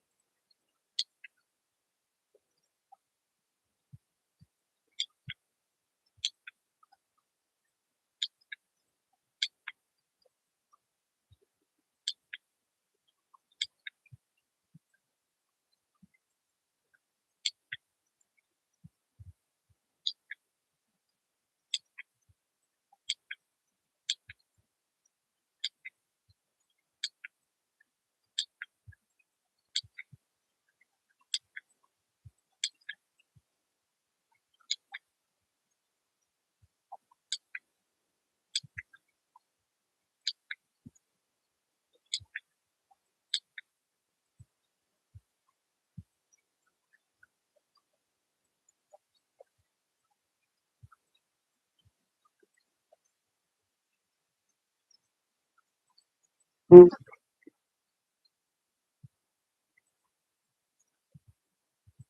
you people. You don't have to. One of the greatest fraud and sacrilege in the history of governance in Nigeria has just been committed by the government of Bola Ahmed Tinubu. If I tell you, you believe that the House of Representatives passed a law as regards tax governance in Nigeria, and the government of Bola Ahmed Tinubu went to present another thing entirely. In a moment, I'll give you to watch the video.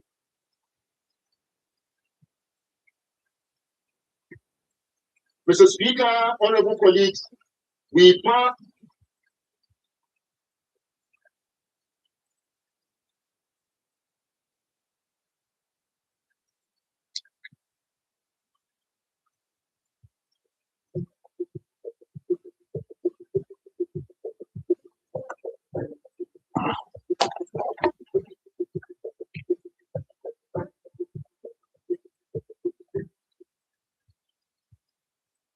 Have you guys seen this bearskin hoodie ad? It's been all over my feed, so I had to get one to test it out. This fleece is thick. It's made from 340 GSM of bearskin fleece, which is super warm, wind blocking, and regulates body heat like a beast.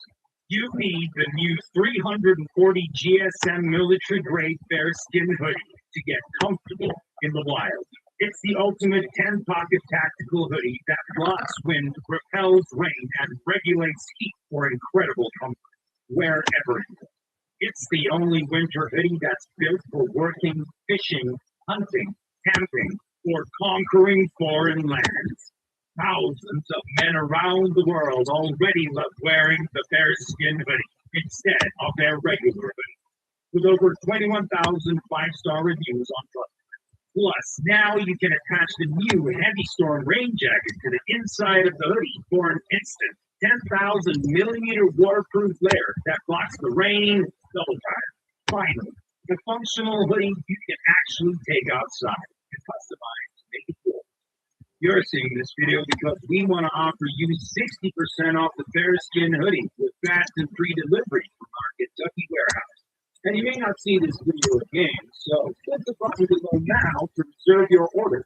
Need more storage? Get 5 secure zip pockets outside, 2 concealed zip pockets on the inside, and 3 fleece-lined drop pockets on the inside for your valuables.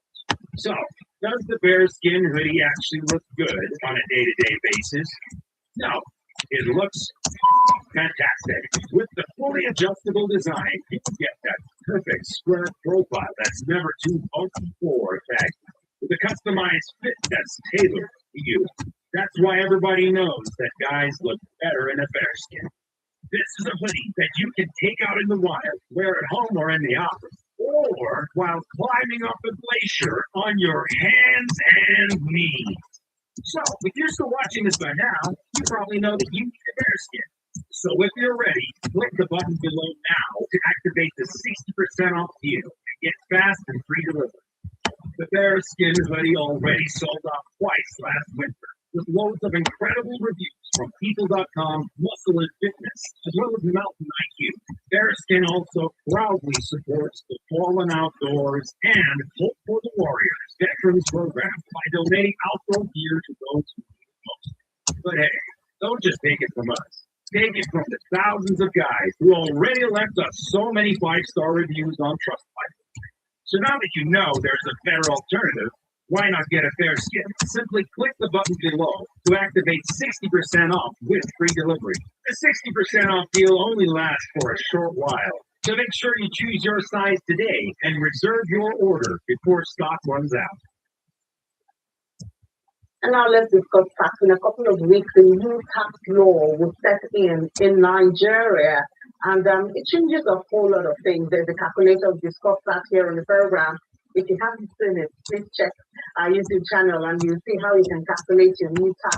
Don't get cheated by an employer or any other person or consultant. But let's look at some of those gray areas of controversies or controversial clauses or areas that people have been worried about when it comes to the new tax law, which starts on the first day in January. I have right here in the studio to help us dissect that Mr. Ladijo Adeyemi is the Associate Director, Commercial Practice at Anderson, Nigeria. But good morning and welcome to the program. Morning, and thanks for having me. It's good to have you. So I'm sure in your interactions, you've been hearing of some controversies. What are some of those most controversial areas you've heard about? Okay, there have been quite a number of them. I think generally Nigerians are just uncomfortable with the fact that a lot of things are changing. It's the first time we're having this level of over taxing framework. So with all of those changes, I mean, it's just kind of expected that there would be concerns, that quotas will raise. But I think topmost in the list of those is, of course, as you would expect, the ones that would affect the SMEs. It's the fact that tax identification and tax ID registration and all of that.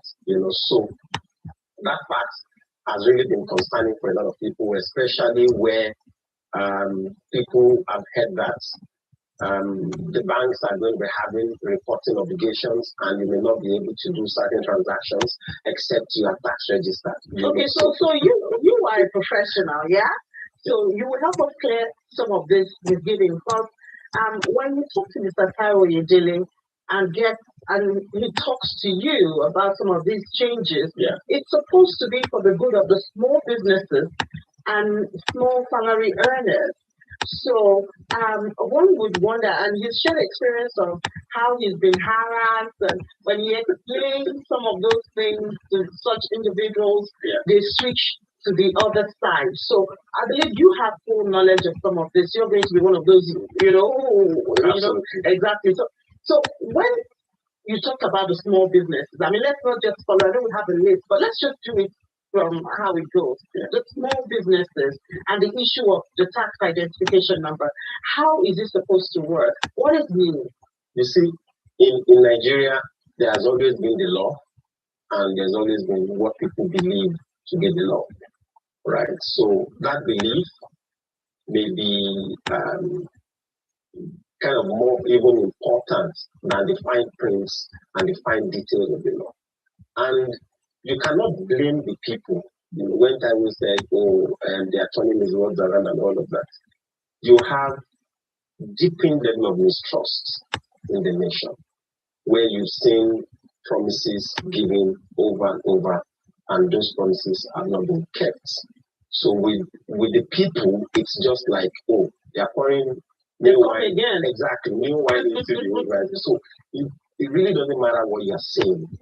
People believe this thing you are saying is not going to be for our ultimate benefit. But to get to the answer to the question that you raised, now, if you are a small business, for instance, what the government had thought to do is, before now, even currently, because the new law is going to take effect by 1st of January. Currently, if your revenue is 25 million, right, you do not have, your tax rate is going to be 0%. 25 million a quarter. 25 million naira for an annum. For a whole year, currently. So you have 2 weeks for that to subsist, right? From 1st of January, that threshold, I mean, speaking about the good that the government has done, that has not really been understood, that threshold has been pushed to 50 million, 100 million, depending on the tax law. That's what 100 million, 25 a quarter. There's a little challenge with that, and I'll tell you where. Well, those are the little people are afraid of. You see, the Nigeria Tax Act, which is the principal act, says 50 million. 50 million, how many quantify? 50 million an annum. Per annum. Okay. So if you are the threshold of below 50 million an annum, right now, by 1st of January, you don't pay any tax. Exactly. And in doing so, that law says small company, right? The Nigeria Tax Administration Act, which should give you details of tax affairs, returns, and all of that, in defining small business, then says 100 million. So there are 2 major thresholds. We are looking at the revenue threshold, and you are looking at your assets quantum. The quantum of the assets should also not be more than 250 million. Both laws agree on the 250 million part, right? Whether it's small company or small business, semantics, right? But the first one, which is Nigeria Tax Act, says 50 million, and Nigeria Tax Administration Act says 100 million. So I think that must have just been final error, alignment, changes, and then. So however you look at it, whether you're saying 50 million or 100 million, you are safe. But the fact remains that it's been moved from 25 million to that much. So look at that. That is like doubling or even quadrupling, the threshold that currently subsists. That's a good thing. There's no way that should not help the government something good, right? But the fact remains that even when it was 25 million, there was an obligation to still file returns. You're not going to pay taxes, but declare that this is the much you made. That obligation, and it's not new. It has always been in the law, at least in the time of the Finance Act. But you've got citizens and individuals that have become used to doing their thing regardless of what the law says. Why? Because, tax is a social contract, right? I pay my taxes with the expectation that the government is going to fix certain things for me. Over the years, citizens have been, so it's not new. So when Taiwo said it's been around, people, it should really not come as a surprise because citizens are used to doing some of these things themselves over the years, so it's like one side of the contract has not been fulfilled. So now you're coming with the big stake, listening and the threat of exactly. So people are not looking at the good that you really intended. They are looking at, finally, they want to forcefully drag me into this place. That's what is causing the contention. But in terms of what the law has done, the law is recognizing the fact that you're a small business. I don't want to encumber you with the administrative burden of certain things just yet. While you are growing the business, focus on growing the business, and I'm going to tax you only at 0%.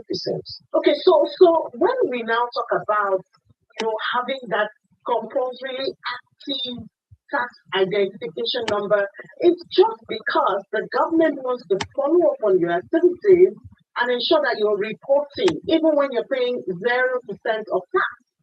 So it doesn't mean that, and because I've heard that from January now, even if you do a transfer, you need to put, even if it's 25,000 naira, you have to put it, or else you'll be asked to pay tax and all of that. And I did ask Mr. Ejele that, and he told me that yes, there's going to be more scrutiny, absolutely, of all those transfers. Absolutely. But the inflation is actually 25 million naira. Right. So if banks want to follow up with 25,000 naira and 5,000 naira, I wonder how many staff they will need, to follow up with all of that. Some of the things that are now gaining popularity, are the things that should have come up in the past. The fact that you want to do transfer, the nomenclature of the transaction should be clear. It's not something that anybody should be saying by now. You are doing business, right? And if what you are doing is a business transaction, you should be able to say, this is what this is. So that when push comes to shove, at any point in time, you can always refer to what precisely that transaction was. But remember what I said, citizens have become comfortable. It's like there's an agreement that, what, I'm not going to bother you, right? Don't bother me as well. I won't bother you with the amenities. I'm going to fix my power, my light, and all of that. My road, even in some instances, myself, my security to a large extent, and don't also bother me with taxes. So the SMEs have gotten used to not doing anything over the period. So now when you're saying, before you're able to operate your bank, you would need your tax ID. Then a lot of people become kind of uncomfortable to say, what it looks like, what changes it will come. But the catch really, is that the taxing regime still requires you as an individual or as a corporate, to declare. So the regime is still based on self-assessment. So nobody is going to go into your bank. I've heard all sorts. People have set up ring lights to say all manners of things. Nobody's going to go into your bank account and say, this 100 million you have or this 30 million, this is your tax. I'm taking it. That is never going to happen. If that happens, then that is not in line with the provisions of any law. So we also had him battle that VAT revenue allocation with the politicians, and he was faced with the reality of political power and political will. That's another good thing because if you look at what's obtained, before 1st of January and what's currently subsists, what has changed now is that the sharing formula has been even more explicitly defined. With the federal government now getting reduced share of 10%, the state government and the FCT, getting 55%, and then the local government getting 35%. And it doesn't stop there. Nothing can be clearer than what we currently have because now the portions of the state and the local government would then be further, stripped to certain, using certain principles like equality. 50% of that quantum is going to be further shared equally, 20% is going to be shared based on population contribution, right? And 30% is going to be shared based on consumption. So if the VAT is actually consumed in your state, right, it means you're going to get more. If we are a state of X population, it's going to impact what comes to you, as opposed to what we had before, where it's just blatant. So you can have a particular state, which was the bane for the agitation at the time. Those were the challenges that he faced and his committee faced at the time this law was, in the works. Because a state like Lagos, for instance, we say, oh, all of the, activities are happening here. I shouldn't be getting, the same vote in one state that is, that is not really doing anything. So those are the issues. So those things, again, that's another good that has been done, explicitly defined, properly broken down to show that, hey, there are certain principles that should guide these things and not just based on collective, contribution and then just let everybody feel good. But it seems like this group will hardly be appreciated because of that lack of trust. And I think that even though it seems to be outside the purview of the presidential committee, but ensuring that yes, I'll pay my tax, but can you assure me that my tax will be used as it's supposed to be? You said it's a social contract. Absolutely. It's a two-way thing. Now you're ensuring that I report my earnings, whether I'm paying tax or not. At least when I get to the threshold, then I can start paying tax. But who are you following up to ensure that those monies are being used for what they ought to do? I'm not still sourcing for funds to do my road and my electricity and all that. That's the second bit of, that's the other end of this thing, right? And you see what the government is also aware that the trust threshold is kind of low, because now, other than the Taiwan committee, the fiscal reform committee, the government has newly set up another committee, called the National Tax Policy Implementation Committee. That committee is also supposed to galvanize stakeholders, ensure that implementation is smooth, is headed by Joseph Tegbe, and of course, it's going to be working hand in hand with the committee that batted, the tax laws in itself. So I believe that some of those initiatives are to address some of those areas. So you can expect that the mistrust is not going to disappear suddenly. If we smell the political wheel to block those leakages, I know it will help a lot. Thank you so much. Thank you so much. Associate Director, Commercial Practice, Andrew in Nigeria, thank you for your time. Thank you for having me. Let's have a break now. When we come back, innovations in the healthcare sector will be our conversation. Please stay with us.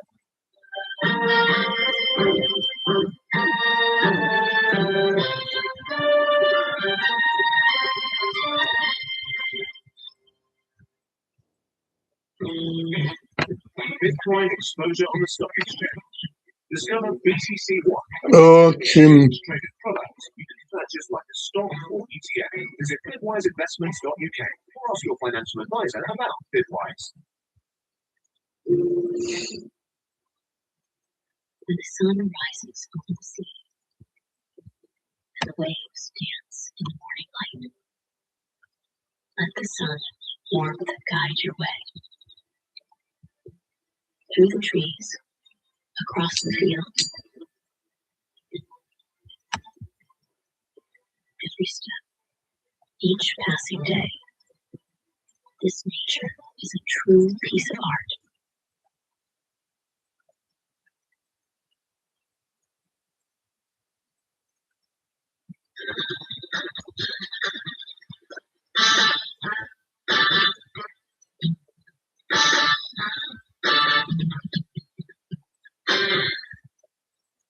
Very good evening to you. Thanks for joining us on the Thursday edition of the show. I'm Yemi Adeba. Well, tonight on the show, we will be looking at the Women's African Cup of Nations to get our thoughts and attention. We will also be looking at the FIBA Under-19 Women's Basketball Tournament currently going on in the Czech Republic. We will also do our best to talk about sports grassroots level because we have something lined up for you that I don't want to let cut out of the bag just yet. We have a special guest who will shed his light on so many things for us around that area. But first, let me quickly introduce our guest in the Lagos studio. Daniela, everybody joins us this lovely Thursday evening.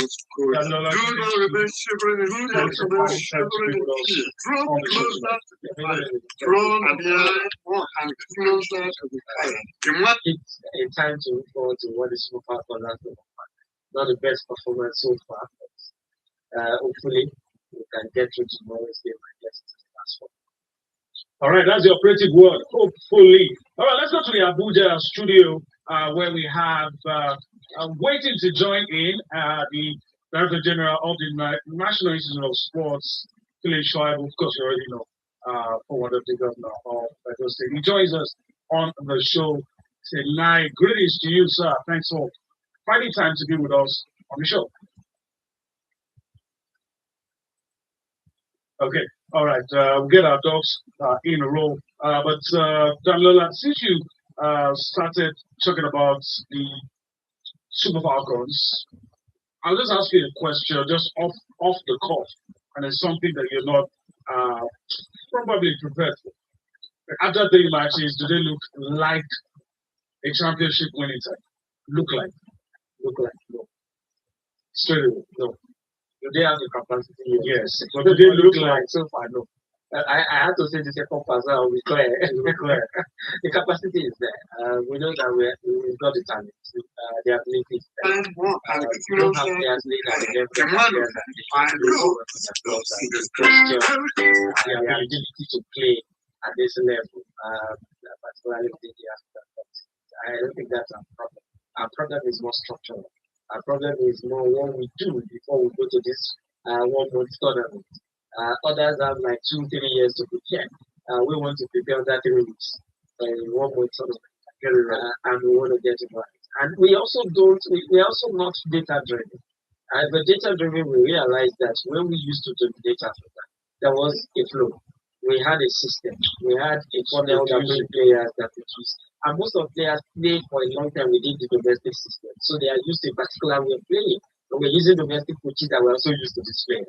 At some point, when they started moving, they were moving to the United States to study and play football. So it was still the same culture. Today, look at the present Super Falcons. You probably have them from 10 countries coming together into that. So different culture, different orientation, and they want to coach to perform magic. All right, my colleague Austin Kunapan is ready now. Austin, greetings to you. Of course, it's the day before the big day. That's right, and it's one of the greatest to you, and of course, everyone joining us on the show tonight. Always an action-packed on the sports. Big game between Nigeria's Super Falcons and Zambia's Cup of Queens. And I like the fact that we're getting this sort of conversations just at the quarterfinal stage at the Women's Africa Cup of Nations. The clear testament that African football is developing, and that we more countries need to join the conversation. Remember 2014 Nigeria crashed Zambia 6-0, 2018 or 19 against 4-0. 2018 4-0. 2022 Zambia turned it around. I'll never forget that Katongo shot. The world may go good, but the financial people come closer. And then they got it, and that was good enough for Zambia to go on to win that. So I also remember that goalkeeper Hazel Nali was fantastic for the Copper Queens on that day. But now they have Hazel Nali, and they feel that the current goalkeeper they have is good enough. But then again, there was no Rachel and Barbara Banda in 2022, and what they did there. So it's going to be an interesting game of football. We're looking forward to it to see where that's all we do. And definitely will get us talking about women's football development. Yemi will bring to get the Director General of the National Institute of Sports, Kelly Shaibu, former Deputy Governor of the Edo State, is ready. We'll go to Abuja studio and then we'll have that conversation that's tied around not just the institute, being responsible for sports academia in Nigeria, but infrastructure development comes into the conversation once again. And if we look at the picture from outside, looks good, everything looks okay for this administrative power. But we know we have shown you what it looks like inside, which is a big, should I say, it is grace to our sporting infrastructure. And I always say, football to be admirable, it needs to look good. This is when the deputy governor, or former deputy governor, who is now the director general of the National Institute of Sports, visited the building, and some of the pictures is so it was thousands, and decided to put it out there that it's another challenge that it hopes it can story.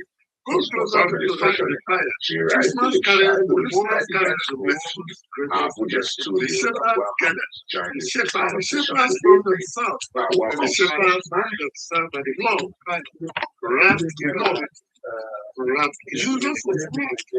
You feel the wrath of the Lord and the warmth of the Lord this season, and as this expression, the way that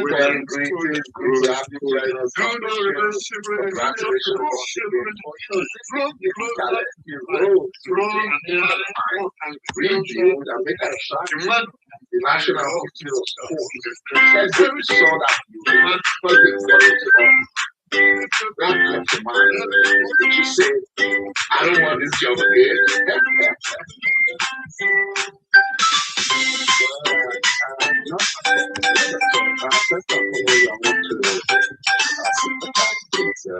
The Buhari family and the nation for this period of money, and that's why we have to move our planned launch today to next week because of the morning period.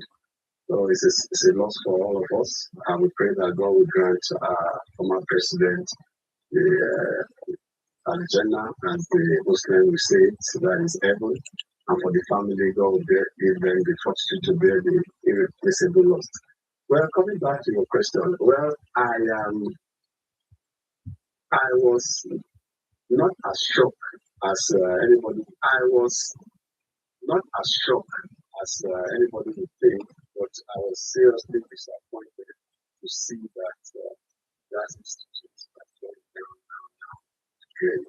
And it was shocking to the extent I saw it. It was shocking anyway, but I know it was down, but I didn't expect that it got down to that level. So I didn't plan to run. For me, I saw this as a challenge, and I saw that some of the things that some of us have been clamoring to have, I cannot see why it was not there. So I saw it as a challenge. Yeah? I saw it as What time she can use? I was one of the victims of that case. Oh, we can I wait. was No one of the problem. lamenting of that case. So the first thing that came to my mind was what happened was for the president to ask me to go to this place and establish it in line with the rule of the president and the brand that is to be for me was a challenge. It's a very challenge. I agree. That's cold shape. Because all the time we look at past performance and we don't look at now that you look at national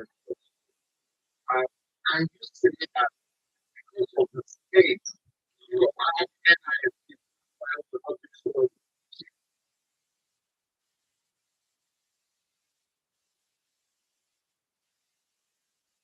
Yeah, yes, because the truth is that the coach athletes and you and the impact that you make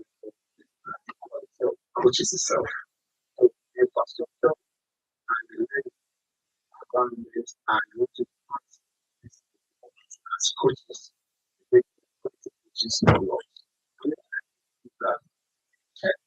Exactly. There are very few coaches that I just few coaches that yes, not development nationals. Outside Nigeria, the certificate is not recognized. And this is a certificate was one major certificate that you need to get before. Those days, if you have an NIS certificate, it's a big deal. So now it's no longer a big deal because they were cutting corners, the infrastructure were not there. 1974 curriculum is still what is existing. It's also a lot of old things were wrong with the institute. Beyond the infrastructural decay, the curriculum was also a major problem. And up to now, I'm still searching for some documents in NIS. I'm still searching for some documents. So if I'm still for like 5 weeks now, I'm still searching for documents that will tell me the level of decay in that establishment. For me, I made up my mind must be actualized, and that's we after all, going around all the facilities and the